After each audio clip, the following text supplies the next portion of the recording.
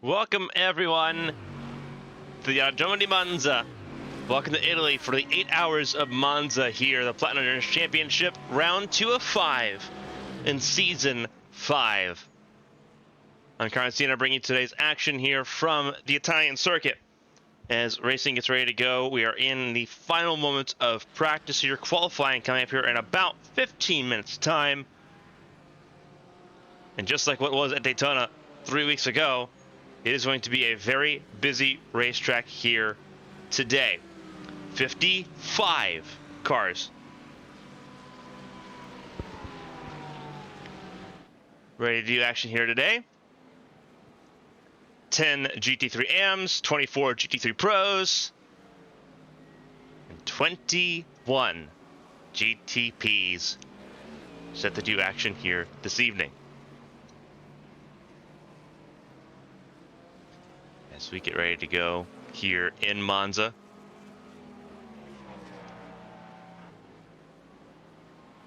And see here, just a little under 14 minutes left in the practice session. Let's go ahead and focus on some of the intermingling going on right now. Practice start was already completed, so now we get to see some of them intermingling GTP and GT3 cars around this Monza circuit.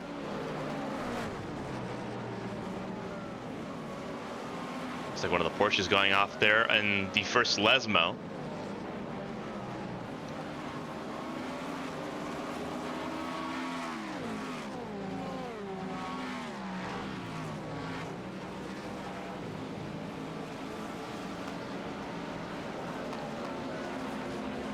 "13 minutes and change left to go." Norbert Thomas looking at on your screen at the moment. We have a new face for 07 Racing in second. Alessandro Izzo in the number 33 for 07 Racing. Sorry, 23, excuse me. There is a 33 that we just saw entering pit lane. That is the XPD Racing GTP driven by Pablo Alvarez. That was what was in my head. He's on the 23 for 07 Racing. Jan Korbs in the 76 for Rider Engineering. And you see the checkups in the first chicane. Gonna force some cars to reset here in practice. There's a 16 of Reagan Carty for Dead Bull Racing. Lars Watzig further on down the order for Leipert Esports. Team debuted last time out at Daytona. Looking for some better results here today. The 11 and the 12 sitting 14th and 16th on the boards right now. So consistency still will hammered home for the Leipert Esports cars. The 12 that's on your screen right now, the Cadillac for Leipert. The 11 being driven by Watzig is the Porsche. Interesting distinction and differences between those two. Further down the order, 19th in the GTP standings is the 70, the Race 2 Esport, the Porsche driven by Cesar Cabral.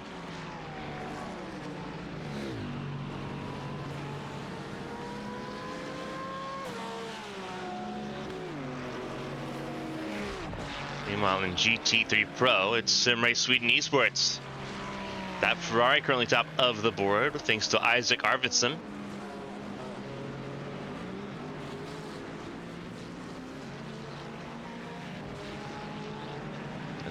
We pull some of that information up real quick.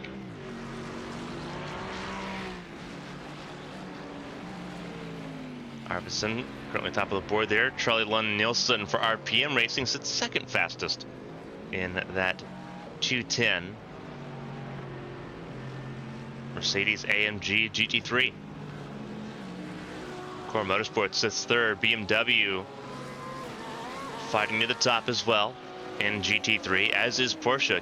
Canyo Lopez for XPD Racing GT3. A couple of new drivers there for that team across the board. And then the two-time defending champions, 07 Racing, their GT Pro car, being driven right now by Lorenzo Castellani. As is per normal, Castellani usually opens that car, expecting the same here today. 07 Racing, it's a home race, so this round of all rounds going to be very crucial for 07 Racing. Right now, they're off the pace a little bit. So they're now 5th fastest in GT3 Pro. A lot of new faces near the front of the board, as Castellani actually goes 3rd fastest there, ahead of Lopez and Mendez.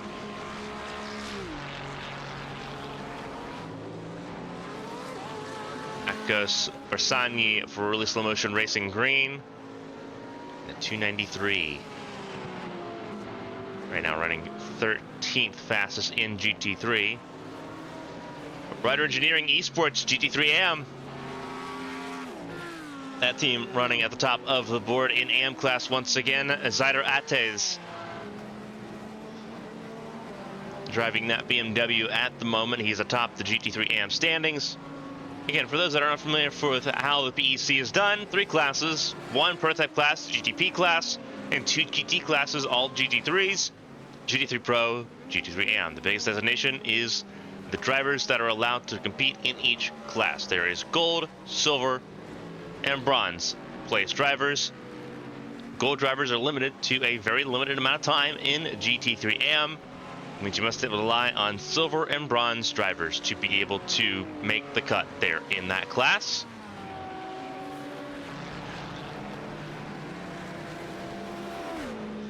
Ates would be one of the bronze level drivers in that car right now.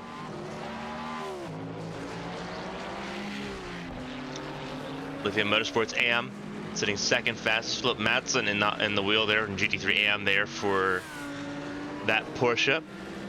And then another new driver, Dorian Kunar for Team Race Getter. Number 3 placed GT3 AM car, Mercedes right there as well. Some BMW, Porsche, and Mercedes all in the top 3 there. Jordanin Svetna for Neda Delta Academy. Moving a little bit closer up the board here. One of the silver drivers. Rolling around right now. Right now sitting 3rd in the times. A lot closer now to Madsen in the Lithium Motorsports car. A lot closer there, 400ths closer. Got ahead of Dorian Kunar there. Kevin Peters for Slippers Racing Team. Another Mercedes on track there, just behind at 399. On track to do some work. Looks like even more drivers on track now. Native Delta by Sim Gear. New sponsor there for Native Delta. And new paint to look. Shopov now in the 278 looking to do some magic here.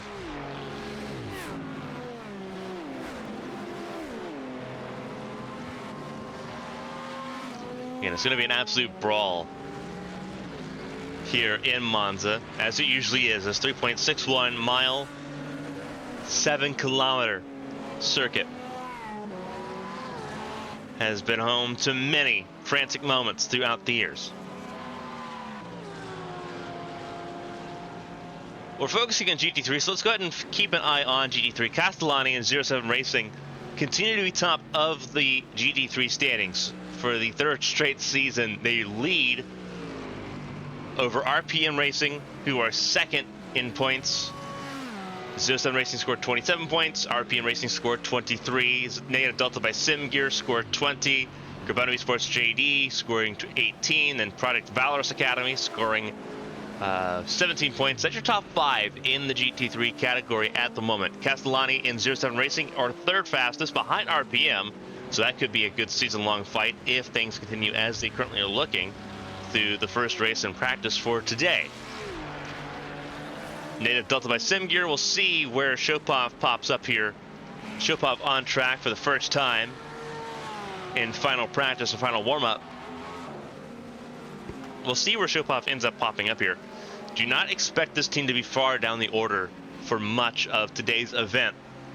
This team is pretty well sorted and figured out. They were 2nd best last season, and they have been firmly in the fight so far in 2024. Commentator Sports JD GT3 Pro, they have a little bit more work to do. They've survived a little bit on attrition. They finished in the 4th position at Daytona. Right now, they're sitting 8th fastest in Monza. As Shopov has put his car on the board, only 25th fastest. Still have to work up that pace there for native Delta by SimGear. Looking on down, Gerard Sardini in the car now. Sardini behind the wheel. And this team is 4th in GT3 Pro points at the moment, entering today's race. Project Valorous Academy, the number 253 machine. Just ahead in 7th fastest. That Mercedes car. And we're looking to do some work here today. And 7th fastest at the moment. Good looking paint. We get to see a little bit better, and it's not in the dark like what it was at Daytona. 5th place in points at the moment. Sim Race Sweden. They stay with the most to gain at the moment of the serious contenders right now in the top 10. Fastest right now by almost a full 10th.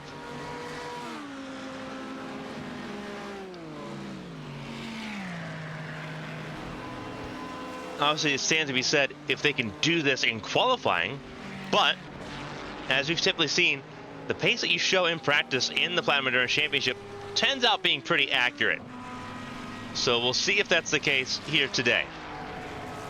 Right now, it is Winston Eckel behind the wheel of that Sim Race Sweden Ferrari, that 219.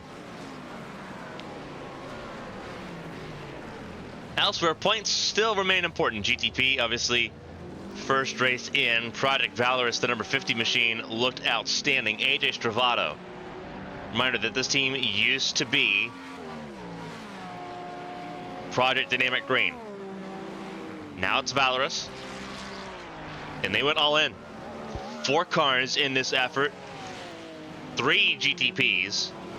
The 50, the 51, and the 52. And then the GT3 car, right now being piloted by Luis Gaspar. Stravato in the 50, currently 10th fastest. The 51, Emil Winbo behind the wheel, 5th fastest right now. That Porsche going wide in Parabolica, and we'll reset there. And then Project Valorous Academy, the 52 GTP, the American Ryan Hardinge behind the wheel there. That is 18th fastest for the Valorous Academy team. Of course, Norbert Thomas, defending champions from Magic Arrow. They sit 2nd fastest in the points right now. 2nd place behind Valorous's number 50 machine. Ryder Engineering in 3rd. Unity Racing by Venom Black machine in 4th. Old Firm Racing Purple in 5th. Then 07 Racing in 6th in GTP. Alberto Garcia Blasco. This is the XPD Racing GTP. They did not have a great time out last time in Daytona. They scored a very underwhelming 5 points. Finished 16th in the race at Daytona. Looking to make something more of it here today as the leading Cadillac right now. Hey, we're talking about Ryder Engineering. They were disappointed last season. Did not score a single point in Season 4 until the final race. Right now, they've already eclipsed that, back 3rd place in points entering today. They are 4th fastest right now in the leading Acura.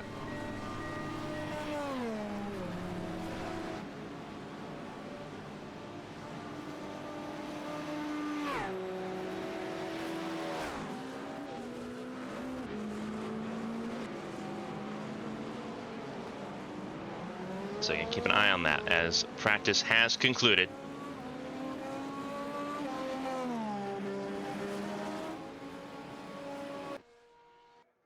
That will reset everything and ready to go here in Monza.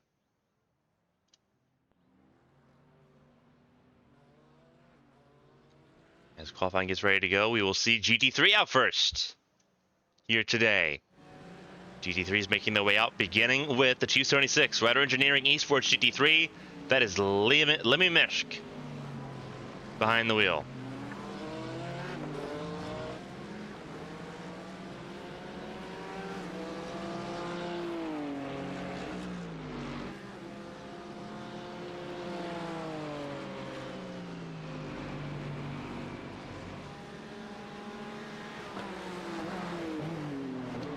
Qualifying underway.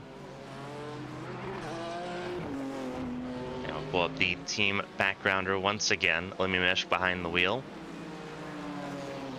A lot of GT3s out and running right now. See about 30 plus GT3 cars running around. I believe 35 is the number. They've got 20 minutes here in qualifying. This qualifying session is split between GT3 and GTP.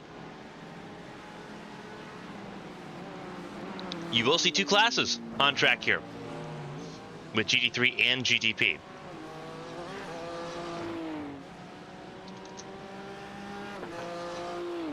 Top 10 for each class will be highlighted on the left side of your screen. Tire warming being done there by Mishk and by just about everyone going down the last straightaway before Parabolica.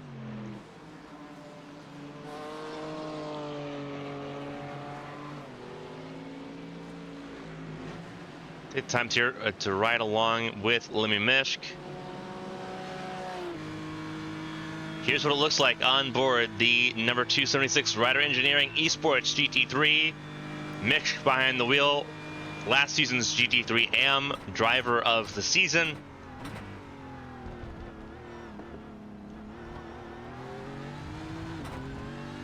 Lemmy Mishk through the first chicane. Now going around Curva Grande, turn 3.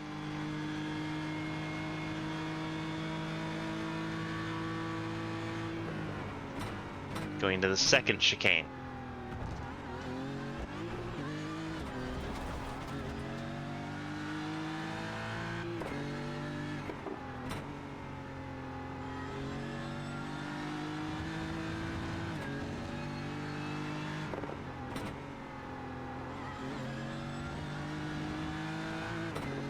On board with Mishk. Going down now through the Lesmos, down underneath the old oval towards the Ascari chicane.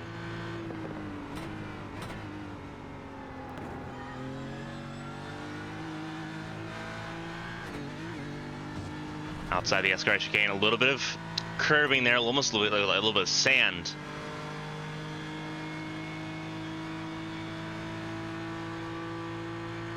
Definitely don't want to spend too much time in that area. Going down towards Parabolica now.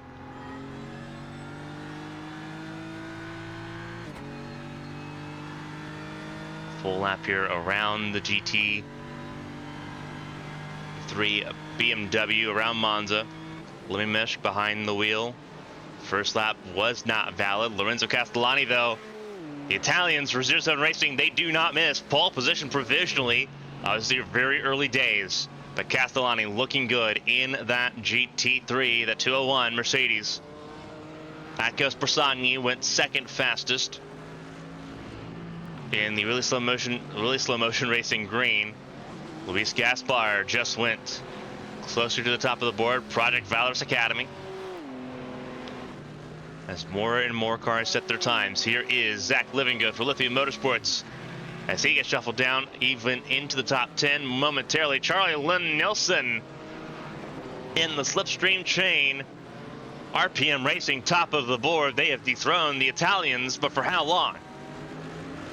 Vladislav Shopov, as I said at the top of the show, do not rule these group out. They were very late to final practice, but Shopov immediately on pace and in the group. So is Gerard Sardani Jr. for Carbono Esports JD Army.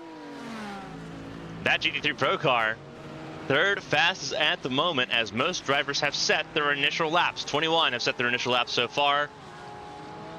6 in GT3 AM, 16 in GT3 Pro.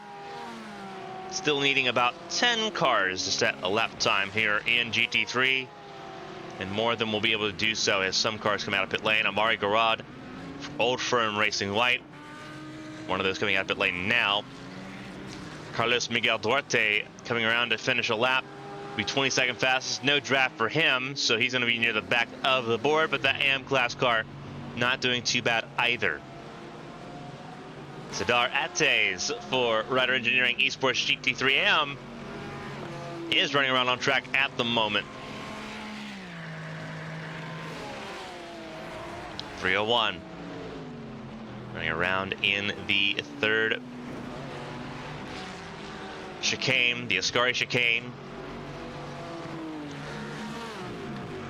And still waiting for a few cars set lap times, including the 301 center of your screen. Lithium Motorsports, their AM class car, the 334, also needs to set a lap time as well.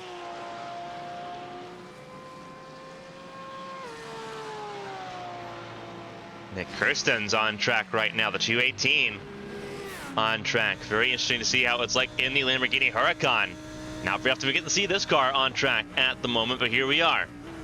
Going through the first chicane, the Variante di Renafilio. A little bit of curve there for Kirsten's. Running around on track at the moment.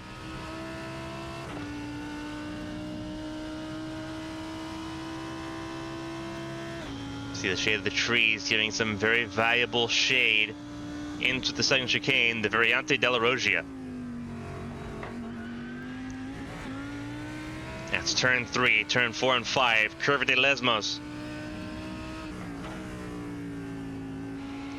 This is turn 4, turn 5 coming up here very shortly. A lot tighter than turn 4. And it sets you up down to the Curva de Sarajevo and down into the Variante Ascari at the bottom of the hill.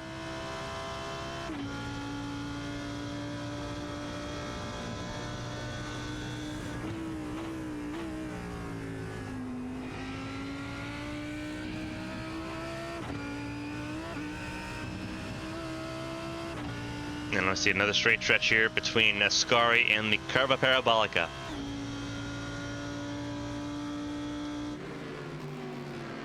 As we get to see him set a lap time here. Castellani's gone back toward provisional pole position. That Mercedes is definitely going for the fences, swinging as we see everyone really focus hard on these qualifying efforts. Lemmy Mish goes 17th fastest for Rider Engineering Esports at the moment. Dominic Hamder went 15th fastest in that effort. Gerard Sardani has a chance to go for pole here, coming out of Parabolica.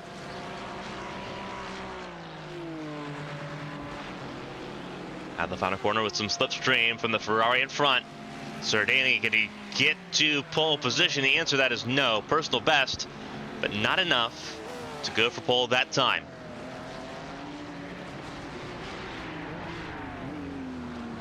Vladislav Shopov in turn number 3. Here is Alejandro Garcia de la Mata staying 7th fastest. Isaac Arvidsson, though, for Simray Sweden goes 3rd fastest as Luis Gaspar goes 4th fastest. Everyone trying to encroach on the lap time set by Lorenzo Castellani at 146.541. While Rider Engineering Esports GT3 AM set a 147.467 to keep themselves ahead by a little under 3/4 of a tenth.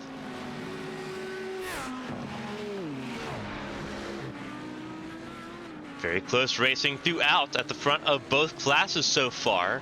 Again, this is qualifying that is almost halfway complete for GT3. They get the first 20 minutes of qualifying. GTP get the last 20 minutes today. It was inverted at Daytona where GTP went first and GT3 went second.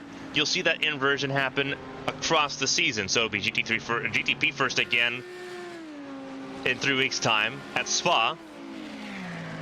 While GT3 will get first dibs once again at the 12 Hours of Sebring later on this season. Most of the GT3s on track at the moment. 32 of lap time. Still looking for Philip Madsen and Lithium Motorsports AM. Paulo Fonseca for AZR Motorsport. Nick Kirstens for Simray Sweden Esports Academy. to set lap times. Those are the last 3 that have yet to set lap times of the 35 GT3 cars in this session. Time is ticking. Isaac Arvidsson sitting with the chance to really go for pole position here. This lap time does not look to be an improvement for Arvidsson. He's need to have a fantastic final sector, and somehow he got it. Arvidsson for Simrace Sweden, provisional pole, and now it's on Castellani and company to respond. That is outstanding.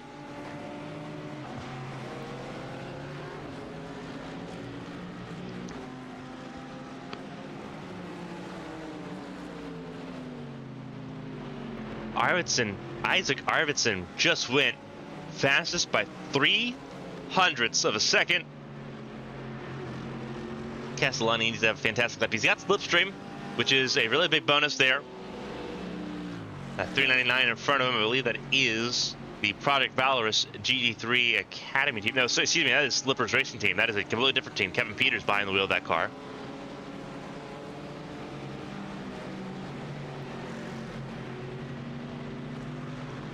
Lorenzo Castellani in the second position now in the... I don't think this is going to be a faster lap time for Castellani. There's not a better lap time there for Charlie Lund Nielsen for RPM Racing. Vladislav Shopov dropped down to the 7th position, and he's going to loop it around in the first chicane. I think it's going to be a reset there for Vladislav Shopov. Alejandro Garcia de Mata. He knows C-Sports behind the wheel there.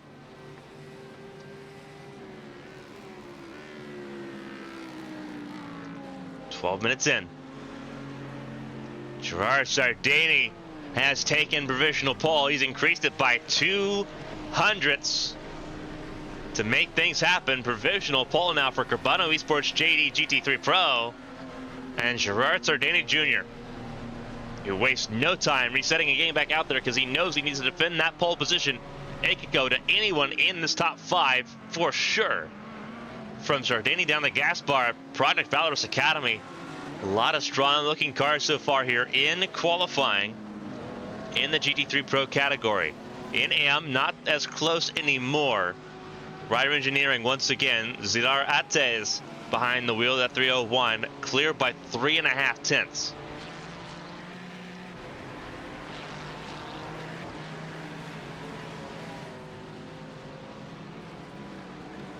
So outstanding stuff so far, but still a lot of work to do for some of the GT3 AM teams in this session. Negative Delta Academy in second, then Carbano for GT3 AM, Team Race Getter Blue, Lithium Motorsports AM, Unlucky Luke Racing, Team Red X the 323, Slippers Racing Team the 399, Azio Motorsport White Team, Smurf Racing Team the 10th place car. One of just a handful of Audis in the field. Zidar Ates setting onto pit lane. Here comes Lorenzo Castellani. Is he going to have something for pole position here, or is he going to be looking at the second row?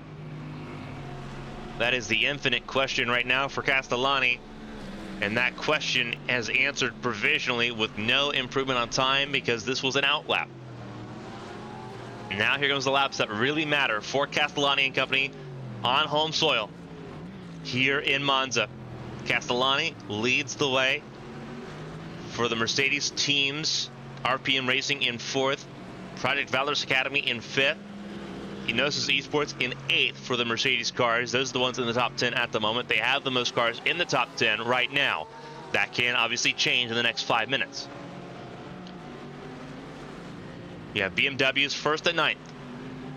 One Ferrari in the top 20. You have to look all the way down from what was a fantastic time as Castellani's going to reset here. That could be qualifying well and truly over, but he's going to give it one more shot. Ferrari was the dominant manufacturer in Season 4. That is not the case this season. Anything but Ferrari, it seems, has emerged. We've got Lamborghinis, we got an Audi, we have BMWs, Mercedes, Porsches, all in spades. All of the manufacturers in GT3 that are permitted in the Platinum Endurance Championship are present for this race. Again, it's Mercedes that have the most cars in the top 10 and in the top 12. There are 3 Porsches in the top 12, 6 Mercedes in the top 12, 2 BMWs, and a lone Ferrari. The only Audi in GT3 Pro is 18th, as Philip Madsen has somehow jumped to 7th overall in GT3 and takes provisional pole in GT3M with an absolutely insane lap for GT3. A 1:46.913 in AM clears Adar Atez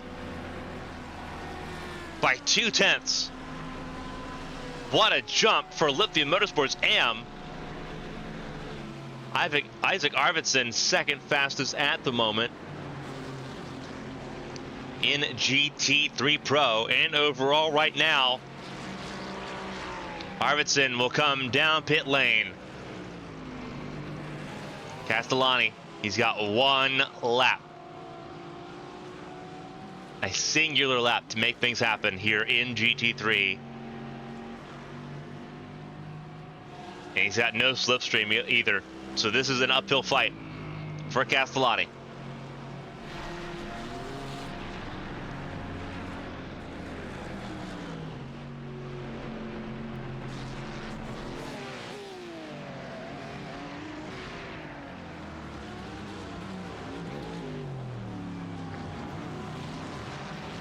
Frantic fight at the front of the field.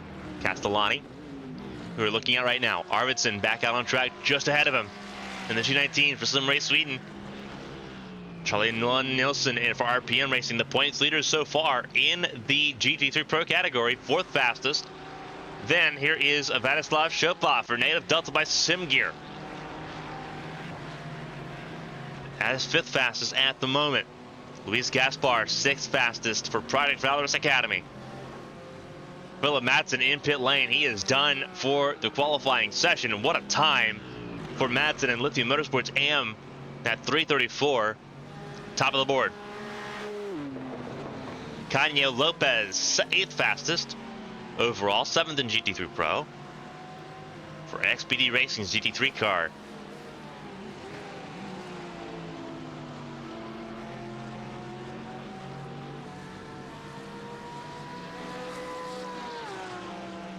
As it all begins again, Canio Lopez, is that a good enough time to improve? The answer to that question is no.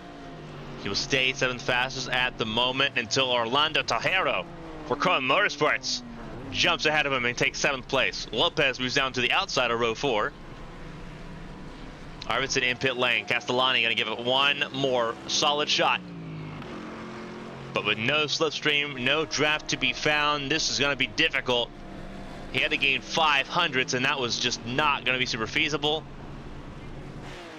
Sardini in pit lane now as well. Nilsson entering the Lesmos now. Vladislav Shopov just behind in the top 5. Amari Garad for Old Firm Racing White goes 6th fastest. Canio Lopez there in the Lesmos as well. Gonzalo Ferreira just ahead of him. He is 12th fastest in GT3 Pro. As most of the GT3 cars will have set, all the GT3s did set times, all 35 of them. All the top 10 in GT3 AM on your screen on the left, the top 10 in GT3 Pro also on your left at the top of the board. We had some intermingling there in the top 10. We had an AM car end up 9th overall ahead of Canio Lopez at a fantastic effort here. Actually, I believe Canio Lopez should be in the AM class category. I do believe Canio Lopez should be in GT3 Pro. Or GT3 AM, excuse me. Let me make sure that there's not a mistake there on that.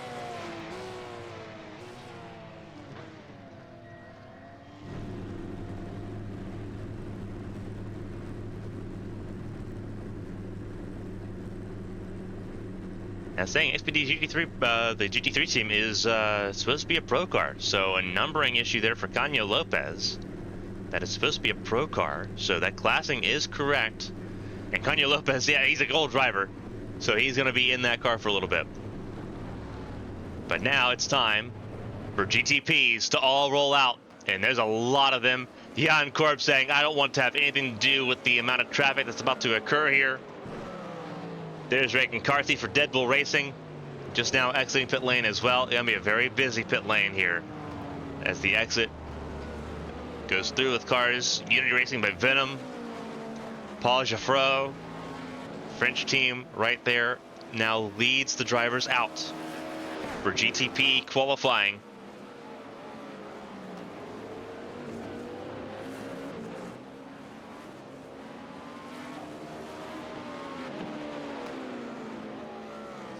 For those wondering, weather looks fantastic. No chance of rain so far forecasted for this event.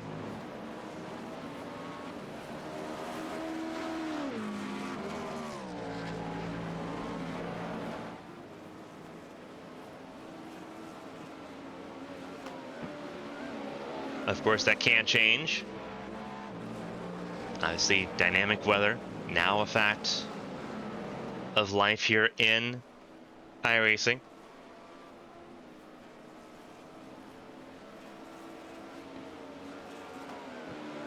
But so far you can see, just based off the sun in the sky and obviously all the sunshine here at Monza, the weather looks outstanding.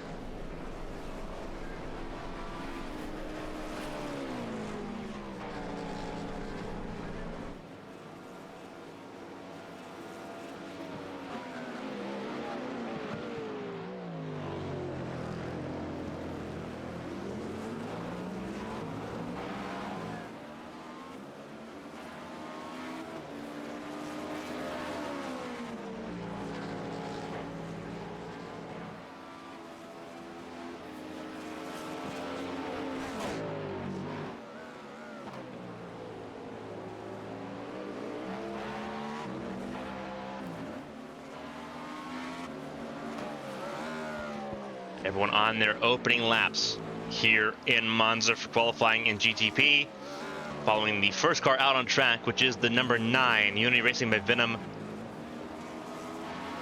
See what work they can do.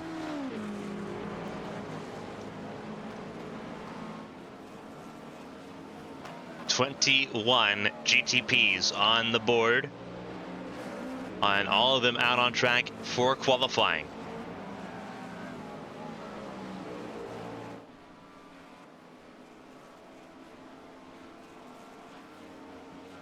Jaffreau still working on warming up the tires for some reason. Very interesting to see that from Jaffreau and the number 9 Porsche. Several Porsches in this field in GTP now.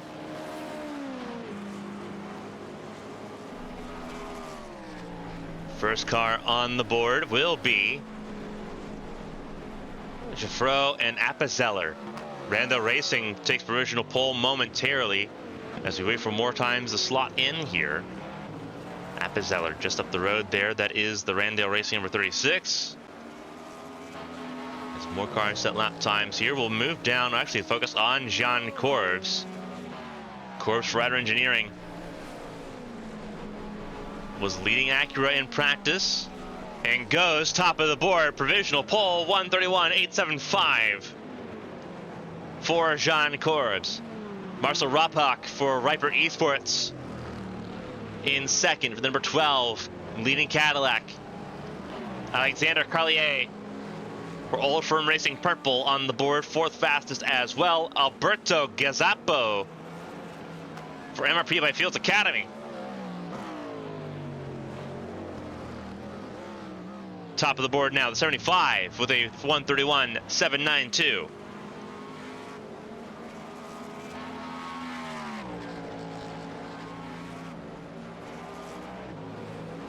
Florian Appenzeller down in 6th now for Randale Racing. It's Gazzapo and MRP by Fields Academy leading the way. The Spaniard behind the wheel of the 75 car here this afternoon. Norbert Thomas, the defending GTP champions, right now down in 7th place for Magic Arrow and the 55 crew.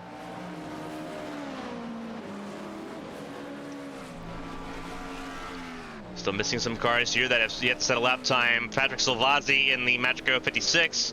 AJ Stravato in the Project Valorous number 50 just set a lap time. Project Valor still has the number 51 that needs to set a lap time, as well as the Pick Up the Pace, number 7. Team FFSR with Jonathan Berteau. And Alessandro Izzo for 07 Racing needs set times.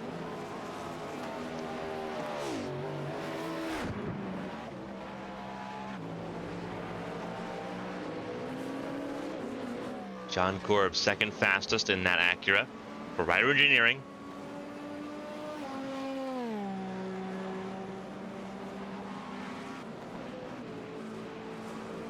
It is NMRP by Fields Academy, Ryder Engineering Esports, Pick Up the Pace, and Leipert Esports.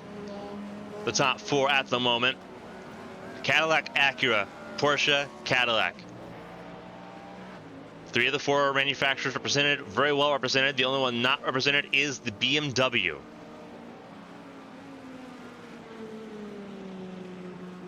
We're still waiting for 2 Porsches and 2 Cadillacs set lap times to get us the 21 cars in this class all on the board.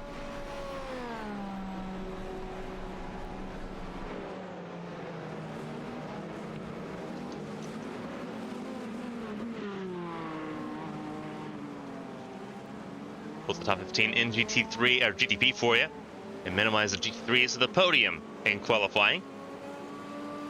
Corbs, Casapo, Alvarez, and Preto, the top 4 there. Alvarez coming down pit lane. Preto in the 7 for Pick Up the Pace. Then MRP by Fields Academy being led at the moment by the Spaniard. Trying to hold on to provisional pole at the moment as things stand. He's got almost a 10th on John Corbs. Very impressive so far.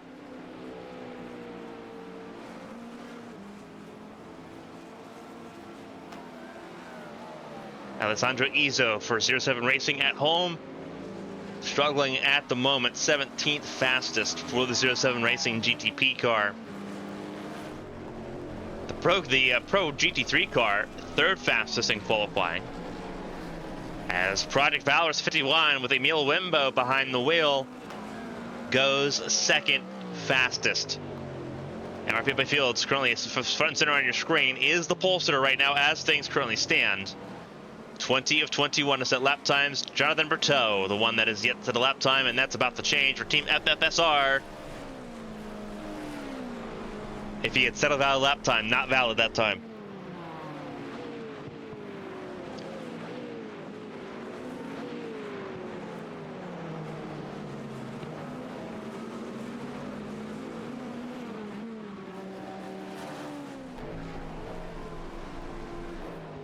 Andre Villela, 13th fastest now for ASIO Motorsport in their GT3 car.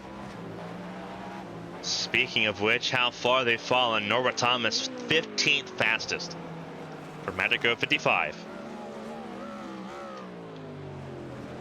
As it begins once again, a circuit here around the Monza circuit, the Autodromo di Monza.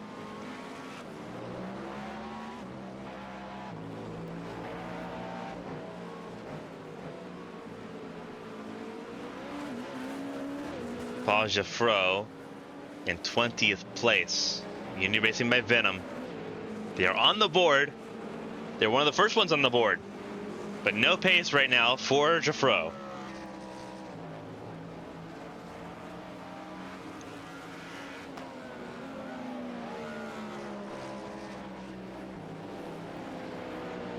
'20th fastest at the moment.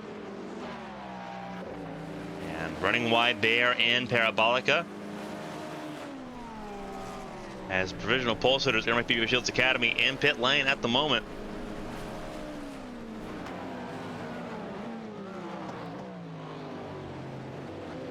As Ryder Engineering Esports, Jan Korbs takes provisional pole back.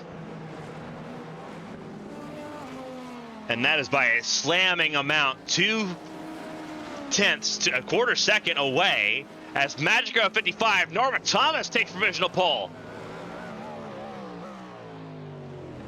Slam dunk lap times back to back. First by Corbs, now by Thomas. Wow.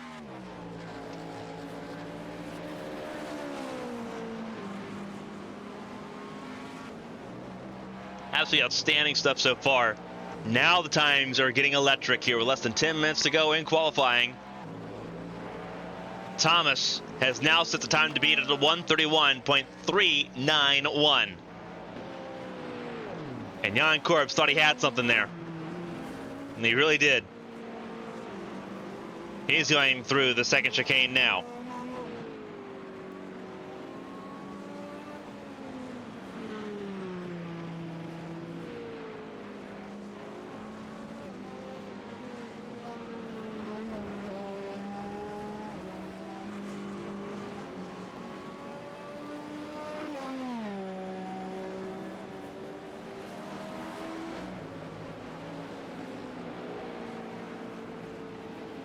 '76 Jan Corbs. Think about the work going on here for Jan Corbs in this car. For Rider Engineering.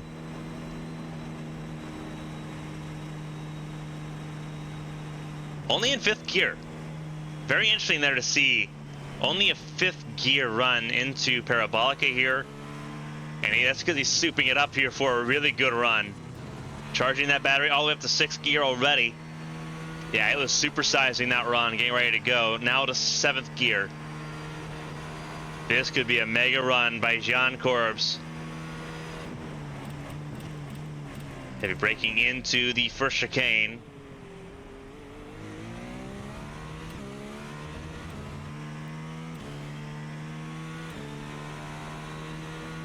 Again, outstanding stuff so far.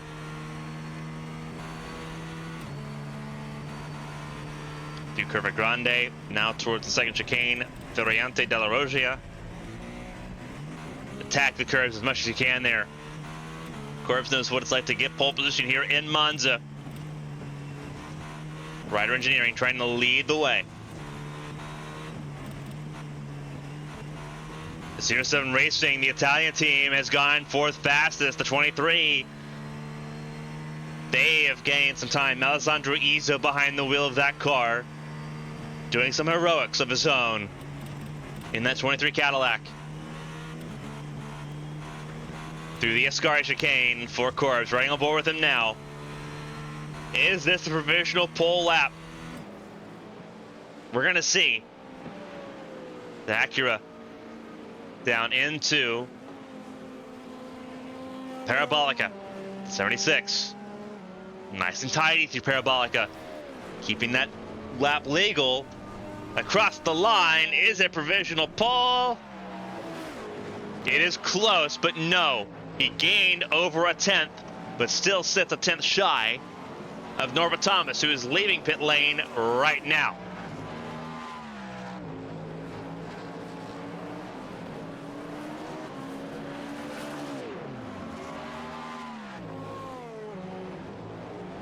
Norma Thomas behind the wheel of that number 55 machine, front of the board. Hugo Preto back in the top 5 and with a pick up the pace. Number 7 machine ahead of Emil Wimbo and Patrick Silvazzi.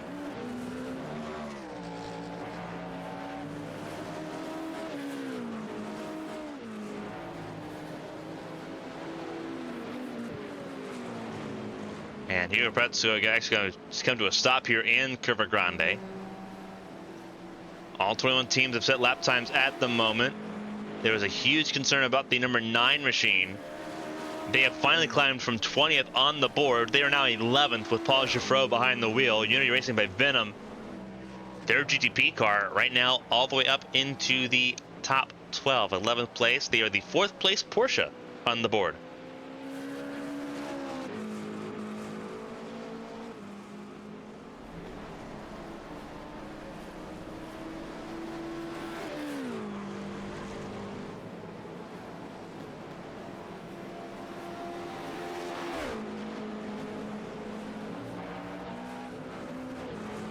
for 11th fastest, just behind Florian Appenzeller for Randall Racing and AJ Servato for Project Valorous. Both of them leaving pit lane right now.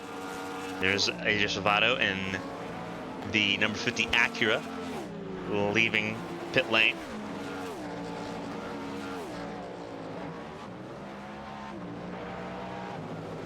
And all 21 cars with lap times. Last place car is Cesar Cabral for Race 2 Esport.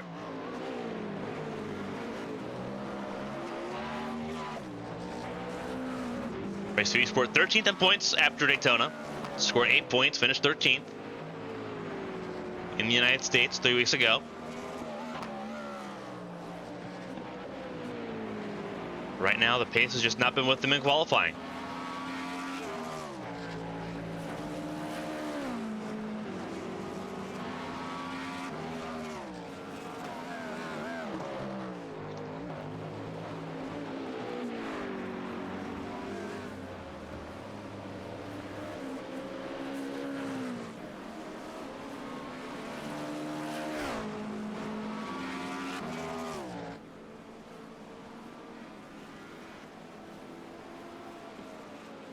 Looking at the number 70, Race 2 Esport. The work that they need to do here. It is not easy for them at the moment. But work to do. And 8 hours to do it. Right now, Norbert Thomas, he does not have so much work to do. He's waiting for some clean space so he can go on another pole defending run. Defending champions for GTP trying to do what they do best. And start well, race well, finish well, rinse and repeat. Lap started now for Thomas. This team's one of the most well-rounded teams in the Platinum Endurance Championship in the GTP class. But that class has only gotten more difficult because now we're seeing rider engineering at full song. We have MRP by Fields Academy that may be having something to say about how this season runs. 07 Racing. We know how good they are in GT3 Pro. They're having pace right now in GTP as well. Then Project Valorous, we know how good they are as well. The 51, the 50, and the 52. All of them look strong in varying ways. Obviously some newer teams in the mix as well. Leipert Esports, the number 12 Cadillac for Leipert Esports. Marcel Rothbach behind the wheel. 6th fastest for them. That could be a good qualifying result for them, for that new team in the series. Right now, they're firmly in the top 10. Outstanding for them. Following Thomas here, he's on his qualifying lap here now. Through the Astari chicane with just Parabolica left. I believe that was one of the Leipert cars that actually Thomas just passed entering Parabolica. Good lap time for Thomas. It's what he needs to really defend this lap time at the top of the board. 1:31.310 is what it was. Does that improve this time for Norbert Thomas? No, he matches it almost. A 10th shy, or really 100th shy of matching it there. And Murphy Fields was at one point the provisional pole sitter. Now the leading Cadillac, they need some work. 3/10 and change to get to the front of the field again. John Corbs, he's on a flying lap now, the 76 for Rider Engineering, and he's going to pull it to a stop. Now it's on Reagan Carty and the 16 for Dead Bull Racing to see what they can do. 4th fastest at the moment, a little wide there in the second Lesmo, but so was the XPD Racing GTP of Pablo Alvarez, so use all the limit possible. Carty going through the Ascari chicane, no lift, a little bit of a wiggle there.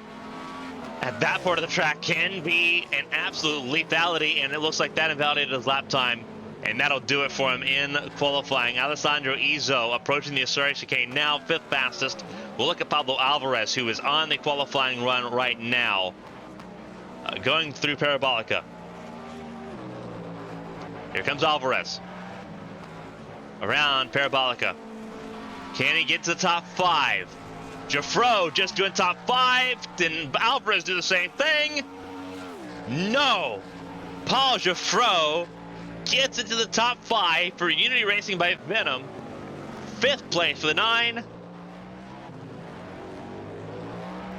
Jonathan Berteau has crashed in the Ascari chicane. He will not improve his time. 20th place for him. And Team FFSR, here's Hugo Pratt. And he will also not set a lap time. Ander Gomez.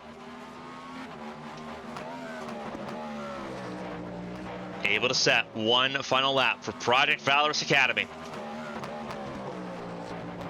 4 cars left on track here to make something happen. It's Gomez for Valorous, Cesar Cabral for Race 2 Esport.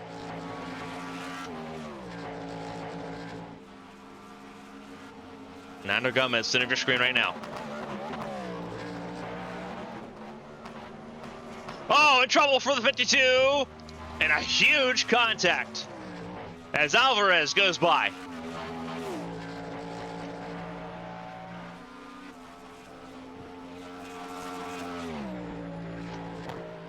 And then number 2, Cesar Cabral across the line. Will not set a lap time here. Alvarez still looking for a top 5. Can he get it? Across the line. Answer that question is a very firm no. And that will conclude qualifying here in Monza.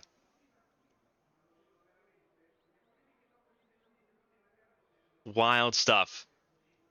Here in qualifying again, we have the entire 8-hour race coming up here momentarily. For those that are new or those that have only been a part of ABN's community for a few weeks, I'm Carmen Sienna. We appreciate everyone spending your time with us here for the 8 hours of Monza coming up here. Qualifying is concluded. It's Norbert Thomas, top of the board in GTP.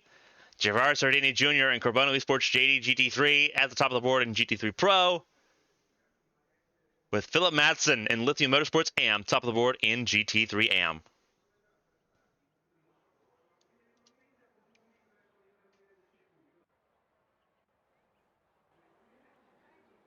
So once again, showtime here in Monza. Again, long circuit here, 3.61 miles, 5.75 kilometers a lap here around the Autodromo di Monza. 20 degrees centigrade, the air temperature here, 26% humidity, not very bad. Again, weather's going to be looking pretty good all race long. Clear skies. You can tell that through the trees here at the Italian circuit. A little bit more wind today, 14-kilometer-an-hour winds here in Monza. A little bit of elevation as well, 183 meters of altitude here above sea level as we look into today's event. Here we go. Norbert Thomas, front of the field here for the number 55 for Magic Arrow. Dennis John Corbs on the front of the field as well. Alberto Gazzapo for MRP Fields Academy. Reagan Carty for Dead Bull Racing. Paul Jafro and Alessandro Izzo will start the race for their teams. Unity Racing by Venom and 07 Racing GTP. Pablo Alvarez and Marcel Rapak in the 4th row of the field. And as we move our way down the order, want to do so quickly. Hugo Preto for Pick Up the Pace and Emil Wimbo in the top 10. Patrick Silvazzi for Magico 56 and AJ Stravato in row 6. Florian Appenzeller and Dylan Bittman in row 7 for Randall Racing and Lightbird Esports. Project Valorous Academy, Ander Gomez and Andre Vilela in row number 8.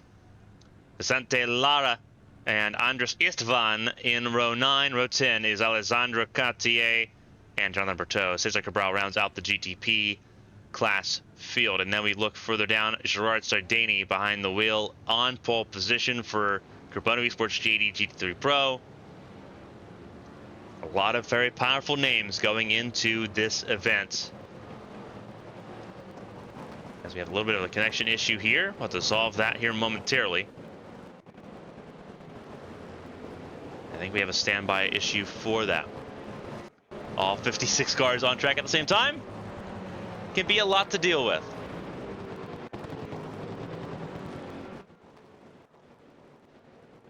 I see a lot of European-based teams as well as we look further down the order here.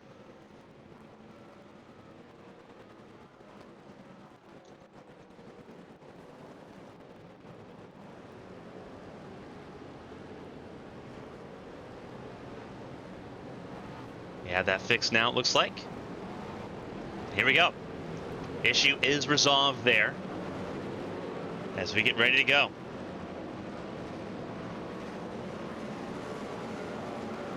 Pretty well done and dusted here as we get ready to go for 8 hours in Monza.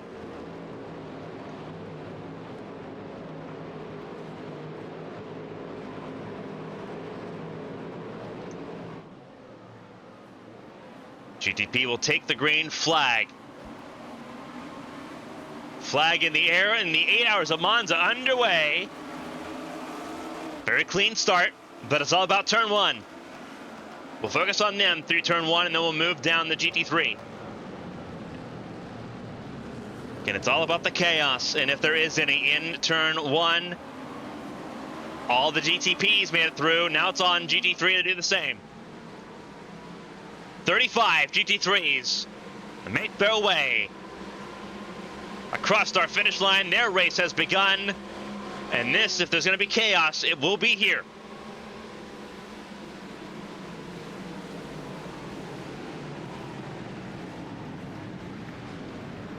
Everyone trying to make it through turn one, lap one. And it looks like everyone largely tiptoeing around to make things happen here.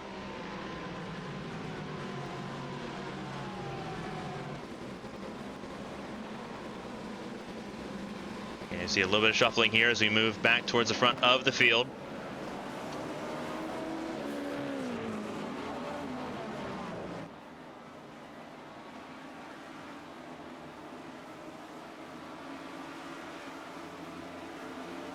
But the first lap is clean so far in the field. 56 cars, obviously going to be a huge strain technologically speaking. Cars phasing in and out as we can only view about 40 at a time. Obviously 56 cars will put a strain on that. And that's the type of strain we're going to see there a little bit throughout this event as they complete lap one. And again, that's just part of the strain right now as we kind of look further down the order here. You know, to try to resolve that issue the best way possible here as we now are firmly in the way of the race.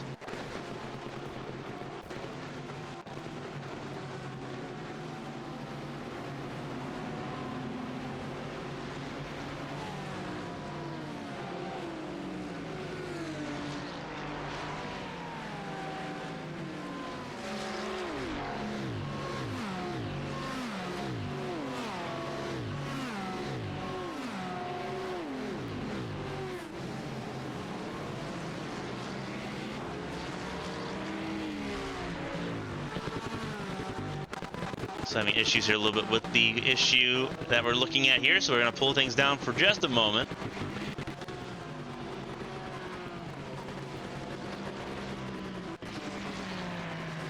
And trying to get control of the issue with 56 cars on track.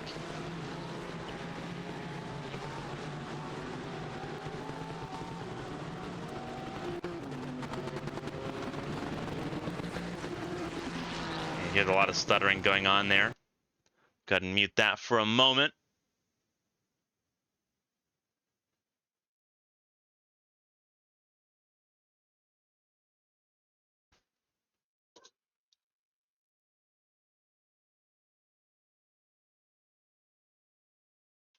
Believe we may be okay now. See if we can pull things back up. Again, latency is going to be a permanent part of this event, just with how many cars are on track at the moment. But we'll move our way back forward. Norbert Thomas leads the way.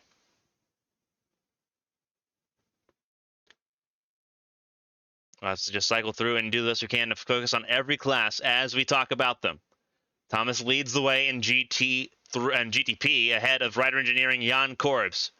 in second place. He's moved exactly nowhere. Top four exactly where they started this race, with Rider Engineering, Magic Arrow 55, MRP by Fields Academy, and Dead Bull Racing exactly where they started this race. We're back once again and in full force.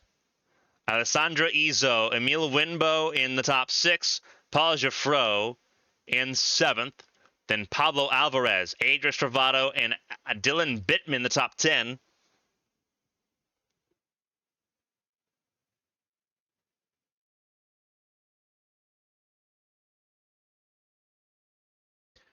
I believe for the first time we can actually show you the manufacturers to these cars.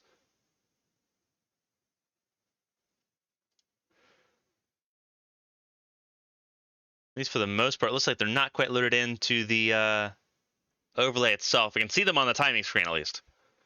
So have to work on that one. Let's see at the car number here at the front. Can't even see the Cadillacs here. That's how new some of these cars still are. Porsche leads the way. Then it's Acura, then Cadillac. Again, all of the GTPs bar BMW present for this event. And then all 6 of the permitted GT3s present for this event as well, as they all mix it up here.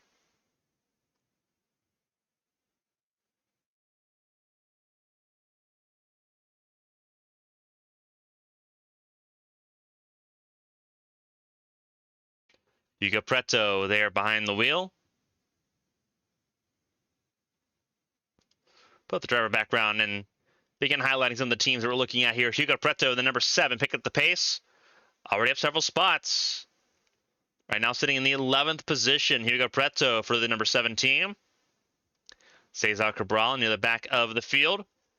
He's had a slight issue, but sitting right now in the 20th position. Meanwhile, looking a little bit down the order here, here's Lars Leitnitz. 7th GT3 AM. We'll focus on Philip Madsen, who is now the leader of AM for Lithium Motorsports and doing an outstanding job.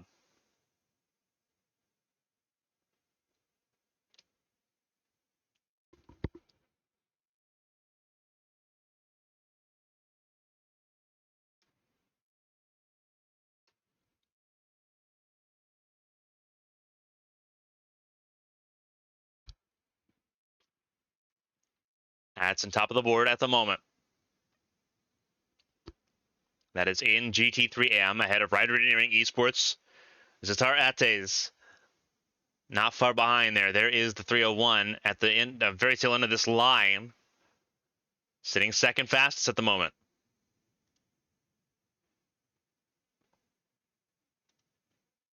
Mark Gonzalez, third fastest in GT3M at the moment.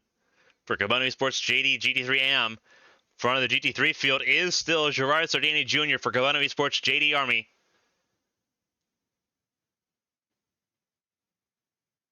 Had Isaac Arvidsson, Lorenzo Castellani, and Charlie Lund Nilsson.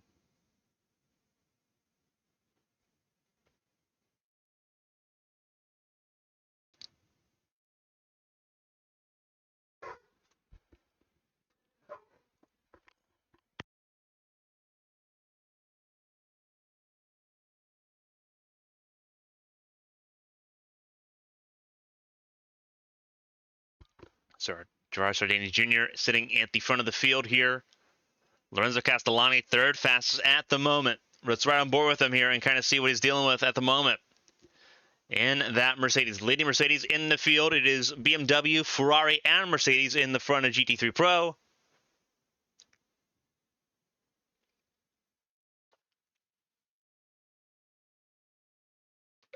Traffic right now helping out the 55 for Magic Arrow. He's opened the gap up to almost a second. Right now sitting at 3/4 of a second almost. And traffic will help him out more and more as this race goes through. As we're on board Castellani. We'll eventually see the leaders through Castellani's lens here today. As the racing continues on.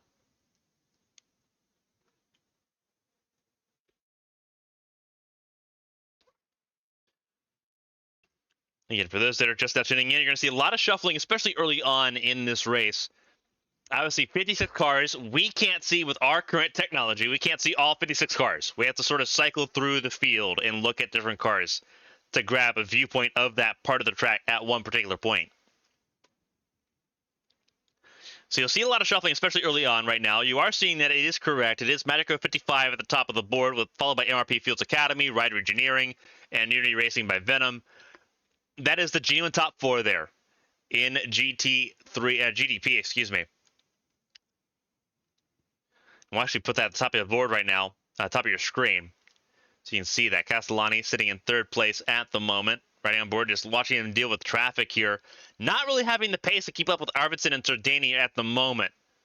And this is not a tire wear-centric track by any means of the imagination here. So hopefully that car comes to him in the later run here, but it will be difficult. And here comes the leaders in GTP. Here comes the 55 in your screen on the outside of Curva Grande. Going to try to get around all the GT3 cars in one go, going into the second chicane, and he does. Just. And that is very precious and valuable time ahead of the MRP by Fields Academy number 75, which will make it through by the first Lesmo. But that's 1.3 seconds now, the gap.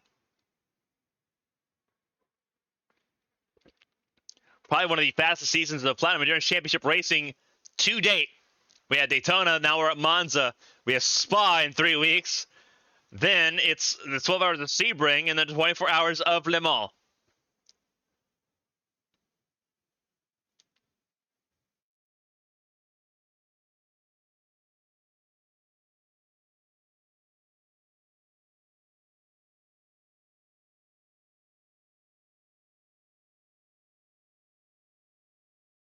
See some of the GT3s being passed by GTPs at the moment.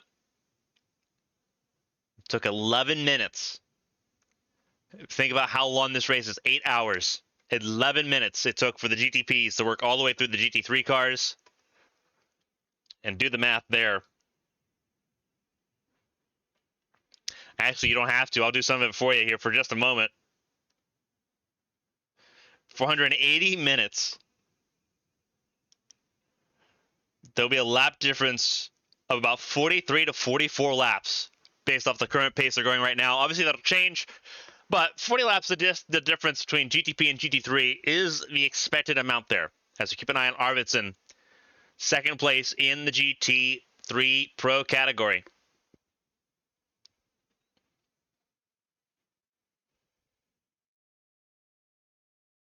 Gerard Sardini leads the way, though. The BMW front of the field has been passed by Patrick Salvazzi.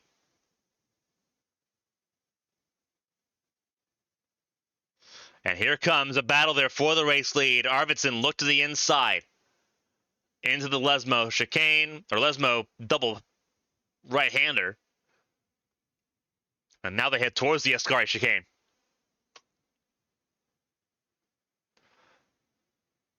Sim Race Sweden wants a chance to lead this race. Right now, Carbano Esports JD GT3 leads the way over Sim Race Sweden with 07 Racing in third, RPM Racing in fourth. RPM Racing entered as the points leader ahead of 07 Racing. Right now, they both stand to lose that to Sim Race Sweden and Carbano Esports JD. As we see more and more cars make their way through.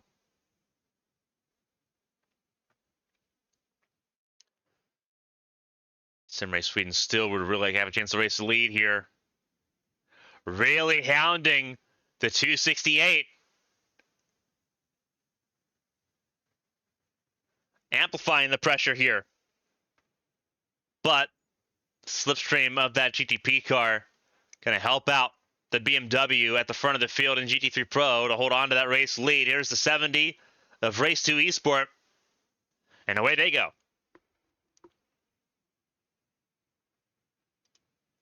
Isaac Arvidsson in second place there for Sim Race Sweden, and Lorenzo Castellani in third for 07 Racing in the GT3 category. Looking a little bit further down, Philip Madsen's lost a little bit of touch in that GT3 AM car. He's still leading the way, but now there's no buffer between him and Zatar Ates for Rider Engineering Esports GT3 AM.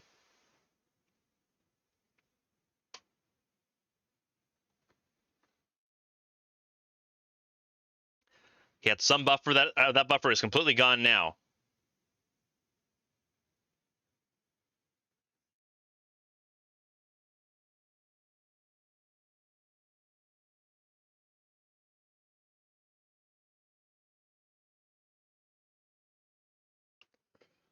Philip Madsen.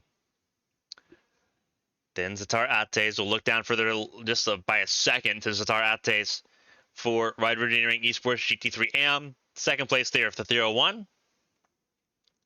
Then you have Oscar Gonzalez, third place right now for Cabana Esports JD GT3 AM. Lars Leitnix for Team RaceGetter DE. Kevin Peters for Slippers Racing Team in fifth. Jordanin Zvetna for Native Delta Academy in sixth. Then it's Stefan Henriks for Smurf Racing Team in seventh. Tane Hodson for Team Red X in eighth. Cars in pit lane are out of this race already. Sergey Blum for One Motorsport, the 25th place GT3 Pro Car, out of this race, as is Carlos Miguel Duarte for AZR Motorsport White. Lucas Dirksen, Unlucky Luke Racing. Yeah, they put Unlucky in it. The Ferrari there, that yellow Ferrari, that jumbo Ferrari, in pit lane, missing a lot of the rear assembly of that car. Same with the 11 of Dylan Bittman for Leipert Esports in pit lane at the moment as well. As cars make their way on through, there's Canyo Lopez for XPD Racing GT3 as they go into the second chicane.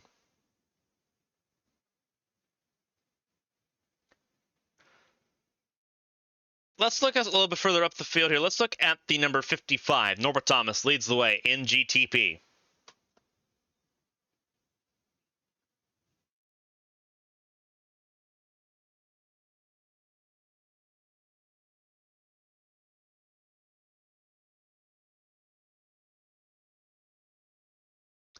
Norbert Thomas leads the way over the MRP by Fields Academy, number 75. Then it's Reagan Carty, then Paul Geoffroy.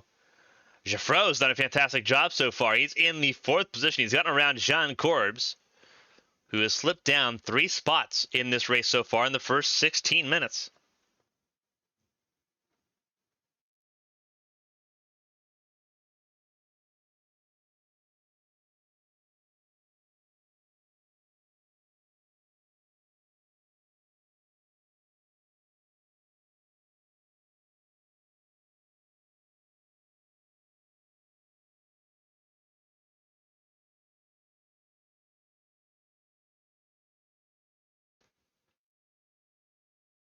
Race continues on here.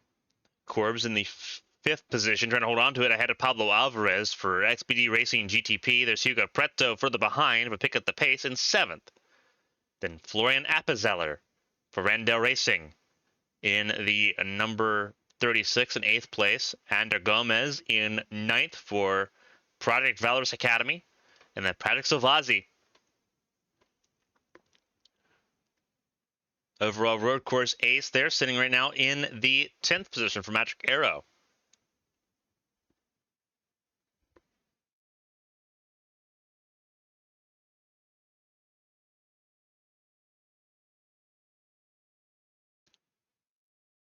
Silvazzi looking for a chance to go for that 9th spot ahead of Project Valorous. Looks to the inside, approaching the first chicane.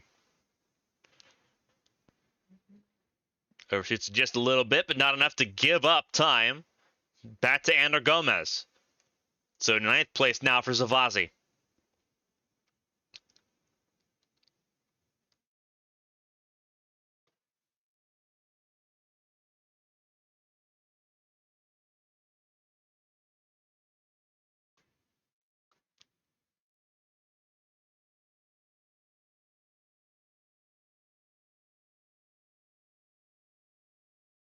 Some racing going on there.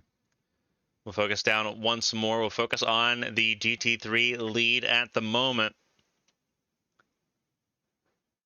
In just a second here, kind of making sure here that there's not going to be an issue. It looks like there could be an issue, and there is. That's traffic, and a lot of it.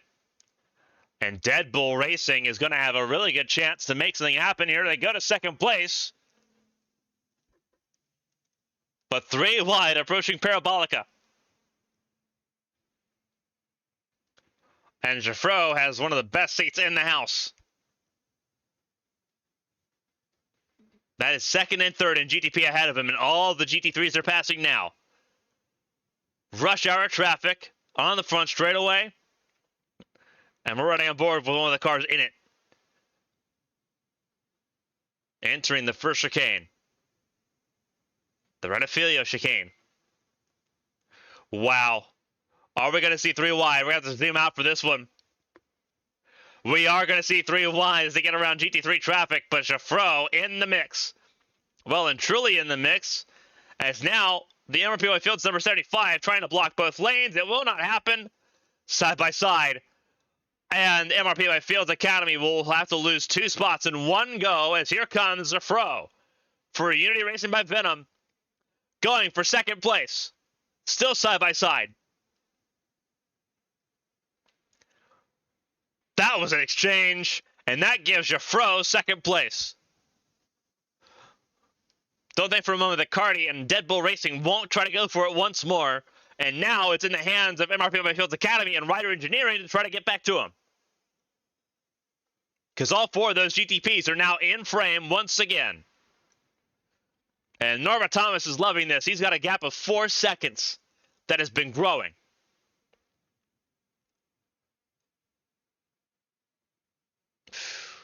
Late dive there around that BMW, but they'll get through. As they approach the GT3 leaders.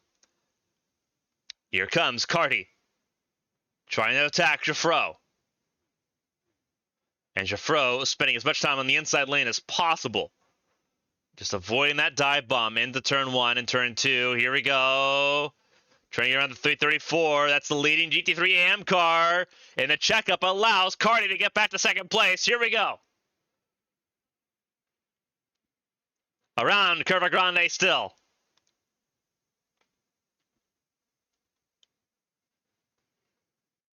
And they will get clear into the Rogia chicane. But here comes the 75. Some dust kicked up there on the exit of that chicane. To the Lesmos we go now. And MRPY Fields Academy, the 75, gets back to third. Momentarily. Here comes Jean Corbs. Frantic battle for the podium places early on here in Monza.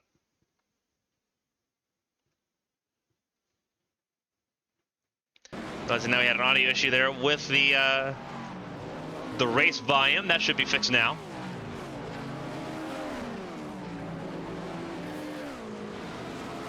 "22 minutes have been haywire for everyone, but here we are.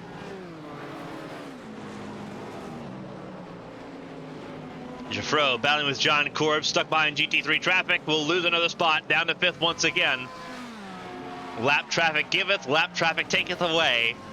Ask Reagan Carty, who's now in 2nd place.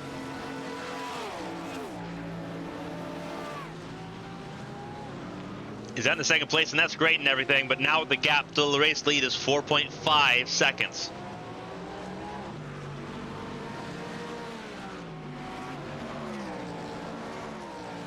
And again, it's frantic, non-stop racing here in Monza, and you're going to see a lot of this today throughout the day.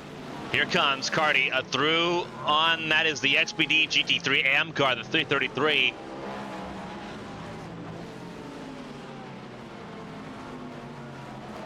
Rolling on track here in the Porsche there. That is now the leading Cadillac center of your screen, that Dead Bull Racing Cadillac. But it's all behind the 55 Porsche of Norbert Thomas. Expecting to see the typical crew of Thomas and Avener. Aaron Avener behind the wheel of that car. And the 55.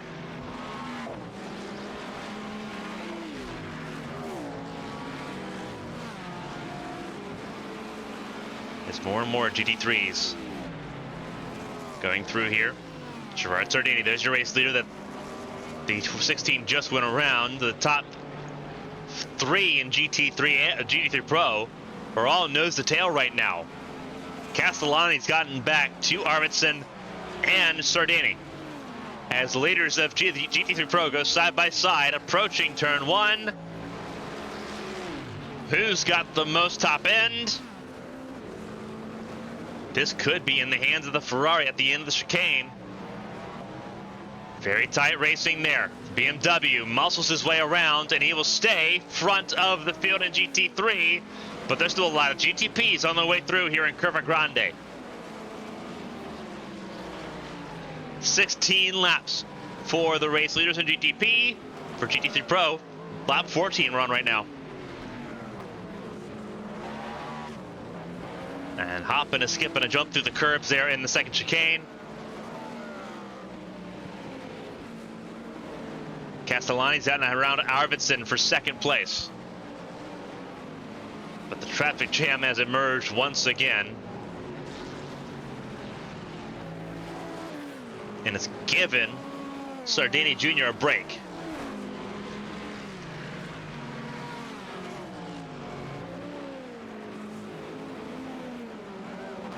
Sardini in the first position, leading the way in GT3 Pro. Castellani in second, then it's Arvidsson, then Charlie Lund Nilsson in the fourth position, the 210 for RPM Racing. Then Vladislav Shopov, negative delta by Sim Gear. Top 5 for them at the moment.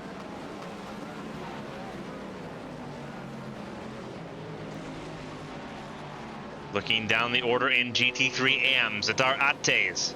We've covered the podiums for just about all 3 classes. Zatar Ates now leads the way in GT3 AM. Madsen further down the order, just stuck in traffic. Lithia Motorsports AM car losing time in this race. Madsen had pole position way well and truly and clearly, but has not been able to replicate that pace in the race so far. Has dropped to some decent handful of spots here already in this race, but just losing time, just not having the pace to really keep up with the Rider Engineering AM car in the class. And again, this is bronze versus bronze driver. This is level footing for these cars at the moment. Madsen just isn't there with Ates at all. He's still ahead of Gonzalez, still ahead of Leitnitz and Kevin Peters, but still struggling overall just to keep pace there. And it could be another race for Rider Engineering, just has the AM class locked up there in GT3. We'll see how this race goes. Obviously 8 hours, a lot can happen, but right now Zadar Ates, the German driver, on debut, doing an outstanding job right now.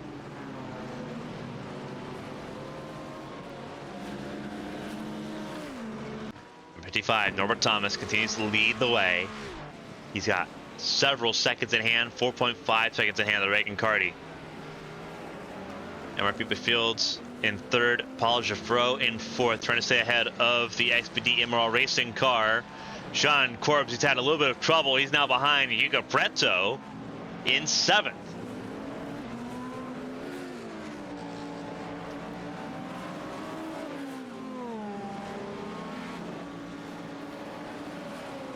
So some work to do here.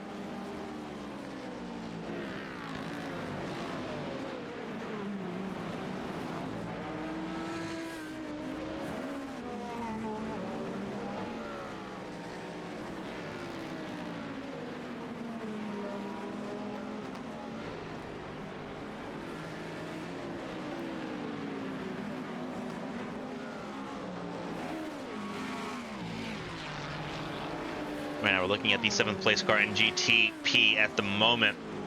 Tight battles throughout the field still. We'll look down a little bit further. Kevin Peters battling for the 4th place there. Just trying to hold on to it.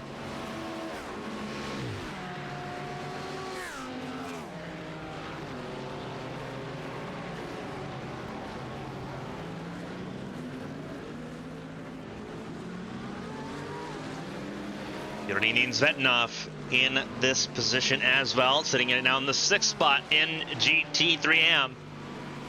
Just behind Kevin Peters, as here comes Alessandro Izzo, the 07 racing car, who was in pit lane early on, having an issue on the opening lap. Now back on track and having to make up some time. Spent several laps off pace here. But obviously the race far from over, only 29 minutes in out of 8 hours.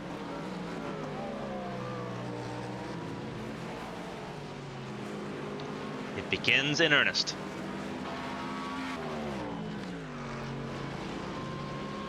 As we look on through here. Bat up the front of the GT3 Pro field. Gerard Sardini Jr. still leads the way over Castellani and Arvidsson. Though it is not straightforward. Charlie Lund Nielsen in 4th place. Another Mercedes there. And Vladislav Shobov just a little further behind, just a little off the touch of the top 4.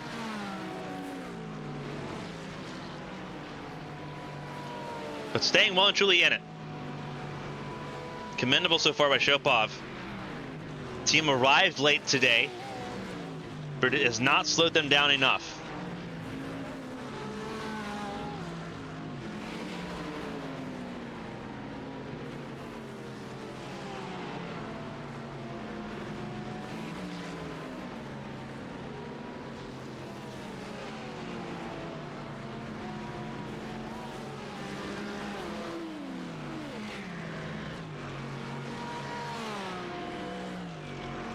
Very busy at the front of the field in both GTP and in GT3 Pro.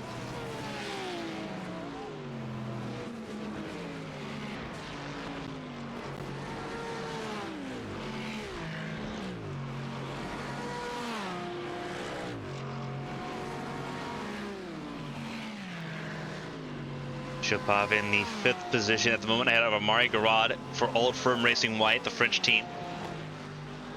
Top 6 right now in GT3 Pro. They're sitting 6th. They are the 3rd placed Mercedes, ahead of Canio Lopez in XPD GT3.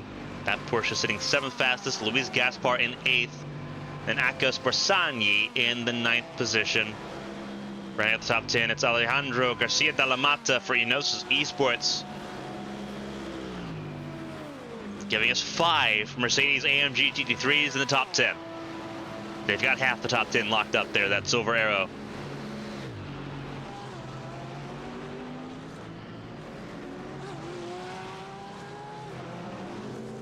From the field, Norbert Thomas leads the way by a healthy amount still, as they try to locate close battles for everyone to view. So it could be right here in this battle for the 4th position. It is going to be between the MRP by Fields Academy, number 75, the Unity Racing by Venom, number 9, and Pablo Alvarez in the number 33. Once again in this mix. Traffic once again playing a factor.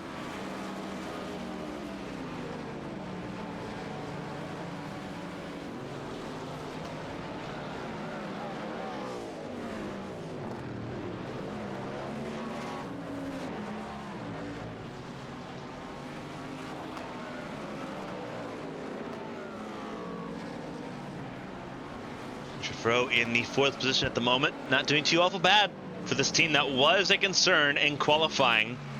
Struggled to find lap times to put on the board. Found a lap time that was able to keep them in the top 6. Ended up qualifying top 5, and they're up to 4th right now. They're sitting pretty steady at the moment. Jean Corbs falling back more and more early on. Not really in this race's hand for Jean Corbs and Rider Engineering Esports at the moment as things currently sit.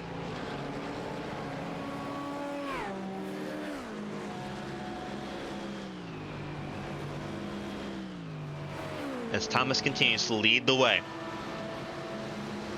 5.5 seconds. Let's see if we can look down at this battle here. There's the battle. This is the 75 and the 9 going at it. Cadillac versus Porsche.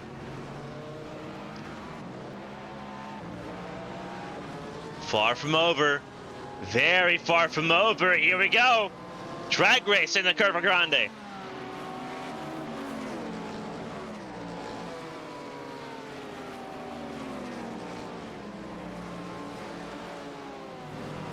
Still side by side, approaching the second chicane. To the Variante da Rogia.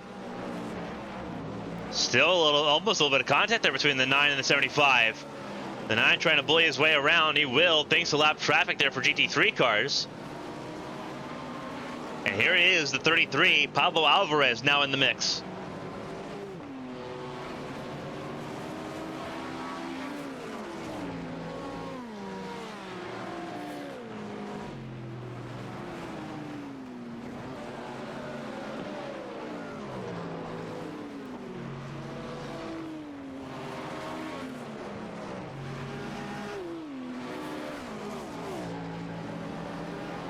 Alvarez top 5 ahead of Corbs by a healthy amount right now, 2.5 seconds back to Jean Corbs. As you see them quickly trying to make their way around some of the GT3 cars there in Parabolica.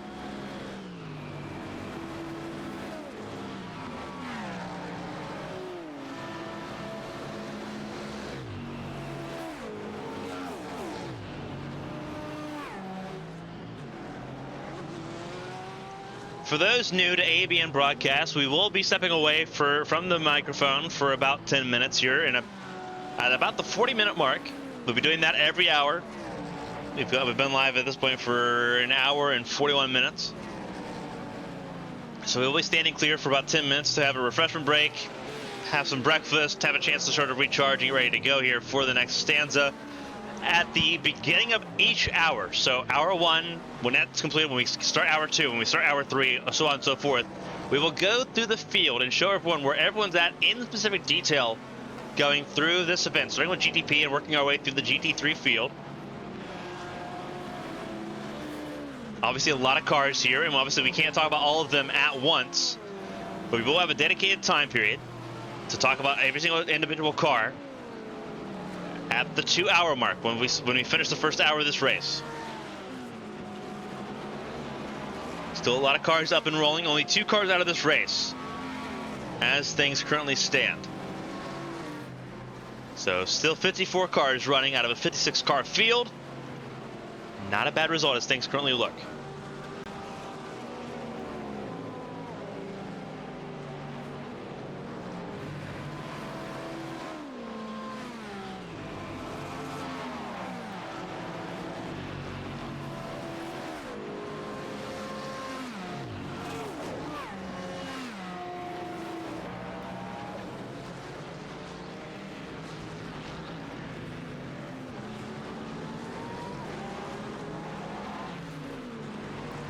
Alvarez right now top 5 in the session for GTP.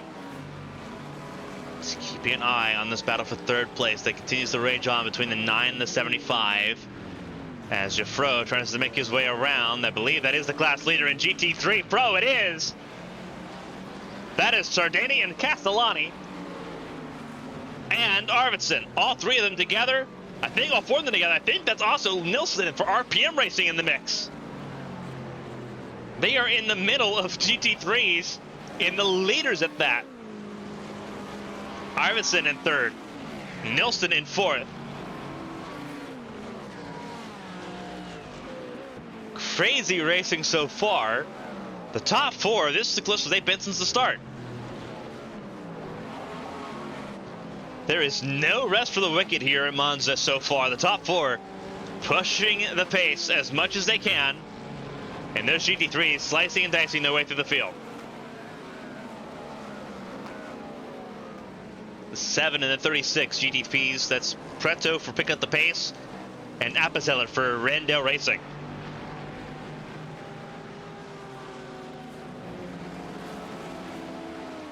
Expecting pit stops here in about 20 minutes as well. So we'll be seeing our rundown of the field take place during pit stops, so that'll be fun.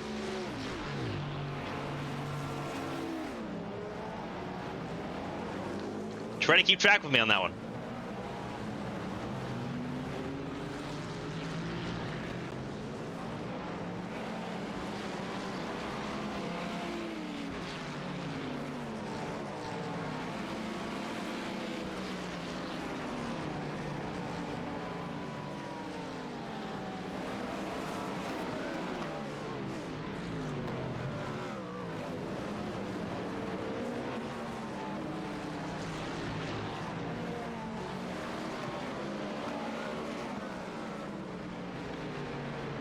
We're in our first hour of racing here at Monza. For everyone tuning in, we appreciate spending your time with us here on ABN Esports 1. All 8 hours of this race taking place here today on ABN 1. It's going to be a long day. We're glad you're with us here for all the racing that we have going on. For those new to ABN, I'm Carmen Sienna. Appreciate you spending your time with us here on ABN Esports 1. Later on in the broadcast, I'll be joined by Taylor Mills, sports car ace, LMP1 champion. Now a commentator for us here, not only for the Platinum Endurance Championship, but for the ABN Champ Car World Series as well. Excited to have her perspective, her sports car expertise in the field. Later on in this broadcast, we'll hear from her later today. All right, now Charlie Nelson behind the wheel of the 210, holding on to the top four. A little bit of a breakaway for Gerard Sardini Jr. as Castellani still holds second place. Still a very manageable gap so far, 40 minutes into this event. As we look a bit further down, we'll look at the leading car in GT3AM, the Ryder Engineering Esports GT3AM. That 301 BMW leads the way. Star Ates behind the wheel. Philip Madsen second place in GT3AM for Liberty Motorsports, was on pole. Just has not been able to hold on to it, has not had the pace to really keep things going here in AM the way he was in qualifying. Oscar Gonzalez for Cabana Esports JD-AM in third. He's got the podium position at the moment. I had a Lars Leibniz for Team Racegetter, their blue car in AM, sitting fourth fastest ahead of Slippers Racing Team and Kevin Peters at the moment as that team continues to run. A good run of form so far for them if they can hold on to it. Jordanin Svetinov for Native Delta Academy,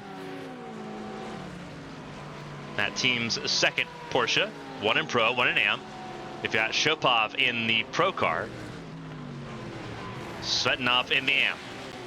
Dane Hodson for Team Red X sitting in seventh, and Stefan Henriques not far behind there, the lone Audi in the AM class in the top 8. Dominic Hamdetter, this is Paulo Fonseca for AZR Motorsport, the 220. Dominic Hamdetter sitting in the number 31. That's a numbering issue there for Hamdetter. But sitting in right now, still rolling 51st place overall, 23rd in class in GT3 Pro, but still rolling around on track. It looks like we've got one car that's come back on track here. That's Michael Flesser for Team Racegetter, and their black machine is still rolling around on track at the moment. 12 laps completed here at the line for Flesser. Sergey Blum, I believe, is actually officially out of this race. That would be the case for One Motorsports. So one Mercedes down and out in this event.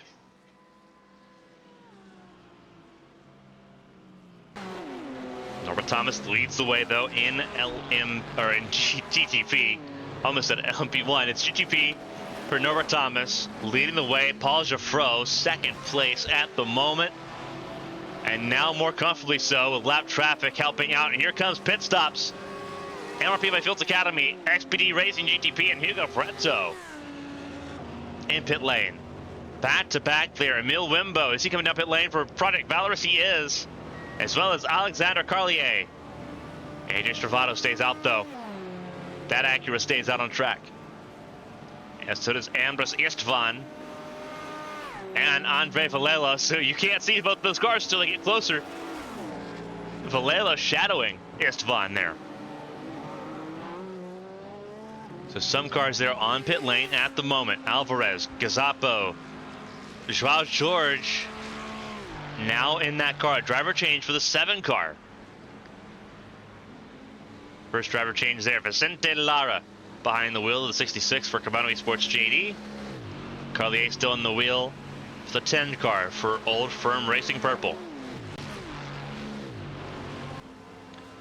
Thomas leads the way, about to come around for another circuit here at Monza. GTP's pitting about every 40 to 45 minutes Does Thomas come in this time? The answer to that question will be affirmative on that for Thomas. Corbs behind Jaffreau. Jaffreau, there he is in second place. Is it a pit stop for the 9 car? Will he go for a lap lead? You see the damage on that left side, that driver's side for Jaffreau. He will come down pit lane this time. How about Corbs? Does the Acura Ryder Engineering come down pit lane? The answer to that question is no. New race leader is Sean Corbs. AJ Stravato in the 4th position. That second Acura will come down pit lane. Valorous in pit lane now all the way through. Istvan in pit lane as well as Valela. Looking a little bit further down the order here. We have to really sort of try to pick up where everyone's at. Alvarez had a better pit stop than Gazzapo. So the 75 got ahead of the 7 in this mix.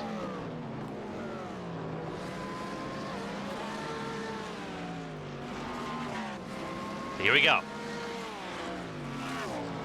Magical question, Sean Corbs in the second Lesmo here. Looking around another one of the GTPs there. That is another one of the Porsche. That's a 66. Vicente Lara behind the wheel of that 66 car, trying to avoid going a lap down. He will go a lap down here, but Corbs has to make a pit stop still. Vicente Lara does not.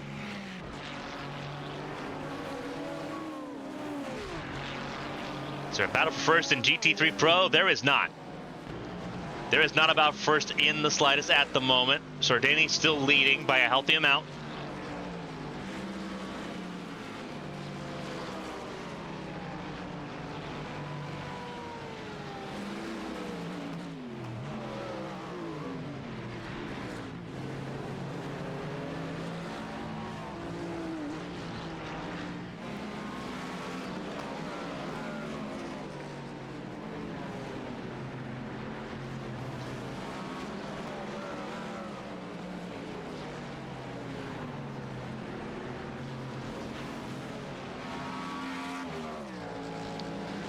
Sardini still leads the way. He's led every lap so far in GT3 Pro.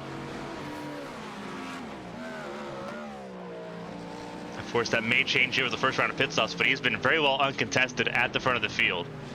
Different drivers have tried to. Arvidsson's tried to contest him at various points. Castellani's not really been able to touch him as much as we would imagine he would want to. Nilsson's not had the pace for him.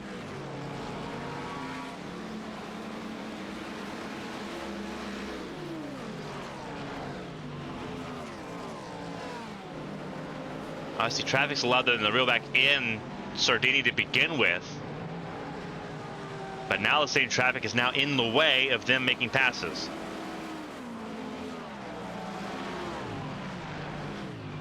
And you see GTPs make their way through. This is where it becomes a constant fight for GT3s. Having to constantly make sure that there's room for GTPs to get through. 55 cars still running in this event. Only one retirement. That's the one Motorsport Mercedes in GT3 Pro. Classified 25th. Sergey Blum was behind the wheel when that car crashed. Everyone else still rolling in some way, shape, form, and guise.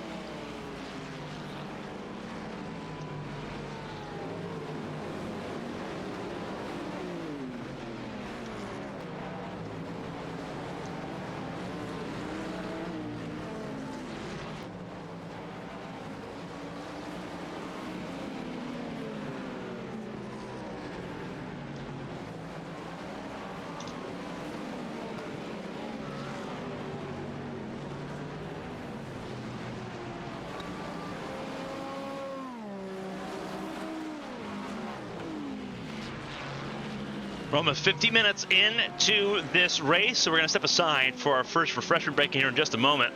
Just making sure that all of the pit stops have taken place in GTP. They have. Thomas leads the way in GTP, ahead of Ray Incarti and Dead Bull Racing, and Paul Jaffreau and Unity Racing by Venom in third. Norbert Thomas leads by 11 seconds over Ray Incarti. So really good stuff there by the 55 camp so far to really kind of open up and extend a race lead here in the first hour of the race. Still a lot of racing to go here at Monza. We come back from refreshment break. We'll do our first through the field and see where all 55 cars still running are at in this race. But don't go anywhere. Non-stop coverage of the 8 Hours of Monza continues here on ABN1.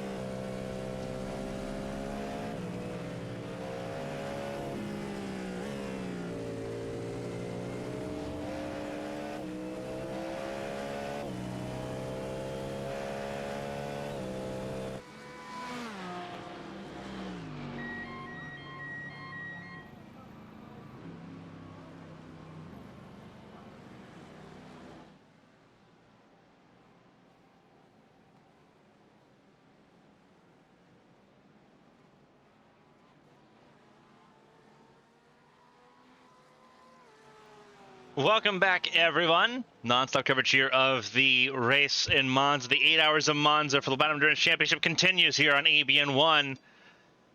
Pit stops for GT3 cars have completed itself pretty well and truly. Here's the temperatures and everything at the moment after the first hour of racing. The temperatures stayed steady at 20 degrees centigrade, 26% humidity. No rain chances today. Clear skies as well, and next to no wind differences here this afternoon. It's been varying between 14 to 16 kilometers an hour, but other than that, pretty stable overall with how things have been looking here today.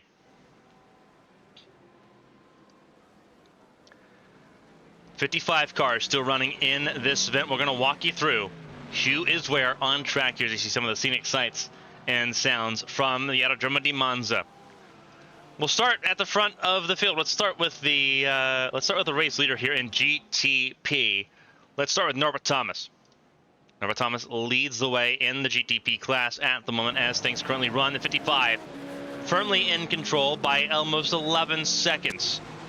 Norbert Thomas has not changed over the car yet. At some point he's expected to, probably in the next half hour or so, to what we believe will be Aaron Avener.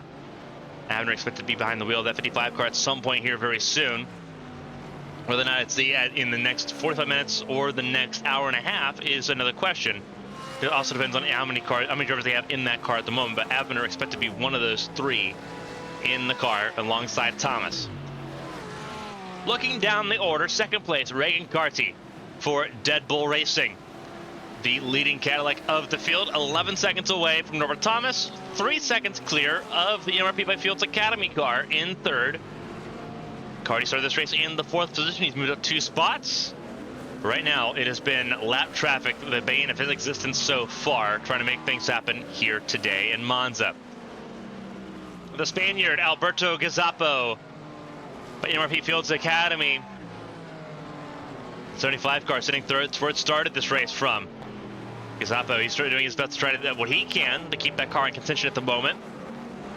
Keeping that car in the forward direction and keeping that car out of the sand traps has been a very important factor for that. Keeping that car competitive at the moment. Still a lot of racing to go. 7 hours and change left in this event. Pablo Alvarez, fourth fastest for him. He's up 3 spots from where he started. He started this race in 7th. XPD Racing doing decent so far. The third place Cadillac here, leading the way in the top 5 there. Leading Acura remains the Ryder Engineering Esports team. The 76 car is not where it started. Down 3 spots. Was on the front row at the start of this race.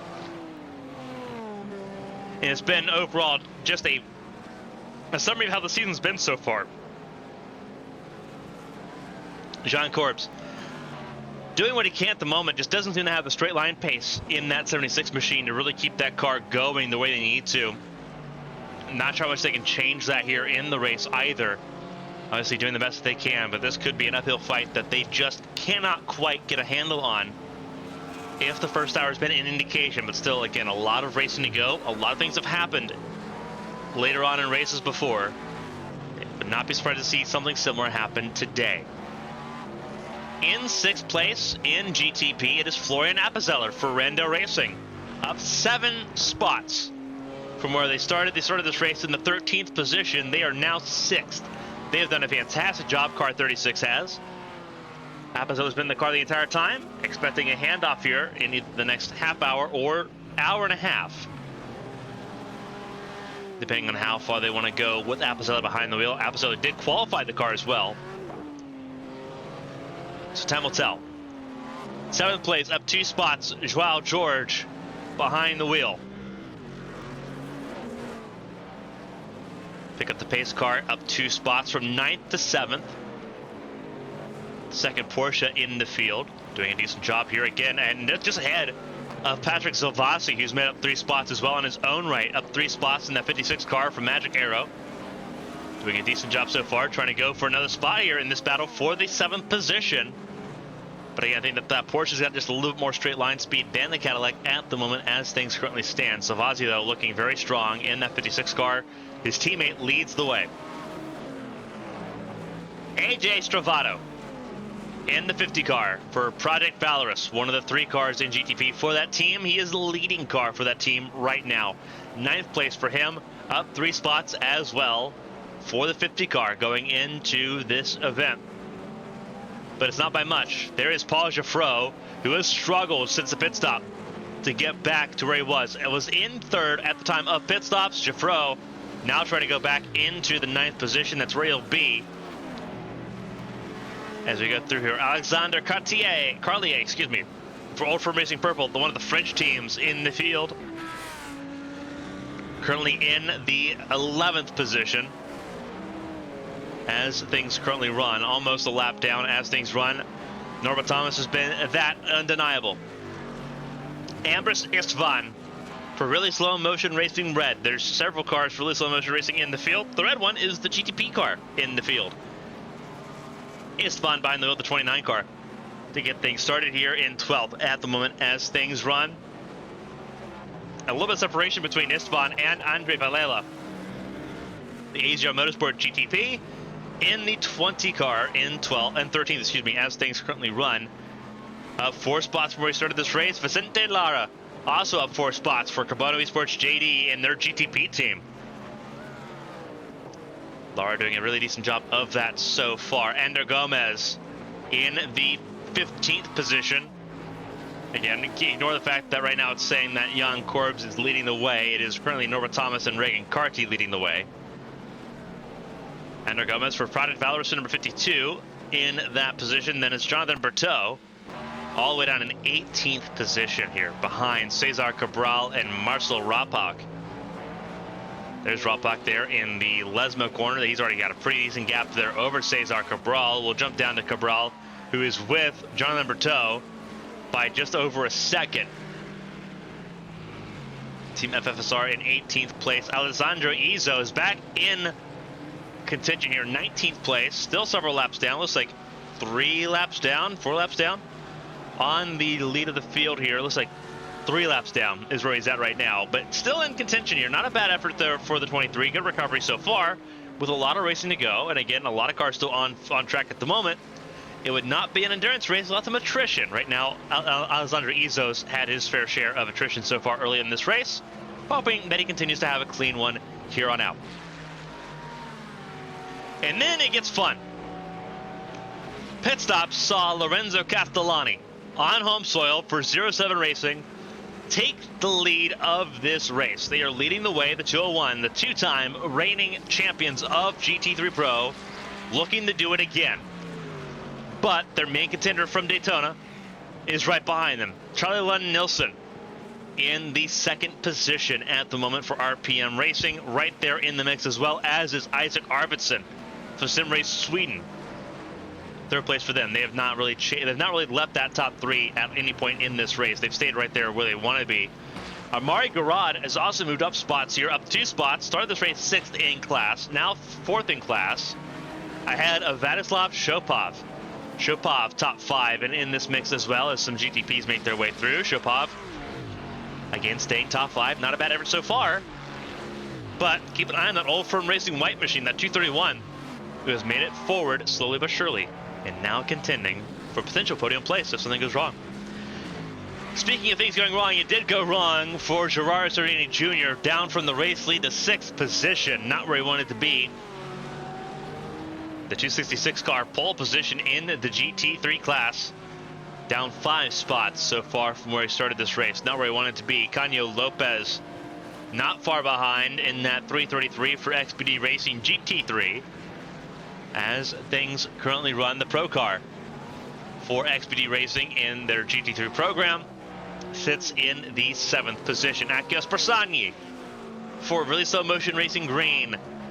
The red car is 11th in GTP, Their Pro car in GT3 is in 8th place at the moment. Not a bad effort there for Persani and Really Slow Motion Racing as a whole, keeping that car competitive so far in this race. Luis Gaspar for Project Valorous Academy. The only GT3 car in the field is a Pro car in 9th place at the moment, trying to chase down and get around Bersani at the moment. It's Porsche versus Mercedes in that battle for the 8th position at the moment as things stand. Looking down at the overall standings, Christoph Shachura driver change there for them. Trying to get forward here in the field. Valorous had 2 cars. Still have some pretty decent running so far. This 52 and the 50. The 51 having some trouble. Now trying to do what the 07 Racing GTP did, and that is get back in contention here and in the running and get clear of all the GT3 cars. Pedro Montero for Strumenti DS Racing. That's Mercedes sitting right now in the top 10 in the GT3 Pro standings at the moment as things currently run. Doing a really good run so far. Right where he started this race too. So he's not lost or gained anything. He's just staying put, staying stationary, minding his P's and Q's. And so far for the first 30 minutes, that has been masterful for the 255. Just behind him though, you see that BMW, that is the Rider Engineering Esports GT3 AM car being driven by Zadar Ates, who's behind the wheel still after qualifying that car in second place. Not pole position for Rider Engineering, but they have dominated the race as it has progressed so far. The German driver leading the way healthily ahead of the former driver of the season for GT3 AM, Lemmy Mishk for Rider Engineering Esports, their GT3 Pro car not having quite the success so far. 11th place in GT3 Pro for Lemmy Mishk and the Rider Engineering Esports GT3 Pro team at the moment as things stand. Behind them by about 1 and 20 is Alejandro Garcia de la Mata for Enosis Esports. Another Mercedes in this field. Mercedes very well populated now in Season 5. De la Mata sitting in the 12th position at the moment as things stand in the 34 machine. Mark Lopez further back in the order. You see a lot more GT3s going through the Lesmos now. This is Go Esports for Mark Lopez, the 288. 13th place. And just ahead of the second place AM class car, Philip Madsen for Lithium Motorsports, their AM class car, sitting right now in the second position as things currently run.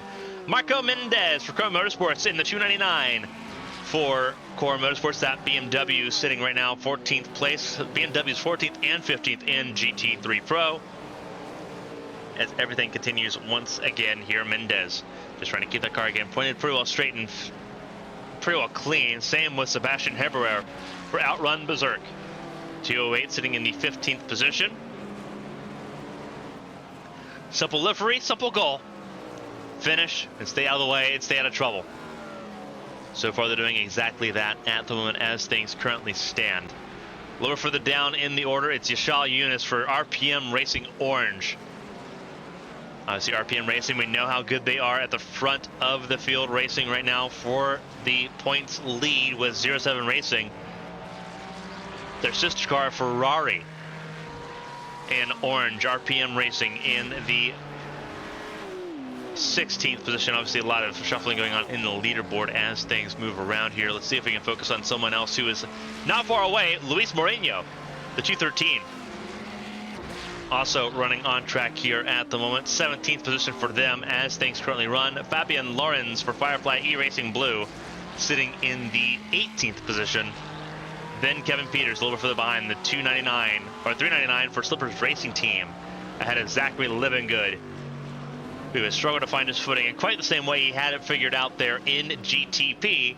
Now he's sitting in GT3 Pro and struggling a little bit here. 19th place for Livingood and Lithium Motorsports in their pro team. Nick Kirstens for Sim Racing Esports, Sim Race Sweden Esports Academy, excuse me. Top 20 at the moment. Not a bad effort for Nick Kirstens, another driver that was in the GT3 AM car that won Season 4. It's been a lot of humble pie for the AM class drivers that got promoted there in this season. But again, keeping that car clean, keeping that car tidy is part one of a long race like this. Miroslav Sodorov for Native Delta Academy, the 4th place GT3 AM car at the moment as things currently stand. Again, just in the mix at the moment. Still so much that can happen here in the next 6 hours and 45 minutes. It's all about just keeping yourself in that mix. Keep yourself in that fight at a place like Monza where things happen so quickly. It is super important to keep that pretty well taken care of here. Mauro Dragoni for Code Esport, not far behind either. sitting in this mix for Code Esport. Then it's David Narbonne for Smurf Racing Team, 4th place in GT3 AM. Excuse me, 5th in the GT3 AM. If you look throughout the field here. And I look a little bit further down the order here, a lot more cars in this mix. This is Oscar Gonzalez for Carmen Esports, their GT3 AM program. 6th place for Oscar Gonzalez. Then you have Nuno Tavares Barbosa for AZR Motorsport White. Tane Hodson moving still for Team Red X, the 323, and then Giannis Road back in track here. Driver change with 364, that GT3 Mercedes. Getting passed by several GTPs here. 9th place for them. Lucas Dirksen still running as well. Unlucky Luke Racing back out on track, that yellow submarine. Racing right now in the 10th position, last in the class as things currently run. Michael Flesser also on track, 24th in the last running GT3 Pro car. We've had 2 retirements. The number 11 Lifer Esports machine and the number 224 One Motorsport GT3 Pro.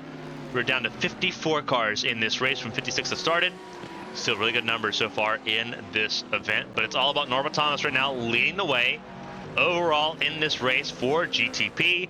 Ahead of Reagan Carty and Alberto Gazzapo. This is Magic 055 over Dead Bull Racing and MRP by Fields Academy leading the way here today so far. An hour and 15 minutes complete, so a lot of racing to go in this race. Let's look at a couple battles here going on track at the moment. It's a little bit further down the order. This is Alexander Carlier ahead, or trying to really battle with Andre Villela for the 12th position on track here.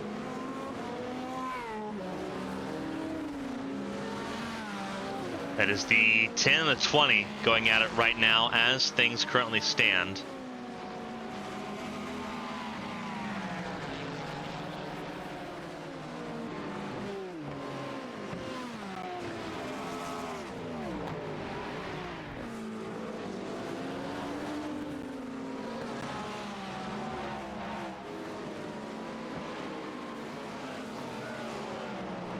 Carlier in this battle right now. We'll move on a little bit further down. There's not a lot of battling going on here, I don't believe. You look at Jan Corbs and Pablo Alvarez. They are battling here for the 4th position.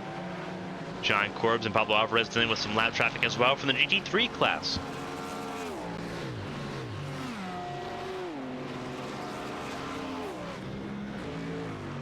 Still some very strong racing here. And you're going to see some strong racing throughout this race as well. Obviously, with Monza being a high-speed race, this is really a good test to get ready for. Obviously, Le Mans coming up here in May. It's going to be a big race for them.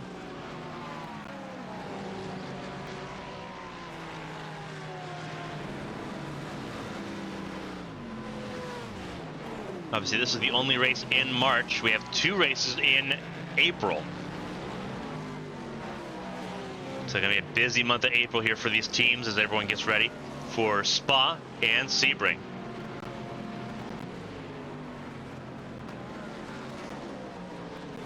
And now Jan Corbs losing a little bit of time there to Alvarez. Lap traffic not helping him out at all.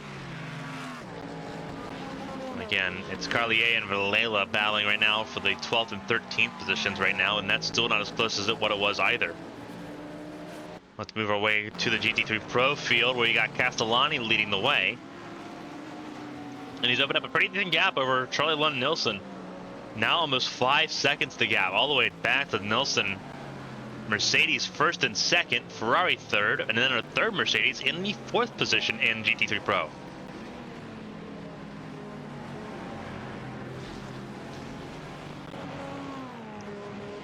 Pretty big fight so far. Nilsson trying to defend from Arvidsson as this race continues on here in Monza. Castellani, Nilsson, Arvidsson, Garad, Chopin, your top 5. It is 07 Racing, RPM Racing, Simrace Sweden Esports, Old Firm Racing White, and Negative Delta by SimGear, your top 5 as things currently run.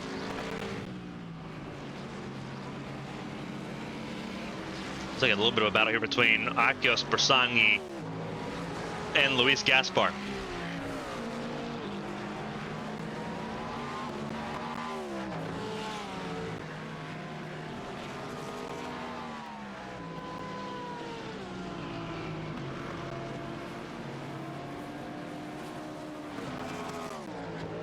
Pit stops expected here. Again, the next 5 to 10 minutes for the GTP class cars, as things currently run.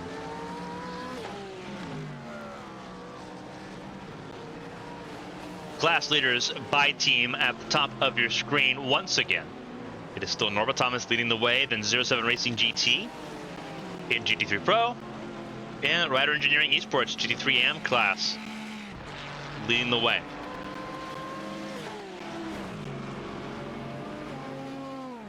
Here we'll focus back again on the battle for second between Nilsson and Arvidsson. RPM Racing and Sim Race Sweden battling for that second spot. Mercedes versus Ferrari on the podium at the moment, as things currently standing comfortably so ahead of Amari Garad and Old Firm Racing White, who have done a fantastic job as well, just kind of keeping their head down and staying consistent at the moment as this race currently runs its course.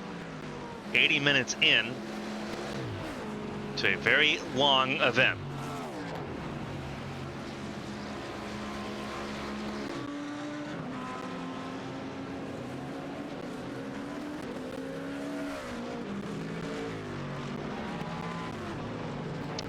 Again, weather looking fantastic. Obviously, weather in certain parts of the world looking very cloudy, very rainy. Here in Monza, it is perfectly fine and dandy. Clear skies, not a lot of humidity in the air either. Perfect for racing here today at the European Temple of Speed.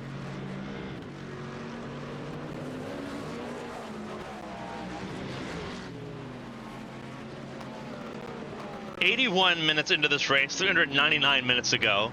For those that want to talk minutes, puts in really comparison how long this race actually is going to be here. An hour and 80 minutes complete. Outstanding stuff all the way throughout so far. Only 2 retirements from this race, which is absolutely outstanding.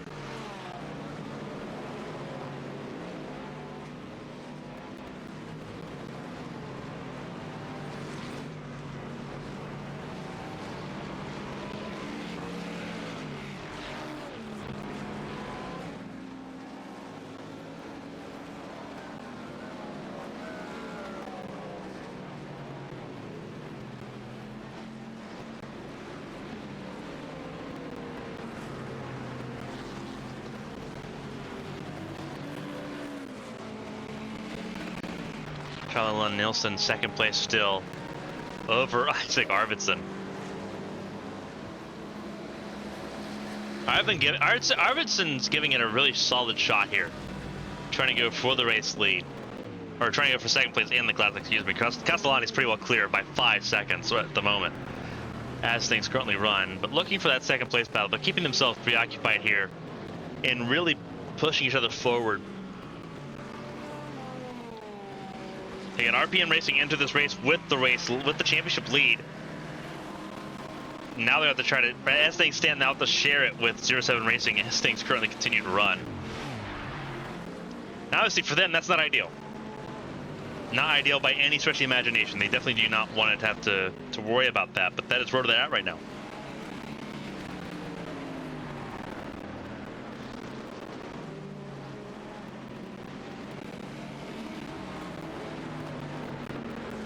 It's in third place at the moment. Still patient at the moment as things stand. Obviously only so much that they can do there. David Narbonne, third place in GT3 AM for Smurf Racing Team.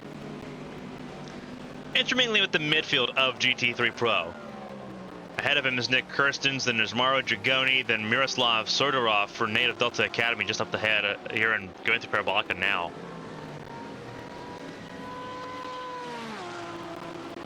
Did something happen to Zadar Ates? No, never mind. He's just not out. He's not visible. He's in the Lesmos right now, getting about that now into the Ascara chicane.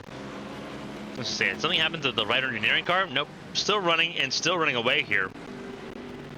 Madsen still very far behind in this contest. Just now going through the Lesmo corners now. That's the gap. Huge gap here between Lithium Motorsports and Zadar Ates, but they're still very well clear in the lead of GT3M. David Narbonne, fourth place behind Miroslav Sodorov.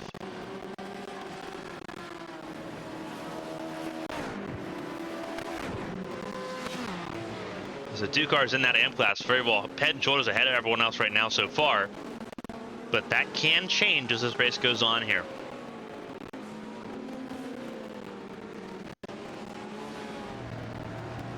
Battle here for the 8th position. This is between Akis Persani and Luis Gaspar. Porsche versus Mercedes in this mix. And it looks like Arvidsson's finally got around Charlie Lund Nilsson. He has. Finally a move in second place in GT3 Pro is the Ferrari once more. But now the biggest challenge approaches, and that is trying to close time on the home team. The leading car of Lorenzo Castellani in 07 Racing in GT3 Pro, which has a 5-second advantage right now.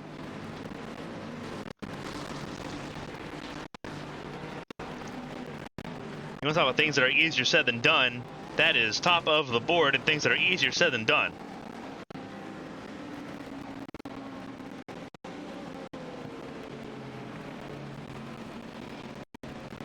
Arvidsson, though, in second place and pretty well clear of Charlie Lund Nilsson, who had an issue there through the Lesmos, or really, I think through the second chicane.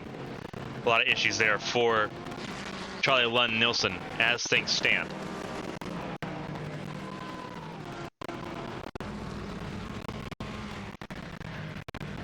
Cars in pit lane, GTP's having pit stops here. Randall Racing, driver change, Tobias Marpert behind the wheel of that car. Andrew Gomez still in the 52 for Project Valorous Academy.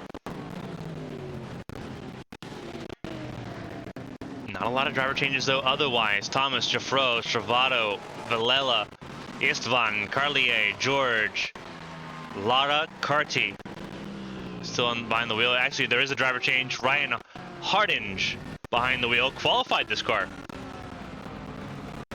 but did not start the race in it. Hardinge back in the wheel though now.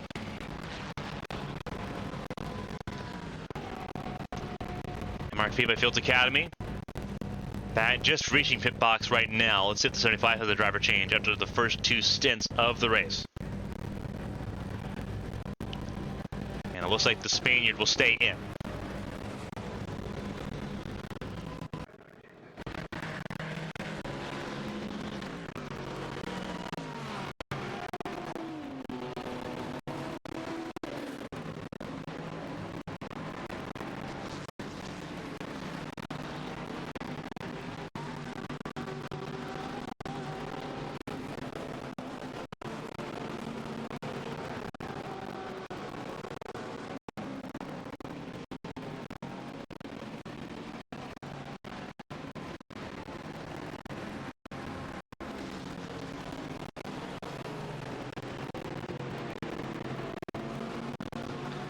Shopov right now in this battle for the 4th position with Amari Garad. Native Delta by Simgear behind the wheel. Right on board with the Porsche.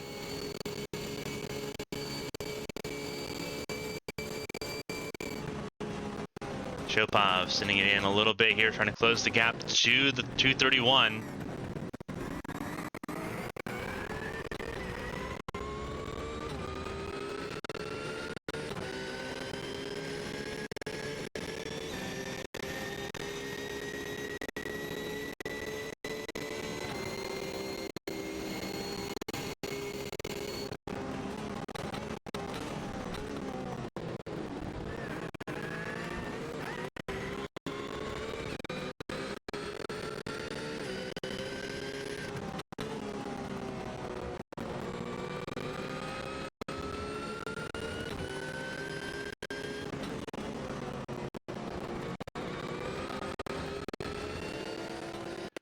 Riding on board with Shopov here. Garad in the 4th position, just ahead of him here. These cars are good for another half an hour before they have to make another pit stop.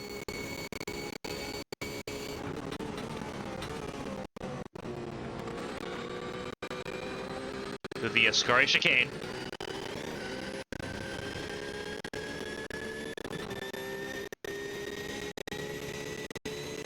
See if we can show you where everyone's at on track here. Obviously, you can see where the dead zone is right now based on what we're watching with Shopov. Obviously, cars all around this track, not just in the areas that are marked. We're running on board now with Shopov, the 278. Going through Parabolica now.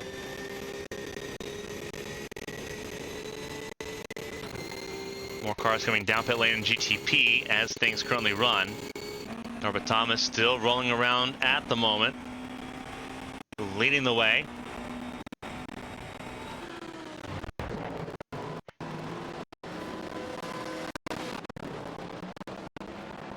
Really good effort so far here by Norbert Thomas here, leading the way by a healthy 19.73 seconds as things run.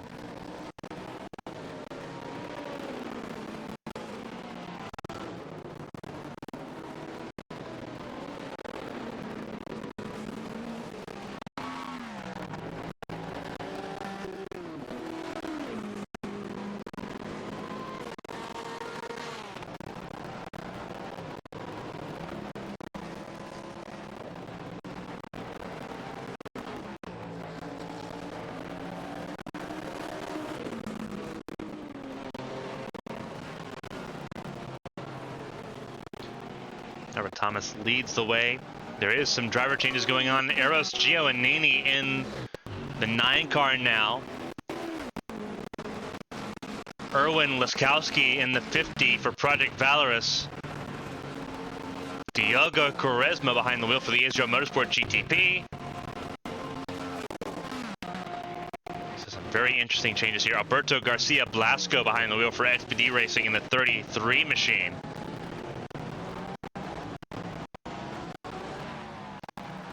Really good effort so far there by the 33 crew. As things currently run, Andres Kuzma behind the wheel of the really slow motion red machine.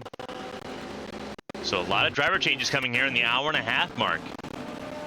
Obviously Ryan Harding, one of the first ones to jump in that car. Julian Joy behind the wheel of the number 10 machine for Old Firm Racing Purple. Alex Gonzalez behind the wheel for Gabono Esports JD now. The 66 car has a driver change after 54 laps. Jeff Morlan behind the wheel in 17th position in the Team FFSR number 99. Arthur Figueiredo for Race 2 Esport behind the wheel of the 70, as well a driver change there.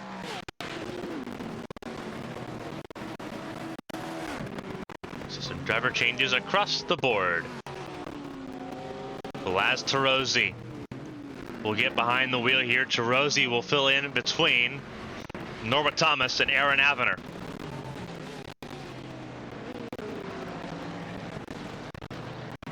John Corbs has not yet come down pit lane. One of the last GTP cars that have not yet come down pit lane as things currently run. Ready on board with Tarosi now.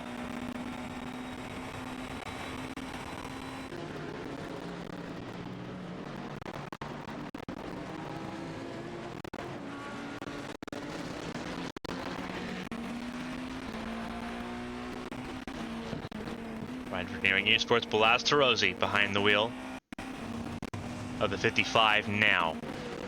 Still holds a 12-second gap to the 16 Dead Bull Racing car, still being driven by Ray Cardi, who is going for a third stint behind the wheel here, the 16 car. Going through now on your screen. There he goes. 16 car, now still the leading Cadillac here. It is Porsche, Cadillac, Acura. As Josh Tucker comes down pit lane now. Josh Tucker will take over for Jean Corbs.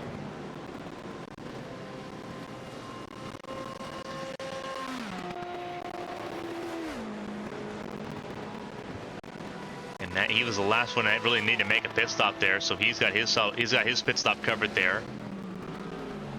Focusing back again on GT3, it is Castellani leading the way by 4.5 seconds over Isaac Arvidsson. That gap has not closed in significantly by any stretch of the imagination.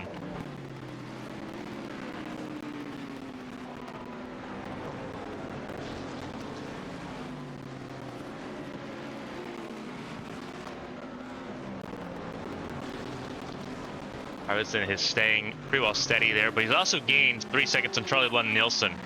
Nielsen's not having a fun time dealing with a lot of the GTPs going through. Amari Garad still dealing with Vladislav Shopov, and now Gerard Sardini's back in the mix as well. 3 cars in this fight. Sardini there in the 6th position there, that leading BMW. Vladislav Shopov in the middle as the leading Porsche in GT3 Pro.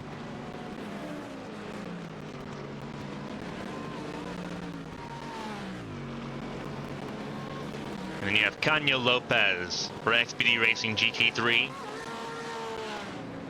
in 7th. Akios Bersanli, Primo behind in the 8th position there. Not a lot of battles otherwise, other than Zidar Ates still leading the way here, almost in the top 10 overall in GT3.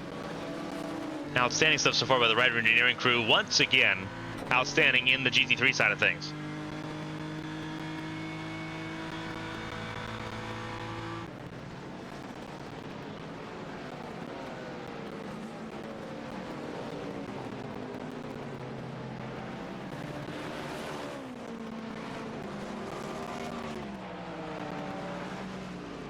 And the GT3 cars aren't expected to make another pit stop here for another 25 minutes. 20 to 25 minutes there.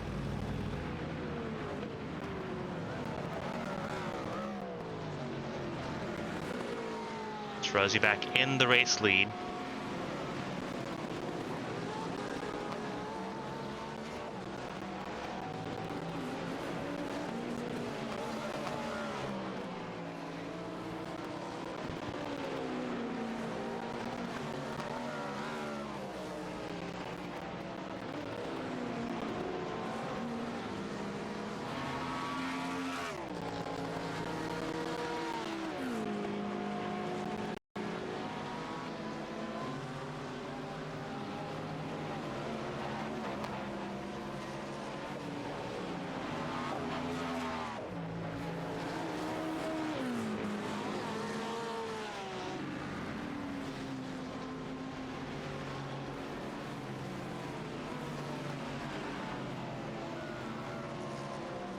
Right now we're looking at Balastarosi leading the way in GTP, leading overall by 13.1 seconds. Has opened the gap a little bit over Ray Cardi, who is in for a third stint, one of the only drivers in for a third stint here as things run. Tarosi part of the three driver effort there with Aaron Avner yet to get in the car.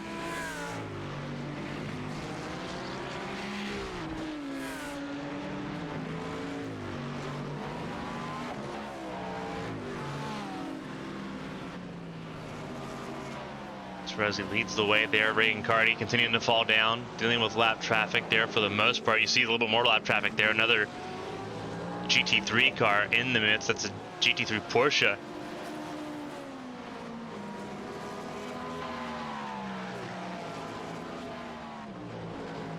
It's not helping Reagan Cardi at all with where he's catching some of this traffic.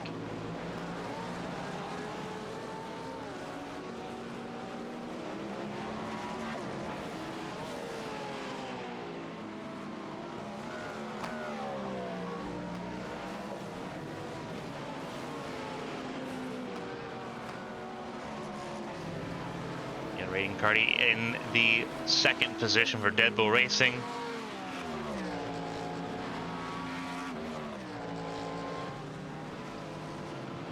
Well, some battling once again going on here. The battle for fourth in GT3 Pro continues to rage here between Old Firm Racing White, Native Delta by SimGear, and Carbono Esports JD GT3.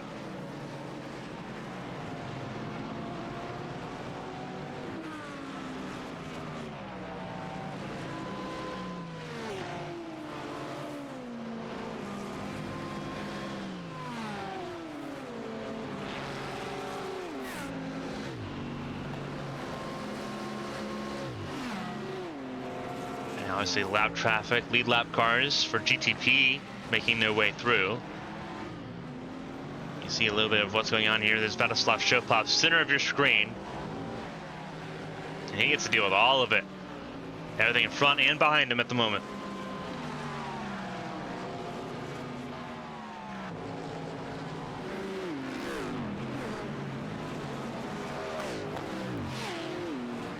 Into the second chicane. Shopov goes with Gerard and Sardani behind the wheel.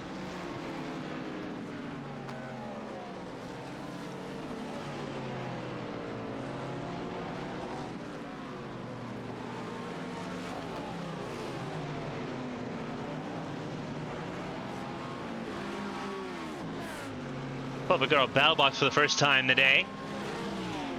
Kind of show where everyone's at so far. Show you the battle just for 4th in GT3 Pro as things currently stand.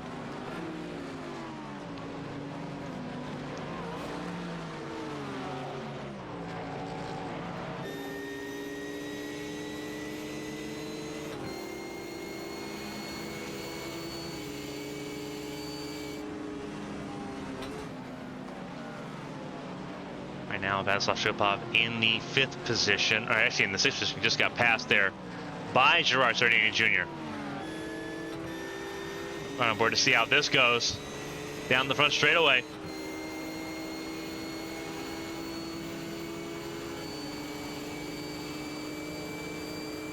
A lot of slipstream going on here. And Shopov standing down and not really contesting a dive bomb move this early in the race.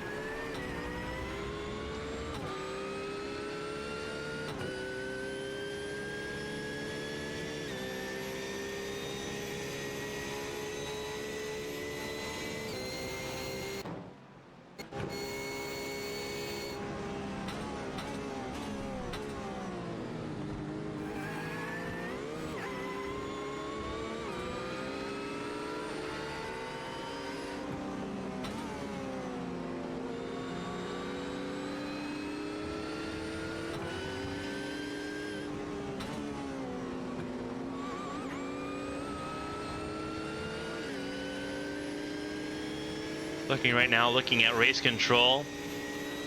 Not many penalties have been assigned so far in this race. We've not really talked about penalties at all for the first hour and 40 minutes. First 100 minutes of this race, there's only been 4 penalties here.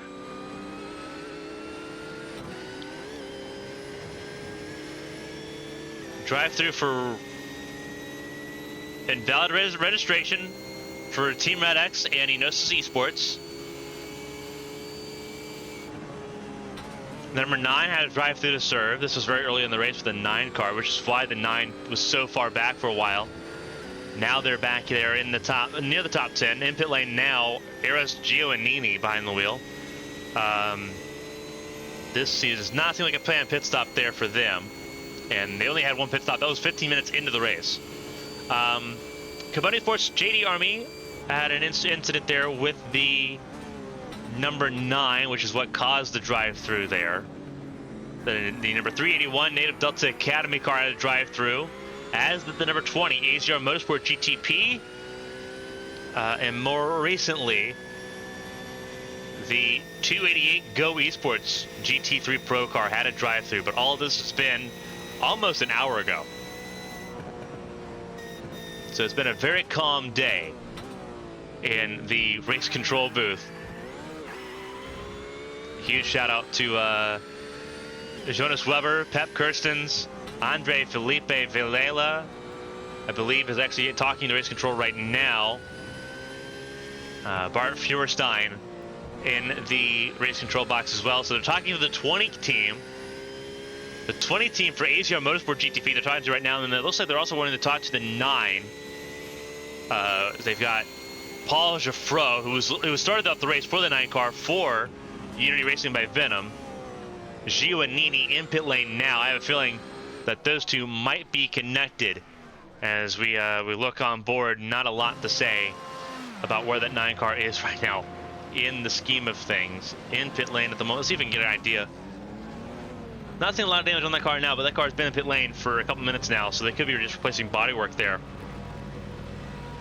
as things continue to run. Again, looking, this is center of your screen at the moment as things look right now. Yes, Giovannini in pit lane. And down goes what was going to be a really good race for them as things run. Lorenzo Castellani leads the way in GT3 Pro still by a healthy margin. The gap is come down though 3.3 seconds from 5 seconds earlier. It is working right now. Arvidsson putting that Ferrari through its paces, trying to close the gap in before the next round of pit stops happen in the next 15 minutes.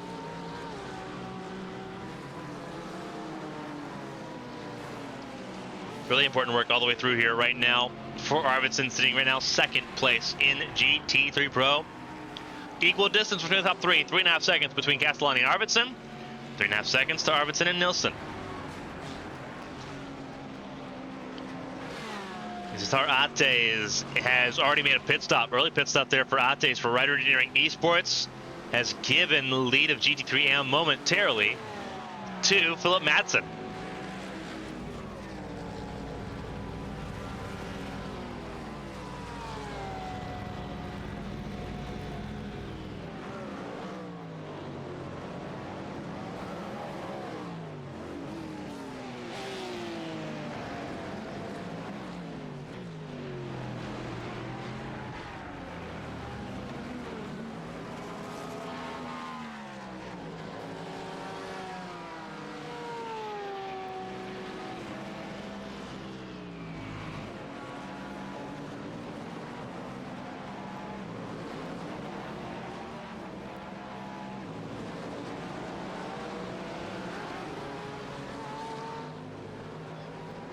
Leads the way in GT3M at the moment over Ates, and then Sotorov, who is in third place at the moment, having gone a lap down to the GT3 Pro leader of Castellani, who's right there in the 201 going through Curva Grande.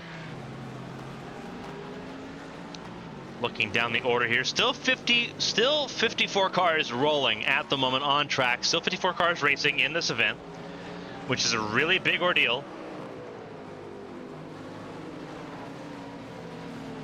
Castellani sitting right now in the leading 07 Racing GT3.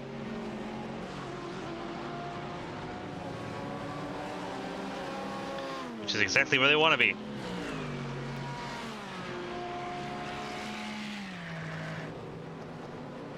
Pit stops have begun. Garad, I believe, is coming down pit lane here very soon. Let's see who's in pit lane now. Mark Lopez, Marco Mendez, Philip Madsen, and Yashal Yunus. All in pit lane at the moment. Just not coming up pit lane is Yunus and Mourinho, RPM Racing Orange, and SR Technic behind the wheel. Is Lemimeshk in pit lane? No. Lemimeshk is out on track going through the second chicane.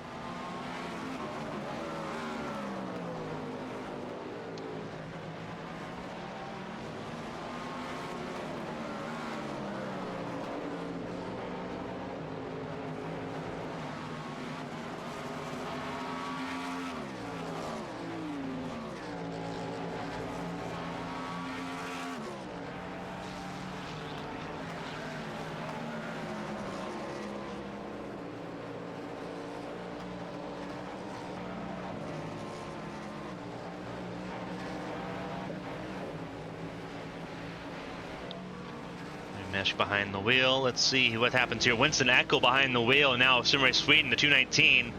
So driver changes are coming. Tom Sachetto for RPM Racing behind the wheel now for RPM. Chris Fraziloff for Native Delta by Sim Gear. So some changes happening here. Alessio Bernardini behind the wheel of the 201. And away we roll.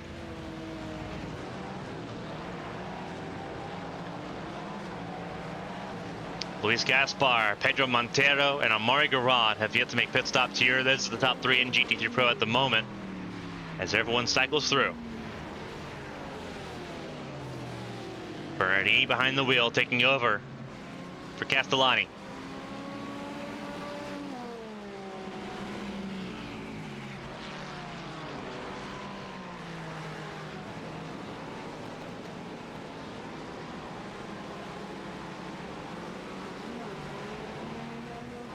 Winston Eckel, there he is, just behind there.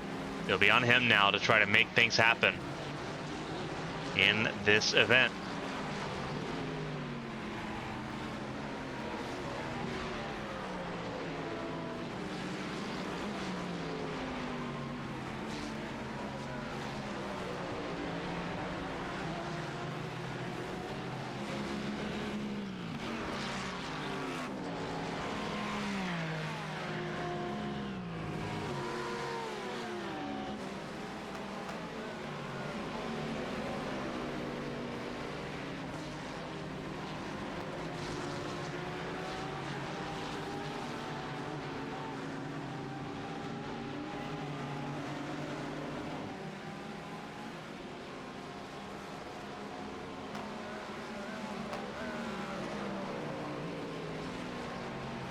Winston Eckel waiting for Project Valorous and Strumenti DS Racing to come down pit lane. They have Laurie Carpella for Project Valorous Academy in the car now, and Jose Fonseca behind the wheel for Strumenti DS Racing.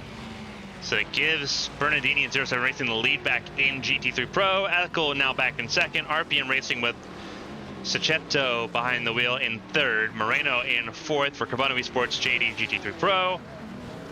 And then Mathis Chassin for Old Firm Racing White. Vrazilov sixth place for Negative Delta by Simgear, with Capella ending up in seventh place, or eighth place, excuse me, behind Samu Martinez, who just went through on track there. Peter Balassa also going for eighth place there as they exit pit lane. Very long pit exit all the way down to turn one. Front of the field, it's still Berlas Tarosi behind the wheel of the Magico 55, leading the way over MRP by Fields Academy and XPD Racing GTP. That is Tarosi over Gazapo, Garcia Blasco, and Reagan Cardi for Dead Bull Racing for the top four in GTP. We're going to step aside for our second refreshment break here of the race. We're about a quarter of the way through the 8 Hours of Monza. Non-stop coverage of the 8 Hours of Monza and the Platinum Endurance Championship continues here on ABN1.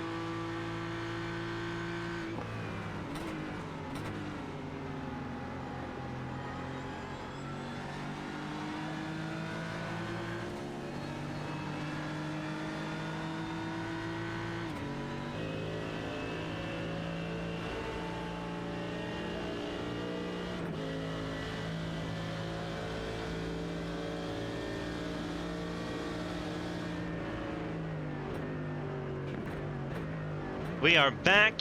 Non-stop coverage of the 8 Hours of Monza continues here on ABN Esports 1. Running on board with Tom Sacchetto for RPM Racing. Sitting fourth right now, battling with Alberto Moreno for that third spot in GT3 Pro. Saw Alberto Moreno go for that pass and make it stick. And that's where they're standing at the moment. Sacchetto now looking to get that position back. Staying in range of Moreno, but Moreno seems to be pretty hard to keep behind at the moment as things stand. Leading GT3 Pro still, it's 07 Racing, this time with Alessio Bernardini behind the wheel.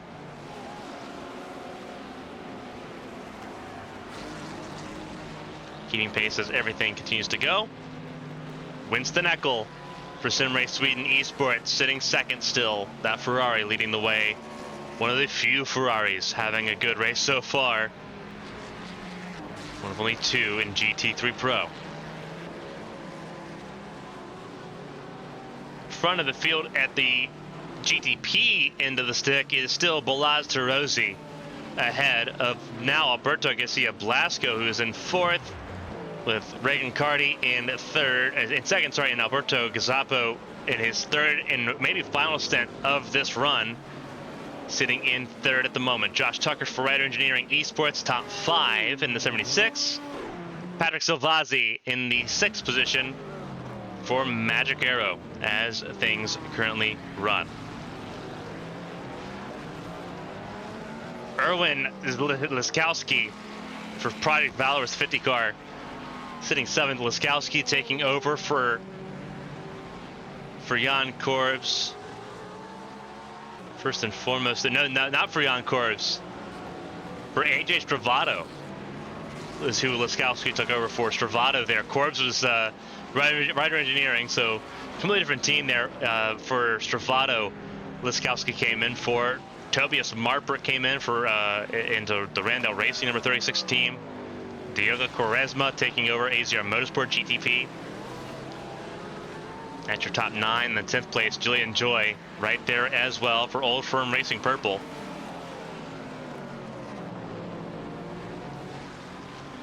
It has been pretty well and solid at the front of the field.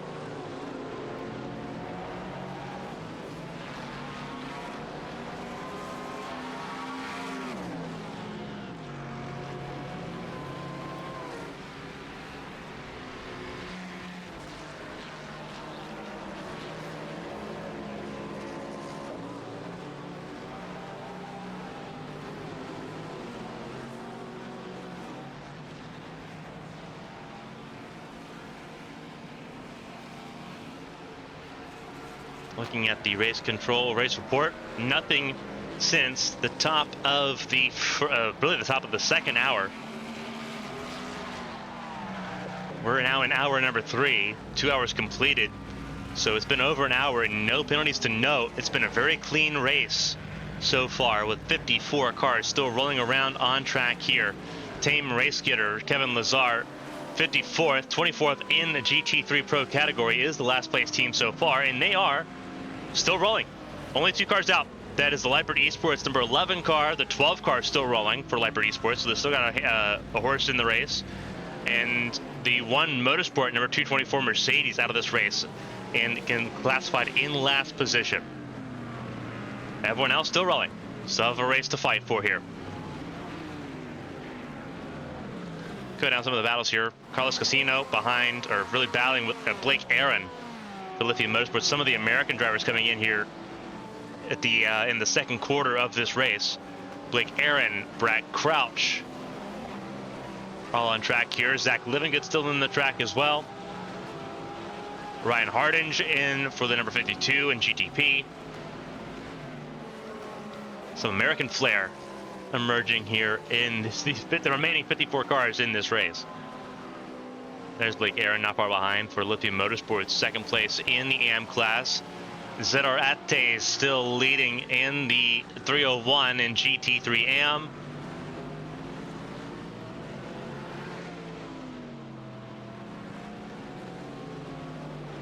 As everything continues to go along here in Monza.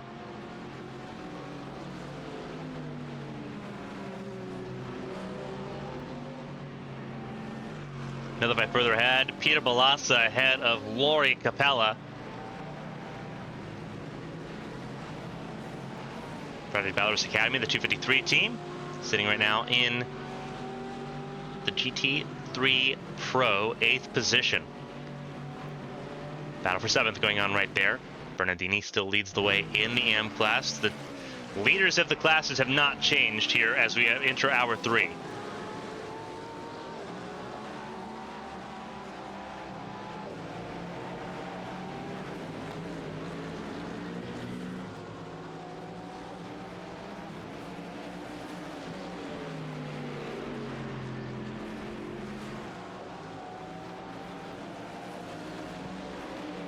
For tuning in, spending your morning, afternoon, or evening with us here on ABN1 around the world. We appreciate you spending your time with us here on ABN1. For those new to the conversation, I'm Carmen Sienna, bringing you Daytona, Monza, Spa, Sebring, and Le Mans. All 5 races of the Platinum Endurance Championship for Season 5. A lot of fun racing in store here today. This is the only race on the card today. No ARC Saturday Night Showdown racing this week or next week. So the next 2 Saturday nights, we're clear to go. We'll be live on both ABN1 and ABN2 tomorrow, though. On ABN2 tomorrow, 7 p.m. Eastern Time in the U.S., it's the RC Square Cup Series from Pocono Raceway, while the Winstone Cup Series goes live at 7:45 p.m. Eastern tomorrow afternoon, or tomorrow evening on ABN1 right here for Race 2 of the Winstone Cup Series season from Rockingham.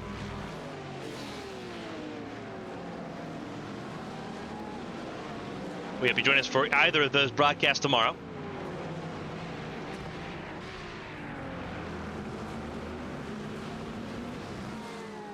Those tuning in, I'm Carmen Sienna, bringing you today's action. We'll be joined later by Taylor Mills as everything progresses here in Monza.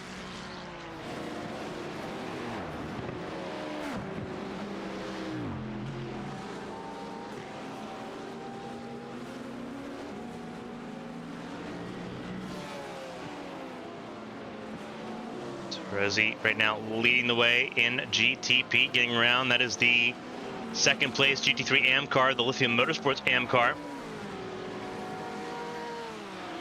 Car pit lane, Ryan Hardinge for Project Valorous Academy.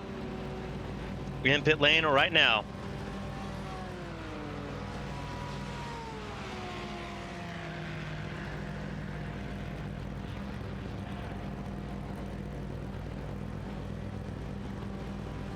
See if there's a driver change here. There should not be. Hardin should have another set in the car, and that is probably going to be what happens here. Julian Joy also in pit lane.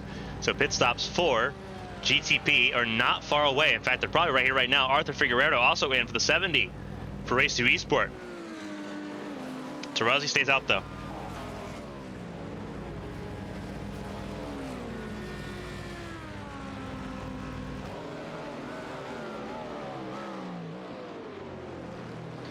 Rosie leads the way as more and more cars come down pit lane in the GTP class. GT3 still good for another 30 minutes almost. 30 minutes, almost 40 minutes. I think it'll be close to about 2 hours 45 minutes by the time we see GT3 come down pit lane again.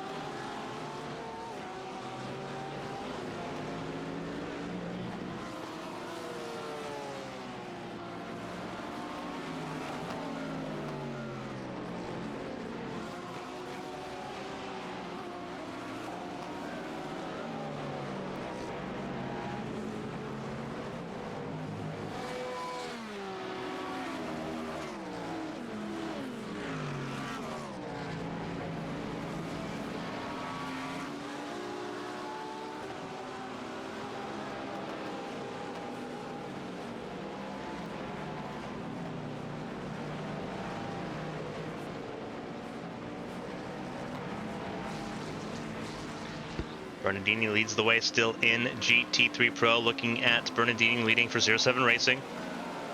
Winston Eckel in second place. A little bit further behind, going through the Ascari chicane now for Sim Race Sweden. Then Alberto Moreno in third, not far behind. Actually, could be an interesting battle heating up here, maybe. If things continue as they are for Alberto Moreno, one of the aces there for Carbono Esports in their GT3 program.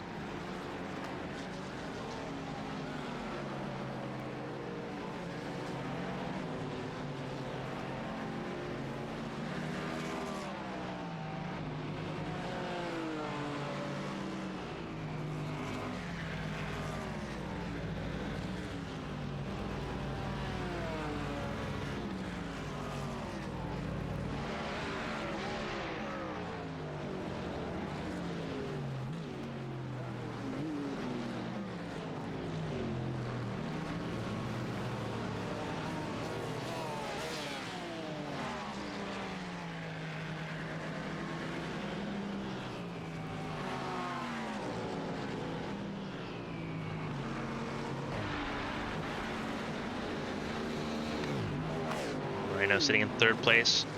Opening up the gap there on Tom Sachetto and RPM Racing. Mathias Hussein for Firm Racing White sitting in the 5th position right now for that team in GT3 Pro. And then Chris Frazilov leading the way for Negative Delta by Simgear. Joan Marti and Jose Fonseca 7th and 8th there. Lori Capella, Peter Balassa, I should say, in the mix as well in the top 10. And then Zadar Ate is back behind the wheel, still behind the wheel, trying to go 3 hours in this stint. That's a tough thing to do after also qualifying the car.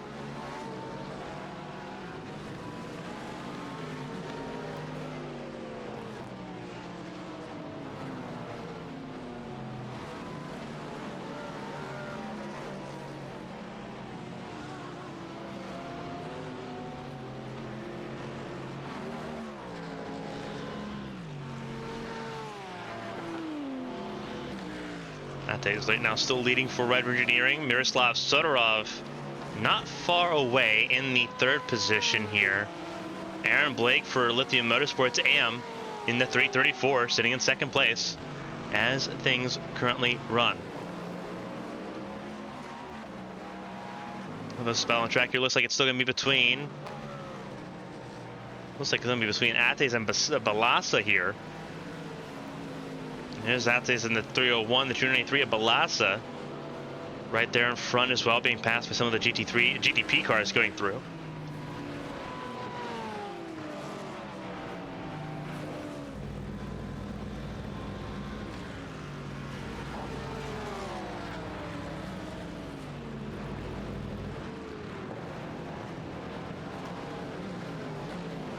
Peter Balassa in the pit, in the 9th position at the moment, trying to stay ahead of the leading GT3 AM car.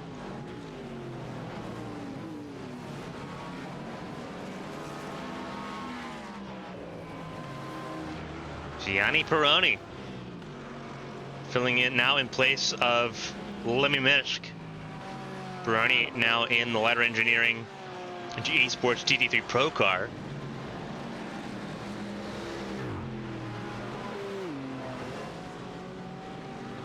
Obviously, always fun to see how who kind of fills in for who and who takes over these certain drives as we go through.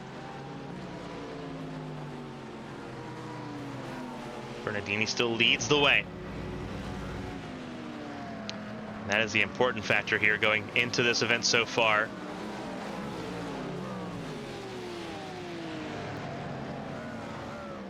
XPD GT3 car, Samu Martinez behind the wheel. Not having a great run of form now. Unfortunately, that has slipped on backwards here. Don't believe we have a replay of what happened to the XPD GT3 car. Kind of going back and looking at it, see if we can find something on it.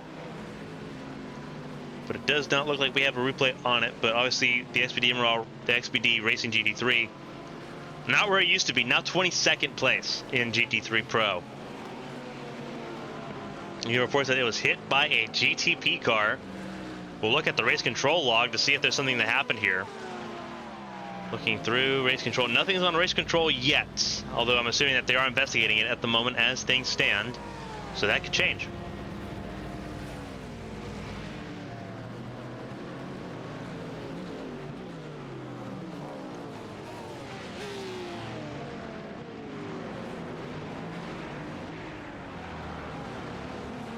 Looks like we have a little, could be an issue here.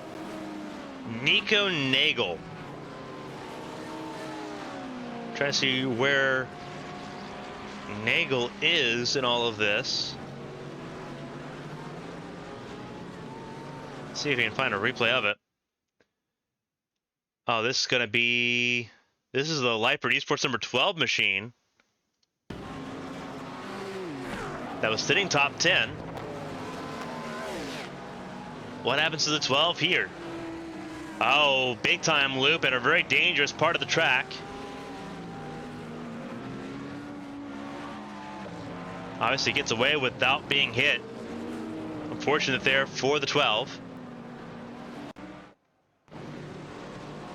Martinez back on track though. Again, 22nd place for him. And Nagel is struggling still. There's Cabezas in front of him. Nagel also struggling still. Just trying to keep that thing from overheating.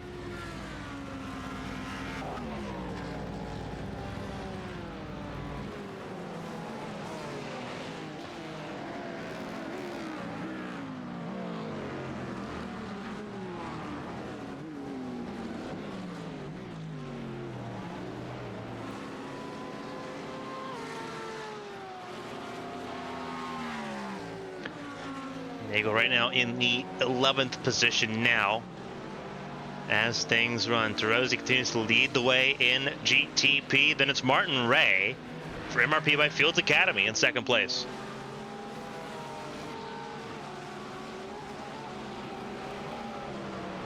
Alberto Garcia Blasco in third. Then it's Corey Ratliff for Dead Bull Racing now in the fourth position. Another American driver in the field now. Josh Tucker for Rider Engineering in the top 5.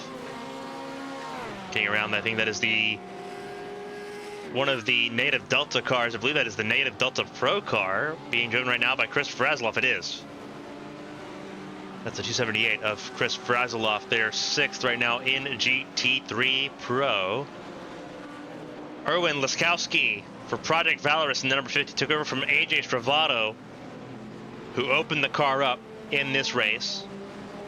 He's still got a little bit of racing to do here in his opening stanza. Dominic Fichette took over from Patrick Stovazzi, sitting 7th right now in GTP. Tobias Marpert for Randall Racing in the 36. Then it's Diogo Quaresma in the Asia Motorsport GTP, and 9th. Then Julian Joy in the 10 car in 10th. There you go. Diego Cabezas further down the order, trying to make some inroads here behind and trying to catch up to Andres Kuzma. And Alex Gonzalez in 11th there.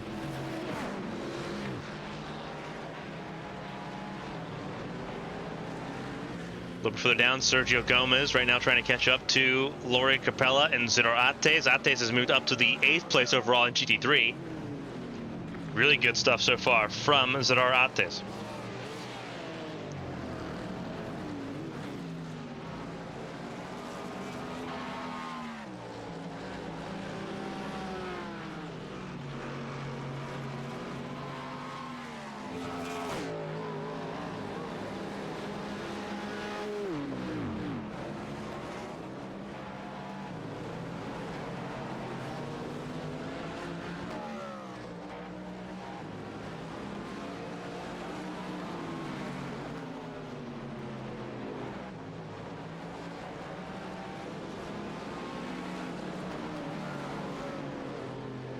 Zidar Ates right now sitting in the lead of GT3M.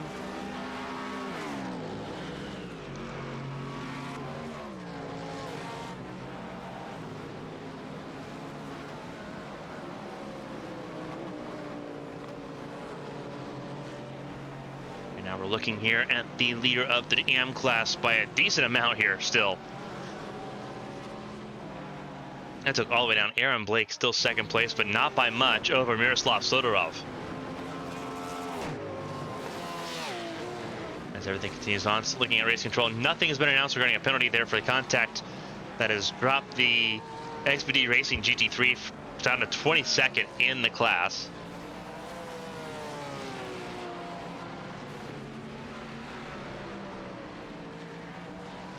Looks like there could be an issue here. Is there an issue with Samu Martinez? Samu Martinez. We have to jump all the way back forward here. Samu Martinez.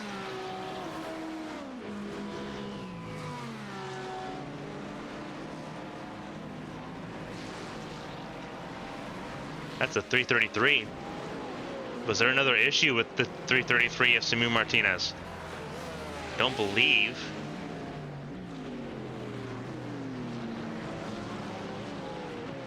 Either way, not a great day for the 333 XPD Racing GT3. Bernardini continues to lead in the AM class, or in the Pro class, I should say, of GT3. Leads by a healthy, just by a healthy, you know, I think it's a almost a 17-second gap at this point between Bernardini and Winston Eckel. 14 seconds, close. Trying to do the eyeball test there and it didn't work.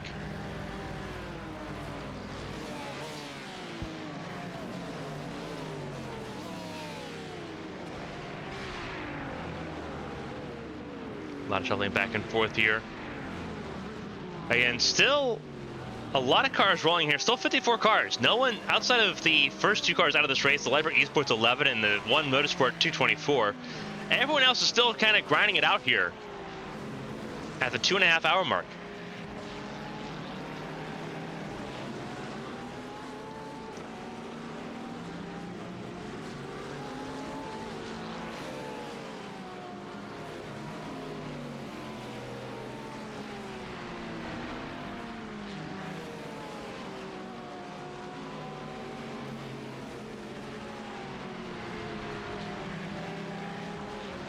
Winston Eckel right now leading the way in this charge, in this fight for second, for the trying to get close in on the race lead. He's not really had a lot of success here. Now that Bernardini's had the chance to really kind of roll into his own fight here. Orlando Talhero for Core Motorsports right now leading a charge trying to get through the field here. You've got Jiri Krek for Outrun Berserk just ahead there. That is the 208 in 13th place for Outrun Berserk.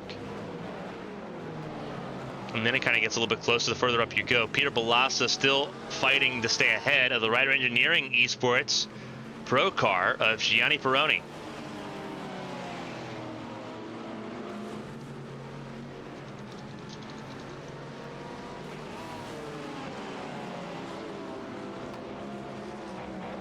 Peter Balassa right now leading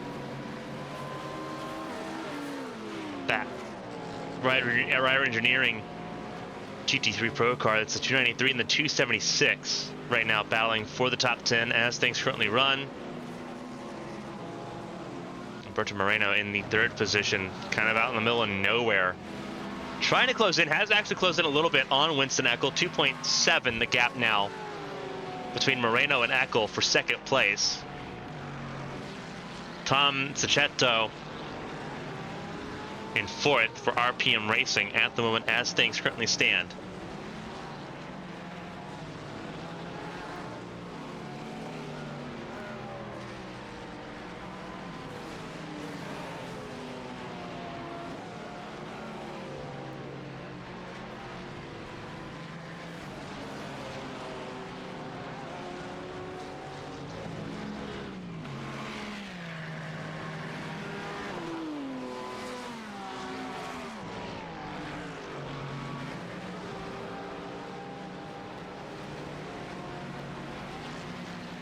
Moreno right now sitting in the third spot, trying to catch up to Winston Eckel as things currently go.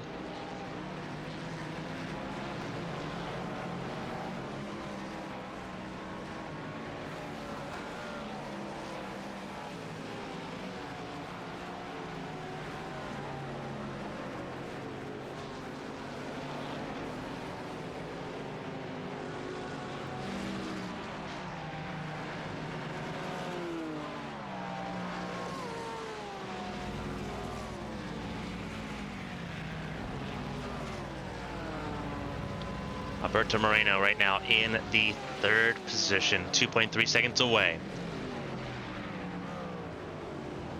As the racing continues on here at Monza, we're approaching the 2.5-hour mark.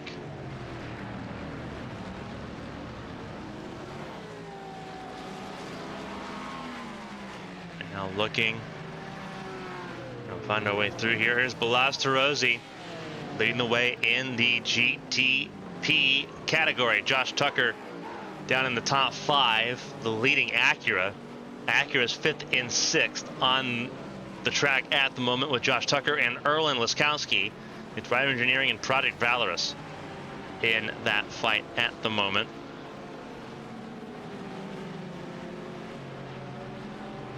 As everything continues on.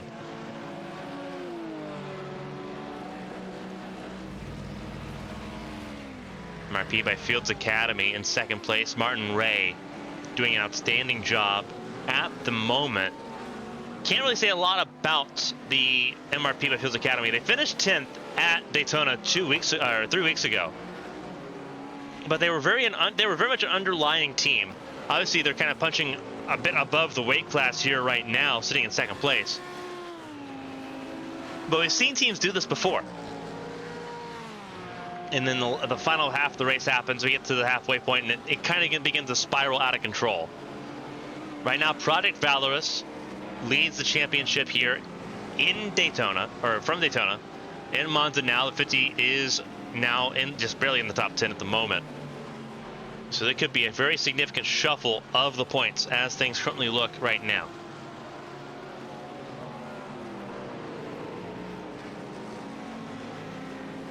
For Martin Ray, at least at this point in time, holding his own right now, staying about 10 seconds clear of Alberto Garcia Blasco for XPD Racing and GTP, but also not really getting any closer to Tarozzi and the 55 crew. So it'll be very interesting to see how everything turns out here.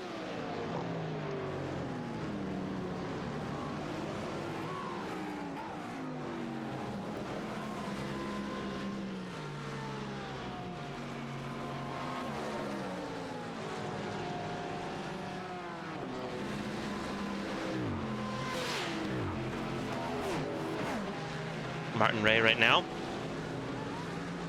Again, just kind of keeping himself steady in the 2nd spot on an island. Hoping he gets to hold on to that island for the rest of the race, because it'd be a really good haul for him and for the team, for MRP Fields Academy. Going through this race with Spa coming up in 3 weeks.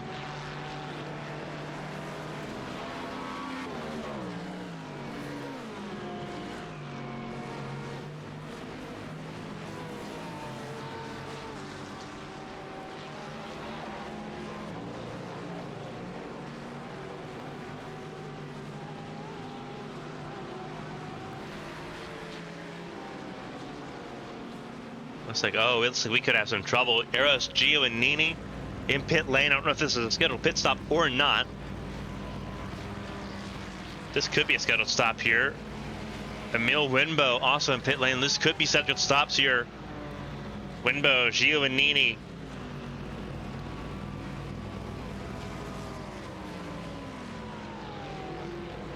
And the 12 car is out, I believe. Yeah, the 12 car is out. Nagel is out of this race. We have another retirement, and it's a GTP retirement too. That's a huge turn of development there for Leopard Esports. Their 2nd car finally falls. Nagel could not keep it going. And so both the 11 and the 12 are out of this race now. Heartbreak there for them. Unfortunately, looking at how everything's turned out there. Emil Wimbo coming out of pit lane now.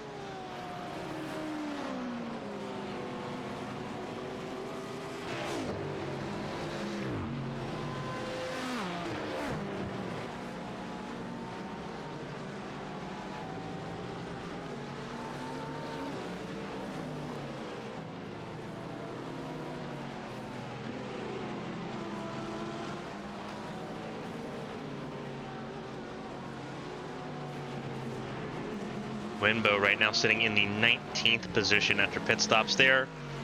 But it seems like pit stops could be very well on their way here. Tarozzi still leading the way, has not come down pit lane. Seems like different strategies now playing out here because some drivers coming in early for a stop. Terozzi still continues the lead here. Ray has been in. We're on lap 96. Martin Ray came in on lap 82.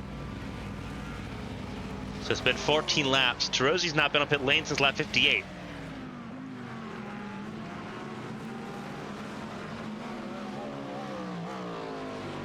Dominic Fiquete for Magico 56. Sitting 7th fastest at the moment behind Laskowski. We're trying to close in.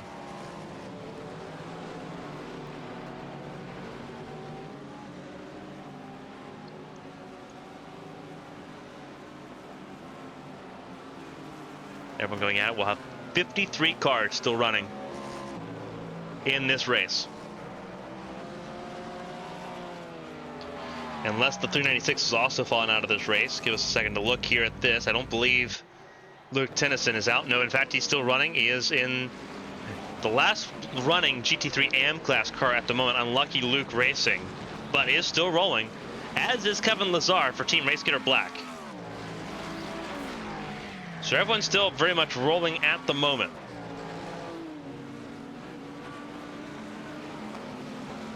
Keeping everything nice and steady here. Tennyson in the 10th position. So we'll only have 53 cars running with Nico Nagel for Lightbird Esports out of the race. The German driver unfortunately unable to keep that car running, so the 12th car will fall down the order here momentarily. And still Alessio Bernardini and GT3 Pro leading the way. So trying to get around another one of the Mercedes there.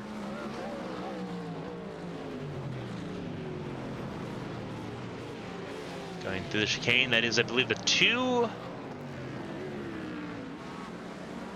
believe it was the 264? It would be the 264. That he just lapped there. The 264, that's Kevin Lazar, is who he just lapped there. So Lazar going another lap down, but again, it's all about just keeping the car on track and scoring points. That is the big objective there for some of these teams tonight. A little further down the order, you have a little bit of battle here between Balassa and Corpella. The Finnish driver Corpella trying to chase down and pass Balassa for Really Slow Motion Racing. Corpella for Project Valorous Academy in the 253. Also trying to defend from Sergio Gomez in the 34 for Enosis Esports. So Mercedes going at it here with a Porsche, and there's also a GTP going through as well. And the Mercedes still side by side down the front straightaway.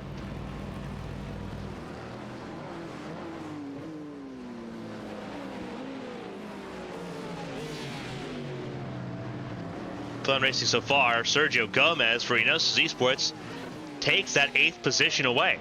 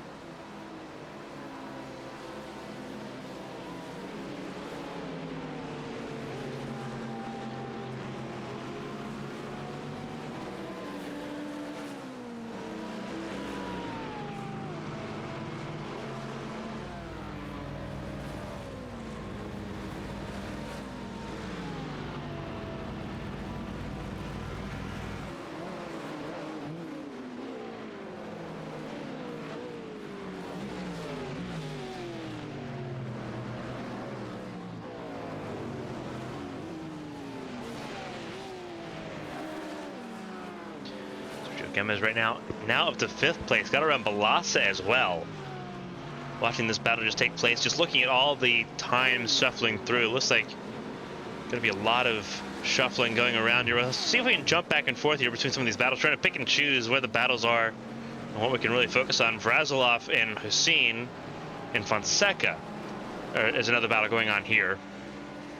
This is Native Delta by Sim Gear, trying to defend from Strumenti DS Racing. This is Porsche and Mercedes going at it as Alberto Moreno's in pit lane. Pit stop for Moreno. This is a bit early for Moreno. This is about 7 minutes early for Moreno here. Early stop. Gonna try to do something off the cup here for Moreno. See if it works out. Vrazilov and Fonseca stay out. Fonseca running wider than Vrazilov is. But everyone's still running here. Corpella's still in the middle of that three-way fight between Gomez, Balasa, and Corpella.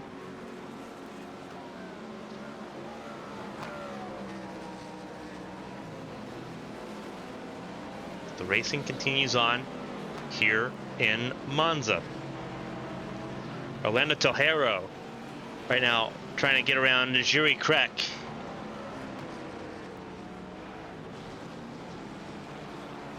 Outrun Berserk car, the 208, trying to stay ahead of Orlando Tejero over there. It's Outrun Berserk versus Core Motorsports in this fight for 13th. Gomez, Balasa, and Marti, and everyone coming down pit lane here. Here we go. Corpella stayed out, the 253. But a bunch of other drivers in.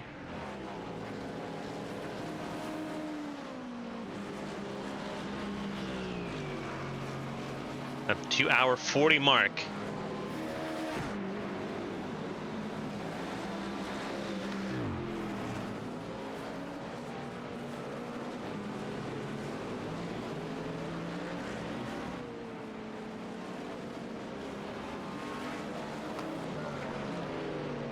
Corpella still sitting right now in the top 5. Obviously pit stops underway here, but Corpella is staying out a little bit longer here in this fight.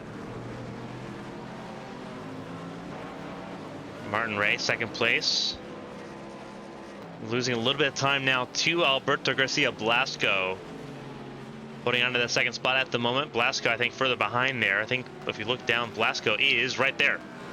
There's Blasco. Getting around another one of the GTPs that are now a lap down.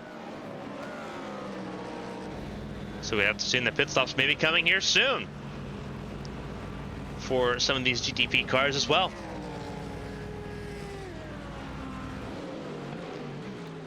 Some people cheering on MRP, watching live here on Twitch. Martin Ray, the Spaniard, right now sitting in the 2nd spot by 5 seconds over Garcia Blasco. Spaniards running 2nd and 3rd.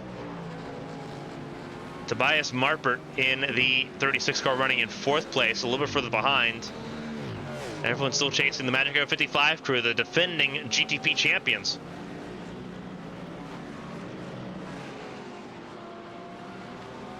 It's Rosie in the car right now, expecting Aaron Avener to get into that 55 car here momentarily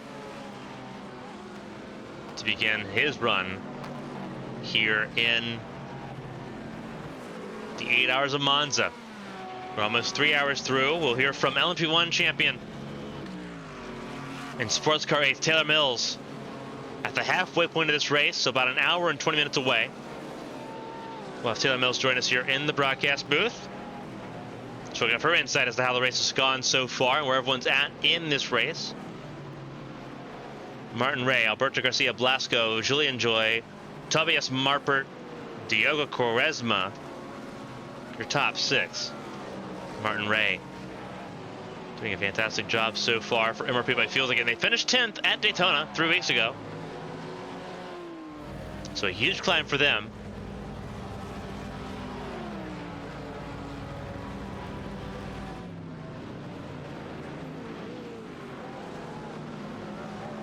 Rosie pretty well out of reach at the moment as things stand, but for Martin Ray, it's all about right now just holding on and consolidating this position over the next 5 hours and change.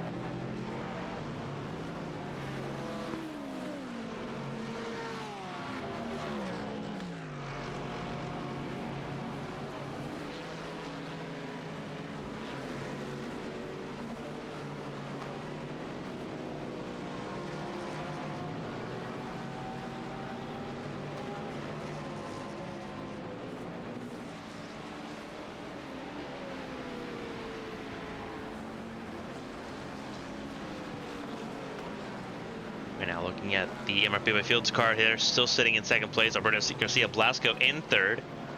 Not far behind in this fight.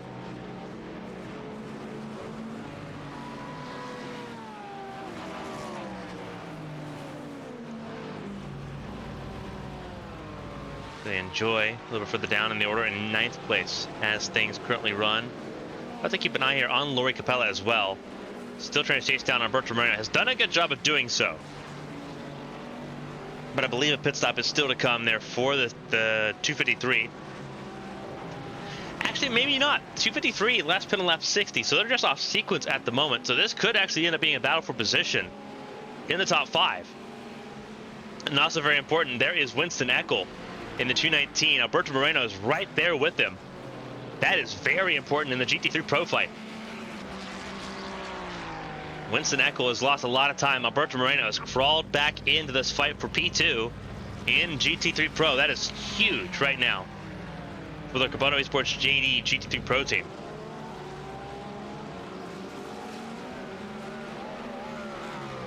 Eckel right now sitting in the second position, trying to hold on to it.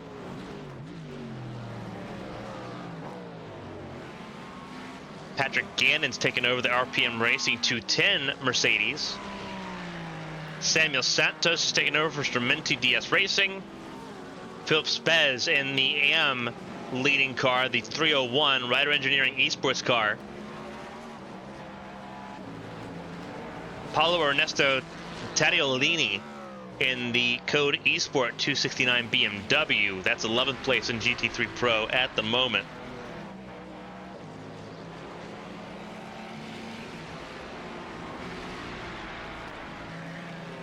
So some changes, not a ton of driver changes. Gilberto Allen for Carboni Sports Shady GT3 AM. Lori Capella is in pit lane now. The 253 in pit lane now. Actually leaving pit lane now. And will leave pit lane in 10th.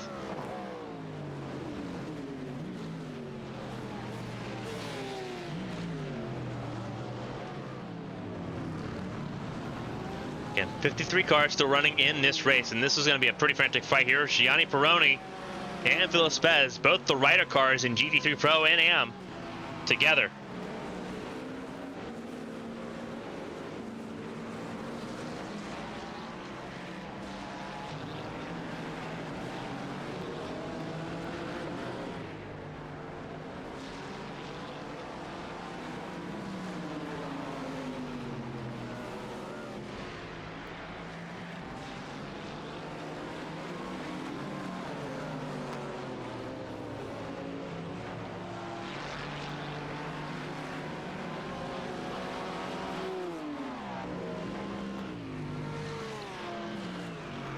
Now starting just looking and perusing through the field here. Peroni getting around Phil Spez. The lighter cars. That was almost a really bad crash in the Ascari chicane. They got away with it, but that could have been disastrous. Kind of just looking through here. I have to look down at Blake Aaron in the second place car still for Lithium Motorsports. He's been very quiet on track here.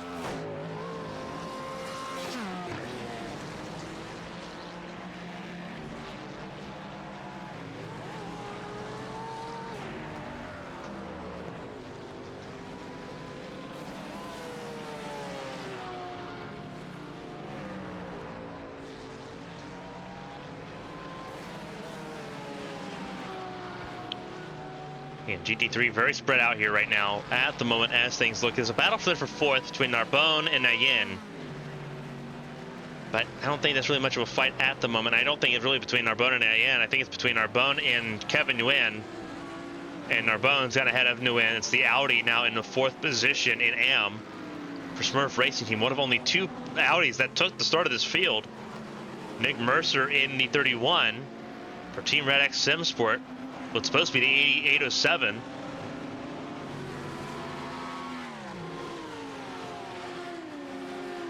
Bit of a misnumbering there for the TeamRedX.com SimSport car.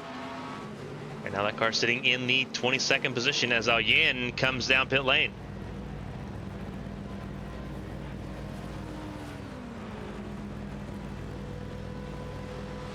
So pit stop there for AN. We'll relinquish positions here in this pit stop.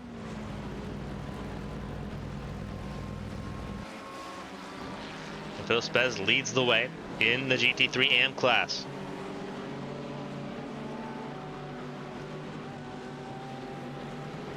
Looking forward here, Moreno is up, gotten up to second place.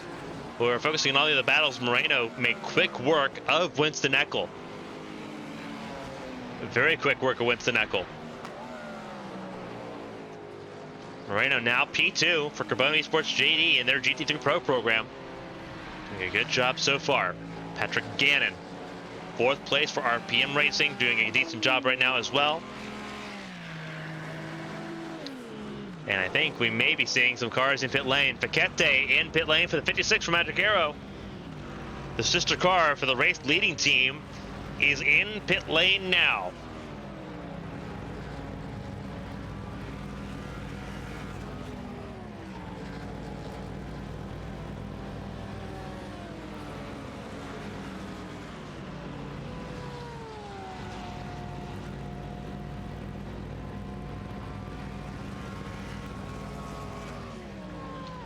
So Paquette in, not seeing a driver change happening here, so he will stay in the car for another stint.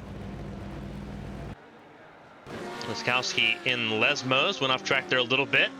Could have been a little bit more dangerous in the Lesmos, but the 50 car still going at the moment in the 6th position. Acura's 5th and 6th right now.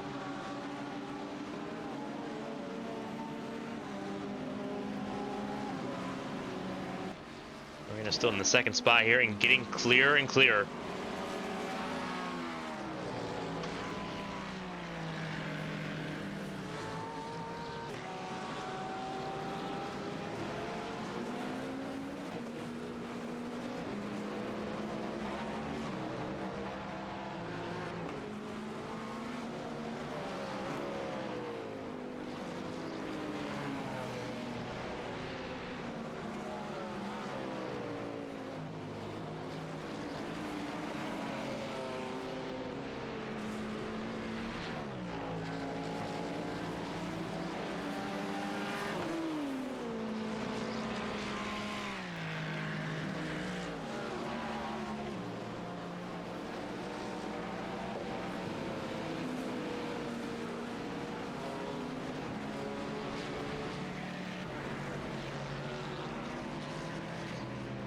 Now Moreno, 20.5 seconds away from Bernardini in the lead in GT3 Pro, is where we sit at the moment.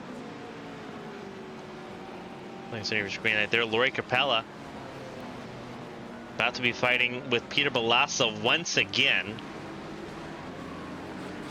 A slew of GT3 cars here in this group. You've got Sergio Gomez, Philip Spez, Peter Balassa, Lori Capella, Enos Esports, Rider Engineering, Really Slow Motion Racing, and Project Valorous. All in this group. And Gianni Peroni's not far away either for Rider Engineering Pro. So a decent group here of GT3 cars and some GTPs mixed in, trying to get their way through as well. As we approach the end of the 3rd hour.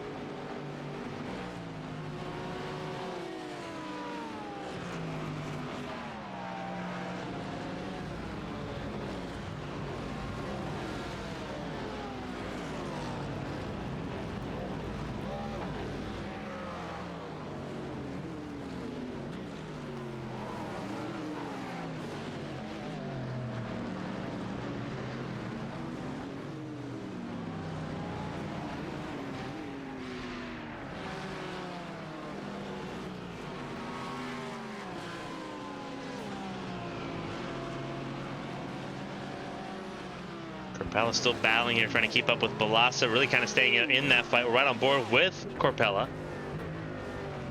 Going into the second chicane now. It is Mercedes versus Porsche. BMW's in this mix as well.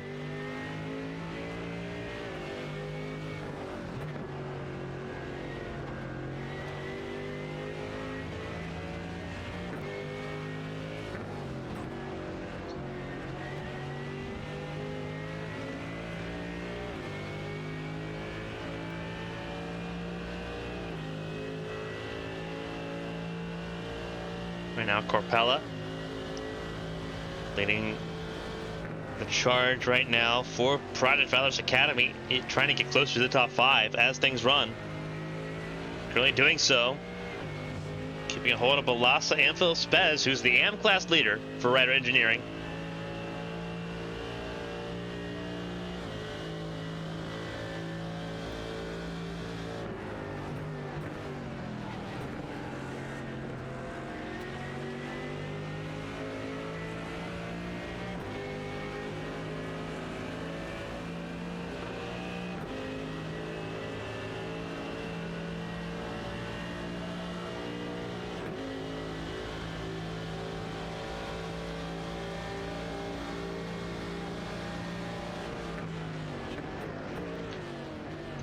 Right now, I think that's a GTP car near their outside. No, actually, I think it's Balassa that they just passed.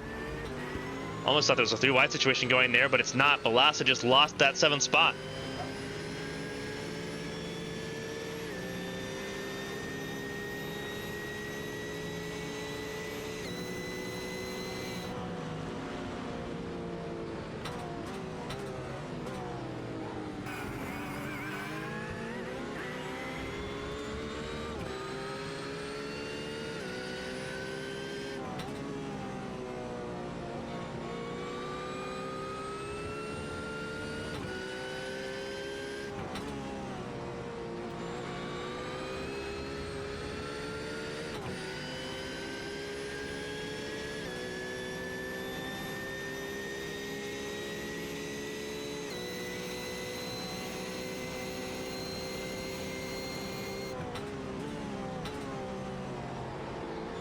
Almost lost it there in the Ascari chicane. Just watching this battle, it's so awe-inspiring seeing these cars, seeing these drivers. These are all very high-level drivers. Looking at the pro class right now, you're looking at drivers that have been doing this for years. Very high on that list right now. Balassa and Corpella. Fine margins between these two drivers right now, especially. They've been spending most of the race battling with each other. And now as we approach the end of the 3rd hour, they are still nose to tail.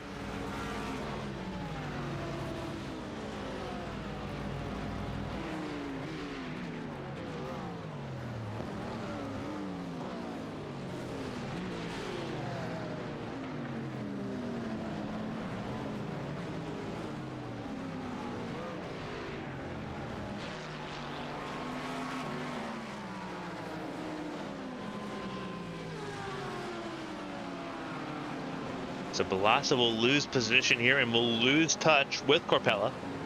He finally makes his way through. A little further down, you have Sergio Gomez in this fight as well. Trying to get back around Sebastian Heberer.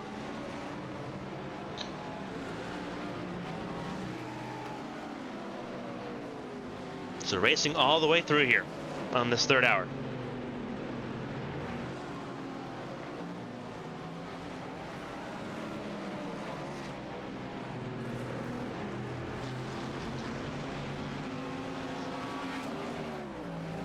Through a lot of racing here going on.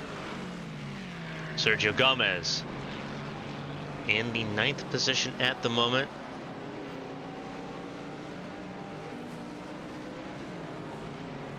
Diogo Cabezas has made his pit stop here. Pit stop underway for the number 7 machine to pick up the pace.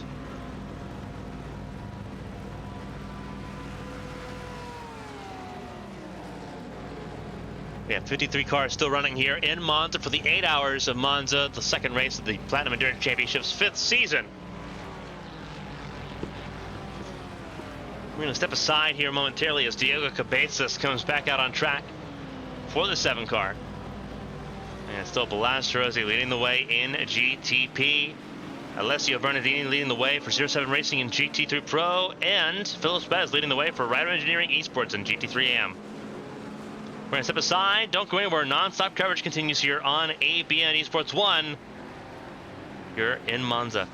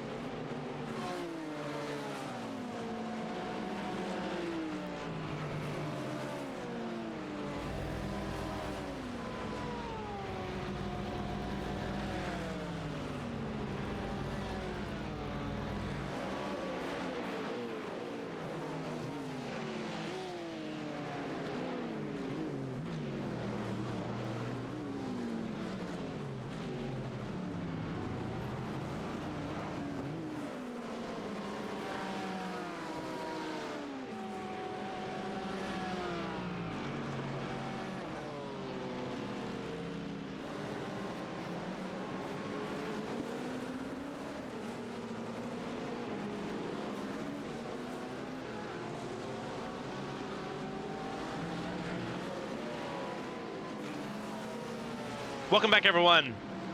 Non-stop coverage of the 8 Hours of Monza, the second race of the Platinum Endurance Championship season. Continues here on ABN1. Been watching this fight between Orlando Tejero and Core Motorsports and Lori Capella and Project Valorous Academy for 4th in GT3 Pro. Tejero getting away with the race lead, the pass for 4th place there. Now looking to sort of put a gap there between Core Motorsports and Project Valorous in that fight. Pit stops are also underway for a couple cars here. Pedro Oliveira Vigario for AZR Motorsport in pit lane now, hitting his pit box in that number 220 Mercedes. And there will be a driver change. Guilherme Costa Reis now in that 220. Running around on track here. Meanwhile, we saw some changes here. Aaron Avener in the car now, the 3rd driver for Magic Arrow 55, leading the way in GTP, leading this race overall, looking to try to go and win this race. They finished 2nd at Daytona, looking to continue to be on the right foot here in Italy.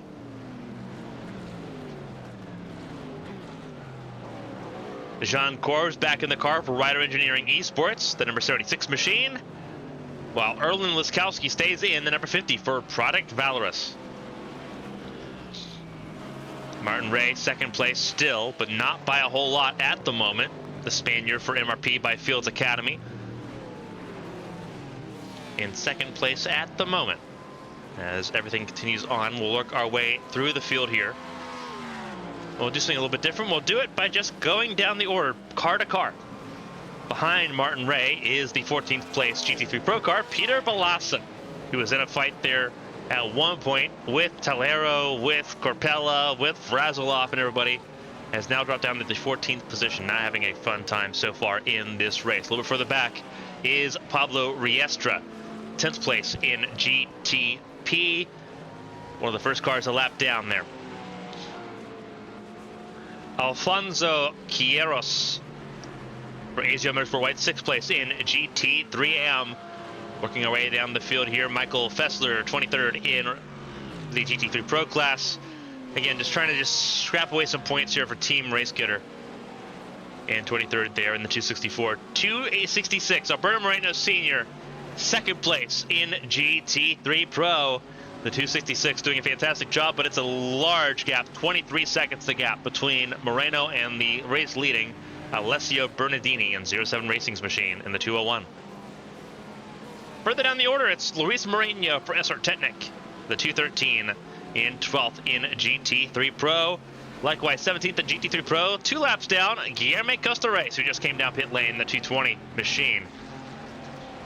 Winston Eckel, 3rd place in GT3 Pro. You see the gaps between the top 3. They're pretty expansive so far. You have to really look at the mid-pack to see some really good battles there in the GT3 class as things run. But things are ever changing in the GT3 Pro category. Chris Vanderland for Simrace Sweden's Esports Academy, 17th place for that team here so far in Monza.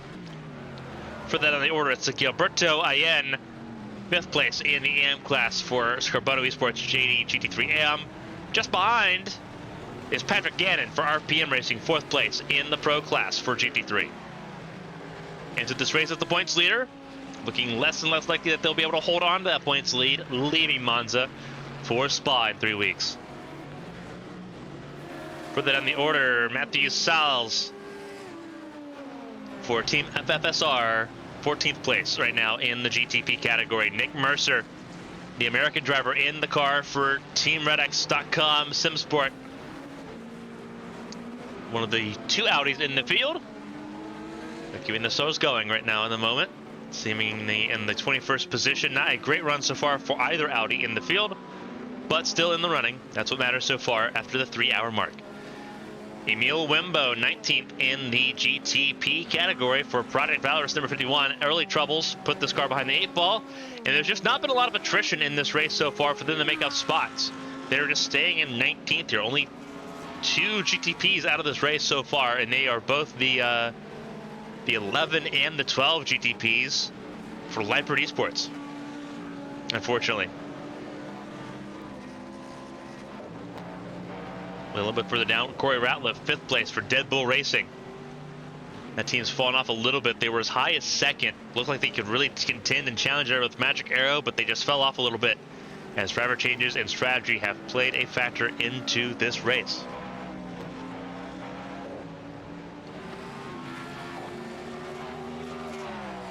A little bit further down the order here. We'll continue just moving down. Nick Mercer, as we talked about there, the Audis not having a fun time.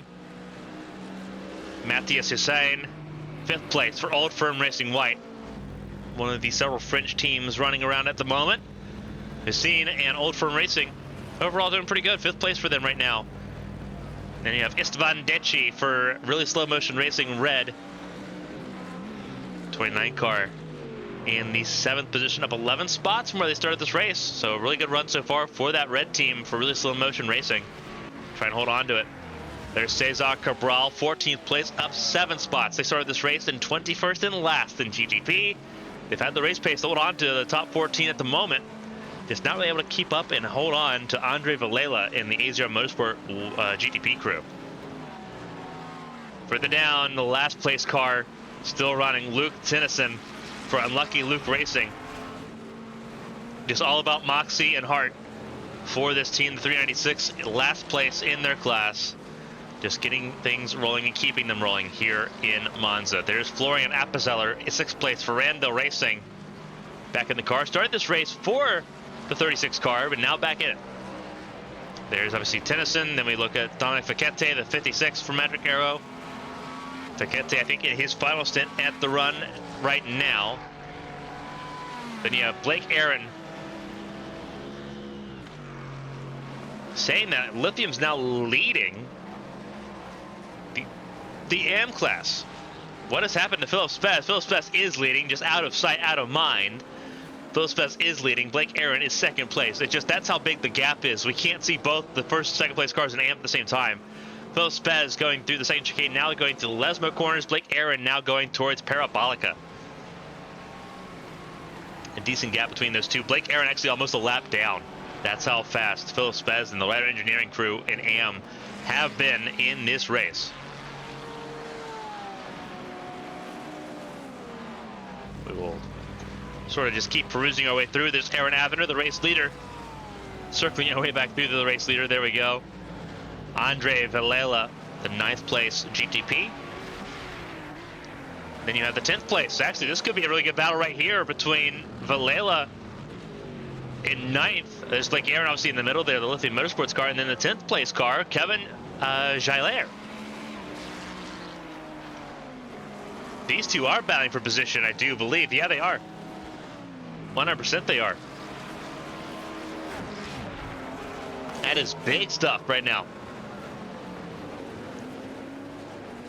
Geiler trying to battle on, trying to get to the position here, trying to get around. That is the 10th place GT3 AM car.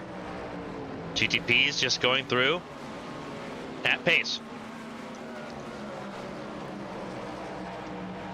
Really good stuff so far.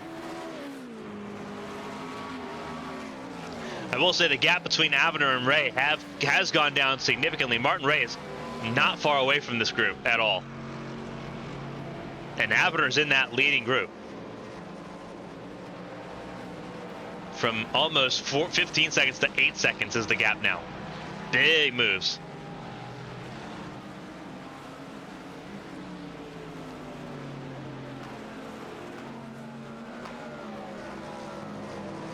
So Geiler and Valela running around right now. Valela has opened up a little bit more of a gap here, but traffic has been a leading factor all race long. And it still is.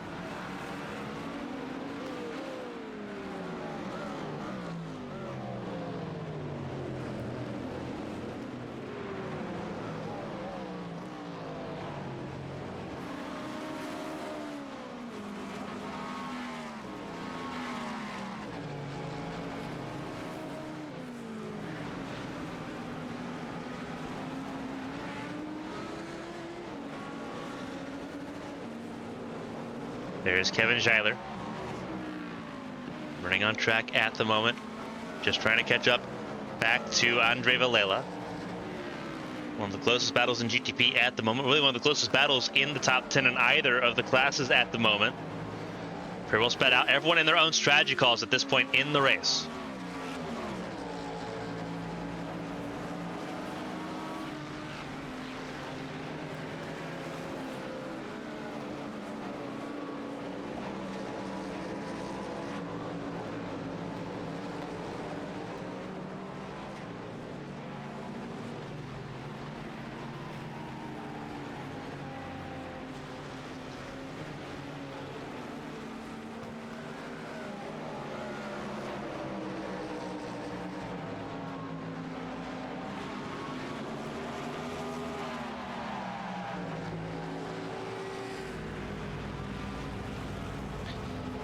Tyler right now sitting in the 6th position.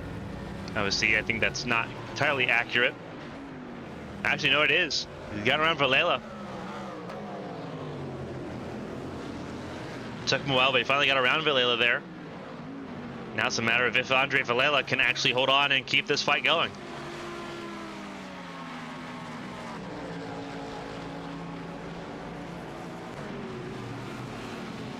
And we have 10 new penalties here. Sort of just span and thread out. All right. So we'll go through the list here. The 366, this is a serve penalty for the 366 Autodromo Esports JD GT3 AM team. Drive through for the 269 code Esport team. For the 56 Magic Arrow car at GTP. A drive-through for the 219 Simrace Sweden Esports car, which is why they have fallen out of that conversation for the lead of the race.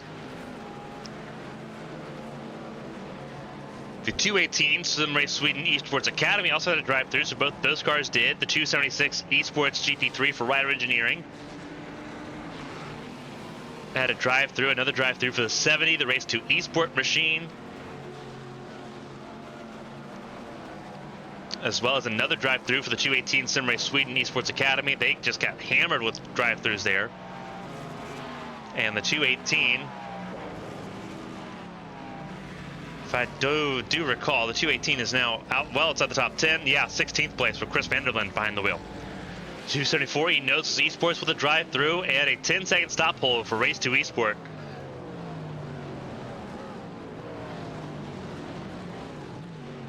And all of this has been served.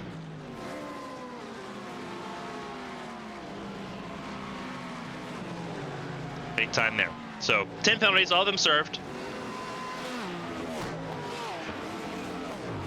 So no panic there. Andre Valela still trying to keep up with the Kevin Yaeler. A little bit further forward up the field, it's Appenzeller and Fiquete battling for positions here. Appenzeller looking for some spots in the orange and black. Randall Racing 36 battling with Dominic Fiquete.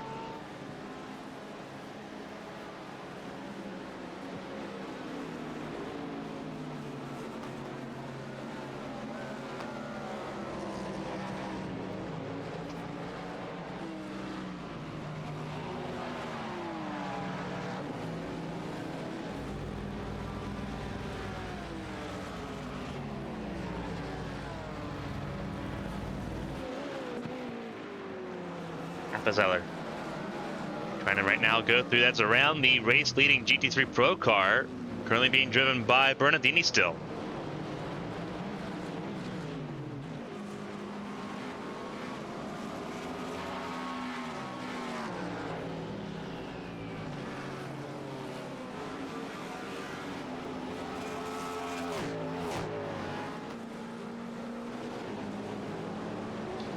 Appenzeller right now dealing with Fiquete. SPD Racing's handed their car off to Felix Manzanero. Jan Corbs back in that Rider Engineering 76 car in GTP as well.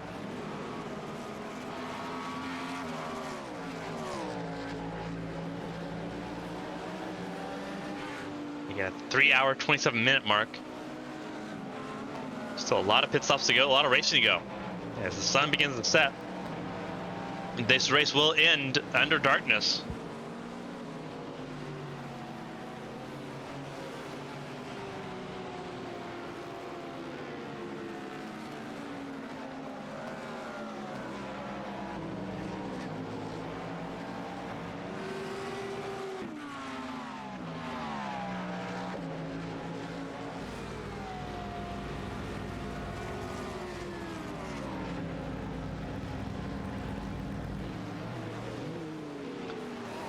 Florian Appenzeller still following along with him at the moment.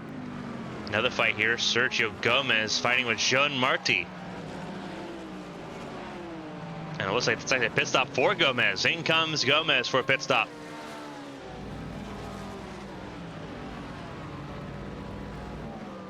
There's Bernardini in the 201, the race leader.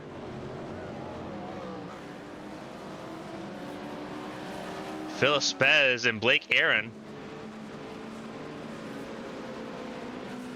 This is the closest they've been. Philip Spez just had a pit stop here. Lilly just came out of pit lane as well. Philip Spez, the Austrian driver. Blake Aaron has not yet come down pit lane. This is the closest they've been, so Blake Aaron's got a pit stop to make still. We'll move back to the other American driver here. Blake Aaron in the in the second place 334 car for Lithium Motorsports AM has a pit stop to make. So this gap being less than 10 seconds is going to be very short-lived. It's nice to dream, though. That is for sure.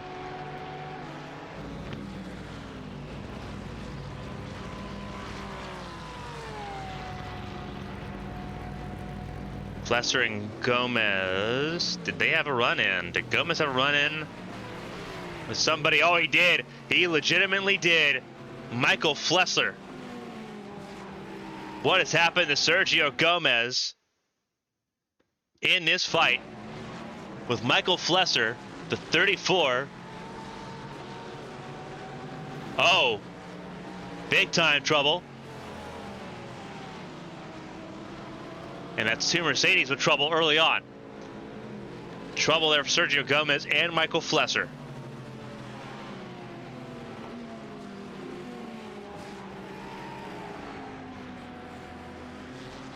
That is not what you want to see. Sergio Gomez. Now, oh, and that's crab walking bad. That is a bad crab walking 34 car.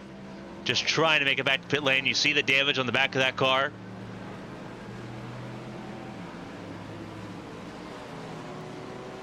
That is going to be a lot of repair work to be done on that 34 car. A lot of repair work. Heartbreaking stuff there. Just trying to get it back to pit lane. Going through Parabolica now.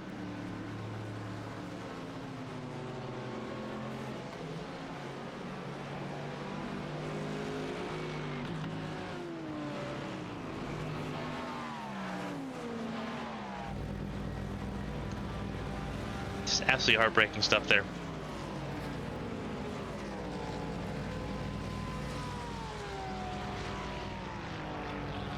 Meanwhile, at the front of the field, Bernardini still leads the way in AM.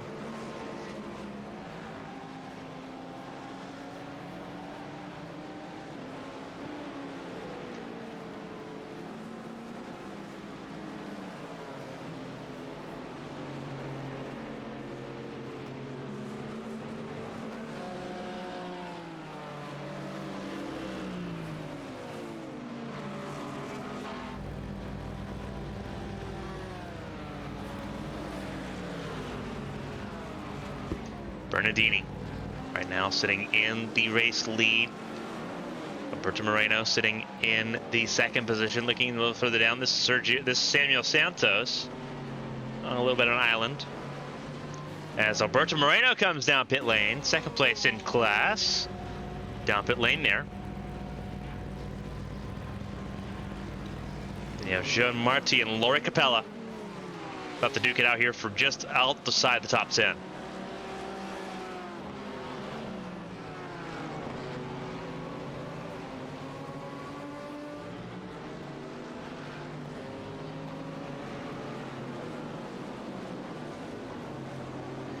Jean Marty right now sitting in the 12th position at the moment as things stand, with Corpella right in front for Project Valorous Academy. Ooh, this could be a fun little battle here between Corbs and Liskowski. The two Acuras about to go at it.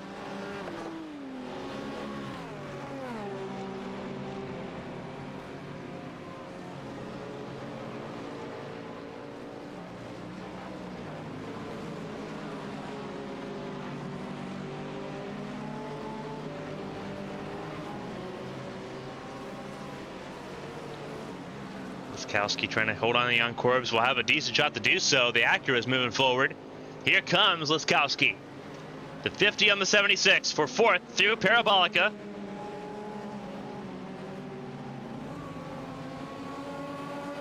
And Korbs holds on to it.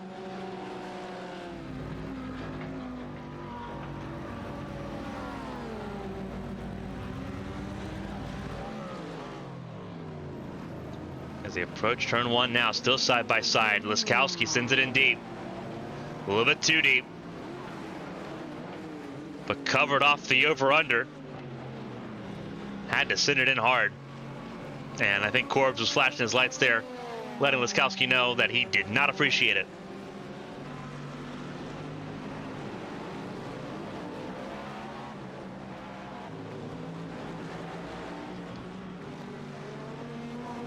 But Laskowski makes his way into the top four. Big time moves there as the 50 continues to fight his way forward.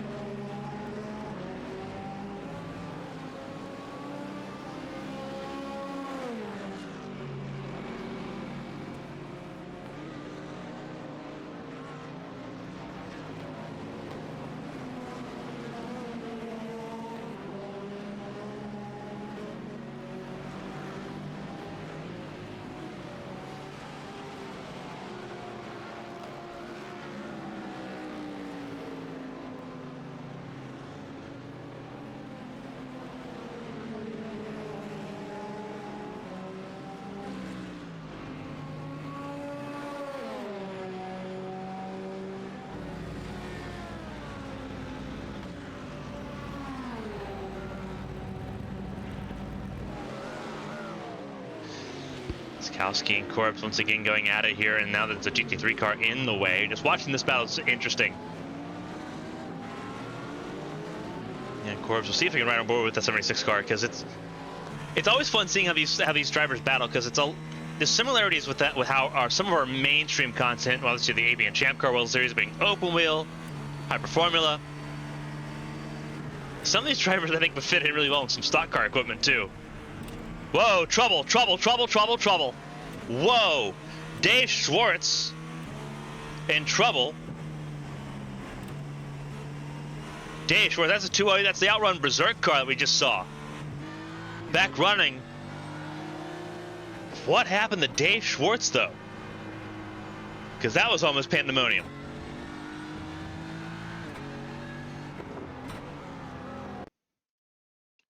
This is Dave Schwartz that we're looking at right now. Does he get help or does he go on his own? Oh, he goes on his own. Too much curb. Way too much curb. He gets himself out of the way there. Close call there, but they still get out of the way. And gets himself back and rolling, but that was an almost nightmare scenario. So you're on board with him now as he's still getting passed by a lot of the GTPs that were approaching him. Going back to Jan Korbs, who had to slow down significantly in both chicanes on that lap. Not what he wanted to do.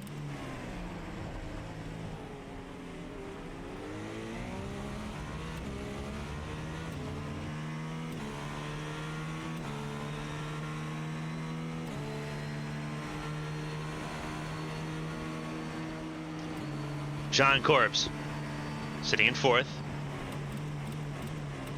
Trying to close in on Laskowski, doing a decent job of that so far.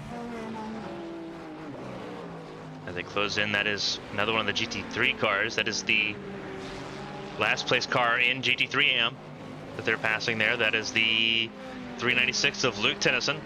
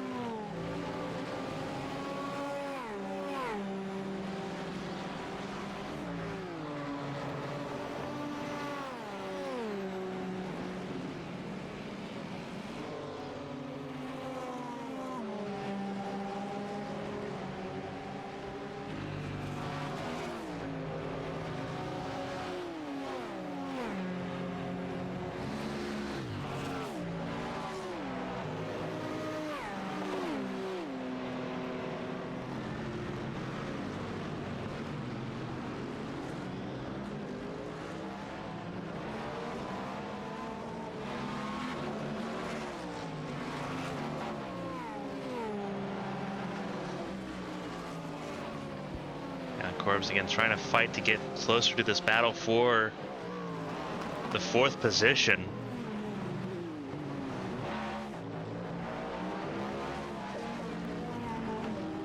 Gotta be frustrating. Gotta be frustrating. This is the closest battle on track, period, at the moment. So we'll keep following it here. As this fight progresses, it is between Jean Corbs and Rider Engineering Esports and Erwin Liskowski, Project Valorious number 50, as Kevin Eiler in pit lane, the number 10 machine. Needs to stop down pit lane now. This is a battle for 5th place. Battle 4th going on right now between Corbs and Liskowski.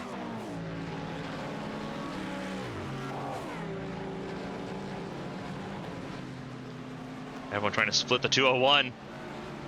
And they will. The race leading GT3 Pro car.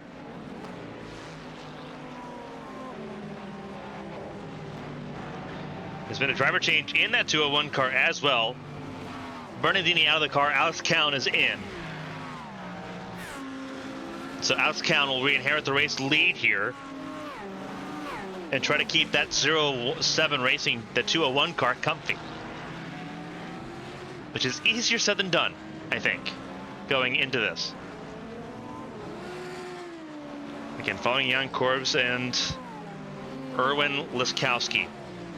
This battle on your screen at the moment. Corbs right now leading the way in this fight. Liskowski ahead by about a second. The lap traffic's not been friendly to Corbs, as it has for Liskowski. Corbs going to try to make a shoot through the Lesmos here underneath that Audi, the 31.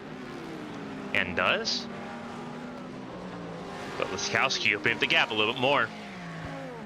Just a little bit more every lap.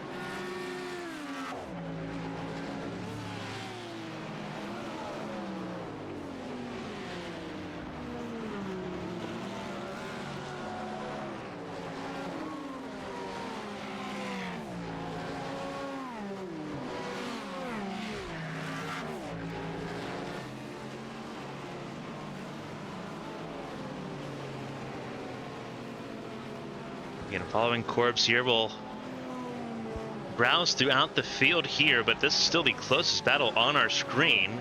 We'll look a little further down here, look at Miroslav Sodorov, who I don't think has had a driver change in the Native Delta Academy number 381. I think Sodorov's been in that car the entire time so far, and we're almost to the halfway point of this race. That is insane. Actually looking at it here, I don't think he's had a driver change. I don't think it's possible he's had a driver change. Every time we've looked, it's been Sodorov in that 381 for Native Delta Academy. Surely they've got another driver ready for that car. Talk about for the love of the game. Sitting in the car for 4 hours, here you go. Miroslav Sodorov on lap 120 now at last pit on lap 116, so he's good for a while. Interesting. Very interesting.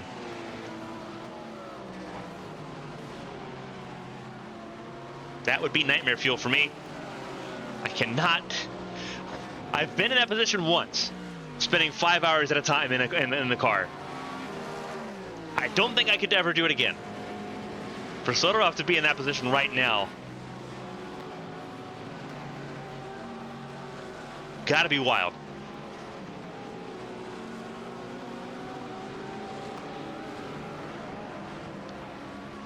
That's where he's at right now. He's currently battling with Kevin Nguyen. Kevin Nguyen in the Lithium Motorsports Pro car, the 234. And, I mean, fair play to Sodorov, giving him pressure. Still getting pressure right now, sitting in the, I believe it's the 3rd position. If I look at everything correctly here, yeah, Philip Spez would be the race leader still in the 301. Then it's Philip Madsen back in the car for Lithium Motorsports and AM. Then obviously you have Miroslav Sodorov, 3rd place. And then Stefan Henriques for Smurf Racing Team in 4th in the AM car. And he's gotten around Kevin Nguyen. So, tip of the hat to Sodorov right now, just leading the way.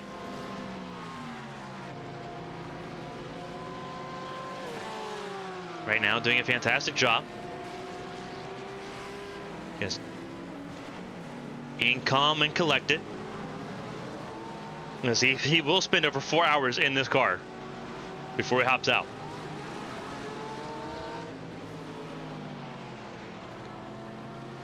Outstanding stuff there for Sudorov.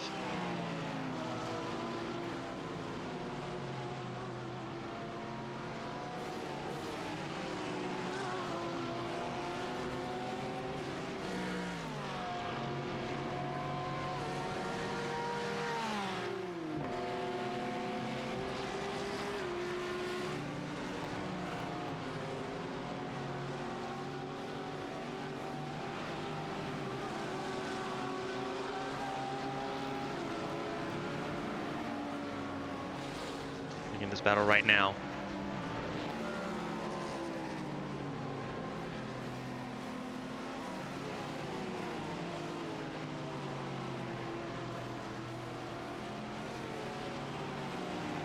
Sudorov right now saying, I think, yeah, third in AM. You have to look all the way down. Philip Spez, who is leading the way by a strong margin. Here's Philip Spez leading the way in rider engineering in that AM class. The rider engineering cars staying really close together. Philip Spez and Lemmy Mishk on the same straightaway, 2 seconds apart. And then you have Jean Marty.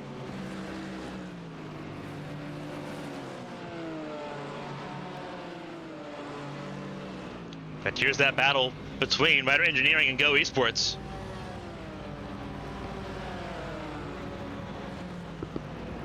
The 276 leading the way over the 288. As they fight through the first chicane now.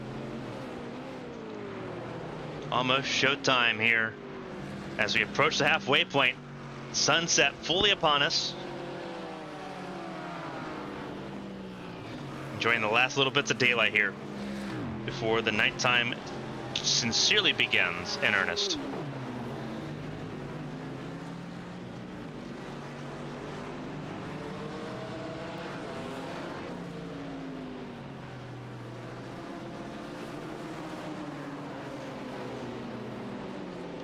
Jean Marty, Philip Spez in this group. Same with Lemmy Mishk, who's gotten around Philip Spez. A little bit of team orders there. Some hard racing going on here. A little further down, you have Martin Kovac and Dave Swartz working, battling against each other. Obviously, Swartz had that little excursion in the chicane. Took too much curving and ended up spinning around the wrong way. Now still trying to recover that. Really going against the 293 as one of the GTP cars goes through. Swartz will try to do the same on the inside of the Lesmos. Gonna try to squeeze out that Porsche just a little bit, and does. Swartz back ahead of Kovac. Going through the Lesmos, now down towards the Ascari chicane. Pretty well clear right now. Swartz for Outrun Berserk, having some pretty decent pace. Just trying to harness it and getting back to the top 10. That's where he's at right now. Driver back in the car, the 50, AJ Stravato. Coming out of pit lane now. As is the 33 of Felix Manzaneto. So pit stops happening now in the GTP class as everything continues on here. We're almost to the halfway point of this race. 3 hours and 48 minutes in. 12 minutes away from the halfway point. And racing still going on strong here in Monza. There's Jean Marty. There's Luis Gaspar battling for the 8th position at the moment. Stuck behind the race-leading GT3 AM car, Philip Spez. They're doing battle here. It looks like there's been a lot of trouble there in the Ascari chicane very recently, with how many tire marks there are there. Have to make sure that there hasn't been an issue here. Let's see if there is an issue between Salvatierra and Henrique. Has something happened here? This would have been in the Lesma chicane, the 7 of Salvatierra. And that's exactly what happened with the 7 of Salvatierra. And that's where those tire marks came from. That's why they're so fresh. They had just happened. Stefan Henrique, I believe he is the 391 that was getting passed by the 7. And they both went off track as a result. And I have a very strong inclination that that is going to be a penalty, a drive-through of some kind for Henrique by the time race control gets that investigated. Almost to the 3-hour, 50-minute mark. Jean Corbs and Adrian Travado there near the top of the board. Aaron Avener in the second position. Jan Corbs in pit lane. There he is in pit lane. Aaron Avener back out on track in the 55, going through Parabolica now as pit stops continue here in the GTP class. GT3s, most of them have already come down pit lane. Some of them will come down pit lane after the GTPs have come in because they've split the schedule a little bit. Fabio Salvatierra came down pit lane to get that rear ring repaired. He's 16th place now. Avener back to the front of the field ahead of Martin Ray. The Spaniard leading the 75, and then is Jean Corbs leaving pit lane momentarily. Right now sitting in the 3rd position. Corey Ratliff nowhere close, so Jan Corbs still pretty well safe and sound, although you would have to worry about Adrian Travado and Felix Manzaneto. Jan Corbs leaving pit lane now. This could be a close battle on the exit of pit lane. Travado and Manzaneto down the front straightaway. There they are, just behind. Jan Corbs going to stay a hold of 3rd place, but now it's going to be a 3-car fight for that 3rd spot because those cold tires have to get the temperature, and with the sun setting and the track temp cooling, tire temps will be harder to find here in Italy.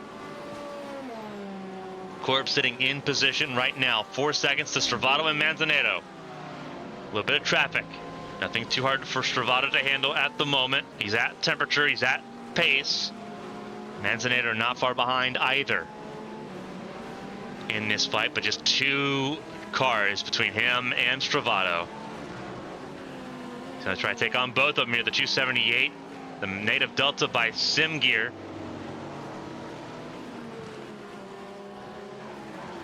Gonna hold him up just a little bit more. But he'll make his way through top 5, all through some of the lap traffic. It is Avener, then Ray, then Corbs, Travado, and XPD Racing GTP. It's Magic Arrow 55, the team leading the way over MRP by Fields Academy. Ryder Engineering Esports in 3rd, Project Valorous in 4th, XPD Racing in 5th in the GTP class.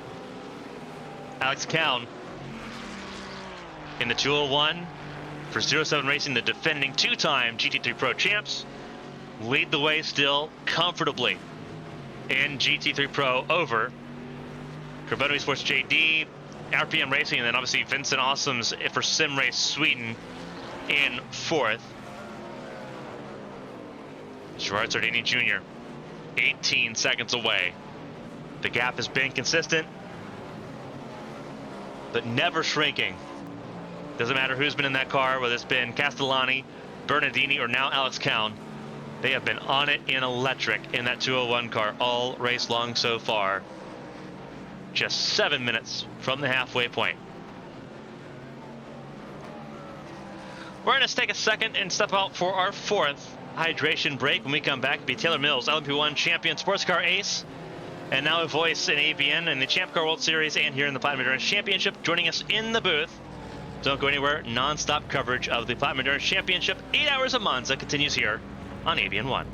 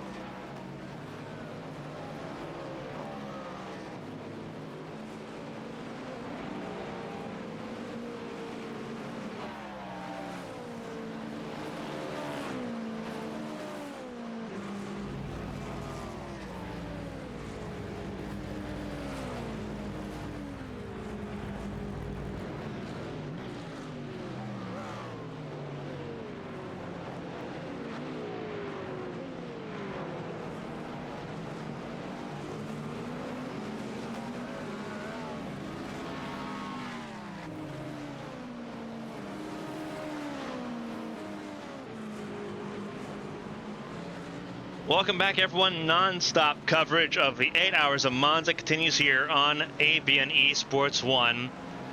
Right now you're looking at the former race-leading Porsche, the 55 Magic Aero car. As we were browsing and perusing through the GT field and all the battles in the mid-pack there, Aaron Avener has finally lost the lead in GTP to Martin Ray. Martin Ray's been working in that car at this point for 2 hours and has finally gotten that 75 car to the race lead. That car that finished 10th 3 weeks ago at Daytona, now leading here in Monza. Aaron Avener struggling to find the pace in the 55 that his teammates have, but still holding on to the top two at the moment, still comfortably so. Dominic Fichette, the sister car for Magic Aero, already a minute and 10 seconds behind. So still not a lot of competition there between the teammates there for Magic Aero. But Aaron Avener now struggling as the sun sets, the track cools down, and the conditions change here in Italy. For those that are new to ABN or those just tuning in, I'm Carmen Sienna. Along me now for the second half of this event, former champion in LMP1 Sphere, sports car ace, and one of the newest voices for ABN's commentary, Taylor Mills, joining us here in Monza. Obviously, this is a track that for a lot of drivers will be very comparable for the speed that they're going to want to achieve at Le Mans when the season comes to an end in May. But this track has got some difficulties. It's got some differences. Having raced in a bunch of different classes and a bunch of different cars here at Monza, what are these drivers dealing with right now? Obviously, as the sun sets and the track cools, how important are those temperatures here at Monza on top of everything else that already goes on around a track of this stature?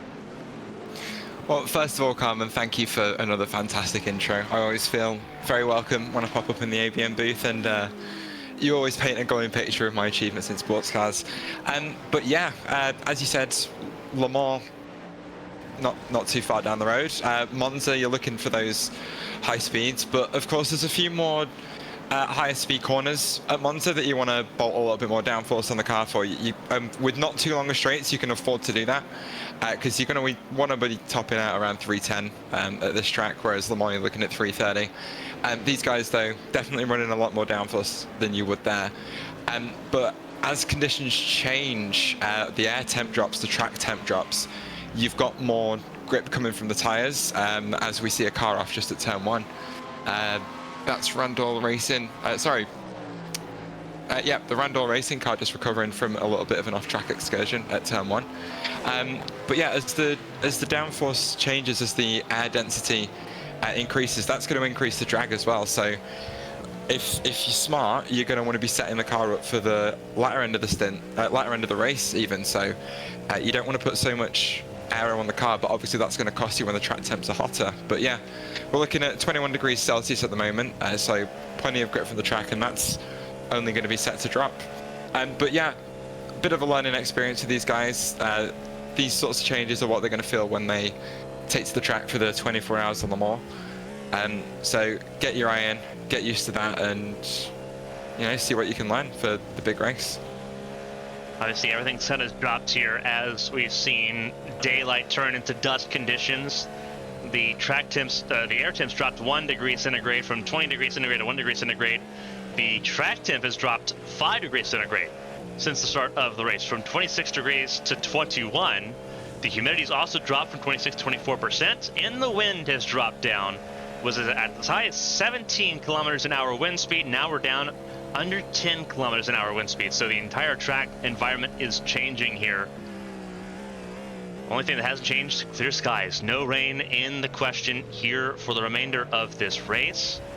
Whether that's the same way in Belgium in 3 weeks remains to be seen. Riding on board with Florian Appenzeller, the German driver for Rando Racing, as he tries to close in on the number 16 of Corey Ratliff for Dead Bull Racing, the 16 car in the 36, right there together, going through the second chicane here in Monza. Some battles still going back and forth here as you look at Appenzeller, that number 36 machine, closing in quickly after having that excursion off track in turn 1 a couple laps ago. Now back at it here. A lot of racing going on here 56 cars took the start for those that are just now jumping in, no matter where you are around the world. We still have 52 on track at the moment. 19 I almost said LMP1s right there. 19 GTPs in this field, still running out of the 21 that took the start. We have, it looks like we have 22 GT3 Pros on track at the moment. We have one in pit lane, Sergio Gomez for Enosis Esports down in the 23rd position. That 34 car had a lot of damage in the last hour. Contact there with another GT3, put that car behind the 8 ball, and I think that car's race may be done. The 34 Sergio Gomez. I'm not seeing anyone reporting for that car now. So it looks like we may be down another car, and this time a GT3. See if we can pivot and look to see if Gomez is still on pit lane. No, Gomez is not on pit lane, and neither is the 396 of Unlucky Luke Racing. So we've lost more GT3 cars. One AM car out, and now a third GT3 Pro car out of this race. Still 50 cars rolling, so still some really good racing going on. Alex Cowan leading GT3 Pro in the Mercedes here. It is Mercedes first and third, BMW second. It is 07 Racing and RPM Racing, the top two teams in GT3 Pro, and Carbono Sports JD putting their hand in the mix here in Monza. This track is obviously it's got its similarities, it's got its differences to Le Mans, but we've seen overall some difficulties in making passes happen. Obviously, you talk about downforce, and some cars running a little bit more downforce than others. This track typically, at least in the single seaters that we typically see here, run pretty easy to follow and make passes happen. What makes this so different as far as making passes happen, especially if you're like among the GT3 cars, where we've seen a lot of difficulty in passing today? It's a little bit confusing to me, to be fair, but obviously these cars aren't single-seater Formula cars. They've got a lot of drag coming off the back of them, a lot of dirty air, much more negative air pressure builds up at the back of a GT3 car, so it throws a lot of turbulence out behind. And obviously as other cars are running into that, you're still going to get that slipstream effect, but it's not going to be like as prominent on these cars as we do watch the 201 going for a move on the outside of his car. It makes that look really easy on the rundown. No issues there, but obviously these two not fighting in class, I don't believe. Correct me if I'm wrong. Yeah, these two are not fighting in class. The 364 is actually a wounded car as well. The 364 right now of Team Racecooter Blue, Dorian Kunar in that car, damaged in the first hour. Yeah, making it nice and easy for the 201, the class leader there, to get through. But these GT3 cars don't have a lot of downforce anyway, so they don't lose too much in the dirty air, and they get more of the positive effects from the slipstream. So passing to be difficult, it's perhaps more of a driver thing than a car difficulty thing, but it's racing. As conditions change, the way these cars race changes. So right now we're looking at the race leader in GT3 Pro, Alex Cowan, really working with Alessio Bernardini and Lorenzo Castellani as the three cars for that team, the championship defenders, 2 seasons in a row. They've been champions, and you see the pace that they've got so far. It's hard to not understand why they've been so good so far this season. Everything being considered, we're looking a little further down. Miroslav Sodorov, who is still in the car after starting this race in the 381, has gone now over 4 hours in this race. Absolutely insane stuff right now. On the podium right now, 3rd place behind Philip Spez for Rider Engineering Esports in the AM car, and Philip Madsen right now in the 334 for Lithium Motorsports in their AM class car.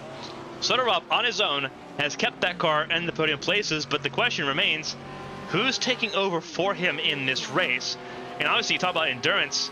This is very important for, obviously, the races coming up here, the 10 hours in Spa, the 12 hours of Sebring, the 24 hours in France. Obviously, this track very different. 4 hours is still a long time, though. What is he feeling in this car right now as far as the fatigue? It can't be great. Even though this track's an easier track with the straight lines, this has to be a grueling 4-hour stretch for him. It's putting it lightly to say that 4 hours is a hell of a long time. That is insane for any driver to do in any car. Obviously, in real life, in the WEC and IMSA, they do have stint length limits at about 3 hours. That's obviously for the safety of the driver in the car and the safety of other drivers on track. Because as you sit in that car for hours and hours on end. Not only are you getting sore, you're getting mentally fatigued, as we see a little bit of racing down the start-finish straight here. BMW just pulling to the outside to try and make a move pass on the second place Porsche, but nothing to be done that time around, as he'll maybe go for it again into the next set of corners. But you've got to really be focusing on because your braking points, your turning in points, they kind of become muscle memory. But as the brain fog starts to creep in, that muscle memory starts to fade a little bit, and you'll miss your braking points, you'll miss your turning points, and then that makes it a little bit difficult, not only for you to get around the track, but for you to get around other drivers. So as we say, that's why these maximum driver times exist in real life. And maybe there's something that should be brought in the sim world, but obviously we're not dealing with the same sorts of G-forces that these guys are. But it's one of those things. I don't like doing more than 3 hours in a car. It's not worth the effort, but some of these guys absolutely love it and will just go at it for hours and hours and hours on end. Well, that's we're sort of up to that right now in that 381, sitting third place at the moment behind Philip Spez and Philip Madsen, but on the podium firmly in GT3M, fighting off the pro car Mauro Dragoni in the Code Esport 269 car just behind him. BMW is struggling to get around, and that's sort of what I was explaining before. The Code Esport car was able to get to him, struggling to get around him now. Obviously now going through Parabolica, the 269 car. Going through, as you see, lights now firmly on and the sun behind the trees here in Italy. Again, 50 cars still running in this event as we look throughout this. Dragoni's still well within the slipstream of Sotirov in the Porsche ahead. Just trying to do what he can to close that gap back up again. He's lost a little bit of time compared to last lap. Had a little bit of traffic to deal with, of course. The number 51. Oh, there's a spinner as well. Who's that that's just spun? I just spun round at turn 1. That was the number 364. Dorian Kunar, yeah, the 364. He was already wounded. The 364 car, there he is. Playing a little bit of roadblock on the exit of the first chicane there. GTP's kind of like blaring its headlights coming around Curva Grande. Very quick to recover though. Back on track, back in line with all the other GT3s. But yeah, causing a little bit of problems for the fight we were watching there. Yeah, this is where Kunar was located there in that trouble. We'll have to back up here because he came to a complete stop. And yeah, it's not a good spot. This is where I like to play the game. Did he fall or was he pushed? I think we're about to find out. Bumps over the inside curb and then just gets into a spin. It's just with how these cars have to be set up, you've got to get that suspension really stiff because you want to hold onto that aero platform and keep that as level as you can. But even though these GT3s are a lot more softly sprung compared to the GTPs, they're still going to get knocked about by the curbs, and it's just one of those driver errors. You take too much of the curb and it just sets the car into a spin, and there's not much you can do about it. New driver in the leading 301 for GT3M. In comes in Lucas Budd in the 301 car out of pit lane now, still in the race lead. Obviously, Lithium Motorsports, the M-Class car, for a moment, going to be within 10 seconds of the lead in the class. But Madsen's got a pit stop to make as well. So it will be short-lived. Yeah, gorgeous dazzle camo livery on that car as well. Obviously still yet to stop, but closing in on Bud a little bit. If you've got that target in front of you, it just gives you something to chase after. So I'm sure Madsen's going to be grateful for having a car in front of him to chase. He is currently, though, hunting down the 366. Velez currently in that car. Only 4 seconds in front on track. Both cars owing us a pit stop, but again, it's having that target to chase. Just might give you that little bit more you need to try and eke out a little bit more pace. Front of the field, this team finished 10th at Daytona. Now Martin Ray has got this team at the front of the field here in Monza, going through some of the lap traffic here. GT3 cars front and center. The Cadillac leading the way for the first time in this race for a while. It's been the 55 Magic Arrow Porsche that's dominated this race so far. Abner going through his paces, just has not been able to keep an eye on that number 75 car. 10 seconds now the gap. And you see the 75 just slicing and dicing through the field. The 381 is Sotorov getting past there. Got the 99 also trying to make his way through. The 99, that is the Team FFSR team, one of the French teams in the class. Mathieu Salles behind the wheel as Corey Ratliff comes down pit lane. The Dead Bull Racing 16 car making a pit stop here. So pit stops may not be far away for all of the GTP class cars, and we'll see if there's driver changes. Yeah, we're getting into that phase of the race now where the strategies are starting to evolve, so it's going to be something to keep an eye on. Who's going longer than who's taking on more fuel. There used to be a lot of strategy on tyres during the previous generation of race cars, LMP1s and even the LMP2s before the change. Tyres would be changed only after the fuel, so it was the WEC rules compared to IMSA rules. So you'd have to make that decision whether or not you take tyres at the stop, and it'd gain or lose you about 15 seconds, but then it's how much time you can gain on fresh rubber when you come out of the pits. But not so much of that anymore.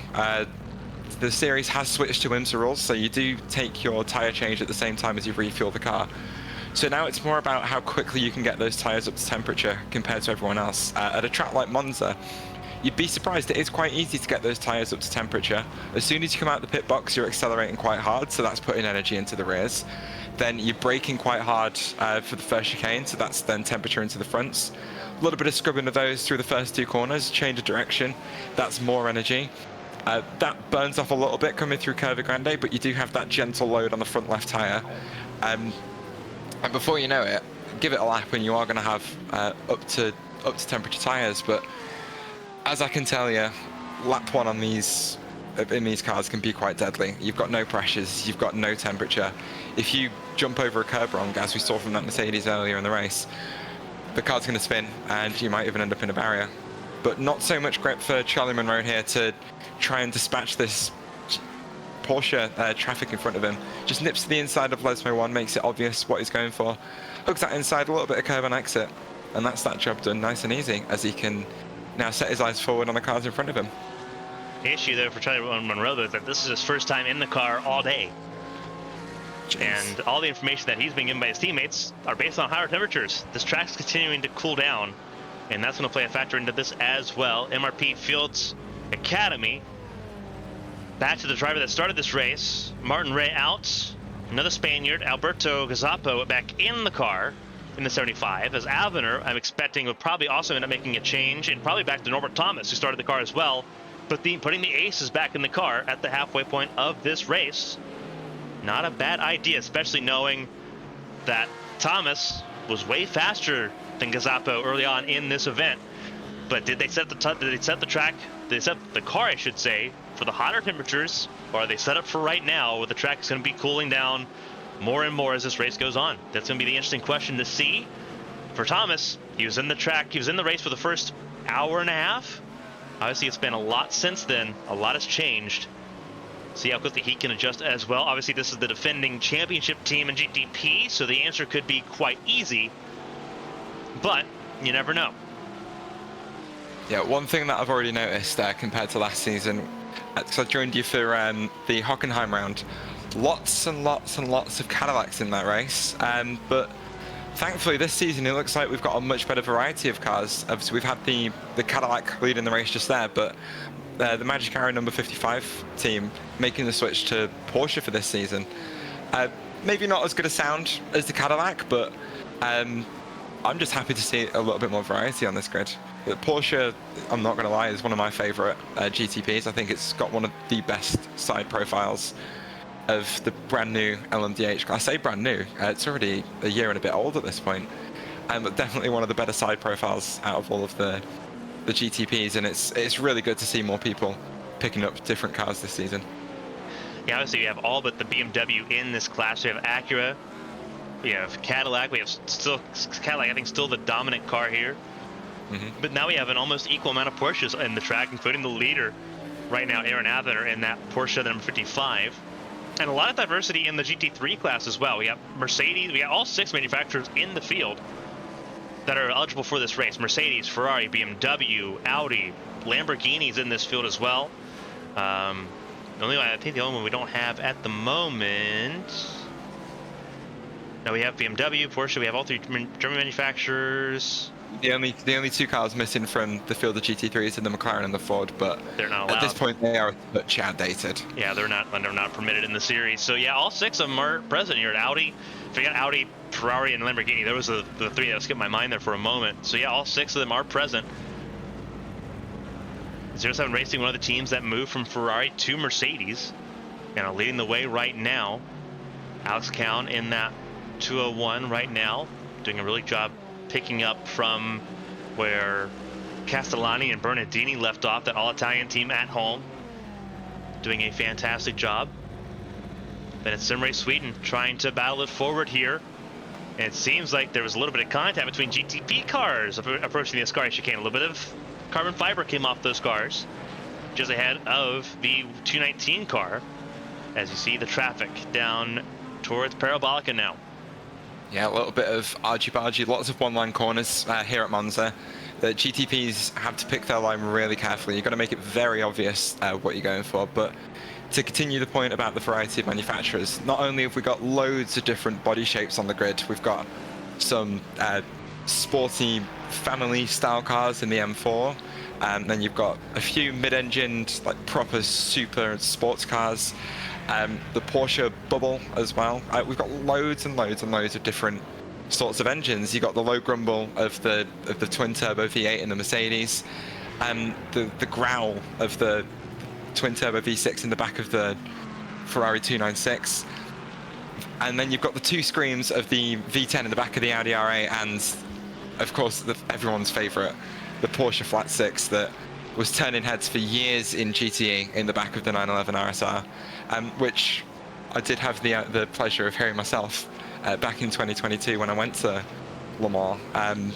But just some fantastic sounds and some brilliant technology on show here in Monza. Let's see, this is a longer race, 8 hours here in Monza.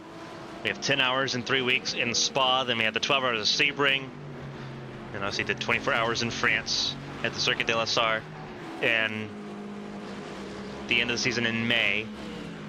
Looking forward here, kind of seeing what changes have been made in the cars here. Aaron Avener still out on track at the moment, has not yet made a pit stop.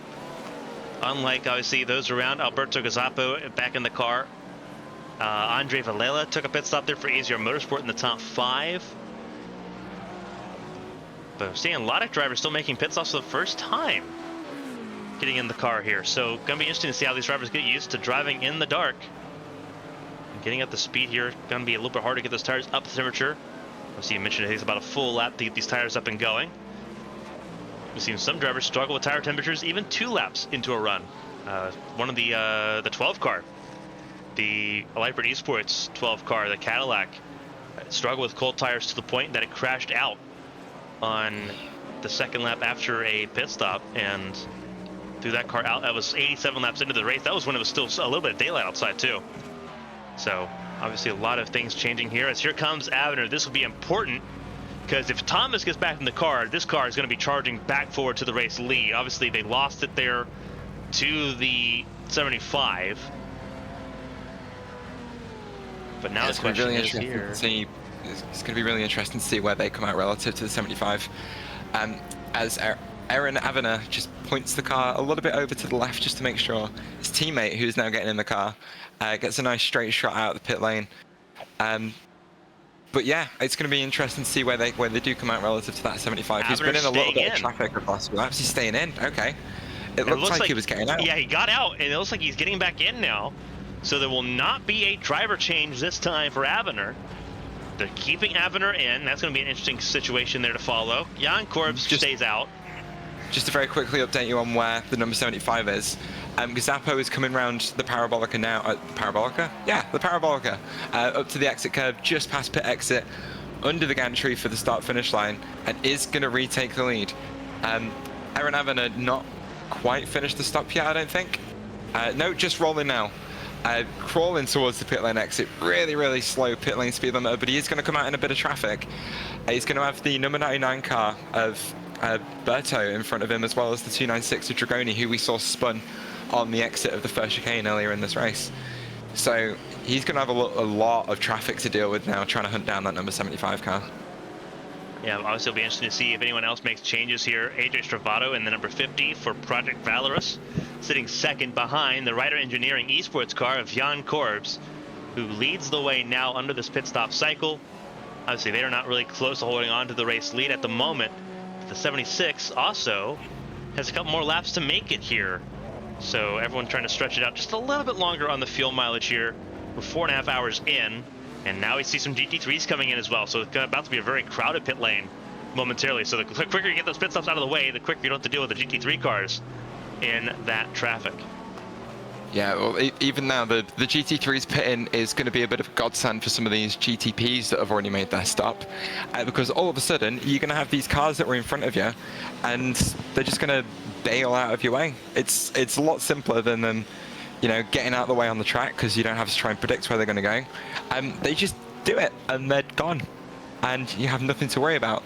But look at this traffic in front of Jan Korbs now. Coming through Lesmo 1, there's not much you can do about that. Porsche slides up there inside, coming down towards Lesmo 2, but it's going to get checked up again by the BMW in front of him. Having to take a little bit of avoiding action just to the inside to make sure he gets a nice straight run out of the corner, dips into the slipstream with a little bit of that next Porsche in front of him. Weaves over just to cover off the inside, perhaps not happy with the way the Porsche moved on the straight there. But it's going to get held up again by another bit of traffic through the Ascari chicane. There's not much you can do about GTs through there. If you go for anything in that corner, it's going to end in tears, and I can tell you from experience, it does. Yeah, of course, right now staying out as long as he can here. Aaron Avener right behind Alberto Gazzapo by about 10 seconds, I believe, the gap here. As you see, the sunset's getting a lot lower. It's about to be complete darkness here. And as you're probably noticing, not a lot of natural lighting around this track anymore. There's no stadium lights here at all either. So it's a blast of the forest. Almost reminds me of the old races at Hockenheim back in the late 90s when they didn't have the stadium lights there. Obviously, blast of the forest, you have the chicanes there. Very reminiscent of that right now, as we see Avener now taking on even more GT3s. A 366 in front of him. That's a 366. That is the Carbono Esports JD GT3 AM car, sitting right now top 5 in the AM class at the moment. And you see the accordion of cars going down towards Parabolica here, trying to work forward. Yeah. A very well behaved bit of traffic there as well. If you're in a GTP, you want the GT3s to just maintain their line on the exit of the corner, because then it lets you make the choice on where to go. Predictability is what it's all about if you're in a GT3. Don't dive out the way, don't make any sort of moves, just do your thing, let the GTP drivers get around you, and everyone's going to be okay.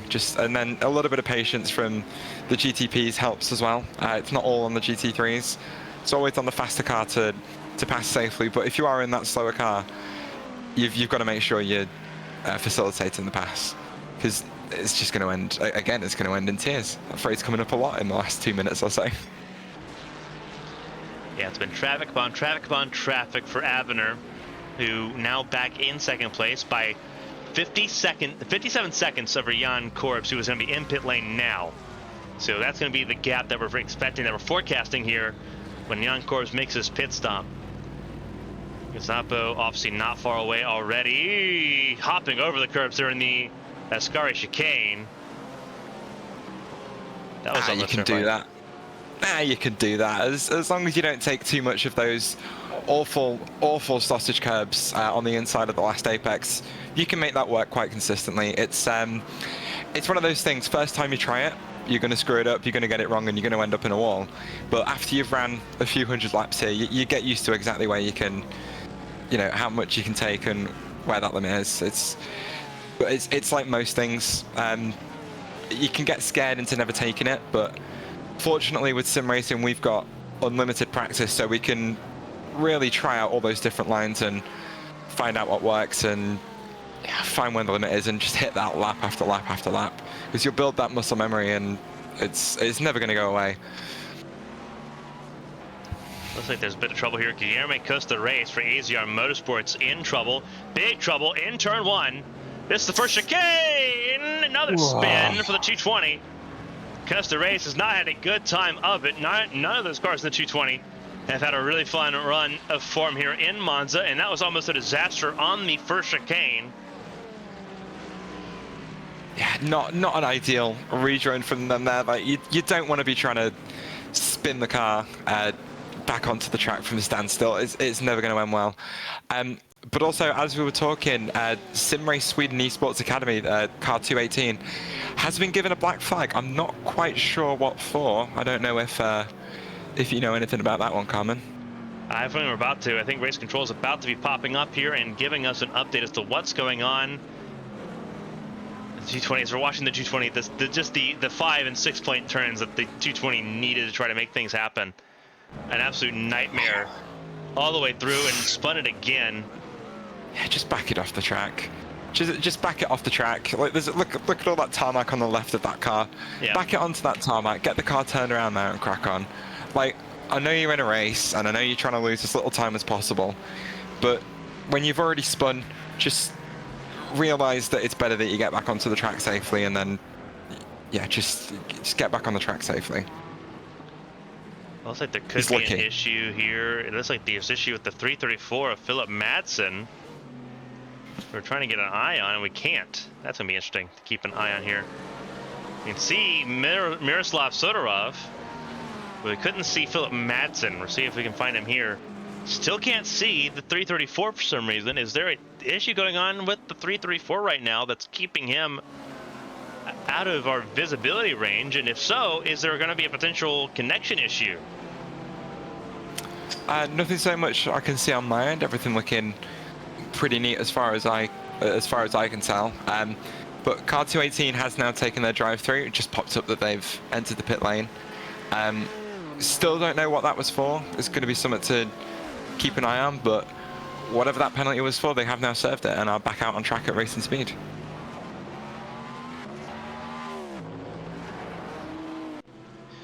So they're rolling here once again. Sodorov on track here, the 381, third place right now in the AM class behind Lucas Budd. Actually, I believe, yeah, behind Lucas Budd, who's the leader in GT3M. Right here is Lucas Budd on your screen, potentially, maybe. Oh, it's because we're in replay mode still. That's why. I'll do it. That would explain all of that right there. It's like, why isn't it showing us? That's why. We were trying. Lucas Budd leading the way. Guillermo goes the race back on track here. Lucas Budd just behind him, about to put him a lap down. Just according to the AM class in Costa Race, if you haven't realized, is a pro class car. That's what some of these AM class cars are doing right now. Lucas Budd for Rider Engineering, Esports, and AM, 12th overall in the GT3 category. Doing a pretty decent job so far of that. Sodorov in the third position behind Philip Madsen. And they are somewhat close now, about a chicane away. There's Madsen in the second place car, the 334. F1 running at the moment here. Not a lot of close fights at the moment, but obviously things are ebbing and flowing as we approach the 5th hour of this race. Yeah, the gap though between the two Lithium Motorsports cars is starting to close a little bit. Kevin Nguyen giving the slipstream to his teammate behind. I don't know if that's going to evolve into a fight, but if I was their team manager, it's not something that I'd want to happen. It's just opening the gap up a little bit into the Ascari chicane, but not too good an exit from there. But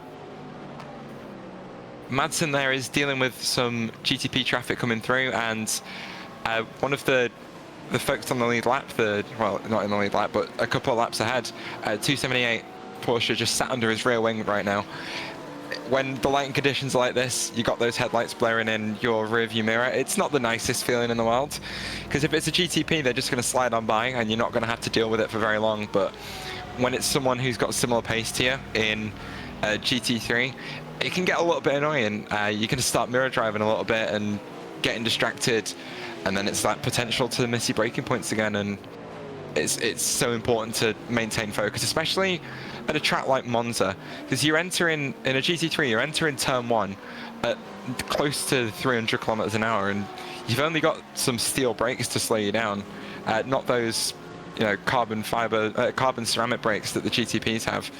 The massive stopping power has got a Cadillac dive into the inside there. I think that's the Magic Arrow 56 car. Splits those two GT3s up. So now just a little bit of breathing room for Madsen. It was the number 10 Cadillac, sorry, that slid on through there, but just gives Madsen a little bit of breathing room to the car behind him, and perhaps just to mentally reset and then, you know, crack on and get back in the rhythm of the race. Right now we're looking, and this is Venislav Rachinov for Native Delta by Sim Gear. In full-on Eastern European squad here, mostly Hungarian in this Native Delta squad here in the 278. Sitting right now 4th in the class, almost to a podium if they can gain 19 seconds in the next couple hours to the Old Firm Racing White, the French team, in 3rd. It's Mercedes 1, 2, and 3 as far as where they're at right now on track. Alex Cowan, Gerard Sardini, the actual 2nd place car, the Mercedes, still 30 seconds behind. Still insane stuff right now for Sardini, obviously trying to make up some ground. Hard to do so when he's mired in traffic like this. Then you have RPM Racing, Tom Caccetto in the 210 in 3rd. There's another Mercedes right there. Pedro Montero in 5th. A lot of traffic all the way through this track right now. And you see a lot of the rubber that's built up. You can see it even through the shadows behind these cars. All the rubber that's been built up over the last 4 hours and 42 minutes. And that's the thing, you want to be on that rubber all the time. It's with all the marbles that are built up on the outside of the track, it's so tricky to maintain grip anywhere but on the racing line this late in the race. It's something that the drivers might be playing with though, because obviously we've got the addition of the Tempest weather system in iRacing, which has been really cool to see. You've got to get used to where those rubbered-in lines are, because if it starts to rain, you're going to want to avoid them like the plague. In Champ Car, we talk about sticking half a nose out from behind the car in front to get a bit of wing, to get a bit of air over your nose to get some downforce on, to give you a grip on like a slightly more outside or inside lane. It's very much the same story on the rain, but we're not talking about aero. We're talking about just sticking a couple of tires outside of that racing line and trying to stick as close to it as you can still, but as long as you can get your loaded up tires onto a more grippier part of the racetrack in the wet, you're going to find a lot more time. But obviously that's something that these guys might only have to worry about in the future. As you mentioned earlier, the series are going to be holding a vote on whether they enable rain for the rest of the championship. For me, I hope they do, because not only does it give us a little bit of something else to talk about during these races, it's going to be a very unique and brand new test of these drivers' skills. And that's what we want at the end of the day. We want to see some of the best endurance drivers in sim racing really pushed right to their limit. Because some of these guys I know have loads of experience. Jan Curbs I've been racing against for years as we watch him come through the second chicane down to Lesmo 1 here. Him and I have been racing against each other for years at this point, and I want to see him tested. I want to see him not only put his pace in the dry to the test and his traffic management to the test, I want to see how he handles a little bit of wet weather. It's going to be interesting, obviously, and obviously the vote's going to really kind of depend on how they feel about introducing rain. Obviously, the next race they'd be able to do it is Spa. And Spa's not Spa's not an easy track in the dry, let alone you throw in some rain like that there. So it'll be interesting to see what that happens. But obviously, I don't think there's really any easy races coming up here. It's Spa, Sebring, and then Le Mans. So yeah, it'll be interesting to see how that vote goes. And again, it is a vote between all the teams. So it's just for those that are active. Obviously, a lot of active cars here. Another thing you have to be a little bit concerned about, you know, this is the smallest field we've had this season, and it's 56 cars. You know, you throw in 50 plus cars on track, could be a nightmare scenario for some cars here going into Spa, especially going through, you know, La Source, the Rouge and Radillon. You think of Lacombe, you think of Pouhon, especially. Pouhon would be a nightmare corner to go through. It usually is. Blanchimont gets a lot trickier. But Pouhon, with the way the racing line changed, like it switches, I think through Pouhon, the racing line switches sides of the track 3 or 4 times. So it's so hard to find the the wet line through there, because you've got to brake on the rubber, then you've got to cross the rubber to get back to the outside of the circuit, to get to the non-rubbered line on the outside of the second part of the corner. It's the same story with Blanchimont. Like, you've got to have a little bit of a dab on the brakes to actually get the car through that corner, but you're braking on the slick rubbered in line to get the car to that outside, because there's a little bit of banking at Blanchimont as well, but just a little bit. If you're on any sort of rubbered in line coming through Blanchimont, the car's going to spin because it's just going to get pulled right into that camber. And before you know it, not only are you having to save the car, but you've put the car on the absolutely flooded outside of the track. So many puddles out there. But it's just, again, going to spin the car straight away. And as I say, it's a completely unique challenge that we haven't really seen in any other sim. No other sim is doing rain like iRacing's done it. So, again, give it to me. Bring it to me. I've been waiting for this for years. It's going to completely change the face of endurance racing on the platform. Now, obviously, the drivers can vote whether they want it or not. Majority vote. Simple majority is going to be what determines if we see potential rain at any of the next 3 rounds. Obviously, if you're a driver and you're not sure of it, you're probably not going to vote for it. So we'll see how that vote goes. Obviously, some time between now and Spa. I would not be surprised if they hold off on the rain until Season 6 later on this year. I would not be surprised by that in the slightest. Give more drivers more time to actually learn how to drive in the rain and the mechanics of doing so, and try to pick tracks that maybe would be easier to drive in the rain. Obviously, you look at the next 3 races that end out the season. Spa, the horror stories between Spa and rain are innumerable. Sebring, we know Sebring's difficult. Especially that last sector of the track, going through the S's there on the airport strip, and then Le Mans. Maybe we see it at Le Mans. Maybe that's where you introduce rain, where you have all those long straightaways. Obviously separated by the chicanes and the Mulsanne. You have Indianapolis and Arnage. The Porsche curves would be interesting. Maybe that's where you introduce it. But a lot of interesting conversations. That's the thing. People are going to say things like, oh, but we need time to experience it and get used to it. But at the end of the day, the only way you're going to be able to experience rain and get used to rain is by getting seat time in it. So for me, I see no reason for people to say no to rain at this point. But that's just me. As I say, I want to see these drivers challenge as Jan Kurbs goes for a bit of a move on the number 10 Cadillac. He's closed the gap now to Averna to only 0.5 seconds. Yeah. Just that Acura climbing on the back of this this Porsche at the moment. I think the Acura with a little bit more straight line speed, and Jan just dealing with the traffic a little bit better. Both these drivers have been in the car for a similar amount of time at this point, but those years of experience coming into Kurb's favor at the moment as he just gets held up behind this Mercedes through the second chicane. I'm sat here trying to remember the names of the chicanes. So we just went through the Rogia.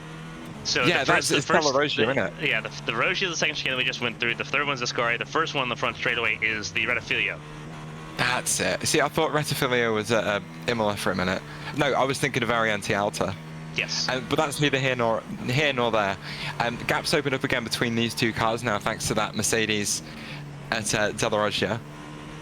As Jan just kisses the curves all the way through Ascari, dipping his tyres into the groove of the curbs on the inside of that second apex. Just get a little bit more rotation and then getting all of the slipstream he can from the BMW in front.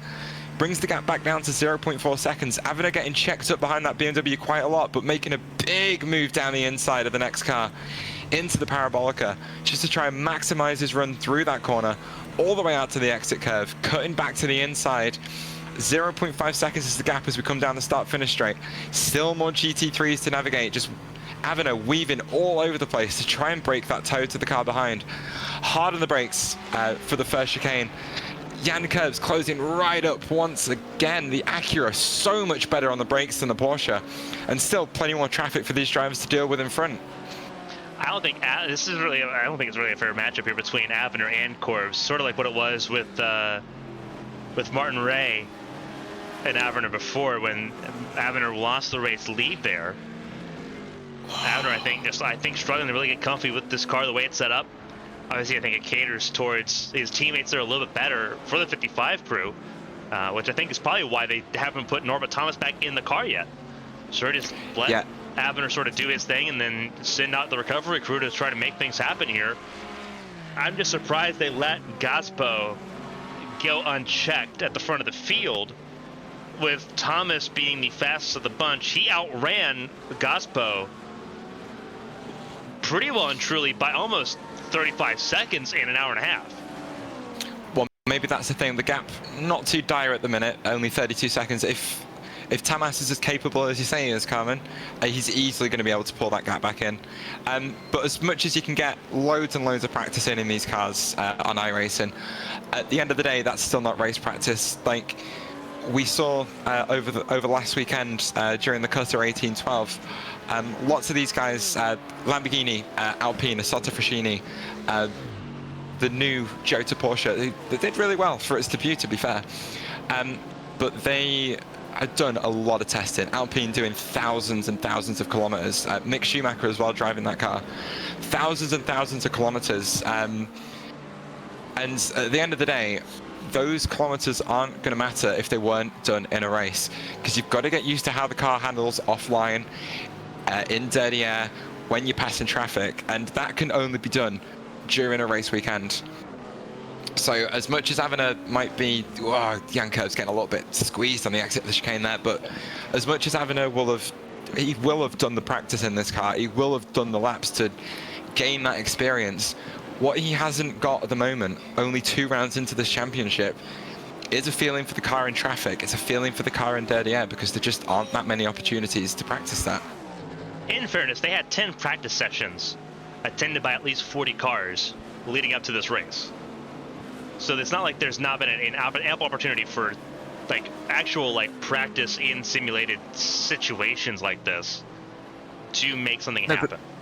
But the mindset is so different compared to a practice session and a race. Like in a practice session, a GT3 is just going to lift off the throttle and let you slide by with no issue. In a race, the GT3 isn't going to want to let you by, because they want to lose as little time as possible.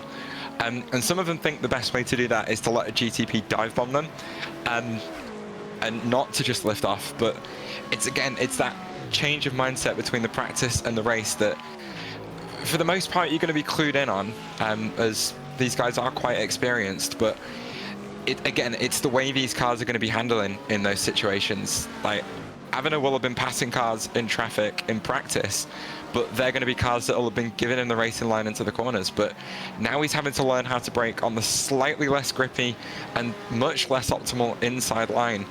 And it's going to be his mastery of that that's going to, his learning that's going to, hopefully for his sake, keep him in front of Jan Kurb's here. The gap, though, has opened up now a little bit in this traffic to 2.1 seconds, but I think as soon as Jan Kurb's clears the 234, he's going to be right on Avner's tail once again. I feel like we're ignoring the fact that until this season, Ryder Engineering scored no points in 5 races last season, and we're talking about the defending champion in Avner. So I don't feel like Aaron Avner's got a lot to learn that's not going to carry over from the Cadillac. You say that, but the Cadillac and the Porsche handle very, very differently. Like the bottom end on the Cadillac is it's a lot more torquey. There's a lot more grunt down at that bottom end, whereas the Porsche's power delivery, I feel, is like quite a lot smoother, which is going to help Avner, but it's going to be something that he's not used to. So whereas he might have been a little bit less on the throttle in the Cadillac, he's got to get used to the fact that the Porsche, you can use a lot more throttle a lot earlier in the corner. But as I say, that gap is now down at 0.5 seconds and closing. The Acura of Jan Kurb's already tucked right up under the rear wing of Avner once again. Yeah, these two have fought before, and Avner gapped Kurb's at Daytona 3 weeks ago. They were actually the ones that determined how the podium finished out. So I don't feel unconfident with Avner being able to race. I feel like there's something just actually genuinely not happy with how the setup is for today's race compared to where it is for right now for Thomas and his teammates there in that 55 car. Avner just does not seem okay today as compared to what he was at Daytona, where he was keeping everyone at bay up until the final set of pit stops, where he ended up getting out of the car for Thomas to make things happen. Well, that's going to be one of those things that if the setup isn't quite comfortable for Avner, with these GTPs, there are things that you can do. Like if you're suffering from a bit of understeer, you can adjust the front and rear anti-roll bars. Same principle as in the Champ Car machines that we race on Wednesday nights. You've got that level of adjustment that you can play with. You can mess around with the traction control on these cars as well. So you can let a little bit more slip into these cars. But big being checked up from Avner here. He's going to have no run off the corner. Look at the run Jan Kurbs has got on him now. Avner staying to the left-hand side of the circuit. Jan Kurbs pulls out to the right, gets alongside just before the break-in, almost clears him, but they're still side by side, but there it is. Jan Kurbs has made the move. Jan Kurbs now up into P2. Avner had absolutely nothing for him on the run down to the Parabolica. And that's it, Carmen. It's that little bit of traffic management, getting checked up through Ascari. Jan Kurbs just able to get that run out the corner and mount that attack, and just like that, he takes P2 in this race. Yeah, this is where the concern kind of builds in a little bit. The gap now between Avner and the lead of this race is 36 seconds. As now Kurbs has gotten through here. These are the top two teams right now, the 55 and the 75, or 76, excuse me, are right now second and third as they were at Daytona. The 50 car for Project Valorous is nowhere to be seen in the top 5. So these two are battling for the championship lead, which is separated by 3 points, and that's how they're going to be right now, separated by 3 points. They'll be tied if things keep on as they are right now. And Avner would have, Magic Arrow would have the advantage right now because they got their second place first. But now, super imperative now to try to keep ahead of that 76 and get back to him. And that is going to be, I think, a very interesting conversation here in this race, with coming up to 3 hours left to go in it. Well, we're racing GTPs. We've got to talk about the balance of performance. And in the last season or so, the Acura has very much had the favourable bop. Out of all of the GTPs on the service. Porsche has been there or thereabouts with the Cadillac at second fastest. BMW kind of absolutely nowhere, as you can see in this field, which is completely barren of BMWs. I've got to say I'm quite surprised there aren't more Acuras on the grid, but Jan Kurbs taking advantage of the fact that the Acura is one of the strongest cars at the moment, and gapping Avner by over a second already.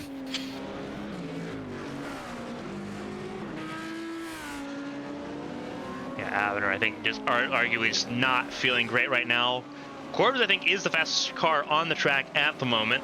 133.28 for Kurbs, 134.86 for the 75 of Gaspo. You've got the 55 at a 134.69. So Avner going faster than the race leader this time. So Avner's got some pace.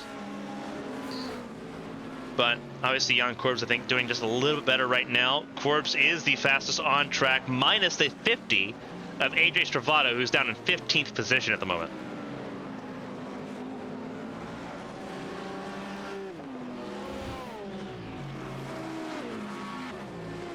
Sorry, to say you're scoring the 50 and 15th. I'm getting him in P4 at the moment.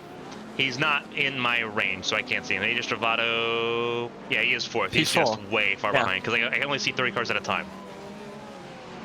Yeah, no, that'll do it. So you were talking about how that car wasn't anywhere to be seen in the top 5 and how that affected the championship standings, but with Project Valorous in 4th place at the moment, how does that change things up?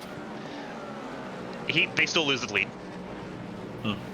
They still lose the lead because you're going from, they scored 27 points because they had the lead in the fastest lap. They don't have that now. Magic Arrow has 23 points. Magic Arrow has 23 points now. They'd score another 20. Magic Arrow would score another 20 points, so they're both going to be at 53. Project Valorous would be down at 8 with 18 points at best. So they're going to be down to both of them by 3. Well, there you go. Yeah, so they're still losing the lead here as things stand, and they're not close at the moment. Championship implications with 3 hours to go. Obviously not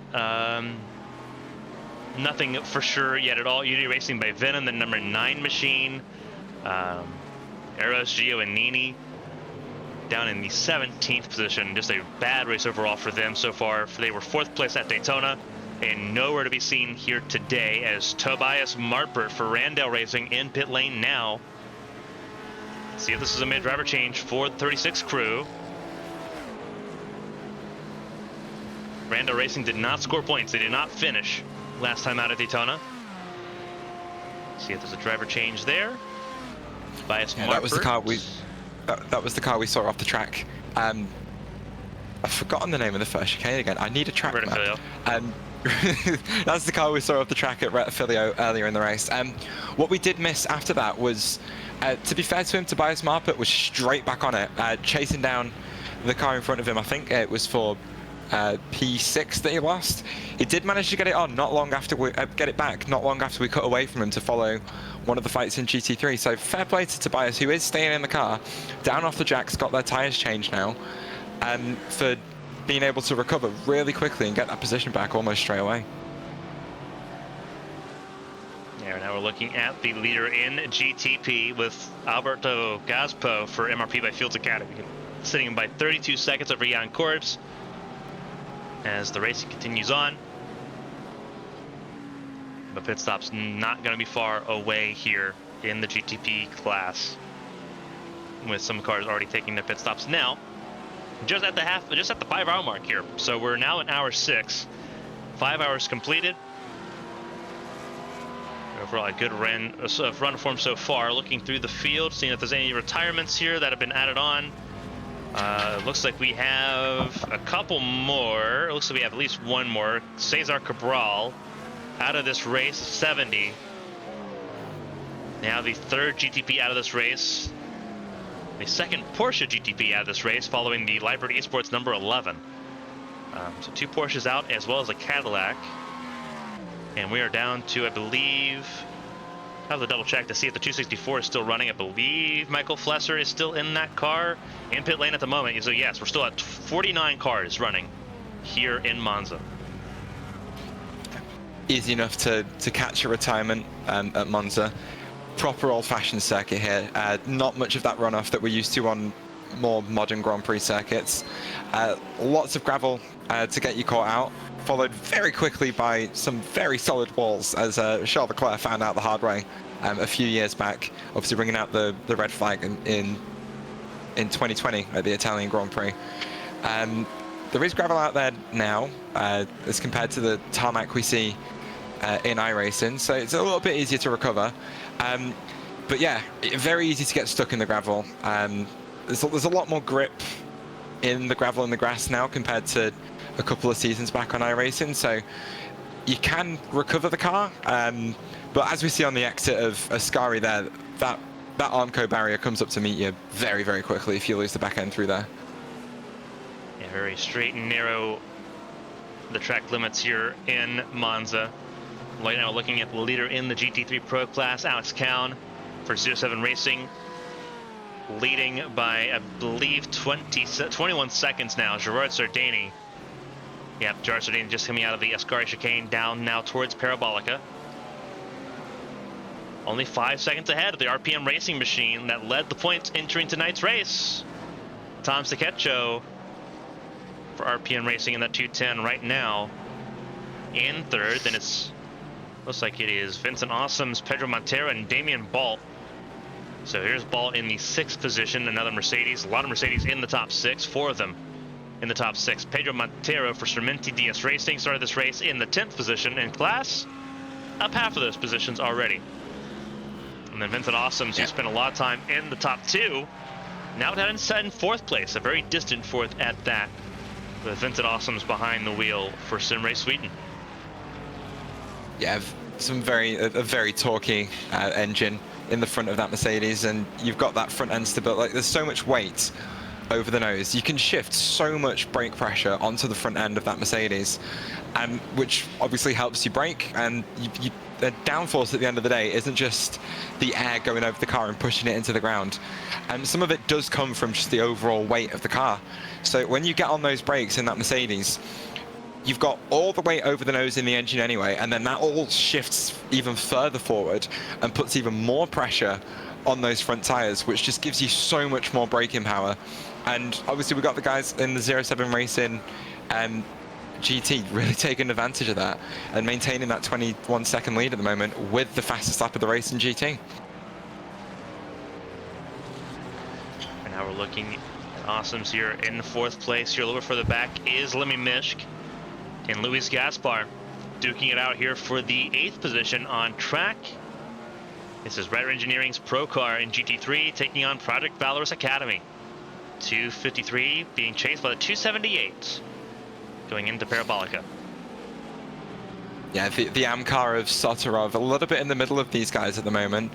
Mishka looking to try and find a way past that Porsche in front of him to try and get a run on the Mercedes in P9 at the moment. He's got that done though. He's got a good exit from the Parabolica, taking advantage of a little bit of slipstream from the number 29 of Desi. Gets alongside the AM car, coming into the first chicane once again. Wow, a little bit of swiping across the nose. Don't want to be doing that. But that is going to get that BMW past that Porsche and get Mishka right on the back of Gaspar. As we go on the rundown now to Curva Grande, Mishka tucked practically up under the rear wing of Gaspar. Going to try and take advantage of that slipstream where he can, take advantage of the braking in that BMW, another front engine car. But we are going to get another GTP in this mix. Gessner passing 2 GTs on the way into the second chicane. Just looking towards the inside of that BMW now. Everyone trying to make some moves happen. Lemmy Mishk still trying to chase down Luis Gaspar. Mercedes versus BMW for the 9th position at the moment as things sit. 4/10 separate the two. Running on board here with Lemmy Mishk, the former GT3 AM class champion. Now sitting in the pro class. Luis Gaspar, one of the newer drivers. With Project Valorous expanding from 1 car in GTP to 3, plus a 4th car in GT3 Pro. That's where they're at right now. Lemmy Mishk doing a good job to try to just keep a hold of him, but Luis Gaspar, for someone that had not had a known quality before this season, holding someone that was called a superhero last season at Bay. Yeah, as they both, Mishka taking the poor end of that traffic, getting held up quite a lot in Ascari, which was the scene of an almost attempted murder by Sebastian Buemi at the 6 Hours of Monza in the WEC last season. Swiped across the front of an Aston Martin GT3 and put them straight into the barrier on the outside of the circuit.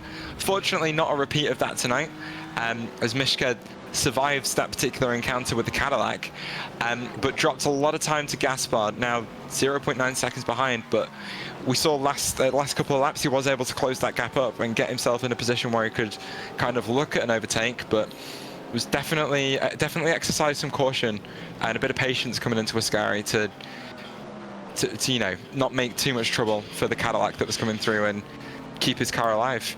Struggling a little bit in this middle sector at the moment though, that gap just opening up ever so slightly, but Gaspar is actually closing the gap down to the car in P8, the number 278 of Rachinov. So a lot of racing still to come in this one, a lot of ebbing and flowing still happening, which is always the case, but Gaspar now going to get the poor end of the traffic coming into Ascari, although kind of holding off Gazipo in the number 75 Cadillac. Fortunately for him, he's going to slide through right on exit. Yeah, right now looking at center of your screen, Lucas Budd for Ryder Engineering leading the way in GT3M. Been uncontested, that car, just about all race long. As we see the 301 defending series champions there, ahead of Jerry Crack for Outrun Berserk, who's had a wild race so far in this race. Not one of the best races on the planet for him, but so far still holding in there. Lucas Budd has the advantage in GT3M by 45 seconds. So it's not really a close affair right now at the front of the field. It typically isn't in the AM class. Just a lot of drivers that come in that unproven talents, as we saw with Lemmy Mishk last season. Ryder Engineering at it again, finding the hidden gems in the sports car racing world. Philip Madsen, the Lithium Motorsports AM class car, doing a decent job as well. Yes, Madsen, I think, is closer to Soderov and Narbonne for Smurf Racing Team than he is to Lucas Budd at the moment. Looking a little bit further back here, Soderov, who we're going to see in 3rd place in the dark. Very quiet part of the track here, approaching, I believe that is the second chicane. That is the Rochia chicane, sitting there in 3rd. And then David Narbonne, who's going to be just now crossing the start-finish line and approaching turn 1. Look at that already. We didn't get to see any of them last season. Now we get to see 2 of them. A whole 2 of them in the field. That's Hey, it's more than we a have brand new now car. in real life. It's a brand new car as well. To iRacing came in the season before this one that we've just ended. Gorgeous car, fantastic sound. I was fortunate enough to give it a go at the Nürburgring in the wets earlier this week during week 13. It's so much fun, loads of grip, fantastic sound, and just feels fantastic even in the wet weather. But it's so good to finally see an updated version of the Audi R8 in the sim, because we've been stuck on the one from like 2016 since about that time. So to finally get the Evo 2, which in itself is still a few years old, can only be a good thing. And then we have the Diet Audi, the Lamborghini Huracan, sitting right now in 18th place right now. Yep, definitely. Diet Audi, maybe wouldn't go that far. She's a little bit thicker than the Audi R8, but they are both on the same chassis.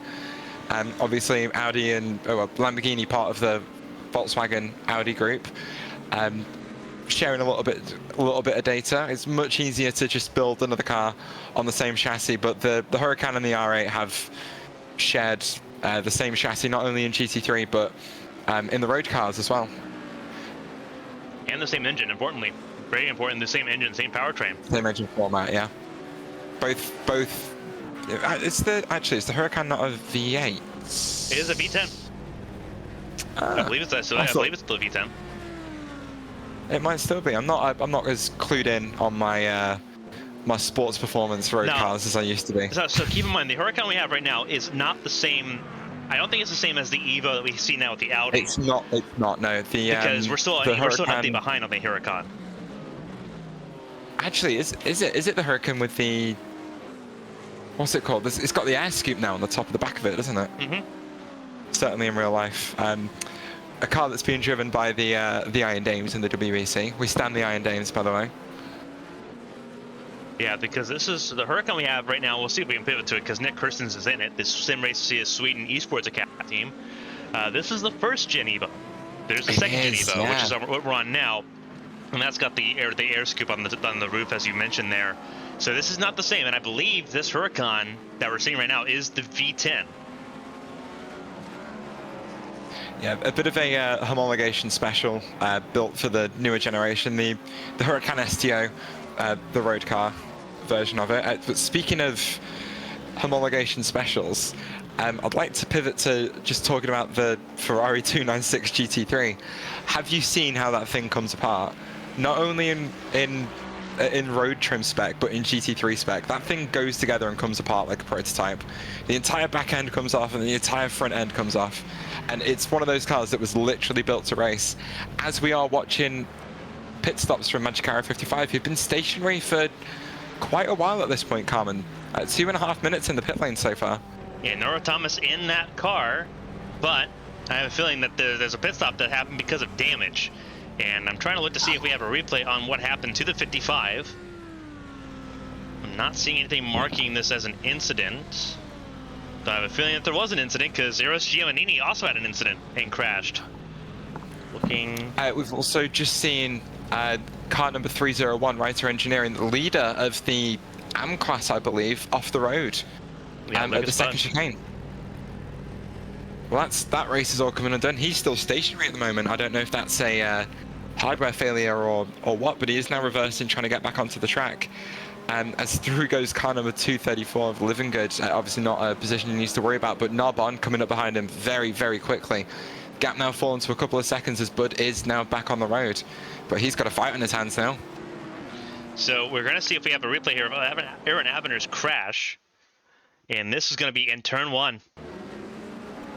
Aaron Avener on your screen having an issue, and he gets run into, big time run into, and that is by, I believe, that may have been the 52. I'm trying to see who that was that ran into him. It may have been. I'm trying to see who that was. It was the 52, Ryan Hardinge, the Valorous Academy. Car? If that's a lap down car, that is a slam dunk penalty. There ain't no way you're getting away with anything like that. It still is, because Hardinge is still 2 laps down to Thomas right now. And you see the crowd block that Avener had. As Avener, obviously, it says Thomas is in the car now, but Avener was in that car before and had the tow. Yeah, he towed. Yeah, you've got to be more aware of that as a lap down car. Like, it's super easy to see that Avena was going to slow down a little bit earlier coming into the first chicane. There was a GT on the ideal line, but it's just a bit of careless driving from that Cadillac. Obviously, we're 4 and a bit hours into this race now.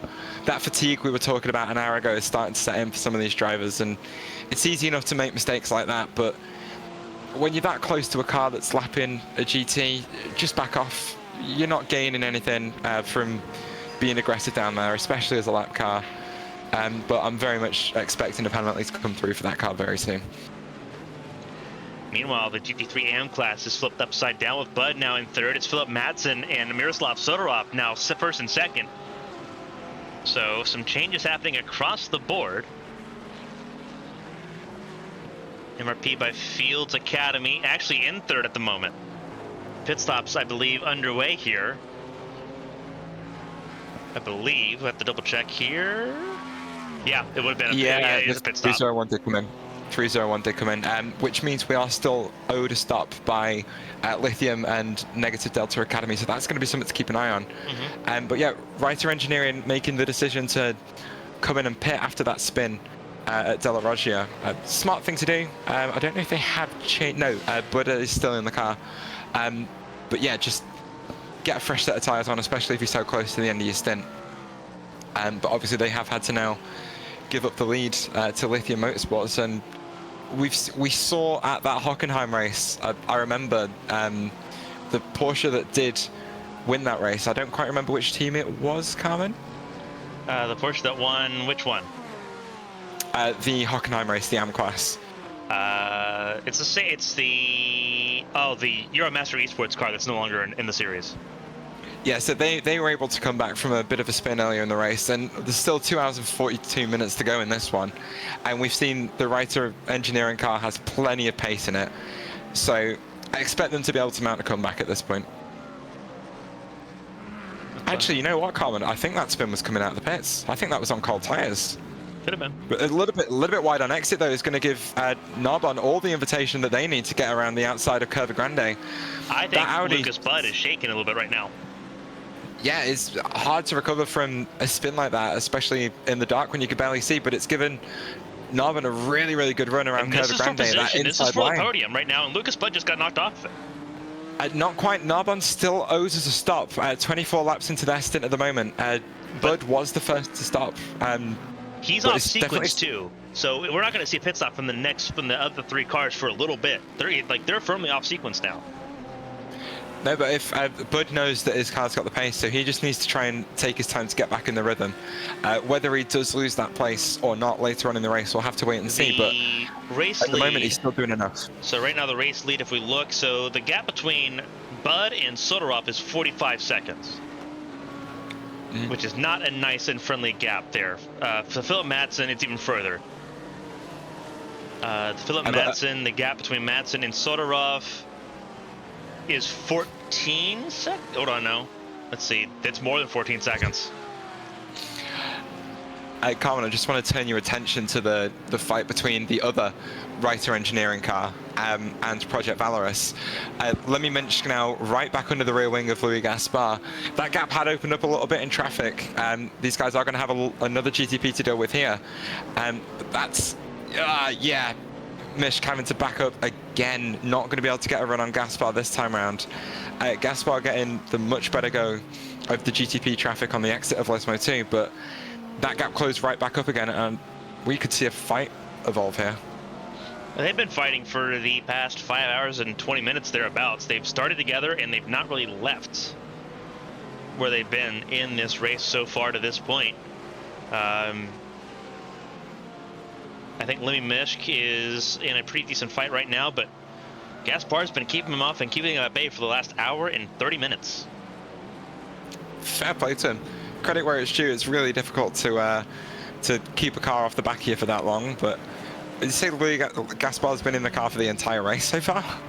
Gaspar's been in the race at least for the last hour and a half. He's got a pit stop coming. In this next pit stop, he's probably going to get out of the car. But he's been in the car. He'll be in the car for 2 hours when he comes in. Wow, that's a mighty fine stint. And I think actually he's been in the car for it'll be 4 hours. because he started the race too. Jesus. That's some impressive stuff. So yeah, Misch though still not able to get the run that he needs to get past Gaspar. That gap's still sat at 0.3 of a second. Marpa going to clear both of them really easily coming down to the second chicane. But Misch looking for that gap that he needs to try and get past. Under no pressure from any cars behind. All he needs to do is focus on hitting his marks and keeping that pressure on Gaspar. Gaspar definitely feeling it with those headlights illuminating his cockpit. BMW right up under his rear wing again still through Lesmo 1. I don't think it's going to be long before Misch gets past. Yeah, Mishka's been struggling to get by for a while now. It seems like he's really stalled out here. There's the run. Yeah. That's it. He's been checked up on the exit by the number 213 Porsche. Misch pulling up alongside the rear axle of the Mercedes, side by side now. 3 wide a little bit. 3 wide down to Ascari, but Gaspar hard on the brakes. Yeah, holds on once again. Really, really good driving from both of those guys there. And credit to Marino in the 213 Porsche, just pulling to the inside and getting right out of the way of these guys. But they are going at it, but really, really respectful driving, giving each other plenty of space. But Misch is going to have another run down towards the Parabolica. Doesn't pull out to go for a move this time, just focuses on the run through the corner. Tucks it nicely into the apex and looking for that tighter run out of the Parabolica, that shorter run. Pulls right to the inside as coming in for a pit stop. Yep. Yeah, he decides he wants to pull in and not be under Gaspar's rear wing anymore. Smart decision. Get yourself your pit stop done, get on some fresh tyres, and give yourself some clean air to run in. Well, for his sake, I hope he comes out in clean air.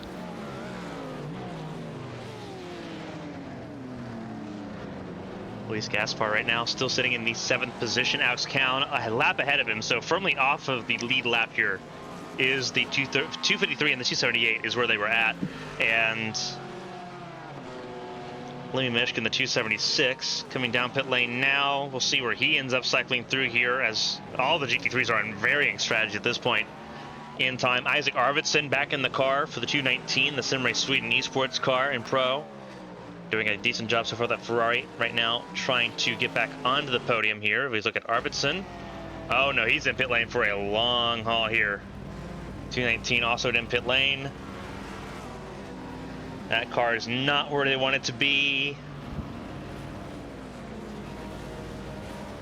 Was it a little bit damage for them? Recovering from damage or a penalty? It looks like it.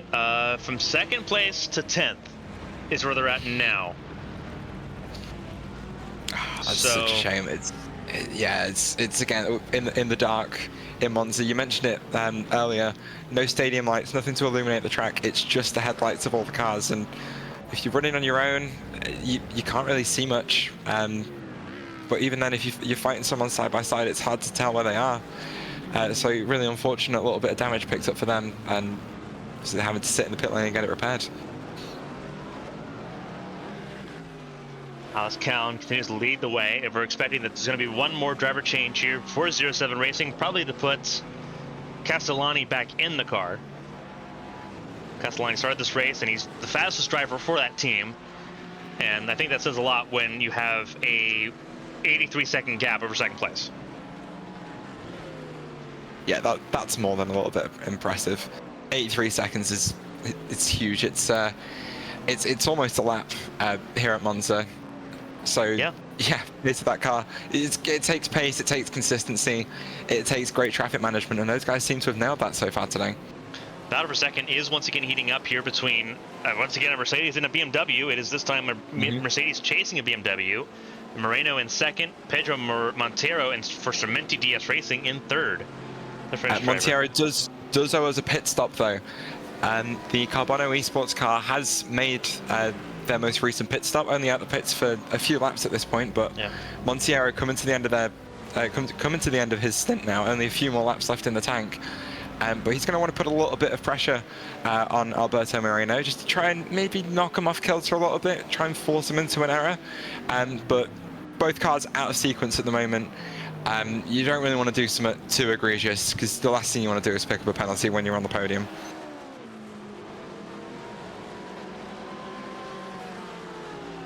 Yeah, Montero trying to apply pressure, and is applying pressure successfully so. Obviously a lighter car there for Montero, getting right to the gearbox and that rear diffuser of Alberto Moreno, as Castellani is in the new car, the 07 racing car, as we accidentally went to the 55, who is now in 16th place. How they've fallen massively here. Yeah, I was just following Monteiro still for a little bit there. Gesner being one of the more aggressive GTPs at the moment, going for a massive dive bomb into the second chicane. And he's been making that move work a lot during this race, but at some point the GT3s are going to get very tired of that move, and I wouldn't be surprised if it doesn't end too well from him in the next couple of hours. Yeah, Castellani in pit lane now. And leading pit lane now. This is going to be very interesting. Castellani with 2 hours and 34 minutes to go. This is going to be interesting, at the very least, because I don't think Castellani's finishing this race, though, with that much time left on the clock. No, it's still going to be a couple or a few more pit stops to the end. At GT3s, least... they can go about an hour on a tank of fuel. They're going 50 minutes right now. 45 to 50 minutes is what they're going right now. Close to 50. In a GT3? Yeah, GT3s, they've been going about 50 minutes. They're going just slightly longer right now than the GTPs. GTPs are going about 40 minutes, 50 minutes for GT3s is how the strategy's been going so far. Some have short pitted, some have tried saving fuel to go and try to cut out that extra stop. Obviously, with how we're looking right now, there's at least 2 more stops in this race for those that are right now on the strategy that the 07's on right now. Those that are trying to go longer or trying to cut out one of those stops. But Castellani and that 07 crew, they're not worried about the fuel at all. So they're being almost smack dab on that 50-minute mark. 51 minutes is where they went this time. Yeah, well, there you go. Monza is one of those tracks where it is quite easy to save fuel as well, though, because you're spending so much time at full throttle, and you've picked up so much speed by the end of the straight. To just lift off for 30 or 40 meters or so, 30 or 40 meters or so, it doesn't cost you too much time because you're carrying so much momentum, and you can brake so much later after the aero scrubs some of that speed off. And yeah, very viable strategy to try and save some fuel. It'll be interesting to see where the strategies do shake out though towards the end of this race. Well, actually, I also think about right now where everyone's at right now. Moreno had to pit earlier. Montero has not made a pit stop yet, but is still not close. So none of the top 3 are really in any sort of way to cut out a pit stop at this point. They're pretty well committed to it. Monteiro, though, as we have discussed, should be coming down pit lane this time. Yeah, Montero's not even anywhere close to this. 29 lap stint for this car, so, or at least for the GT3s in general. So let's see if he does have a peak. Yeah, Monteiro has come into pit lane, so that's gonna. No, he hasn't. Sorry, I'm lying. White line's hard to see. He's still pressuring Moreno right there, but he is not going to be out for too much longer. He's just taking advantage of the times that he's got right now, because he just set his personal best. A 147.27 for Montero there in 3rd. Speaking of the fights, though, at the front of the field, last time Reiter Engineering came in, the car number 76, they did make a driver change. At the Josh Tucker. Alberto Gazipo has stayed in the number 75, but the gap to the leader has dropped down by about 10 seconds. It currently sat at about 24 seconds, so the pace of that Acura really starting to come into its own now. It kind of seems like these guys have set their car up for the end of the race. Yeah, keep an eye on the 76 and the 50. Acura's there, both in the top 5. The Valorous number 50, the points leader entering this race, now has one last car to deal with the 55 in trouble. And that's just endurance racing. It's not the way you want to see races won, but at the end of the day, it's, as you say, Carmen, one less car you have to deal with. And once they're out of the way, you can set your eyes forward and get focused on the next car up the road, which is exactly what Josh Tucker in that Reiter Engineering Acura is doing at the moment. Just picking his way through the traffic, taking advantage of the clean air when he can, and just dropping off the pace a little bit of the lead car, but not costing him too much time. It's been a really impressive drive from those guys at the moment. They have closed down the gap quite aggressively.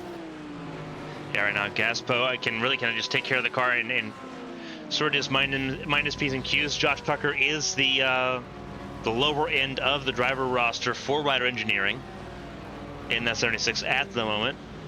But if he can just hold station with Gaspo, and sort of just let it sort of ride its way through, then it's not going to be a bad ordeal, as Strumenti DS Racing has had a driver change. Jose Fonseca back in the car, the 255 for Strumenti DS Racing, as they come down.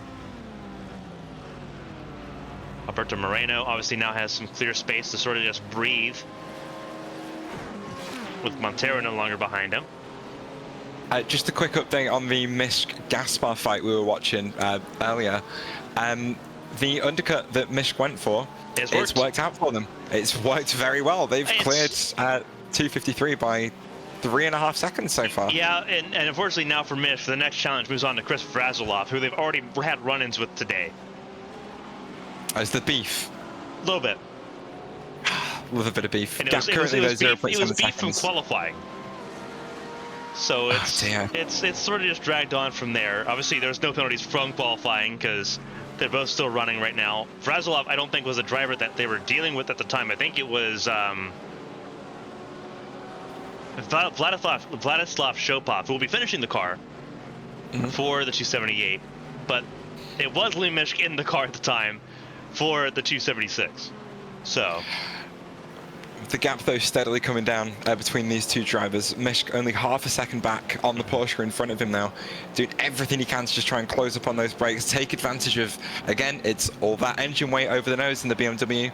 Only an inline 6, though, in this one, compared to the V8 in the front of the Mercedes, but still, a lot of engine weight to take advantage of. Just in that slipstream with the Porsche in front of him. Gap hovering around 0.6 seconds, but the speed slowly building on the run down to the first chicane.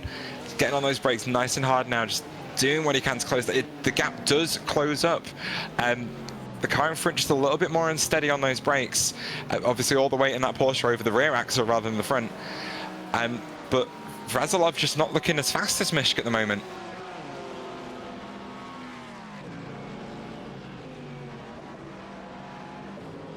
Is going to go for a move into the chicane. Gap only a 1/10 of a second. Not this time, but closes right up again on those brakes, bumping and banging over those curbs. Carlier in the number 10 car behind is going to try and is getting in the mix a little bit here. Compromises Mishk on the entrance to Lesmo 1, opens up that gap once again, but now Vrazilov is going to have to deal with Carlier through Lesmo 2. Does so nicely though. Gap opening back up to 0.4 seconds.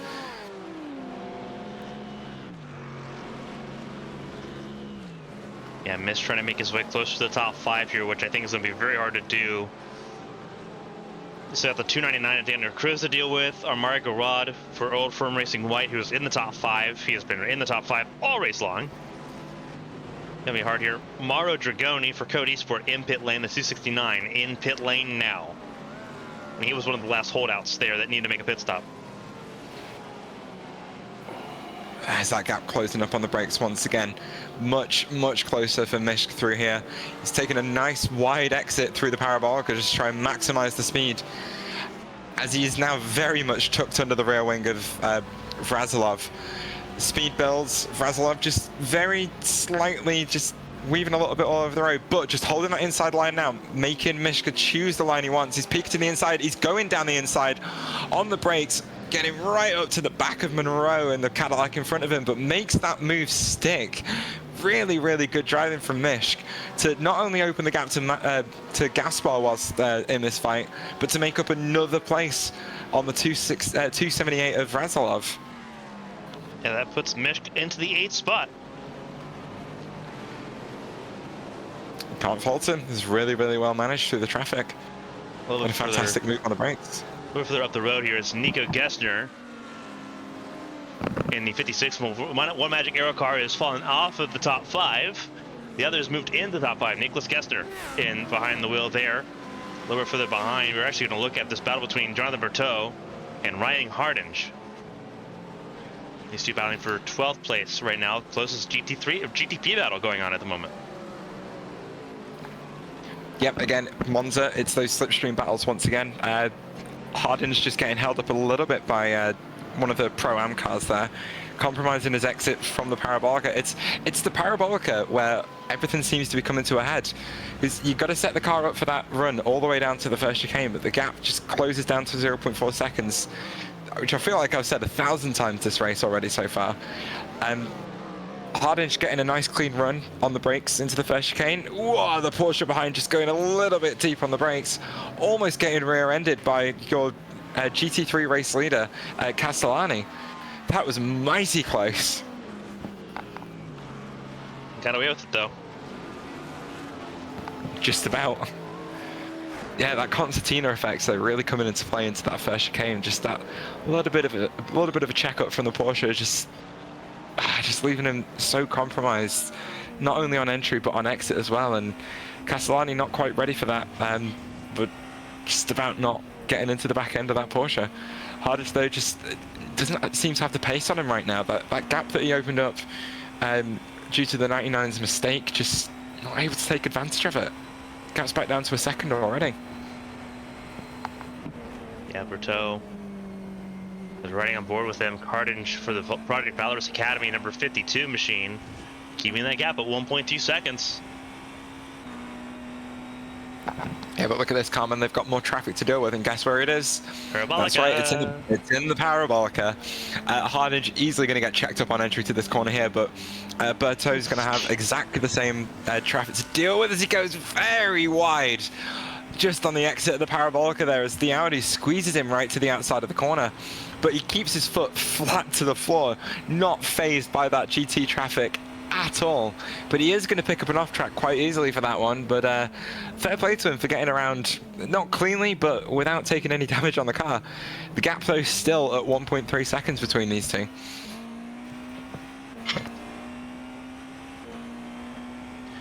Yeah, Berteau now 1.25, 1.25 seconds away from Hardinge. As we rode on board there, really good shots there through Parabolica there for Berteau. Kind of being a little bit brave there. And it worked out. Berteau did not lose a lot of time, and actually through that second chicane, through the Rogier chicane, gained a little bit back on the 52. Yeah, Berteau, though, has got plenty of pace compared to the car in front of him. Last lap, not so much. 35.7 compared to a 34.9 for the 52 Project Valorous Academy car. Wow, a little bit of weaving from the GT3 there. Just checking him up a little bit, but that gap just closed right the way down once again. We're back down at 0.4 seconds, Carmen, and we've got to run down to the Parabolica with some traffic in front of these two. Yeah, some work going on here. Once again with traffic down towards Parabolica, one of the biggest passing corners, it seems like, for these GTP cars, one way or another.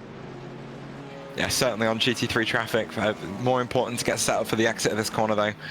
The Cadillac gets through on that Audi nice and cleanly, but the Porsche having to just take a slightly compromised line on entry.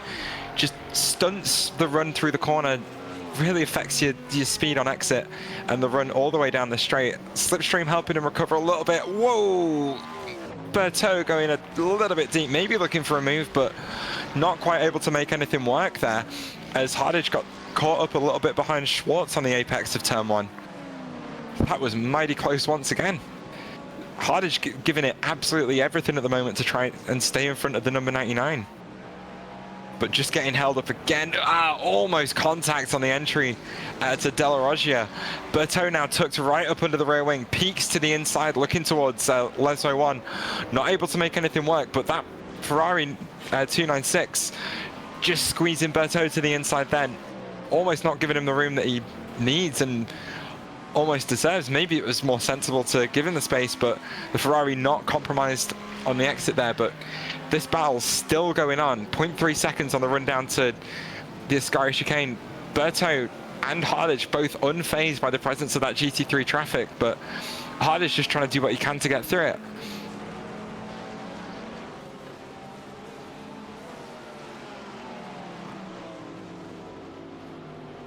Yeah, looking at Berteau, once again keeping that battle close. This is a battle for the 11th position now, it looks like.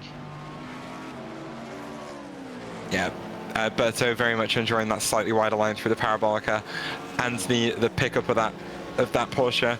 But the Cadillac not really going to have anything for the Porsche on the straight. Berteau right in that slipstream.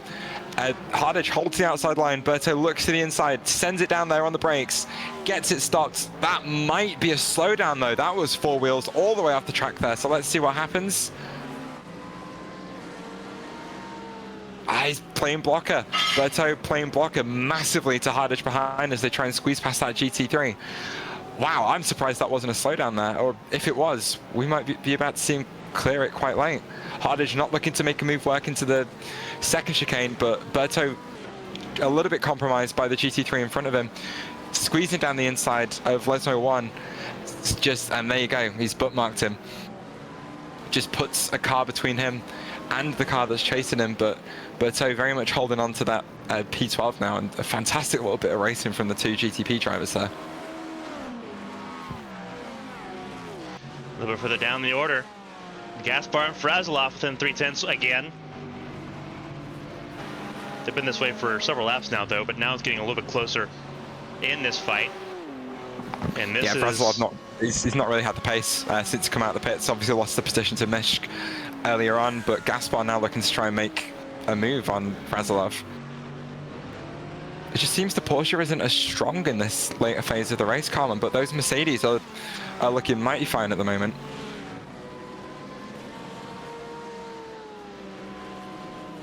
So you talk about the weather change, and obviously there's no rain.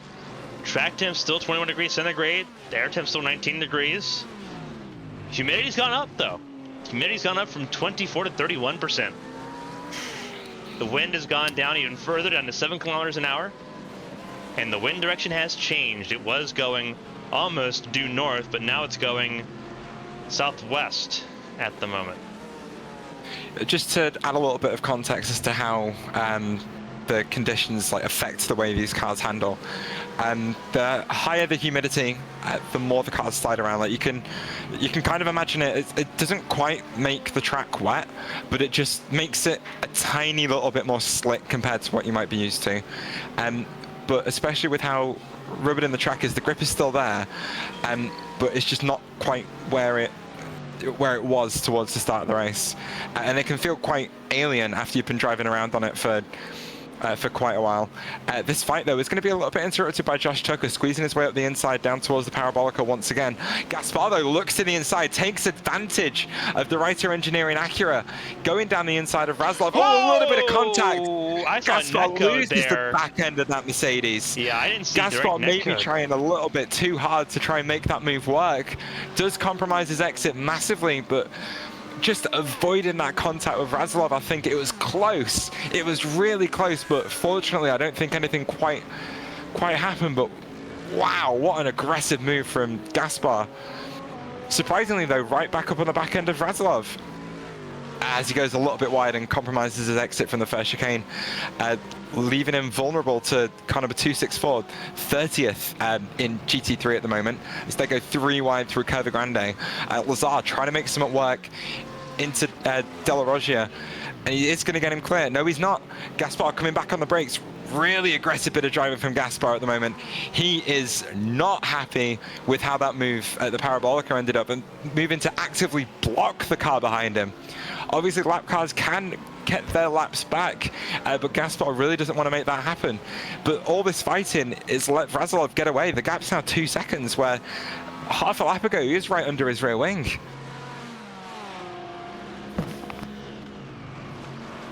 Yeah, 2 seconds the gap there, and obviously at this stanza, they are not on fresh tires anymore. You talk about these tires are not quite where they were before. These tires also wear a little bit quicker now too than what they did before. In the last generation, we had the GTE cars and the LMP1. These tires aren't as durable anymore either. So it's a really big game of having to kind of nurse them around a little bit, especially once you use them as much as Gaspar did to almost 4-wheel drift it around Parabolica. That's true, but I think we're quite fortunate with Monza. There's lots of straights, so you've got plenty of time for the tyres to cool off, and the corners aren't fantastically high wearing. So, as I say, we're quite fortunate that there's not so much drop off on the rubber at this track, but it's still there. It's still there to a certain extent, but not as dramatic as we'd see at tracks like Mugello or Silverstone, which are just an absolute assault of corners all the way through the stint.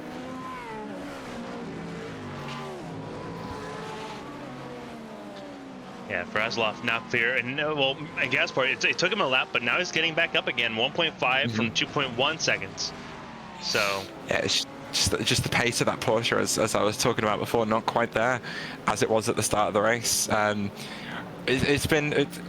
Mercedes has obviously been the favoured car for this track. You're gonna have that. You're gonna have the it's not only the ebbs and flows of the race, but the ebbs and flows with the performance of the car.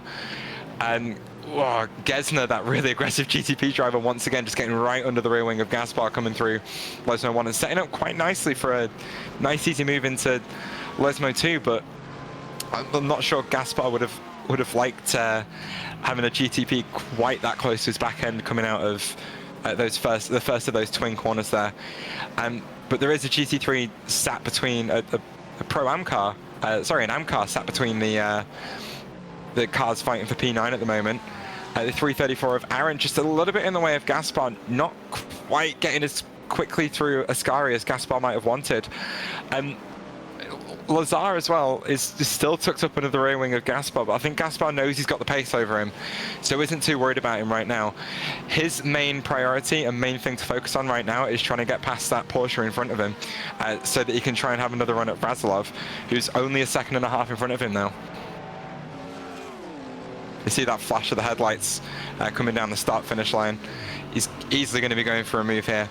Gaspar, we've seen being quite aggressive so far this race, pulls out to the inside and nice and easy, just on the brakes, slides past the car of Aaron and puts Vrazilov within his sights once again. The gap 1.1 seconds.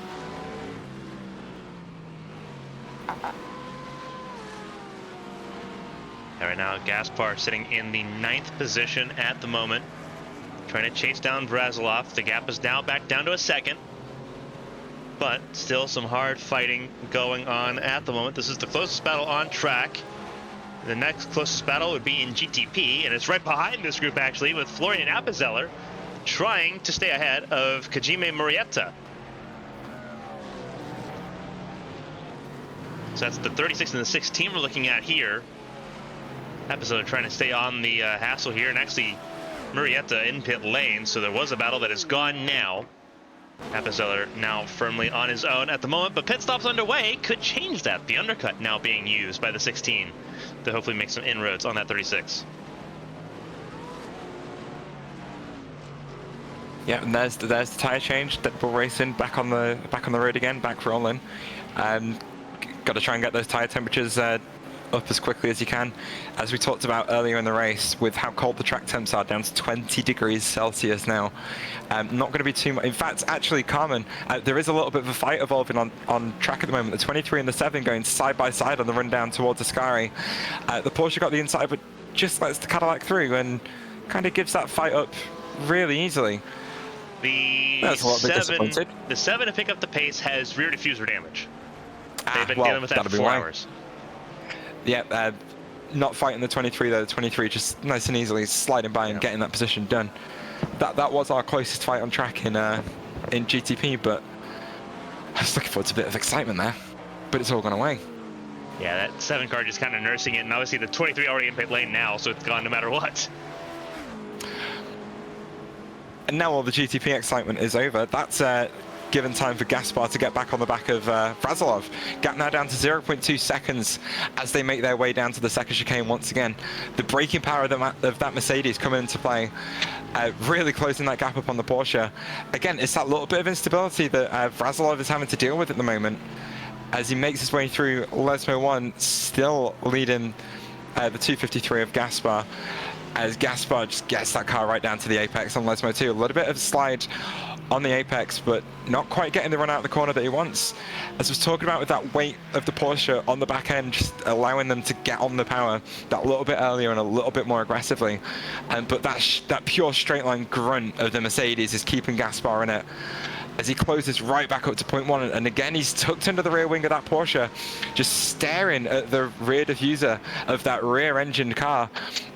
Speed building now on the run down to the Parabolica, and a GTP is going to be coming up behind him to interrupt this battle at some point very soon.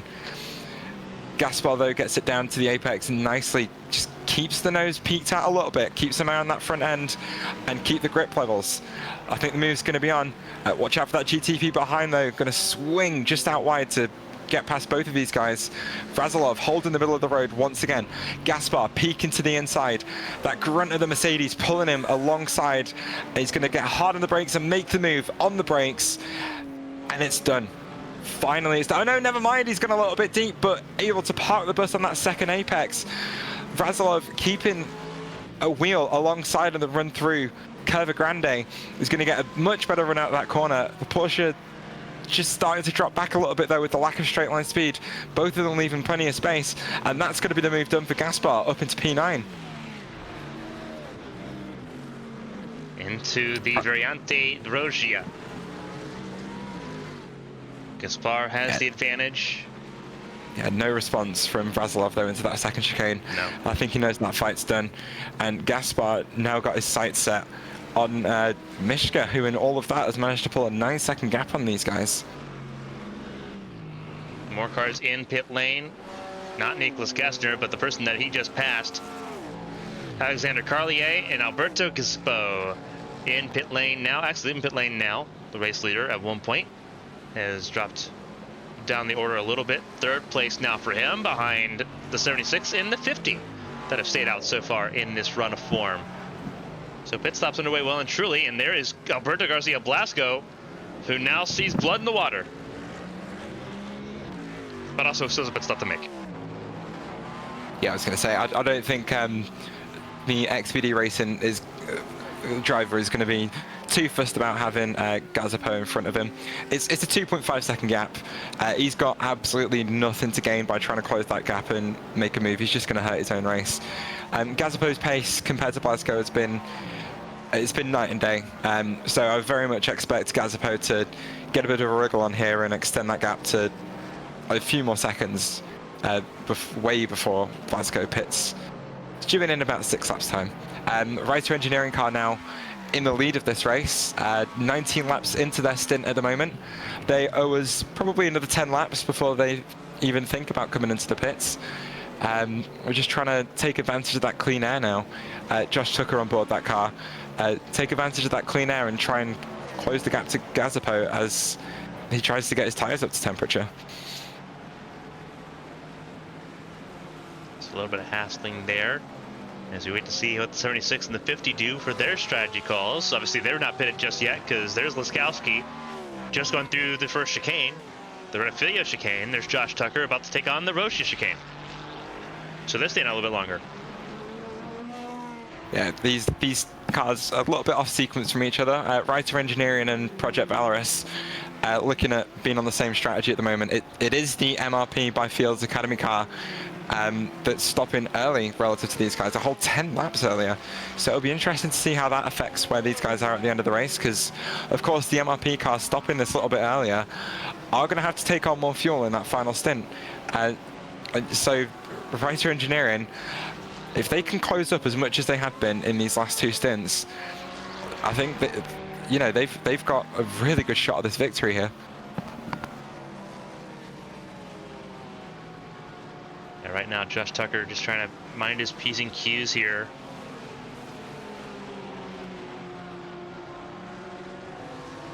At the very least, 76 has a really good chance to take over the championship lead as things currently look.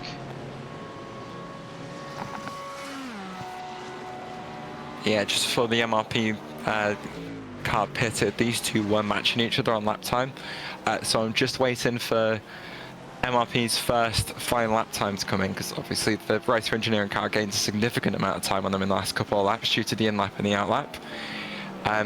Gap currently sits around 22 seconds between these two cars, so in a second we will be seeing just what sort of pace that number 75 car has in it compared to your current race leader. They've gained 1.6 seconds in 1 lap. Obviously the Reiter Engineering car having to deal with a little bit of traffic that lap, but doesn't currently have the pace. That MRP car very much taking advantage. Gazapo being super quick and super rapid on that fresh rubber. Gaspo on the Magic right now, 133.09, just an overall fast lap there for Gaspo, so and that's dealing with traffic too. Like, that's not a clean, like, qualifying level lap. That's just a really fast race lap. Yeah, well, that was actually their fastest lap of the race last lap as well. Yeah. So it's more than a little bit of credit to him. The Cadillac's still got some pace in it yet. Celebratory flash of the lights, I can see there. Do you think they know we're talking about them? Doubt it. if they're listening to our broadcast while also racing, focus on the race. You've got a race to win. They don't need to. We can tell them what's going on. We're providing that. Hey, here's where you are. Here's where they are, unintentionally. Yeah, still waiting on Josh Tucker and Erwin Liskowski to make a pit stop here. They have stayed out still. Tucker leads the way going through Curva Grande now. Erwin Liskowski for Project Valorous sitting right now in the second position going through Curva Grande now as well. The Polish driver doing a good job on debut for Team Valorous in the 50 car. Yeah, if you're waiting for a pit stop from these guys, Carmen, I wouldn't hold your breath. There's going to be a little bit because they're off sequence. Yeah, don't hold your breath because you might not last very long. I've only got one lung. Of course I'm not going to last very long. Don't say that because you make me feel sorry for you. That's the point. That's the entire point. You want the sympathy from me? Oh, I didn't get it on Wednesday. No, that's fair. Okay, that's what you never do. I know I don't. Looking a little further down the order, not a lot of battles here going on. A lot of strategy as everyone waits for pit stops to happen here. Juanjo Gregera for Autodromo Esports JD coming down pit lane now from 8th place. This is, I think, his first pit stop. I think it's on strategy for those guys as well. Yeah. So he'll drop down from the 8th position here pretty quickly. The Iberian driver, let's see if he stays in the car. He will not stay in the car. He will get out and put in Vicente Lara. Lara in the car now. What can you tell us about Lara, Carmen? Lara opened up the race for this car. He did not qualify very well in the 66 for Autodromo Esports JD, but did a good job in terms of just building the positions that they've had. Lara was up to, I think, 6th position before he got out of the car before. And they've not really stayed away from that. They've stayed pretty well in the top 10 most of the race so far for them. Really have to work that Lara did to get over the qualifying issues they had. With where we're at right now and the amount of chaos that there isn't in this race right now, I don't know how much more Lara can possibly get out of it. But obviously with the strategy calls sort of making its way through, he could still get himself back up to that 6th spot. I don't know how much closer he can get to that top 5 with where everyone's at and obviously how spread out the field has gotten since he was last in the car. Work to do for these guys then. This race not throwing up too many curveballs for anyone at the moment. Trouble. Emil Wimbo for the 51 Project Valorous car has had an issue, and I think that is in turn 1 where he's had a significant issue. Let's see if we can go back and look at it because this is right. Yeah, this is on the front straightaway towards turn 1. This is the 18th place car. Let's have a look. See, talking earlier in the race about how the Porsche doesn't quite have the braking performance. He completely missed it.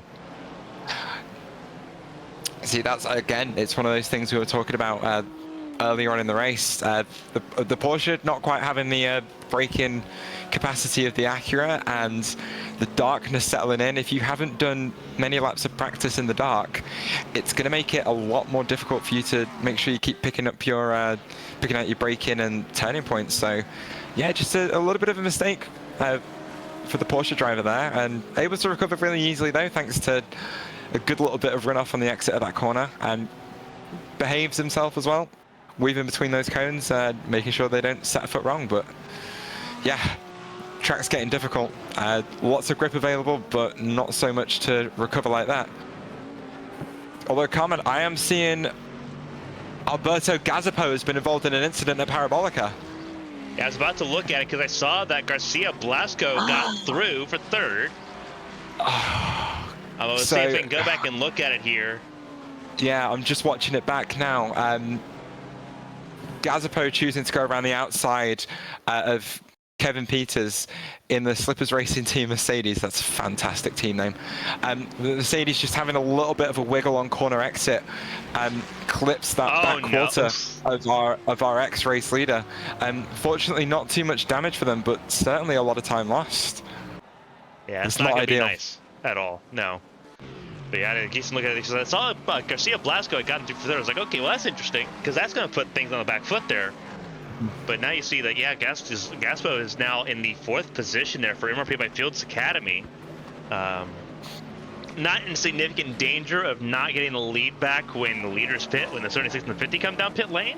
Right. But that makes the margin a little bit smaller once they do come in.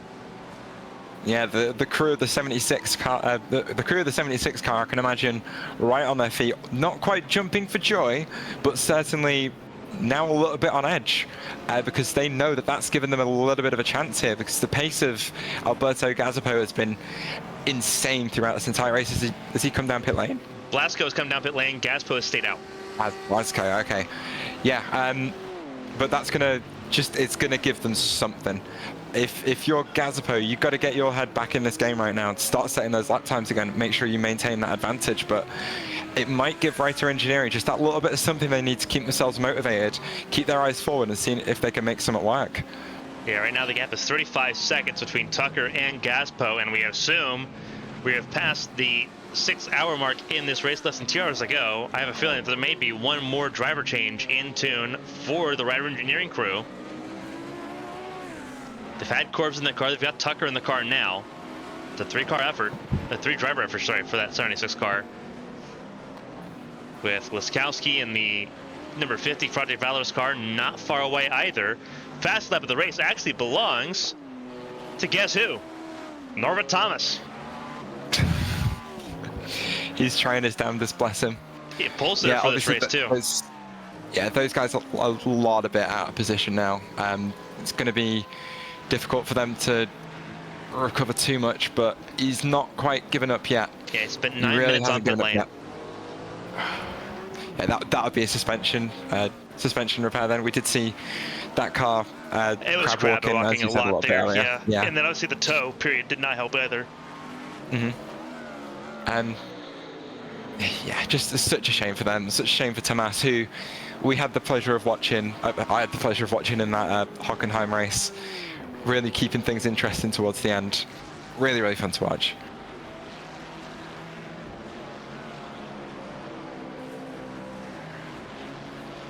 Yeah, right now you've got Thomas with the fast lap of the race, and he cleared half a second clear of everyone else's fast lap at the moment. That's just how good Thomas has been, but now it's just a salvage effort to try to get a result here. Right now sitting in 15th place. And that lap time's in a Porsche as well. That's what's so impressive. Like, as we've discussed, the Acura very much the car to have for the most part, but to crank out a 32.6 in a Porsche is really, really impressive. As Tomas does come down pit lane. Tomas comes down pit lane as Liskowski leaves pit lane, stays in that car, as did Josh. And Tucker's not come down pit lane yet, but he's not far away either, because they were separated by 2 laps. So Tucker's in now. So you're looking at who will inherit the race lead.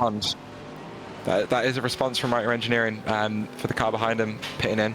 Gap between them was only 10 seconds. So Writer needing to respond to make sure that they're both on the same sort of strategy. It was less than 10 seconds there. They actually got down to 5 when Liskowski came down pit lane. It was 30 because the gap to Gaspo we were looking at was 35 and 30. And just like that, Jan Curbs is back in the car. That's a smart move. That's the ace driver in that car. That's a smart move. Yeah, a lot of experience on the shoulders of Jan Curbs, ex-RLR Abruzzi esports driver who I had the pleasure of fighting with for multiple endurance series championships and sprint series races. Very smart driver, extremely fast, and if you want someone who can hunt down the race lead right now, it's Jan Curbs. Maybe with the gap, I wouldn't be too scared if I was Gazapo right now, but 16 seconds. It's gonna keep him on the edge of his seat all the way to the end of the race here. Yeah, 16 seconds the gap. Corbs getting in that car now, 76-75, back out at the front of the field. Going to be very interesting to see how this all plays out here. We've got less than 2 hours left to go in this race. We've been non-stop for the last 2 hours and change. We're going to step aside for what should be our final refreshment break today. For those tuning in around the world, thank you for tuning in to ABN Esports 1. Non-stop coverage of the 8 Hours of Monza continues here. We'll be back in just a few minutes' time.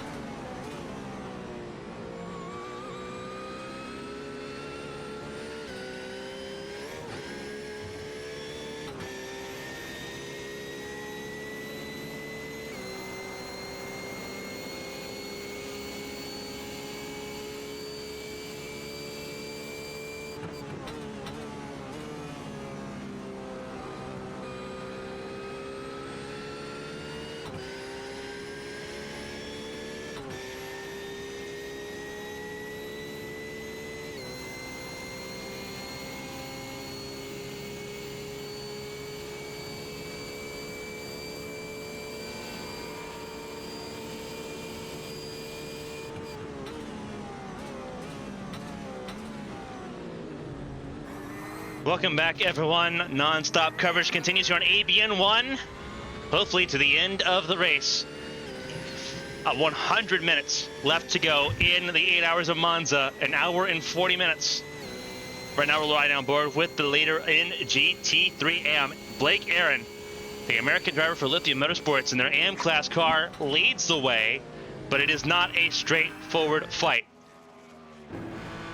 Zidar Atez has the pit stop advantage at the moment as things go right now for Rider Engineering and their esports AM team. He started this race. Looks like he might be set to finish the race as well for the 301 car. Going through turn 1 right now. Miroslav Sodorov not far away either, within 23 seconds, keeping everything in check. Now the interesting thing is that Sodorov has still not made a driver change.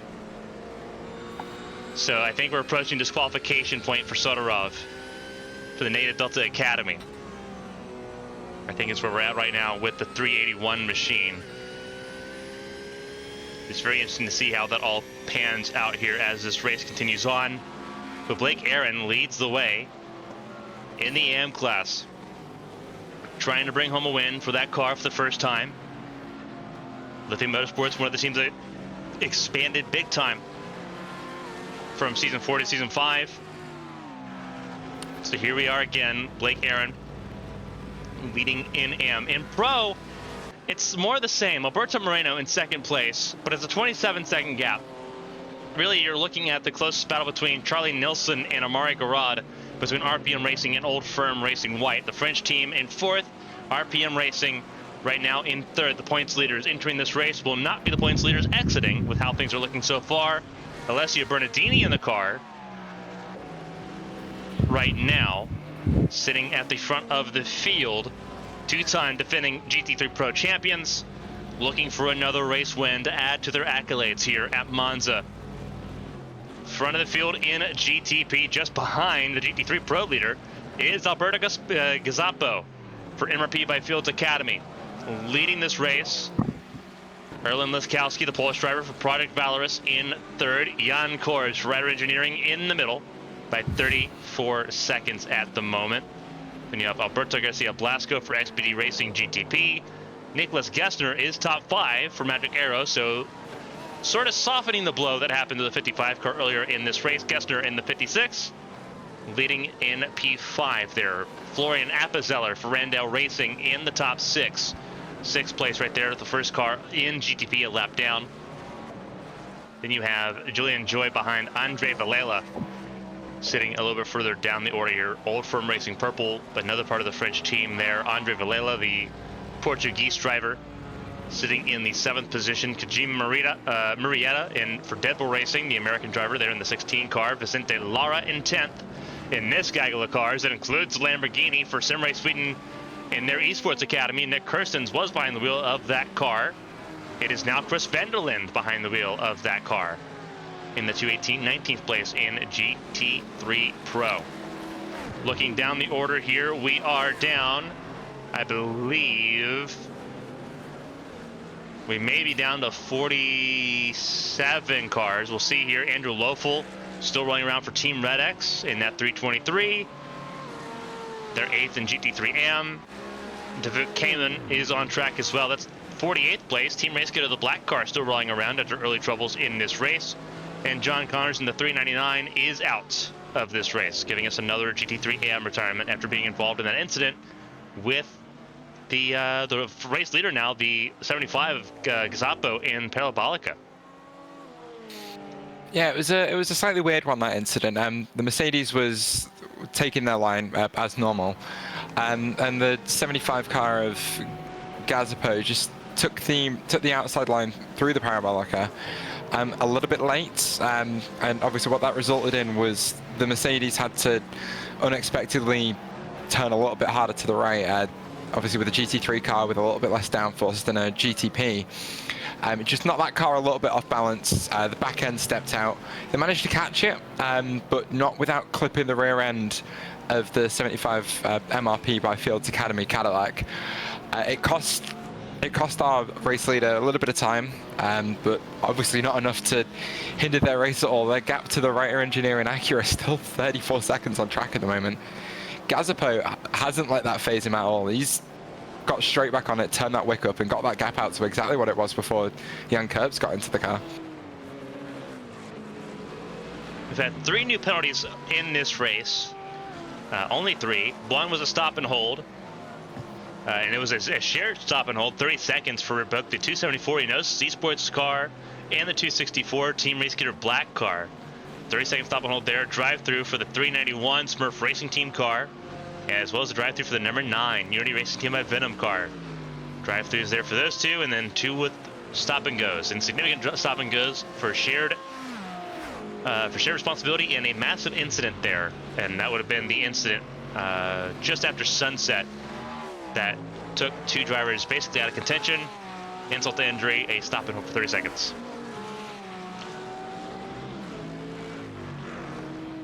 Just as we were talking there, Carmen, the 301 writer engineering esports BMW that was backwards on the exit of the second chicane earlier in this race. They're on a bit of a recovery drive at the moment. They were leading the AM class by quite a margin before they had their incident. They've just made up another spot on track. They're now 19th overall in the GT3 class, as they've just passed the AZR Motorsport car of Paulo Fonseca.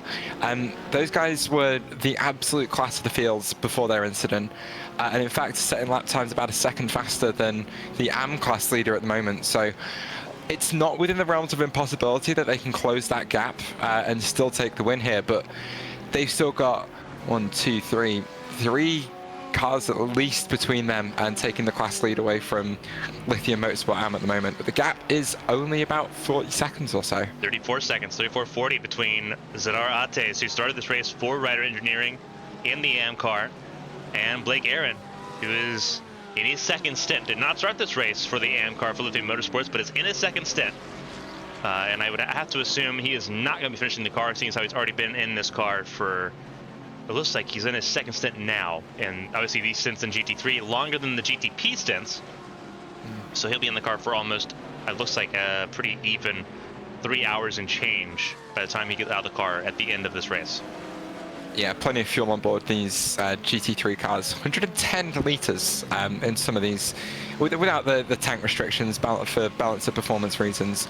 But that's 110 kilograms, roughly 110 kilograms of weight that you're carrying around with you, give or take. Obviously, fuel isn't exactly the same amount of weight as water. These GTP cars, though, carrying around 89 litres of fuel, but they burn it a lot faster than the GT3s, hence why their stint lengths tend to be a little bit shorter, especially at a track like Monza, where you're spending so much time at full throttle. That difference is really exaggerated. Yeah, right now Zadar Ates right now trying to close in the gap. What was a walk away at one point for Rider Engineering has turned into a close contest over the next hour and a half of racing. We're at the 90-minute mark in this race. We're 15 seconds away from taking over to 6 hours 30 minutes completed. And now it is a lot to play for here. Not so much at the front of the GT3 Pro field. Bernardini pretty well having that locked down by, again, 27 seconds. That is a gap that has been almost impenetrable by Moreno, Garrod, or by David Martin, who is now in the 288 for Go Esports in that BMW machine. It is German engineering all the way through. You have to look all the way down to 13th place. Isaac Arvidsson for Race Sweden. He was actually in 4th place, but listed 13th because we couldn't see him for the longest time. But he's the only non-German car in the top 3? The top 4 even? In the top 18. We have to go down to Chris Vanderland in the Sunrace Sweden Esports Academy, which is the Lamborghini. I see it, yeah. That's... I mean, speaking of these guys, though, there is a little bit of a fight developing for the last step on the podium in yeah, we're looking at right GT3. now, Arvidsson and Nilsson. Yeah, it's been closing up quite dramatically over the last few stints. Well, over the last stint or so. The sim racing esports car just kind of chunking the RPM racing Mercedes at the moment. We've seen the Mercedes have a bit of the advantage in the race so far, but it seems as the track still cools yet again and the air temp comes down yet again, the Ferrari 296 is coming back into it a little bit. Gap only 0.4 0.4 seconds once again between these guys. I feel like that's the only gap I've called out this race, as they just deal with a little bit of GTP traffic that pits just in front of them. The 296 picking up the slipstream nicely down the start-finish straight, but Nilsson got his own little bit of slipstream from Perrone in front. No move on into turn 1 this time for the Ferrari, but whoa, big check-up coming into turn 1 as Nilsson brakes to avoid the 7th overall GT3 car. That's allowed Arvidsson to catch up quite a lot as Gazzapo squeezes around the outside of both of them. Deep in the slipstream now, coming around Curva Grande, 0.2 seconds is the gap. Much better braking performance on the Mercedes, so I don't think the Ferrari is going to be able to have a go into the second chicane. He doesn't, he stays behind once again, but Nilsson looks like he's struggling quite a lot at the moment. Yeah, and meanwhile, it's second first team as the first between Laurie Capella, the Finnish driver for Project Valorous Academy, in the 253, and Vladislav Shopov in the 278, as they also approach the Rogia chicane. Shopov in that Porsche. Obviously, we know how much the Porsches have struggled in this race, not only in the GTP class, but in the GT3 class as well. Shopov trying to find a way around Corpella here in the Project Valorous machine. A couple of passes potentially en route here. Charlie Lund Nilsson for RPM Racing just still trying to hold on to that Mercedes ahead of the lone Ferrari in the top 10 of Isaac Arvidsson. Yeah, Nilsson doing a fantastic job at the moment, doing absolutely everything he needs to keep the Ferrari behind. The closest traffic they've got to deal with is just 5 seconds up the road to put car 31, P22 in GT3 overall, another lap down. But these guys' fight is going to go on for a little bit because Nilsson and Arvidsson are very much matching each other at the moment. So it'll be really interesting to keep an eye on it and see who manages to come out on top in this one. Will it be the grunt of the German V8 or the home field advantage of the Ferrari 296? Yeah, we're going to find out here momentarily. I have a feeling about it across the board here. We've had a peak. Yeah, just a little bit of a peak from Arvidsson coming into turn 1, just filling Nilsson's mirrors full of that really nicely painted Ferrari, I might say. But no move yet to be made. Shopov otherwise made a pass on Corpella, so one pass has been solved in favor of the Hungarian driver Shopov, up to P9 in GT3 Pro. And such is the factors of a multi-class race. We have car 55 of Tamas coming up behind the fight for the last step of the podium now. He's going to compromise the Mercedes coming through Lesmo 1 this time. Mercedes having to run a little bit wide, but Tamas clearing them nicely. The car 210 just making that apex nicely, but another one of the GTP's Harden squeezing through on both of them, compromises both cars at the exit of at the apex of Lesmo 2. Sorry, Arvidsson deep within the slipstream of Nilsson now on the run down towards Ascari, as we got another GTP coming in to interrupt this battle. And going to get through both of them there, going to the Ascari chicane. You saw it fly by. We're on board with Arvidsson, the Ferrari, following the Mercedes. A little bit twitch there, bad twitch in Ascari. Yeah, these cars set up really loosely. No wing tuning on the back end of that car. It may look like it's doing a lot, but it ain't doing much at Monza. As he stays in line for now, just looking for that slipstream down the start-finish straight to maybe have a look into turn 1. We know how quick the Mercedes have been coming out of Parabolica and all the way down to the first chicane. So Arvidsson's going to have a big ask to try and get something done here. Perrone, though, behind him, not getting too much for a run, just kind of staying where they are for now. 0.2 seconds still the gap, and no gains being made right now. Marginal gains, even. The overspeed not quite there for Arvidsson as he closes up on the brakes yet again. Nilsson really seems to be struggling on the brakes, a place where the Mercedes has had the advantage all day. It'll be interesting to see how this all fares out here with less than 90 minutes to go.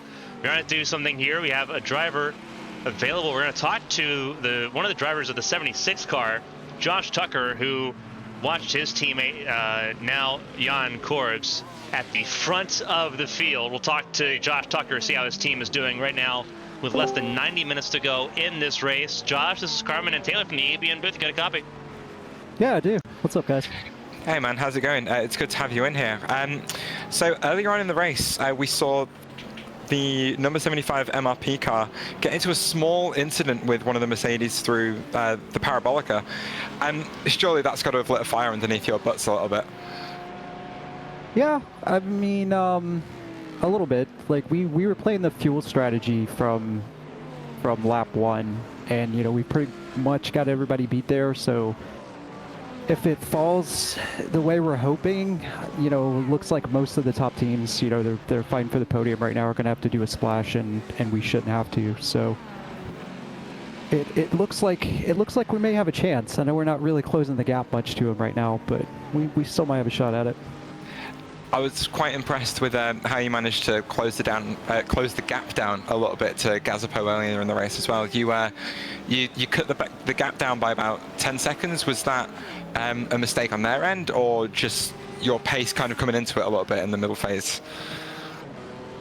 I think it was just the pace coming in the middle phase. I'm not an endurance driver by trade, you could say. I'm an IndyCar driver. Sorry to just cut in there, Josh. We've just had a move for P3 and GT3. Arvidsson's managed to get past Nielsen on the brakes for turn 1. A move that's been coming for a few laps now has finally been made.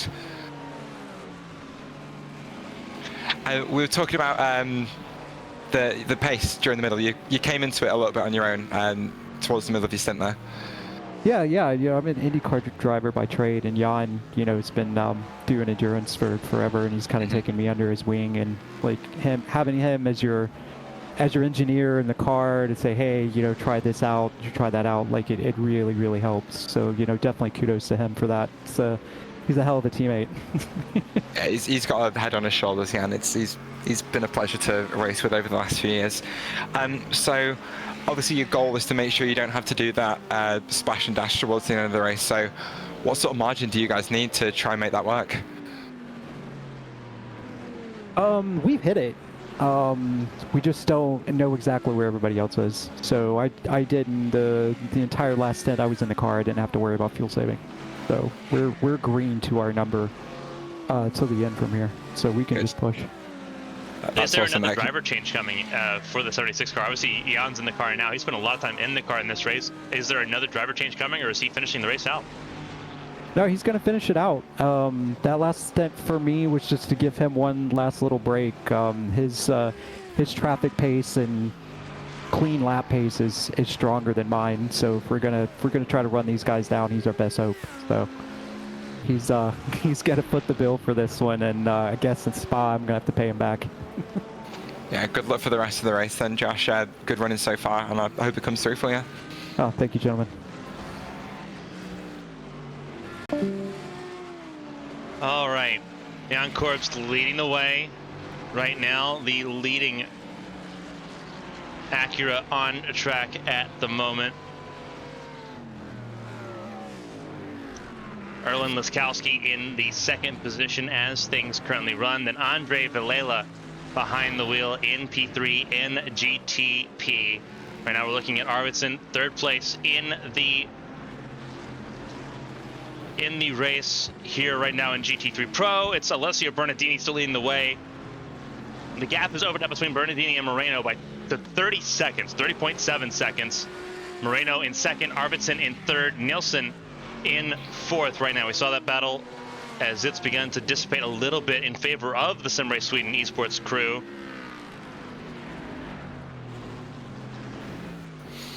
Yeah, no, it's been what a move from Arvidsson though, like hard on the brakes into turn 1, a place where the Mercedes have absolutely had the advantage all day, but to take advantage of the slipstream, the draft, all the way down that start-finish straight, and take advantage of the almost prototype style driving style of the Ferrari was, yeah, really smart driving from Arvidsson, made it work, and has now got his car up onto the podium.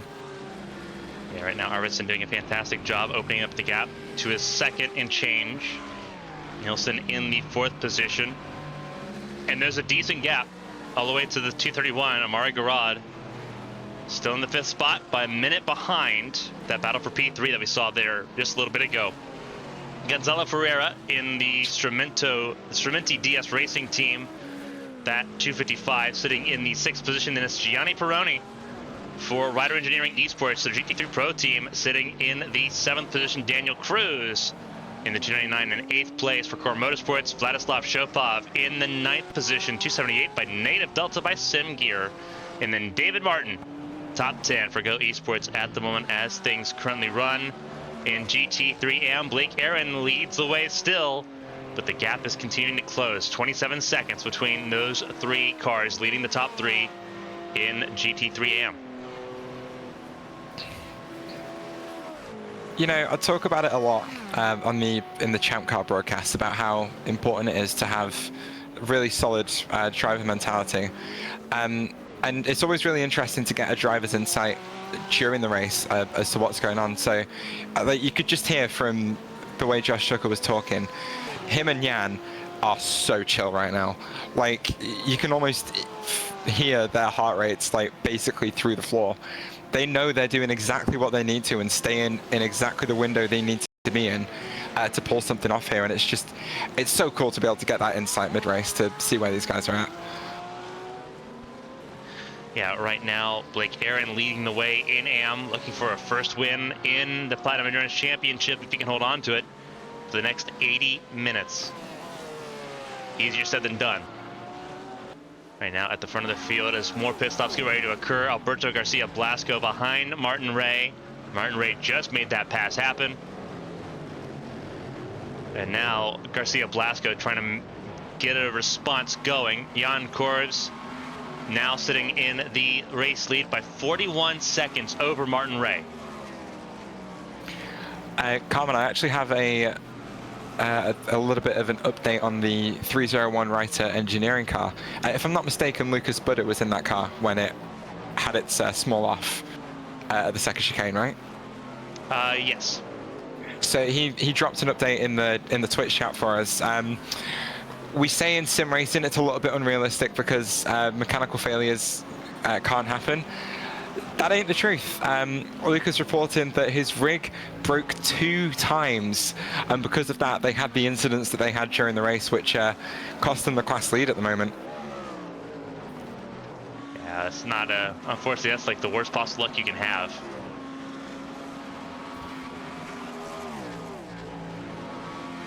That's putting it lightly, but yeah, there you go. Mechanical failures happening in sim racing. Who'd have thought it? In all this though, speaking of the Writer engineering car, they have started to close the gap down on 381 of Negative Delta Academy, who are getting embroiled in a little bit of a fight with the SR Technic car. Carlos Coxino currently on board. Gap only half a second between those two cars at the moment as they make the run down to the De La Roggia chicane. See if we can make anything happen here. A pair of Porsches though. Sozarov's pace really strong at the moment, making the most of the clean air that he's had. We'll see if he can make anything happen this lap to try and get up into 17th in class. Yeah, he's trying to make up some time, not only overall, but also trying to make up spots on Blake Aaron, the Lithium Motorsports car. He was faster by over a second a lap ago. So obviously trying to kind of keep that pace going at the moment, but gonna be a little more difficult now with more traffic in the way. Yeah, the thing that Sotarov is thinking of right now isn't Carlos Coxino in front of him. It is the car of Lithium Motorsports, Blake Aaron. Only 16 seconds up the road. That's you can make that up. We've got over an hour to go here, which is plenty of laps. The ticker telling us over 60 laps to go for the GTP cars at least. You've got time to make that happen. You just need to keep chipping away at it over time, and I think this race for the class victory in GT3M could hot up quite quickly, especially before the end of the race. All right, now running on board with Sotarov as he follows Carlos Casino behind. The gap between Aaron and Sotarov is 16 seconds. So the gap has come down, and once again Sotarov is quicker by almost a full second.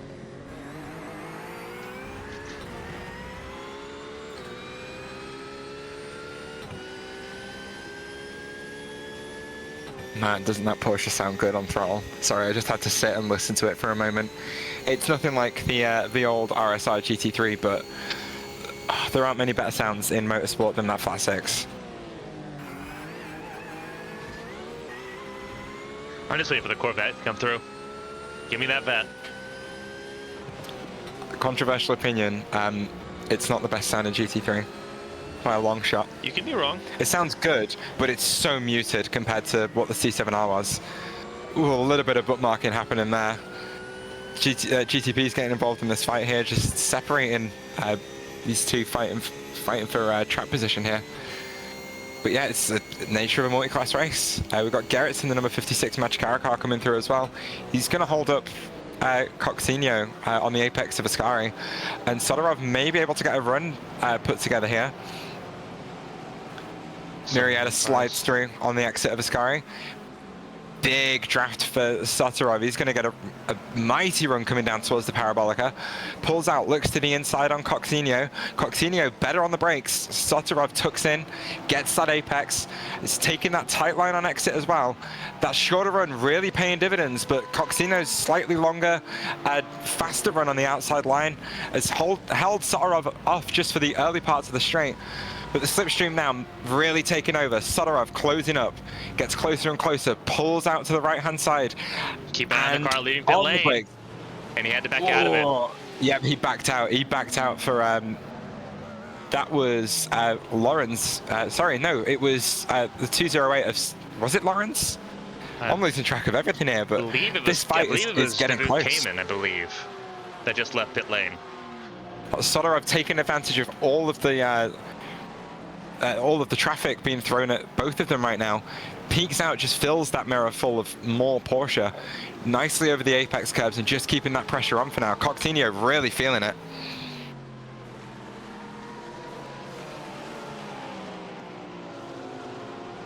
Yeah, so right now everyone running around, trying to grab some positions here. Anything to scavenge what you can with about an hour and 10 minutes left to go. Hour and 12 minutes to be precise. Carlos Casino for SR Technic. Been a very quiet season for them so far. We got pit stops in GTP, Carmen. Yes, we do. Blastarozzi back in the car for the 55. Jan Korbs in pit lane now, with AJ Stravato back in the car for the 50. So one of the actors getting a driver change, the other, Jan Korbs, as we heard from Josh Tucker, staying in for the rest of this race. Martin Ray, obviously his off sequence here by a little bit, sitting and will take the race lead over once more.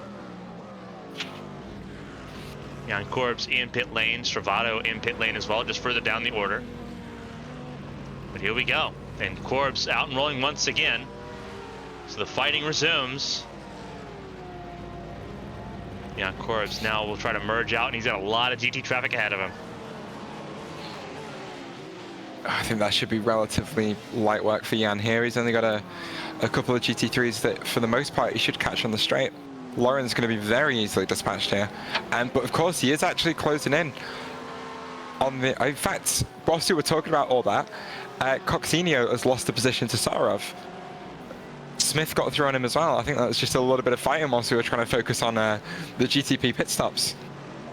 Yeah, obviously, there's so much there's no bonus points. The there's no bonus points for Sotorov getting around Casino, because they're all classed differently.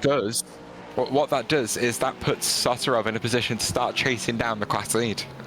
He now has no cars in front of him between him and the 334 of Lithium Motorsports M.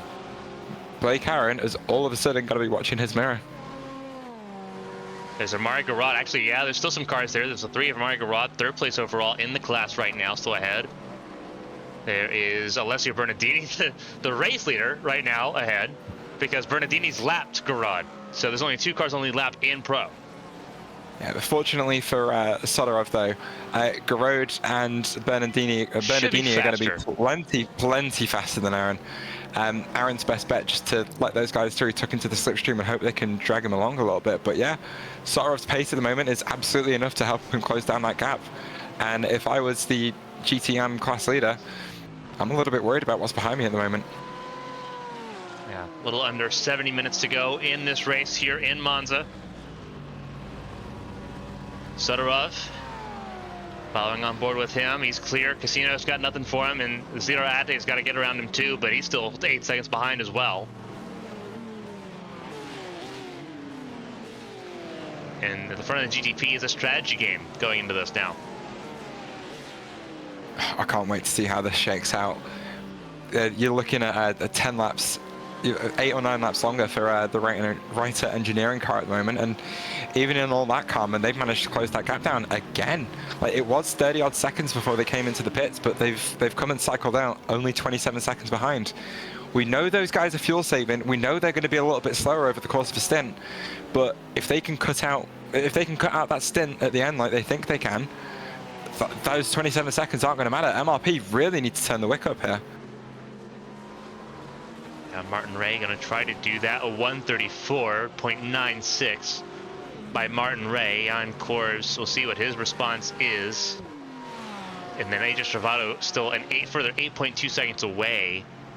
And we're going to see what that lap time is for Jan Corbs here on full fuel. Let's see him come out of Parabolica.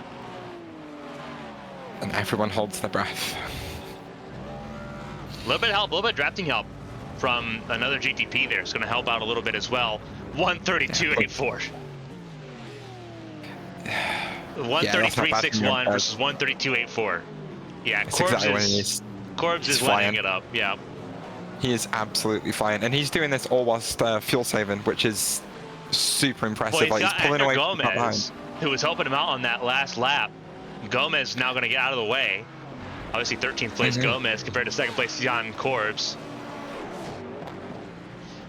Yeah, handy a little bit of driving. Handy a little bit of driving from Cabs there. Yeah, Gomez, I think, trying to follow Corbs and trying to get a little bit closer to the Team FFSR 99 car that being driven by Jeff Morlon right now. It's going to be a little bit of an ass. The gap between those two cars is about 30 seconds. I doubt a little bit of slipstream is going to be enough to close that one up too quickly. Just try to hang on, try to figure out where they're so much faster. Just hang on for a little bit there. It's looking like a couple of tenths speed difference between those two at the moment, though. Team FSR 36.9 last lap, Project Valorous Academy number 52, Andy Gomez with a 34.9. So definitely something to keep an eye on, but at the moment I don't think it's going to be too much to worry about. These guys are very offset right now. Right now we're looking to see what happens here. Obviously still a lot of racing to go. And Jan Corbs is on fire. 34.87 from Martin Ray that time through. Jan Corbs going through this time. 30.4.3 even with traffic, still faster by 4 tenths.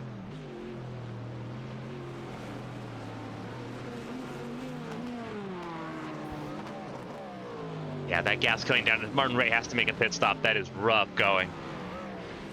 Yeah, the thing is, MRP have still got a while to go before they even need to think about stopping. Both cars are actually doing 27-ish lap stints at the moment. So that MRP car still has 16 laps to go before they even consider stopping for a driver change. I don't think there's a driver change coming. I think it's all fuel at this point. I think Martin Ray's finishing the race because he didn't start the race and he only did a short stint in the middle stanza. And then we know Corbs is finishing. We know Stravato is finishing because he finished Daytona as well. Colin Garrett's finishing for the 56 as he did at Daytona as well.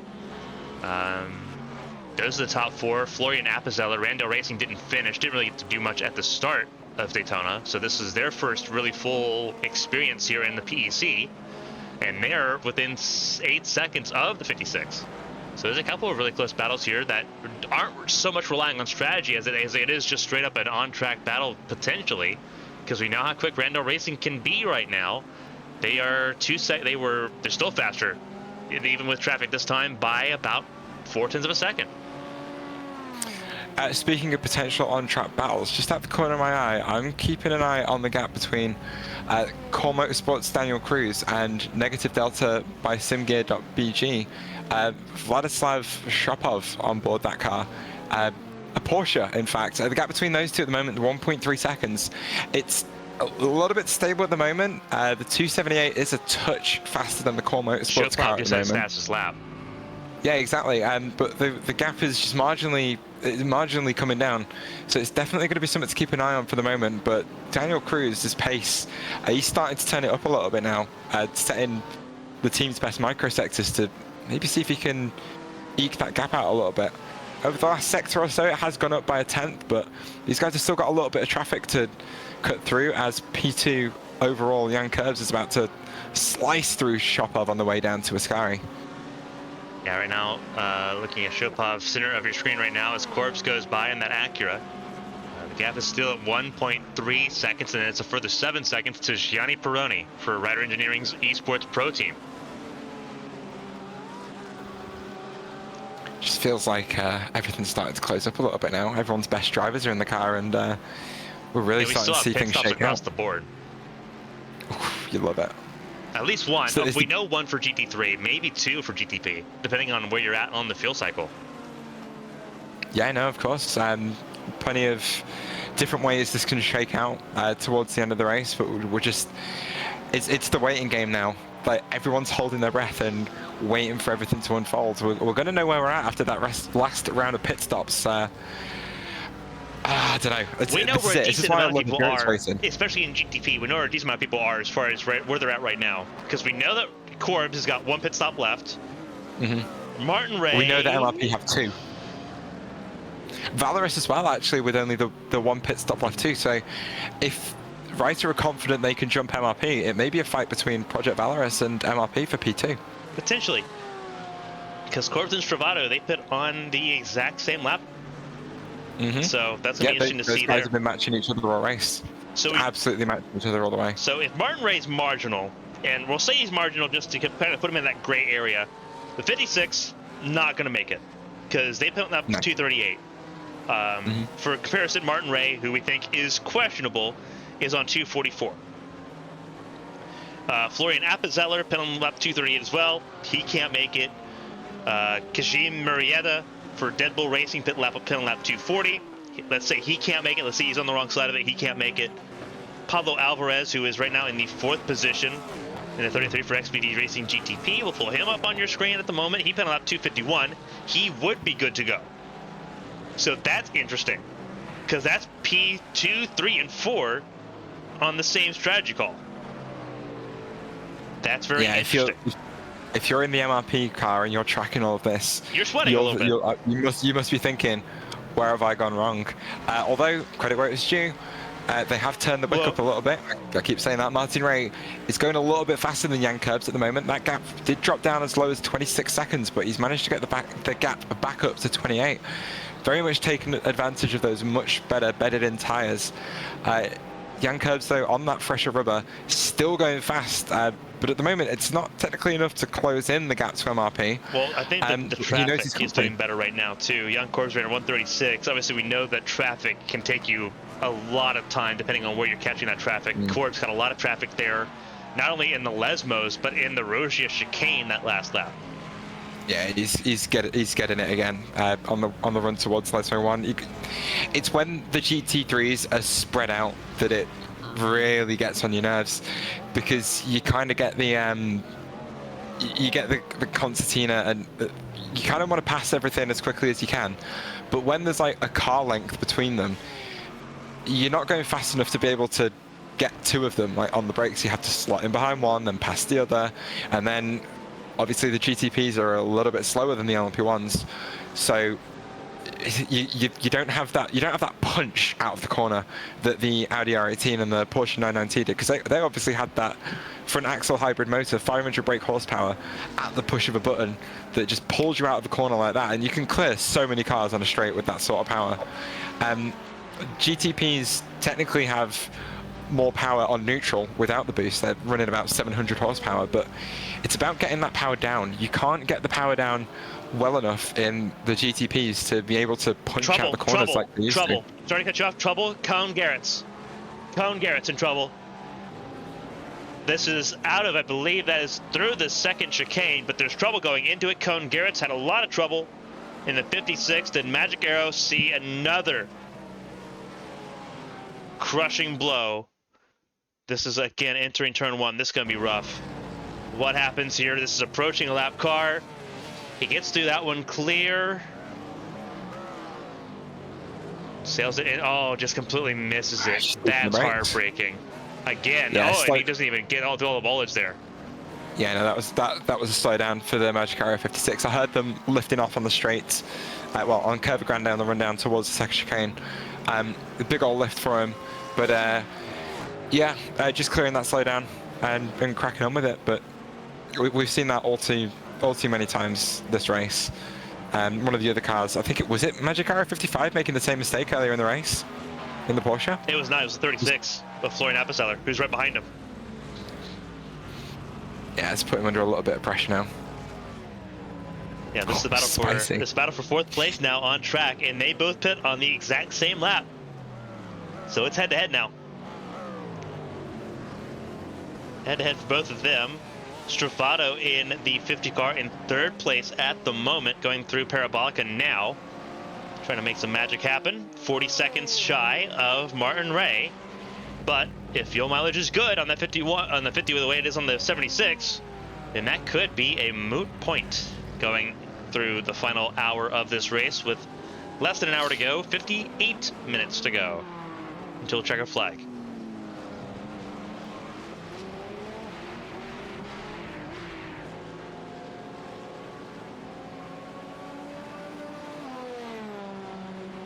Right now we're sitting here looking at Stravato in the number 50 machine, Jan Korbs in the 76, Martin Ray in the 75.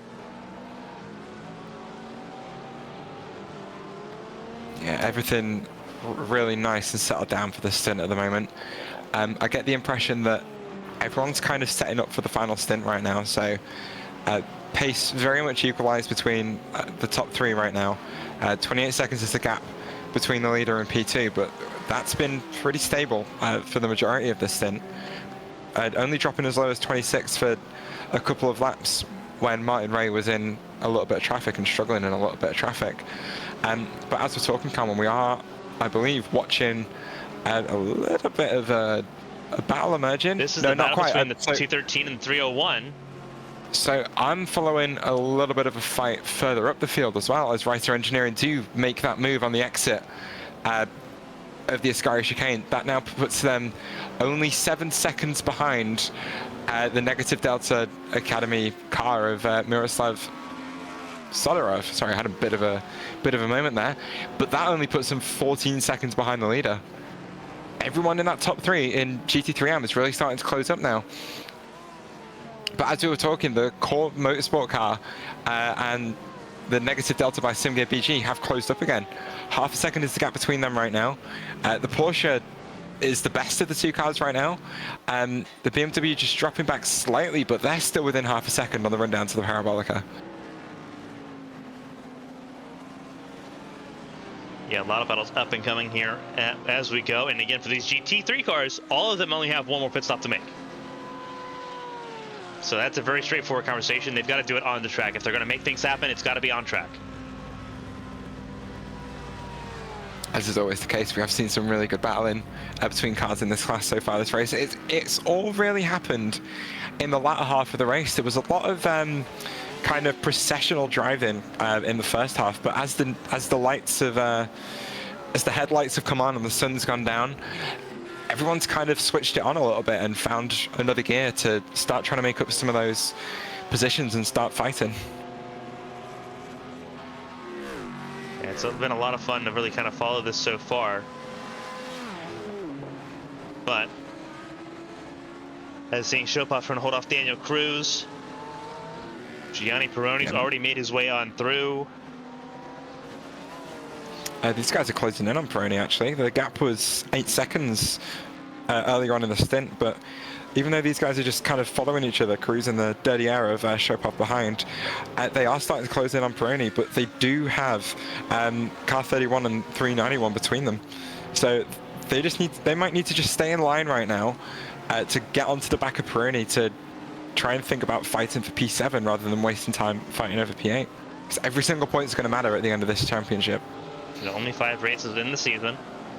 We'll be back in 3 weeks' time after this race for the 10 hours of Spa in Belgium.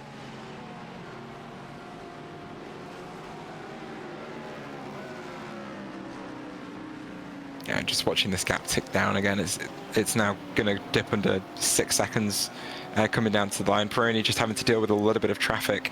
That was Martin Ray squeezing his way through into the Parabolica. Just kind of checking Peroni up a little bit, compromising their run out of what is such a vital corner for lap time. The gap between Cruz and Chopin has definitely settled down over the last few laps, and these guys are doing exactly what I thought they should do, which is just maintain their gap, chill out, and see if they can catch the car ahead. Maybe a bit of a truce between the 2 cars. Yeah, so far it's working. And closing that gap in, 5.5 seconds now the gap. Chopin just had another fastest lap for him personally. A 147.29 for Shopov. How long until we see a little bit of bone drafting from these two? I wouldn't try it. I wouldn't. No, we've seen how that ends. I can think back to the 2022 6 hours of Monza in the WEC. Ferrari and Porsche going at it in the last half of the race, literally pushing each other down the straights, backwards and forwards the entire way. To a point where I think it was the Ferrari just kind of didn't break into the second chicane and just pushed the Porsche on a little bit, and as both of them went off the track. No love was lost between those two either, as when they came to Bahrain, they came to heads again, and I believe the Ferrari actually took the Porsche out towards the end of the race to secure the championship, and they were never penalised for it as well, which is very strange. Yeah, right now you've got Vladislav Shopov sitting right now in the 7th position, as here comes some of the leaders in pit lane. Alberto Moreno is in, as is Charlie Nilsson. They are in pit lane now. Moreno staying in and finishing this race. Nilsson will not be. Tom Sichetto in 3rd place here, getting into the RPM Racing Mercedes. Alessio Bernardini at the front of the field, still staying out here on track, as we see everyone really make their ebbs and flows here going into this final pit stop. See if Bernardini comes down pit lane this time, expecting that he may be the one to finish this race, but he will not come in this time. He'll stay out an extra lap here, make sure he's extra good on fuel, take the full fuel amount, and then just run to the finish. Again, he's not under duress. He's been leading by 28 seconds just about the entire second half of the event. That 07 racing car has been untouchable here at home for this team. Italian team, through and through. Italian drivers, Italian team. They keep picking a different car every season and they keep winning. So for Bernardini and company, this is icing on the cake right now if they can just keep hold of this at the moment as things currently stand. Moreno and Arvidsson out of pit lane now. Moreno doing what he needs to do to try to lead this race, or try to get himself into a better position. Here comes Arvidsson down pit lane now. He'll pit from 2nd place. Amari Garad for Old Firm Racing White will be, I believe, coming up pit lane here soon. A little bit off sequence here. Gonzalo Ferreira in the 255 as well. Then it's Gianni Peroni, David Martin, Lorik Carpella, and Vladislav Shopov, your top 10 as things currently go in various orders here. Obviously, pit stop still underway. And oh, what happened to Arvidsson? It's saying that he towed to pit lane. Hopefully that's not the case. Thought he made it to pit lane on his own.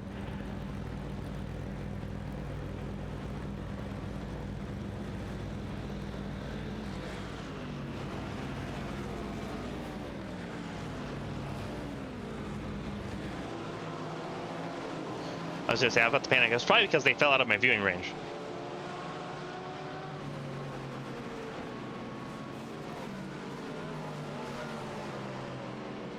So Martin Ray leads the way over Jan Korbs, Adrian Stravato, Pablo Alvarez, Cone Garretts, Andre Filela, Florian Appenzeller. Appenzeller in pit lane at the moment, leaving pit lane now for Randale Racing.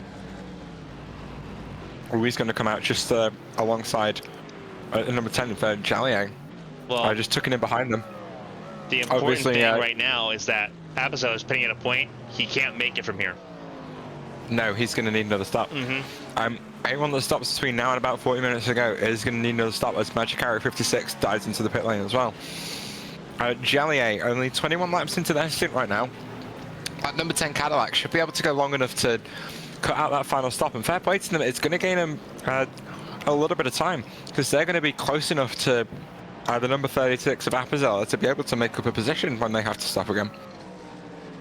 So here you go, here's your things to keep an eye on, because this is where the race gets mighty interesting. Yeah, right now Martin Ray leads the way over Adrian Stravato and Pablo Alvarez. So that's where the top 3 is right now. Jan Korb's also in this mix as well. It's not in our viewing range because he's a little bit far back from where Martin Ray is located. Jan Korb's in the second chicane now, in second place. But still 28 seconds away. Martin Ray needs to get about 7 hours 20 before coming down pit lane. He needs to survive another, reasonably another 8 minutes. Yeah, I think it's going to be mighty tight for that car. Yeah. As we've been talking about, they're 8 or 9 laps short of where Reiter and Project Valorous are at the moment. 22 laps into their typical 27 lap stints. They've been doing the same stint lengths as the Reiter car and the Project Valorous car, but they kind of got onto that strategy way too late in the game. Yeah, well, you mentioned... Oh, this incident. Small incident at the first chicane. We just had Apazella has just had Garrett spin on his nose. I don't know if we're going to be able to get a replay of that, Carmen. Oh, we're going to. I've got to pull it up now. This is what happened here. This is out of pit lane. So trying to pick up who that is on the right-hand side of the track. That is Garrett's in the 56, and Apazeller. And Yeah, just... Now, what does that look similar to? We've seen that one before, but it ended mighty differently. Yeah, just... Garrett's, well, Apazella is sticking his nose in a little bit where it doesn't belong. Garrett's turning across the nose of Apazella. Garrett's not quite knowing that the number 36 Cadillac was there. Just turns across the nose and spins himself out. But yeah, I think that's far from significant overlap on Apazella, and he should have known better than to keep his nose in there, I think. But another thing I like to say is you pinch, you pay. And Garrett's pinched and Garrett's paid.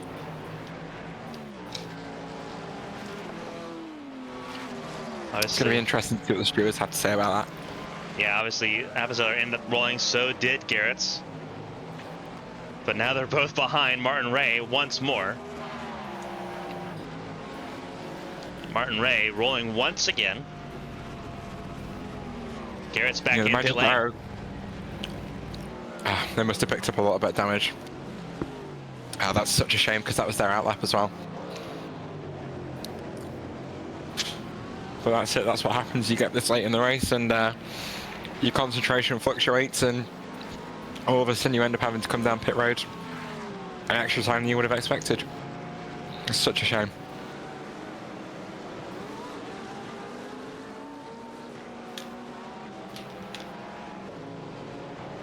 Yeah, right now Martin Ray sitting right now ahead of Jan Korbs and Adrian Stravato. Yeah, he's got to make it to about 7 hours 20 minutes without a pit stop here. That is going to be hard to do.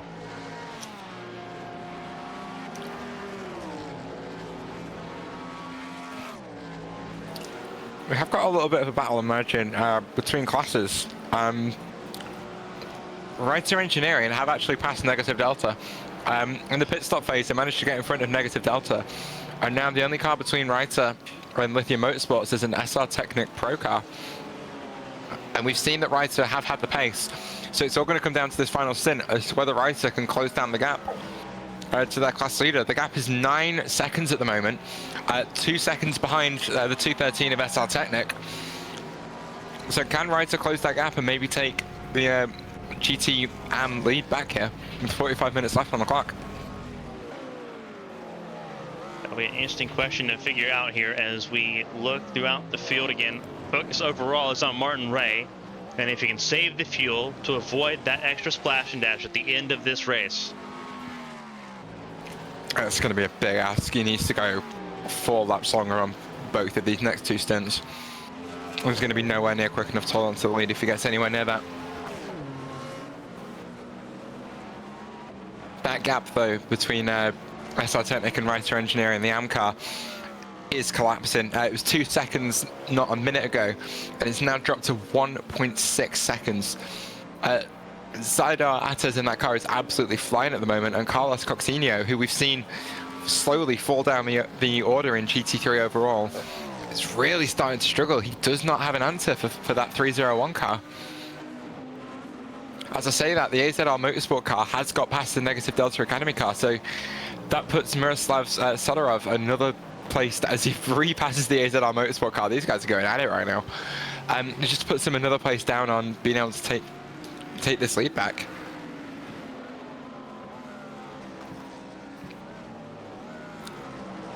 SR Technic are going to have another GTP to deal with here shortly.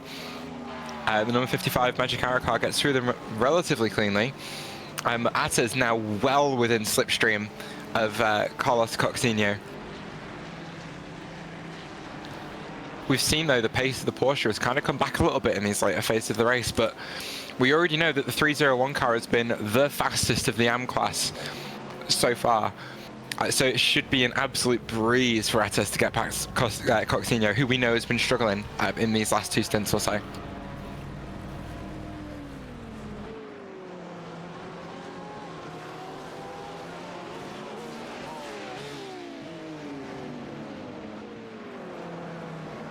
See some battling throughout the field, so we wait to see how the strategy game play out. 7 hours, 17 minutes completed. 43 minutes to go here in the 8 hours of Monza. Atta's with a big run coming out the first chicane. He's going to pull to the inside of the not Rettifilio. It gets it done on the brakes though. The braking power of that BMW really coming into its own, bouncing over both curbs, just cutting the nose of that Porsche off perfectly. And now the gap to his class lead is 9.5 seconds. His pace has been absolutely electric this stint. And if he can close down the gap to Madsen at the same rate he's closed down Coxinho, he's going to get Madsen no problems. Oh, that could be problems though. You can't make a double move like that in front of GTP traffic like that. That wasn't just any GTP traffic, that was his teammate. That was his teammate, Young Herbs, in the number 76 car. There's going to be a bit of a debriefing going on there at the end of this race. Martin Ray's in. Wait, ooh. Now, that is close. That is marginal. I think he can make it to the end from here, you know. I know for a fact that the Reiter car's stop is going to be a hell of a lot shorter, and it should bring them out side by side when all is said and done, but that MPR car can get to the end from here. Very, very close. Jan Korbs gets to the race lead. Although saying that, no, I'm not too sure. We're looking at about, no, he's not going to get to the end from here. No, this is about he's not. We're looking at a 35-minute sprint, you know, Carmen. There's still 36 laps to go here, at least. Yeah, there's still, so it's a 90-second lap. Thereabouts. Let's say 93 seconds. Drama. 93 seconds. You love the drama. I'm here for it. This is great. I don't think I don't think they can make it. I don't think they can make it. I know I was talking earlier about how full throttle this track is. It's really that determines your stint lengths. Back in there, when I was racing the LMP1, we'd find that we can, at tracks like the Nürburgring and the GP, we can do about 45-minute stints, just because of how little throttle you're using. But then you go to Le Mans, you go to Monza, you can't get anywhere near 40 minutes without massive fuel saving. So your stints at Monza and Le Mans ended up being about 35 minutes long, and that seems to be the case as well with these GTPs. Too much time at full throttle, relatively too little fuel in the tank, just gives you absolutely no endurance, which is ironic considering this is the Platinum Endurance Championship. The estimated laps to complete the race from where we were, so the estimated laps to complete the race from 7 hours and 17 minutes, which is the moment that they came down pit lane for MRP, 29 laps. That's rough. Because that means that they're 2 laps short. It depends if they can get 28, because they have been getting 28 these last couple of stints, but that stint was only 27, which might hurt them. I'm thinking perhaps Martin Ray not quite as on it with the fuel saving as his teammates, and that might cost them at the end of this race here. 29 laps should be doable, as long as Martin Ray can make sure he's saving enough. He's either got a super save, or he's got a splash and dash. It's all going to come down to how much time is lost in the pit stop when all is said and done. That's what it's going to come down to. Yeah, the 38-second pit stop there, 56.70 on the pit lane time. So that's the comparison. that Corbs and Stravato have got to beat when they make their last stop.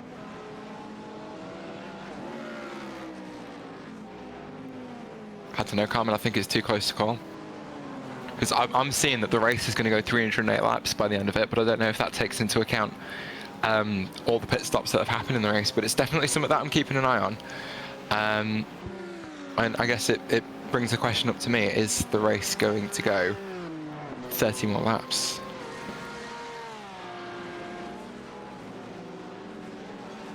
Oh, drama in the GTP class for strategy calls. A little bit more straightforward in GT3. We're looking at Zadar Ades, seeing in the 301. The gap's actually expanded a little bit. Now 9 seconds once again. Philip Madsen, the fastest driver in the Lithium Motorsports AM car, back in that car.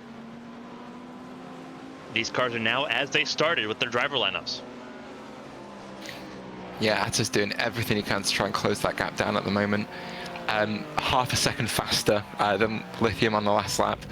So at this rate, he will catch and he will pass. It's just a matter of Atta's making sure he can keep the car clean and then getting that draft as quickly as possible and make that move. Remember, there's no stops left for any of these GT... Hang on, that might be a lie. We've got a couple of stops left for GT3s, but they're a lot further down the field. But for the cars we're concerned about right now, there are no stops left. This is a straight fight to the end of the race. Atta is absolutely flying in comparison to the rest of the Anfield. Madsen knows all he needs to do is hang on, and he's going to be in with a chance of keeping this class win. The GTP field, all they're going to be worried about are making sure that they let the GTPs through as cleanly as possible. But already this lap, the gap has closed down by over a second. This has been a really good lap from Atta so far, and it's only at Lesmo 1.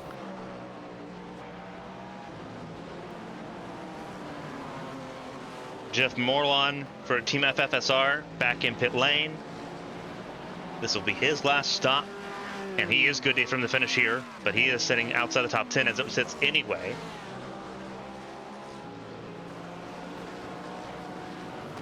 So we are seeing some begin to make those pit stops. Yeah, speaking of Writer Engineering Esports, they're going to be 23 laps into their stint next time they cross the line. But at the moment, their stint's going to be long enough that it pushes them over the boundary where they can just push to the end. They're going to be able to load her up with fuel and just push right to the end. Jan isn't going to have to worry about fuel saving, tyre saving or anything. He can just get in that car and wring its neck to the end of this race. So even if they lose time, they lose track position to MRP, sorry. Even if they lose track position, MRP, if they don't want to stop again, are going to have to fuel save massively. Jan Curbs is in the absolute box seat to take this race victory because he's going to be absolutely flying at the end of this race. Yeah, we'll see how it all pans out here. We still have the 50 of AJ Stravato also as well on the same strategy as Jan Curbs. So both those cars are going to be having the same idea in mind. Obviously, they're both good to go to the end of this race once they make their last pit stop. And we're looking at 35 minutes to go in this race. This is going to be interesting to see how this plans out. So we're looking at second place in GT3 AM, GT3 Pro, not in question. 43 seconds the gap. Here's Alessio Bernardini, who will bring home a win if things stay the way they are, and there's no reason to say that they won't because 07 Racing has been that consistent the last year and a half. Credit where it's due as well, especially if you're changing cars every season like those guys have been. It shows a lot of talent, a lot of skill, and a lot of they put the effort in. You can tell they put the effort in to be as consistent as they are, because they've shown up today and they've just absolutely dominated end to end so far. I don't want to jinx them. There's still 35 minutes left in this race. Anything could happen. We did see a little bit of contact between MRP and Mercedes earlier, and at the end of the day, that bit of contact might be what costs MRP the race at the end of this. But literally anything can happen, especially when it's as dark as it is, it's as cold as it is, everyone's as tired as they are. Like, these guys have been racing since midday today. It's been a really, really long day. Yeah, right now Bernardini leading the way. He will finish this race.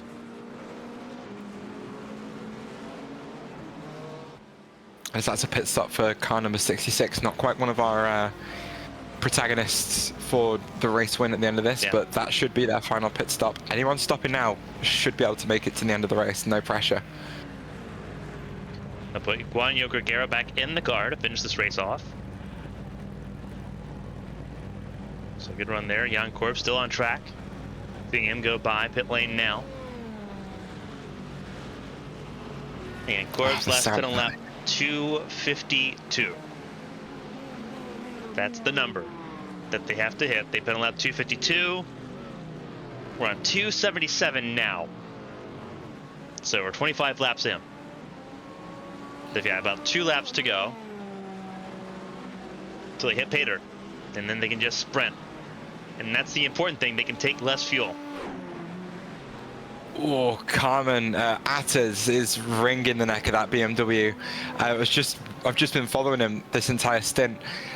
Really closing in on Madsen now. He got the gap down to about 6 seconds, but had a little bit of a wiggle coming through Lesmo 1. Just about managed to catch it.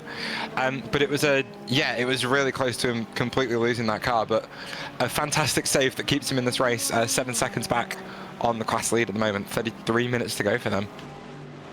Yeah, still a lot of race to go, and obviously catching's one thing, passing's another. So we'll see how that all pays off as this race goes along. A lot of positions sort of still up in the air for strategy or just on the track merit at this point. So once we get to the last pit stops, we'll know where everyone stands and everyone will know where they have to push at this point. But 8 hours to figure out what you've got and what you don't have and how you can fix it. Jan Korb's in a position now where he's got to push. You just push all your way through. And Korbs is really good at that. Yeah, whatever those guys have cooked up in the strategy room has paid absolute dividends to them today. And admittedly, strategy in GTP races, especially in officials, got a little bit dull because it's 6-hour races and 2 hours and 40-minute races. And for most of the tracks, the strategy is solved. But it's in leagues like this, it's in championships like this where you can play around with the length of the races and the distance and all that sort of thing that just kind of opens up the strategy window a little bit again, where we can have teams doing a bit of fuel saving to try and cut out a stint at the end of the race while still being fast as the number 50 Project Valorous car pits. And it's so nice. It's so refreshing to see these cars racing each other end to end. Like, you know, with different strategies, like there's some guys pushing, there's some guys fuel saving, and it's just nice to have that there because we don't see it as often as I'd like to. And now Jan Korbs sitting in the lead of this race, expecting to come down pit lane this time in the number 76 for the last time in this race, coming down pit lane with less than 31 minutes to go. And it will be a sprint race all the way through. The question is, can Jan Korbs do enough to not only reel back in the 75, as he does stay out another lap? Okay. Interesting. Yeah. Interesting. I know what he's trying to do. He's trying to make sure that his last stop is as short as possible. Yeah. And B, as late as possible, because he wants to make sure that he's got enough fuel on board to get to the end. And not only that, if he can take on less fuel to get to the end without having to fuel save, it just keeps his position nice and secure. Keep that car light, keep it on fresh tires, and make sure you can push as much as you can. Keep an eye on that margin. The gap is opening up between Ryder and MRP. 53 seconds now, the gap almost. MRP is losing a little bit of time. Ryder Engineering obviously on lower fuel, another big advantage there. Lighter car at the end of this run for the 76. That's a big advantage. Yeah, it still takes you about 30 seconds to drive through the pit lane here at Monza. Obviously, you're still moving, but you are losing a significant chunk of time to those cars around you. So the big thing to keep an eye on for me at the moment is how short was Project Valorous's last stop and how long is MRP's going to be? Because that's what it's going to come down to at the end of this. So Project Valorous, their last stop, 41-second pit lane time. I feel like that's not entirely accurate because they spent 29 seconds in pit lane, or in their pit box. I feel like that's not entirely accurate, but they shaved off 10 seconds from MRP. And that's Project Valorous, who are not in this lead battle. No, they should be in it for P2 though. It's definitely something to keep an eye on. But as we were talking about the GTP strategy, the gap between the GT3 and as Jan Kurbs does pit, the GT3 AM gap has closed. It is now 3.6 seconds coming into the Parabolica. Atters has absolutely demolished Madsen's lap times over the last few. I think Madsen's struggling a little bit in traffic, just getting some GTPs and not quite where he wants them. But that's not going to help him in this race. Atters now flying down the start-finish straight. Madsen's teammates reporting that it should be easy for Reiter to pass, as Madsen's car is a little bit slower on the straights, but it's something to keep an eye on. 28 minutes left in this race. There are plenty of time. There's plenty of time left for anything to happen. So if you're in the 334 team, keep those fingers and toes crossed. Maintain hope, because Atters has still got to catch you and pass you guys. Martin Rage is now coming out of Parabolica now. Tires and fuel on board Jan Kurbs' machine. He is rolling once again. Yeah, so don't forget that MRP car should still have to pit again. It is so marginal for them to get to the end of this race, whereas Jan Kurbs can push. Jan Kurbs can not only push, but he can see the gap. That 75. Look how short that gap is. Yeah. Jan's hungry. When I tell you, if Jan sets his mind to something and he decides he wants to win a race, and he's going to win a race, he's going to go out there and win it. The gap currently sits at 4 seconds. There's 3 GT3s between both of them at the moment. So it's going to be really interesting to watch how Jan slices and cuts through these 3 cars, who are actually the first car not fighting the 2 in front, but Peroni and Shopov both fighting for position, so they won't want to let him through as cleanly as he wants them to let him through. Luckily, he's going to catch them on the run to Ascari. Yeah, should be nice and easy for him, but a little bit of a checkup on Lesmo 2 isn't going to, it's not going to hurt him too much. But yeah, he can see that lead now. He wants it. He's going to go get it. Right now, the cars he's seeing right now, he will take over on the straightaways, either before Parabolica or after Parabolica. It's whenever you see cars that you're approaching near Curva Grande that it begins to be a heartache. And right now, Jan Kurbs sees a lot of cars that he will be able to pass before turn 1. I don't know what it is about Reiter Engineering, but right now, all 3 of their cars are doing something. The GT3 Pro car is trying to fend off the Porsche Negative Delta by SimGear BG. Vladislav Shopov, of course, still on board that car. At Reiter Engineering Esports GT3 AM, Atters is still closing down the gap to Lithium Esports AM. And then you've got the 76 of Jan Kurbs trying to close in for the overall race lead. Don't know how these guys have managed it, but they are the entertainment on track right now. Well, you think about how bad last season was for them. For the GTP team, the bread and butter team went from being runners-up in the championship in Season 3 to not scoring a single point in Season 4. That was heartbreaking for them. This is their return with a vengeance. Endurance racing's tough. I think we've shown that tonight with the amount of incidents we've had. We've had a couple of retirements, but it's mostly just been small mistakes, a bit of miscommunication in traffic, missing your braking points and all that. Endurance racing is tough. It's tough on the mind, and it's tough on the body. Even though we're just sat in our little chairs, there's still a little bit of physical exertion. If you're doing it long enough, it can really start to take a toll, and that's definitely happened to some of these guys. But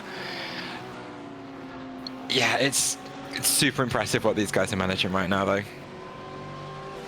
It's been outstanding stuff so far.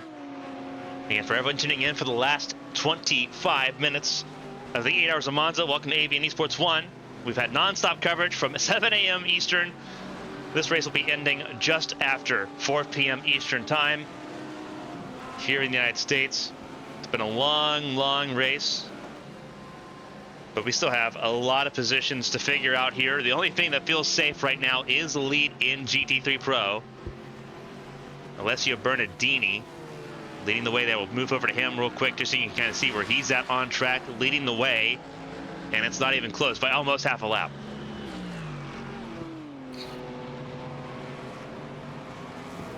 And you talk about Zadar Ates for Reiter Engineering, their AM class car. Less than 3 seconds now, the gap.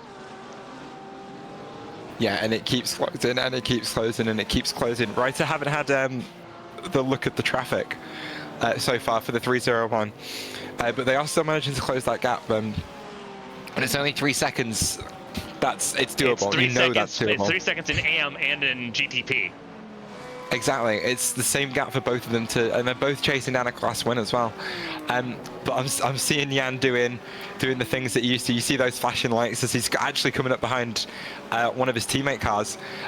Is he going to get out of the way? No, they are going to hold him up a little bit through Ascari. But they're both racing for something here. Even though they're teammates, they're both racing for a class win. So Atis isn't going to want to get out of the way, but Curbs is now going to head down as they flash each other and weave just to say hello, or maybe express a little bit of annoyance, but Jan knows. Jan knows that Atis is chasing down Madsen to try and take that class win. And there's not much that Atis could have done there to get out of the way. The gap's going to be about 3 seconds on the line still for both of these races that we've got going on here. Jan Curbs looks to still be the class of the field at the moment, though. Yeah. I noticed though he's doing all the things he used to back when we raced against each other in LMP1, just on that headlight flash button all the time. He's been quite relaxed with it for most of the race, but it's only now he's really starting to pick up the use of it. It's not desperation, it's excitement. He's looking forward to what he's got ahead of him. He wants this fight and he wants to make it happen. Yeah, he just closed in a second in one go. 2 seconds selling out, and you see why. There's the traffic. Yeah, Martin Ray struggling through the traffic there. It's really not being helpful, but obviously Curb still has to deal with it as well, as he's got a GTP and GT3 in front of him going side by side through Lesmo 2. Here he goes. But he's going to clear Smith really nicely there. What cost Ray a second cost Corbs a 10th. Yeah, but Kuzma in front of him though as 0.6 seconds. He's not going to get out of the way, so Jan's going to have to deal with that dirty air all the way through. But Ray's going to get caught up behind traffic again through Ascari. It's going to be a bit more of a struggle than Curb's traffic was. So it's going to close that gap down now to 1.3 seconds. Now remember, as much as we are waiting for Jan to close that gap, we do think that number 75 car still has one more stop to make. The only way they can get to the end is if Martin Ray pulls a 29 lap stint out of himself in this final stint. He's currently 11 laps in, so he's still looking for 18 more laps as the gap on the line 1.6 seconds. This is so interesting to see how this all plays out here. Actually, Carmen, in all of this, we've had another fight start to develop for P2 in GT3 Pro. The 219 of Sim Race Sweden Esports has closed onto the back of Alberto Morena. The gap is 1.1 seconds, and Arvidsson, who has been absolutely rapid in these last couple of stints, is starting to knock on the door of P2. He wants Moreno's spot. These two have been battling just about all race long, on and off. Obviously, Moreno had a really good chance in the second half of this race. Arvidsson had a drive-through penalty that the Sim Race Sweden team did. The 219 had a drive-through, it set them backwards, so Arvidsson's had to recover from that. And now here he is again, with less than almost coming to 20 minutes to go in this race. Carmen, we've got a passer position. GT3 Pro again. The 278 of Negative Delta has gotten past the writer engineer in GT3 of Gianni Peroni, so that's a change of position.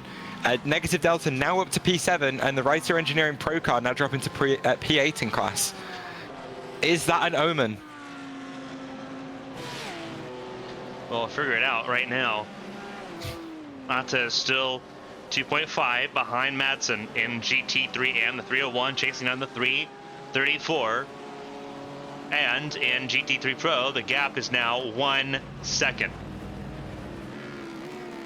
We're going to stick with this battle because this is the one that's now reached a second, and Corbs is on a mission. In the fight for class lead, it's Acura versus Cadillac. It's Porsche versus BMW. Both guys trying to hold on as best they can. The chasing writer engineering cars doing everything in their power to try and close that gap up. And it's working. For both of them, it is working. Those gaps are closing down. Jan Curbs now within less than a second of the lead car as he has to try and make his way past this Audi R8. We'll do so. In less than one, he's going to do it nice and easy. Get straight back onto the racing line. But he's now having to deal with the dirty air of the MRP car of Martin Ray. But he's going to get a massive tow down this back straight from the Cadillac. That V8 motor screaming, trying to get away. That V6 in the back of the Acura purring, trying to close the gap, but Martin Ray is going to get held up an absolute treat by this GT3 in front. Jan Curbs needs to time this run through Ascari perfectly. So if he gets it right, he's going to close up on that car as quickly as we saw a fight earlier. But Martin Rey's managed that really, really well. The gap's 0.6 of a second at the moment. Jan not gaining as much as he maybe would have liked to, but it's definitely massive time loss for Martin Rey. Through the Parabolica they come, both of them getting right down to that apex. Martin Rey really feeling that pressure right now, coming up behind another bit of GT traffic on the way down the start-finish straight. As they come under the bridge, the gap is half a second. Half a second. And the Acura has absolutely had the number of all the Cadillacs on the straight so far today, and it's the same story right now. Jan Korbs trying everything he can. Started this race in second place. Has led parts and pieces of this race, would like to lead the most important part, and that's the end of this race. But Jan Korbs and Martin Rey, two juggernauts for their teams. The 75 and the 76. More traffic. Yep, more traffic it's here. More and it's gonna traffic be for painful. Martin Rey. Big checkup for Martin Rey. But he's gonna come back over. Both of them really shot through. tight. That is like the last really good tight. possibility you can get there through the Lesmos, because the straight that they just went through between the Lesmos, the connector, does not work as a passing zone, not without losing time, because you need to have that perfect line to set up the exit of Lesmo 2. They both I've said got it so that. many times today, though, Carmen. Jan Korbs tucked right up under the rear wing of Martin Rey right now, pulls out and fills the Cadillac's mirrors full of Acura. Getting those apexes through Ascari, essential to get a good run out of the corner. He's dropped back a little bit in the dirty air, but these two are going to have another bit of GT traffic to deal with. Let's see if they get out of the way nice and cleanly. I don't think they're going to catch him before the corner. Yep, they're not going to. Where does Martin Rey choose to go, though? They've got to go outside. Is he chosen the outside? Yeah, he has. Yeah, Martin Rey's gone to the outside. Jan has come to the inside. Whoa! Jan's got a much better run. The block from Martin Rey. That was almost a crazy collision. block. And now Almost they're a side by collision between the side. race They will leaders. squeeze each other here. We've seen contact before. Do we see it here? The 76 and the 75. 76 on the outside. The Acura on the outside lane. A shoot deep there by the 75 of Martin Rey. Send him deep, get the cut back. He's going to get the better run on the exit of turn 2. He's still tucked up under that rear wing. Martin Rey, pressure all over him right now. Jan weaving that car left, right, filling that Cadillac's mirror full of Acura. He pulls to the outside of the second chicane. He's getting on the brakes again, but he decides better of it. Martin Cuts Rey back now to the has to apex. be very defensive here on this run through the Lesmos now as they approach It's the Lesmo only way 1. he holds on. He's throwing so much steady air at the front end of that Acura, but we know that that Acura has such a good nose on it. It can handle the dirty air. It can handle the straights. It can handle everything you throw at it. Right now. And I'll tell you what, Jan Korbs is answering back. He's throwing everything he can at Martin Rey. Martin Rey doing a really good job to hold on at the moment. I don't think Martin Rey's saving fuel. I think he thinks he's good to the end of this race, and he just very well might be. This could be a slugfest to the finish of this race here in Monza, and you look at all of that traffic just ahead. All of that traffic. They've got to weave and bob their way through, and they're going to be dealing with this the entire next lap. Josh Tucker telling us earlier on in the race there is a reason that Jan Korbs was put back in that car. His overall pace and his pace through traffic has been absolutely stellar, even compared to his teammates, and he's making the most of it now. He's got a little bit checked up on the entry to the Parabolica, and it's cost him a little bit of time as he just drops out of slipstream range of the lead car. But Martin Rey is going to have to deal with more traffic into turns 1 and 2. Very much not on the optimal line, and he's got to lug that Cadillac through that change of direction. Over a ton of weight being carried by that car, and you feel it. You feel it through that chicane. Jan in a similar situation, just getting a little bit caught up behind a bit of traffic, and the gap drops back to 1.2 seconds. The issue right now is that they're not going to get clear of this traffic by the time they get to the Lesmo corners, and that's the killer right there. That's the worst part of the lap for traffic. They're not going to be able to get clear. Jan's head on nice and straight there. You saw how he backed up the entry to that second chicane just to make sure he got the exit relative to that GT. He doesn't have to worry. Gets through. He doesn't have to worry too much about passing them though, Carmen, because he knows the car in front of him's got checked up by the GT3s in front. Yeah, He's going to tuck into the slipstream with the BMW in front of him. And is Martin going to get held up by some traffic again? That's a GTP that's being held up now. It is a Porsche GTP, yeah. Everything calms down again for just a second. This is absolutely outstanding stuff at the moment. Arvidsson and Moreno within 0.3 of a second. We've got multiple battles here. That's for second in GT3 Pro. We'll move over to that battle for just a moment while we wait and see what happens here. And woo, that's close. Wait. Yeah, Martin Ray got it down there, but that was a very late move. It's going to check him up again, and it's going to give Jan Curbs another run at him. Took it into the slipstream of the lap down Porsche there, just trying to do what he can to get past. He sat right under there. That camera absolutely in the back of that Porsche, absolutely full of Acura headlights right now. Ooh, Yeah. There's almost a little bit of contact on corner entry there. And putting Jan on not quite the optimal line for that first chicane. He's got to slow down. He's cut the apex too much at turn 1 and he's picked up a slowdown. That's heartbreaking that is right there. not ideal. 14 minutes left on the clock. That's all he's got to try and get something done, and he's picked up a slowdown. A little bit too aggressive there by Jan Kors, but he's still got a chance. We'll look at this battle for second in GT3 Pro. Isaac Arvidsson for Simrace Sweden, chasing down Alberto Moreno for Carbono Esports JD in their GT3 Pro program. This is for second. Podium guaranteed as long as they don't mess this up.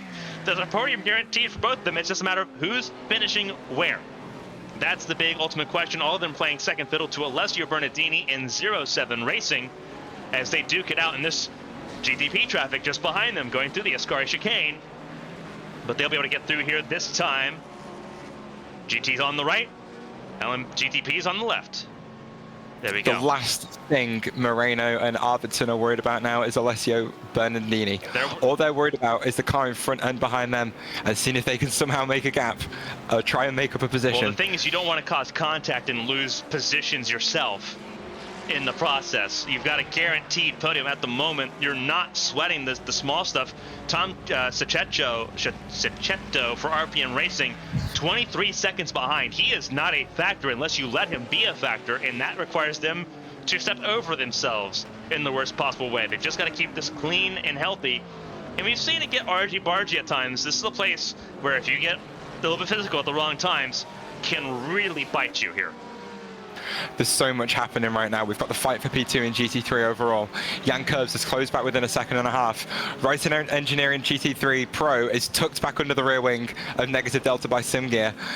And Writer Engineering AM is within 3/10 of a second of the GT AM race lead. A lot of stuff going on here. Fastest laps being set by both Shopov and Peroni. That is Negative Delta by Simgear and Writer Engineering GT3 Pro. Through the Lesmas here. Oh, Madsen here we go. Pushed wide Here we go. They're going to be 3 wide. 3 wide. That's one of the Acuras that went through. Was that the lead? Was that Jan. Was that the right Acura? It was, because there's the leaders right there.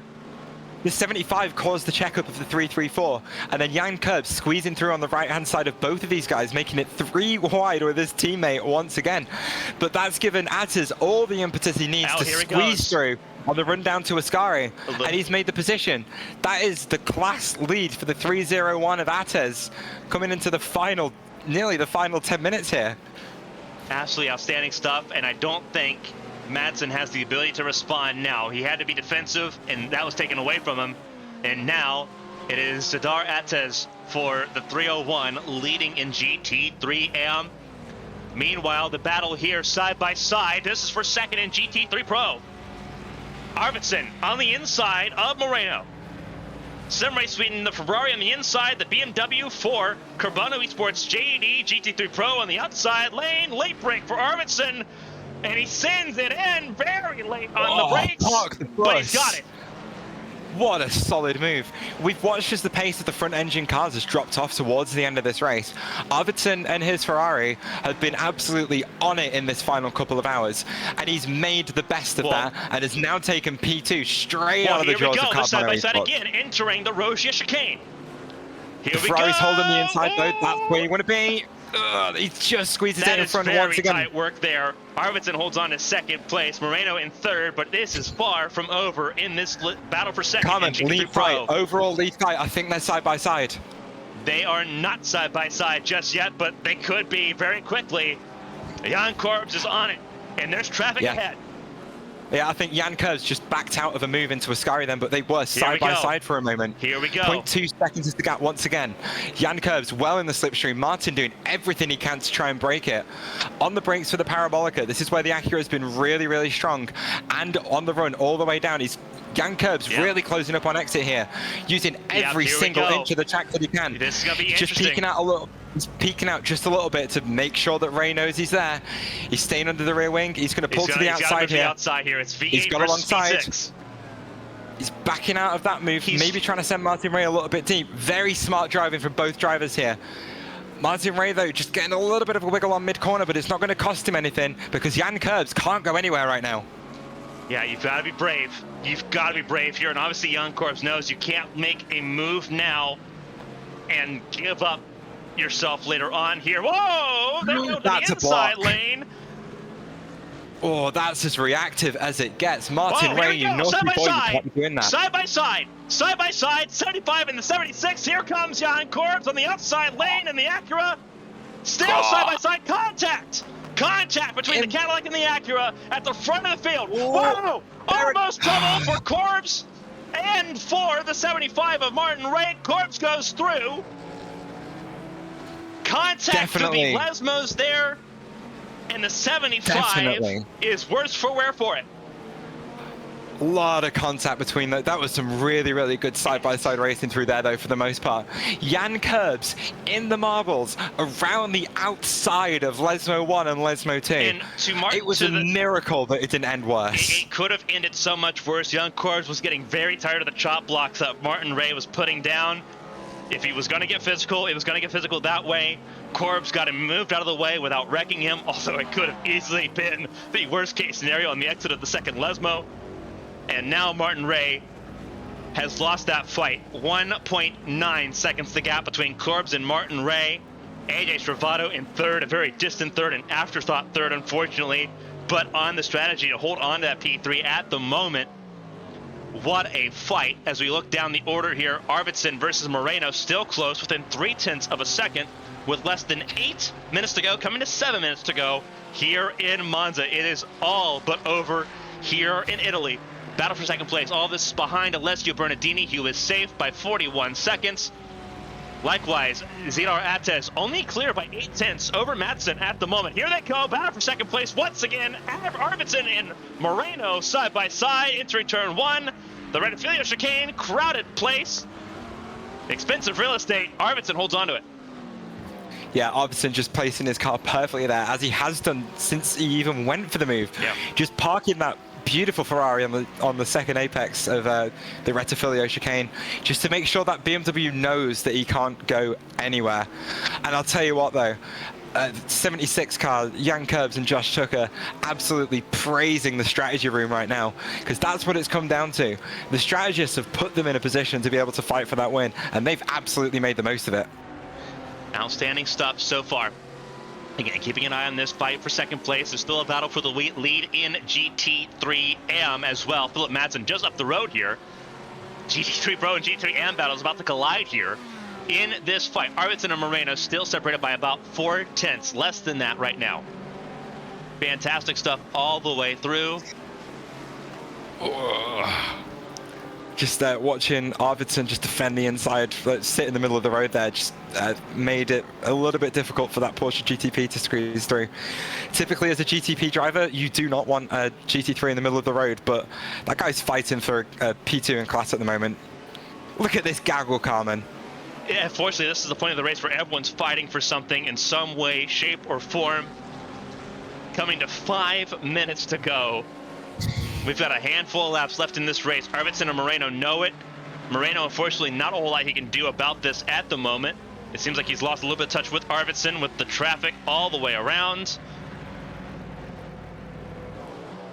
This is wild stuff all the way through. This is, again, second place. Arvidsson in second, Moreno in third. Simray Sweden has the advantage. Likewise, Ryder Engineering in GT3M has the advantage over Lithium Motorsports. Those two battling it out hard all race long, but right now Zidar Ades with the race lead in GT3M over Philip Madsen for that. Miroslav Sodorov will get disqualified, has not changed drivers in this race. So he will get disqualified and will lose that third spot. It will end up going to David Narbonne for Smurf Racing Team. The Audi will get its first podium in the Platinum Endurance Championship here. Dems are the rules, Carmen. You've got to follow them, otherwise you are going to get that black flag. Yeah, it's one of them. quite impressive that he's gone and driven 8 hours on his own. Oh, but keep an eye on this. This race is not over yet. This battle for the race lead is back on. It is back on between Jan Korbs and Martin Ray. There is no fuel saving. I think Ray is good to the finish. yeah, He's either he's good to the finish or he's got nothing to lose. Maybe perhaps a little bit of damage picked up by our current race leader in that side-by-side fighting. That's the only thing I can think of that may be affecting him right now. The Acura quite sensitive to damage. Cadillac practically built like a tank. Martin Ray, though, been able to close that gap back up and just kind of sit with Jan at the moment, but Jan is using every single inch of the track and then some. Off-track's popping up for him all the time at the moment. Well, off-track's popping up both of them at the time. Off-track's for Jan Korbs, 113, for Martin Ray, 110. They are on it right now. You mentioned that, and I mentioned the difference, the Cadillac, the naturally aspirated V8 engine in the back of that Cadillac. It is a twin-turbo V6 that was the future of the IndyCar program that Honda and Acura had put together. That was shelved, so they put it in this GTP machine, and now you're seeing both of it take place. But it's, again, V6 versus V8. You got more robust versus more refined technology behind that V6 machine that is obviously tuned for endurance racing now. But that Acura, to make up for the fact that it's more refined, a little bit more technical, has a little bit more aerodynamics to it. You see it in the nose of the cars. So you see when you have contact, especially when out of the Lesmo, it was Korbs on the back of Martin Ray. It makes it very vulnerable. The issue is that now Martin Ray's on the attack and Jan Korbs gets to defend, and Korbs has the fresher tires. That's where it gets a little bit more difficult. Yeah, I have to say quickly, the ACO and IMSA who worked on this rule set together done an absolutely fantastic job. Two completely different engines, but both have very similar, if not exactly the same torque curves as part of the balance of performance. Spec hybrid unit as well, so they're both getting exactly the same amount of bonus power coming out the backs of these cars, all by a little electric motor. But the fact that these cars are able to compete against each other with such different engines, such different aero packages, it's brilliant. Bravo. Right now, this race is not over because Alberto Moreno within 0.2 of Isaac Arvidsson. If he's going to make a move, it's got to be in the next 2 minutes.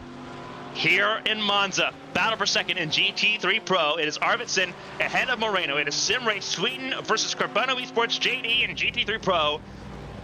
07 Racing will take the lead of the championship in GT3 Pro, the defending champions of the class. Do not have to worry about this at all. They're half a lap clear. This is a battle for second place. Once again, Moreno on the outside. The Ferrari of Simray Sweden on the inside clears himself there. Arvidsson does. But here they go, side by side, out of the first chicane. Through Curva Grande they go, and there's more contact. Door banging. It's reminiscent of Ferrari versus Porsche during the 6 Hours of Monza a couple of years ago. Door banging all the way through Curva Grande. And now Moreno has the ability to send it on the inside lane through the Variante della Roggia, and Moreno's got it back. Here they go, side by side again. Moreno tries top blocking. It doesn't work. They're going to be side by side through the first Lesmo here. Arvidsson gets it back, and they're shacking up all the cars behind. Here we go. Brilliant spot of driving from both of these cars right now. Wow, the GT3. The GTP gets involved. The GTP getting itself involved in this fight, and it's going to split the battle up. There's still going to be a significant amount of draft for the Carbano Esports car. He's still going to have something towards the end of this race. 30 seconds left to go in this race. Jan Korbs on the run down towards Ascari now. In second place. Ray's retaking the lead. Martin Ray's retaking the lead, Carmen. This is huge. I don't know when that happens. This is huge. This is coming to the finish of this race. Timer, 15 seconds left to go on the clock. It's going to come down to the final lap. Here we go. It's going to be white flag next time by for both of these guys. Jan Korbs has had Martin Ray's number for this entire This is going to be physical. Here we go. Oh, but GT3 pinches him off just a little bit. Here comes Jan Korbs. And there's the contact. Jan's off. He's in the wall. No! Jan Korbs in the wall. A bad block by Martin Ray. Will end the race for Jan Korbs. Martin Ray will win the 8 Hours of Monza in controversial fashion. Whether or not that stands, the result is gonna come down to the steward's room. Isaac Arvidsson, Alberto Moreno had to come down pit lane. I do believe Moreno can down pit lane. We're looking to see. Yeah, Moreno had to come down pit lane. Did he have a drive through to serve? Oh my goodness. Moreno out of the fight for second place. Moreno will be third. Isaac Arvidsson gets second place. Zidar Atez with 6 seconds in hand over Philip Madsen will win GT3M. A lot of confusion and pandemonium here in Monza. A bad race-ending crash for Jan Korbs and Ryder Engineering Esports on the final corner of the final lap here in the Autodromo di Monza. MRP unofficially the race winner, unofficially the very big key term in that conversation. We talked about how aggressive the blocking was, how aggressive the chop blocking was. And it reached an ugly spear point here in the Autodromo di Monza, the second race of the season.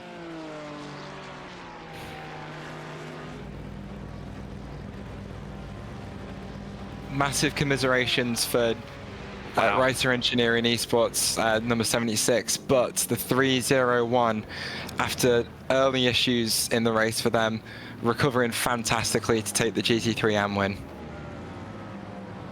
A consolation prize for Ryder Engineering, but not what the GTP guys wanted today. That is wild stuff here. This was coming to the checkered flag. We'll see if we can go back and look at it here. Setting us up for a last lap dash to the finish. Martin Ray, a dive almost on the GT3 in front coming into the Parabolica.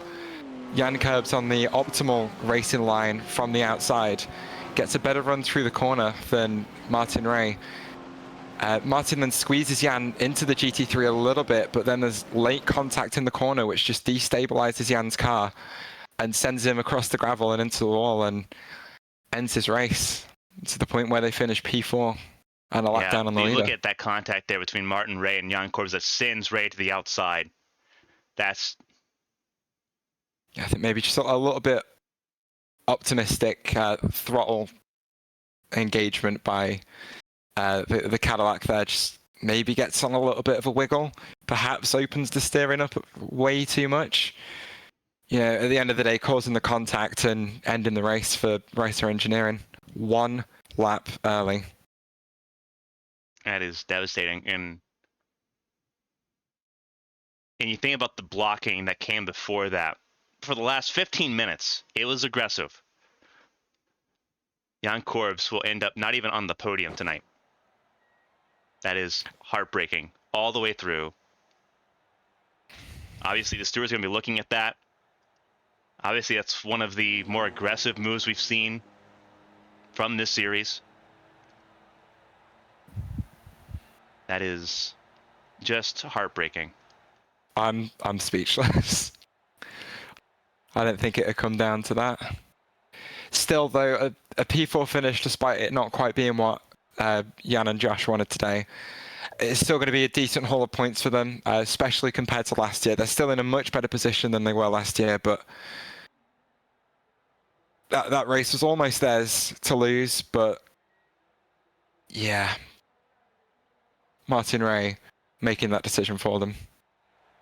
Yeah, heartbreaking all the way through here. Obviously, you see the top 7 of each class on the left side of your screen. Absolutely nightmare scenario for Ryder Engineering. There's a line between rough driving and obviously completely killing a race there. We saw rough driving there for the 15 minutes up to that point. You saw the defense on both sides, not just on Martin Ray. Jan Korbs was very defensive in his driving as well. Yeah, you don't want to see something like that, and especially with a race that was shaping up to be so fantastic across the board. Deflates the balloon there, and obviously the race controls now it's now in their hands, and they've got a lot to look at regarding the finish of this race. So again, everything we're about to say, everything we're about to go over with the race results, keyword unofficial. So Let's That's see if putting we it can. lightly. Unofficial is the only way we really could say this out loud here. Again, we'll look at this. This is the full race results here at the 8 Hours of Monza. And we'll start, obviously, start at the top with the overall stuff. Unofficial race results. MRP by Fields Academy gets the win here in Monza. Again, this is as things currently run at the moment. Obviously, MRP by Fields Academy wins over Project Valorous, who had the strategy, same strategy call as Jan Korbs there, got a podium out of it regardless. They were going to be set up for a podium regardless there. XPD Racing GTP in third over Rider Engineering, who did end up getting scored as a fourth place car. Again, battle for second versus a battle for fourth. It is still bittersweet there for Jan Korbs and everyone involved there with Rider Engineering's GTP program. Asia Motorsport GTP in the top 5 as well. Then the Magic Arrow 56 recovering well for that team after the 55 car got taken out early. Randell Racing in 7th, the 36 car. Old Firm Racing Purple, then Dead Bull Racing and Carbono Esports JD rounding out the top 10 in this race. Moving on down the order here. Again, heartbreaking all the way through. 17 GTP class cars took the finish of this race. A fantastic result there. A lot of cars finishing the race. 56 starters, 48 cars taking the finish of this event. Really Slow Motion Racing Red in 11th. Team FFSR in 12th. Pick Up the Pace in 13th. Then Project Valorous Academy, the 52 car in the 14th position. 15th, Magic Arrow 55 with the fast lap of the race. I should add there, they did take the checkered flag 5 laps down. 07 Racing, while their GT3 car did great, their GTP car did not do so great. 6 laps down after an early contact. They never really got it back there. Project Valorous's 51 car, the third car for that team, also taking the finish 11 laps from the finish. And then 07's GT winning at home. Bernardini, Castellani, and Cohn. Those 3 drivers get to win at home and celebrate it in style. The defending GT3 Pro champions winning in GT3 Pro here in Monza. The 8 Hours belong to them. Simrace Sweden, an amazing battle between Carbono Esports JD and Simrace Sweden in GT3 Pro. That was an outstanding race. For Arvidsson and Moreno, they started the race, they finished the race together, and they fought all the way through. Absolutely hats off to both of them for an incredible fight here tonight. Again, can't say enough for how they finished this race. Outstanding all the way through. And again, you just can't say enough about how that team finished here this evening. Then you look down all of the GT3 Pro cars in this mix. You have RPM Racing, you have Old Firm Racing, Native Delta by Sim Gear in the top 6 in the class. Strumenti DS Racing, Rider Engineering in GT3, losing out ultimately to the Strumenti DS Racing Mercedes there. Then Go Esports, Core Motorsport, Outrun Berserk, Project Valorous Academy, and Really Slow Motion Racing Green, rounding out the top 30 here in the race here overall, I should say, in that turn of events. And then we get to look a little further down again. We have to go through so many pages of results here because there is a ton to talk about. 31st, the last GT3 Pro ahead of the AM class cars. Code Esport finishing 31st. And then you have the AM class cars. Rider Engineering at the death of the race, getting the race win ahead of Lithium Motorsports AM class. Again, a good run of form there. GT3 AM. The GT3 classes, when you saw the battles, they were outstanding all the way through. Nothing can be taken away from how those races went for them. Lithium Motorsports, their Pro car, did not have quite the race that they were hoping for. Ended up 4 laps off the lead in GT3 Pro, but finished the race, scoring points. Important way to move on into Belgium in 3 weeks. Native Delta Academy rounding out the podium provisionally, but no driver changes means that they're going to be disqualified and it's going to move to Smurf Racing Team. We'll get to them in a moment. As our Technic was involved, where they wanted to be a knot in that battle for GT3 AM, but they took the finish of the race as well. Asia Motorsport at the 220 had issues in this race, but they recovered to take the finish, as did TeamRedX.com, their SimSport team, in 38th position. Smurf Racing Team will be elevated from 4th to 3rd. They will take a podium for the Audi team for the first time. Carbono Esports JD GT3 AM will take over 4th place there for their efforts. And then, again, we still have to go through more pages of results here. Again, there's 56 cars, so take us a second here as we read through all of them here in this race. RPM Racing Orange, the second car, obviously did not have the pace. It seemed like at any point the 211. The Firefly E-Racing Blue, early contact took them out early on, but they survived. They kept going, persevered there. Good racing for them all the way around. Team Race Getter Blue, the AM class car there finishing in 43rd, then A0 Motorsport White. Then you start seeing some of the cars that end up not finishing this race. Once you start looking at the DNFs, Unity Racing by Venom Yellow did not get any points out of this race.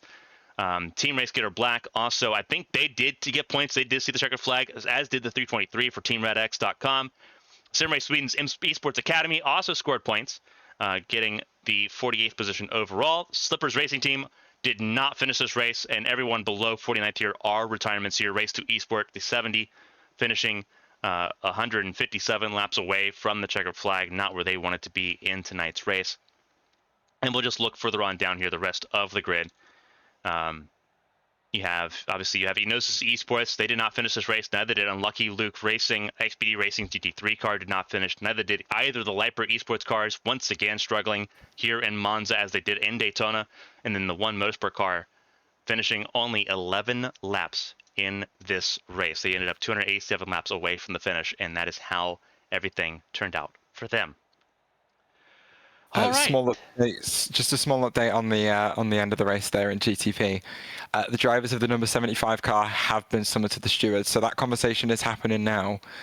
So we might be able to bring you an updated finishing order before the end of this broadcast here.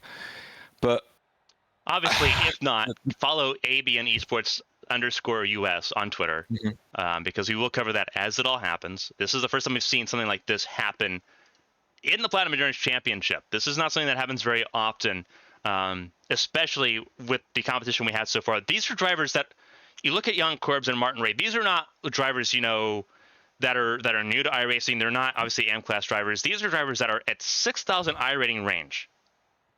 They are elite drivers. Obviously, Taylor, you raced with Jan Korbs for years previously in the LMP1 class. 5,400 iRating for Jan Korbs, almost 5,800 for Martin Ray. These are not new or inexperienced drivers. These are drivers that know what they're doing. These are drivers that are very experienced, going at it tooth and nail, fighting for the race win. And unfortunately, it stepped over a line. Where that line sits and what the result of that's going to be, obviously, we're going to find out here. But overall, just a wild turn of events here. A first-time event, a first-time occurrence here. And that makes Spa a lot more interesting, at the very least, because these are drivers that are going for a championship together. They're going to be fighting tooth and nail. And you've got 3 races coming up that are going to be critical. You've got Spa in 3 weeks, 6 weeks away from Sebring, the 12 hours there in April. And then on May 18th, we have the 24 hours in France. That is critical. Obviously, a lot to dissect there. You were here for half the race. What do you take away from this race all the way through? 56 cars took the start, 48 take the finish. How do you dissect this? So I think it's a damn shame that what a lot of people are going to take away from the end of this race is how it ended in GTP. But I don't want that to be the defining feature of this race, because in those final stints we had a fight for P2 in GT3 Pro, we had another fight for position in GT3 Pro, and then we had a fight for the class win in GT3M, where we got to watch a car come from 10 seconds back to take that win with only 5 minutes left to go. For the most part, the racecraft down at the bottom end of that field was absolutely 10 out of 10. Like, what a pleasure it was to sit there and watch the Sim Race Sweden esports car and Carbono esports BMW go at it. Like, the car placement by the Sim Race Sweden Ferrari was dead on every single time, and it was predictable every single time. They defended the inside into 1, parked the bus on the apex of 2, and left the BMW behind absolutely nowhere to go. For the most part, the fighting for the lead in GTP was fantastic as well. Jan and Martin were pushing each other to the absolute limit. Obviously, what happened at the end was a bit too far, but I don't want to let that detract from the fantastic racing we saw today, because it was really good up and down the board. We had interesting strategy and some just brilliant fighting by everyone for the most part. I just don't want the way GTP ended to be the main takeaway, because I really enjoyed what we saw here today. Yeah, it was outstanding all the way across the board here. And obviously, the way it all shaped up, it was 8 hours of grueling racing, of just pinnacle endurance racing here. The Platinum Endurance Championship doesn't disappoint. It didn't disappoint at Daytona. It didn't disappoint here today. Obviously, that's going to make the vote for rain a little bit spicier when that happens in about 10 days' time. That's going to be very interesting indeed. As we kind of just have everything rolling on your screen here one more time. For those that have tuned in, I don't think we're going to have any interviews just because of how the race sort of dissected and evolved. We'll see if we can feature more interviews there and the 10 hours of Spa there in 3 weeks' time. Obviously, a little bit of time to sort of figure things out. We'll hear the full results. Obviously, they're still going to be sort of dissecting everything here. The race control have their hands full. Even that 3-person team, as good as they were in trying to stay on top of things, still a very, very busy day. So we're going to sort of leave it here. All of it's unofficial as things currently run. But unofficially, the race winner in GTP, once again, is 75 of MRP by Fields Academy. They are race winners here unofficially ahead of Project Valorous' number 50 machine and the XPD Racing GTP, who ended up finishing 3rd. In the GT3 Pro category, you have the 07 Racing GT winning at home, Lorenzo Castellani, Alessio Bernardini, and Alex Kahn winning the race in the 201 for 07 Racing GT. Sim Race Sweden Esports finishing in 2nd. Carbono Esports JD doing a fantastic job finishing 3rd, having to serve a drive-through at the final lap. Obviously heartbreaking there, but they served it. They got it taken out of the way there, and they get a podium still out of it. RPM Racing in 4th there as well. The first car 1 lap down in that battle. And Ryder Engineering, they're going to be the talk of this race. They were the talk of the final parts of the race in all 3 classes. They did get 1 class win. They got the AM class win in a very late move to get around the Lithium Motorsports AM class car being driven at that point by Philip Madsen. Great racing for all of them involved. Native Delta Academy getting disqualified for not having a driver change will move Smurf Racing Team and that Audi team up to 3rd place. 391 will score a podium for the first time in GT3 AM. Beyond today, there's nothing tonight. There's no stock car racing tonight. We have the next 2 Saturdays off as far as that goes. Tomorrow, it is double-header action on ABN. On ABN2 at 7 p.m., the ARC States for Cup Series goes to Pocono. The Tricky Triangle, a very interesting race. 3 winners out of 3 races so far for that series. Do we see 4 for 4? Answer's probably yes, but who is it going to be? That's the next question. 40 cars there on 7 p.m. 43 cars at 7:45 here on ABN1. The Winstall Cup Series, after a wild race at Daytona, they head to an even wilder race at Rockingham tomorrow, 7:45 p.m. right here on ABN1. It'll be myself in the booth for that, Kevin Young on ABN2 tomorrow. And then you get to see Taylor Mills again on Wednesday. The Champ Car World Series, Taylor Mills will be in the booth with David Kreutz and Olivia Hayward. I'll be on track at New Hampshire for that race. It's been a lot of fun racing on Wednesdays. Nothing on Monday, nothing on Tuesday. We're clear there. But that's the next few days of broadcast scheduling there. Again, we're going to leave it all unofficial at the moment here. If you haven't followed, go ahead and follow ABN Esports _US on Twitter. That's where all the updates are going to be here, including the race results, and any changes to those race results will all be right there on ABN Esports. But on behalf of my co-commentator Taylor Mills, on behalf of everyone here for the Platinum Endurance Championship at ABN Studios, and everyone here at ABN Esports 1, I'm Carmen Sienna. Thank you all so much for spending your Saturday with us, whether you were here in the United States and up early in the morning, or over in Europe and spending your afternoon and evening with us. We appreciate it all so much. Until next time, stay safe, stay healthy. We'll see you tomorrow for some stock car racing. But so long, everybody.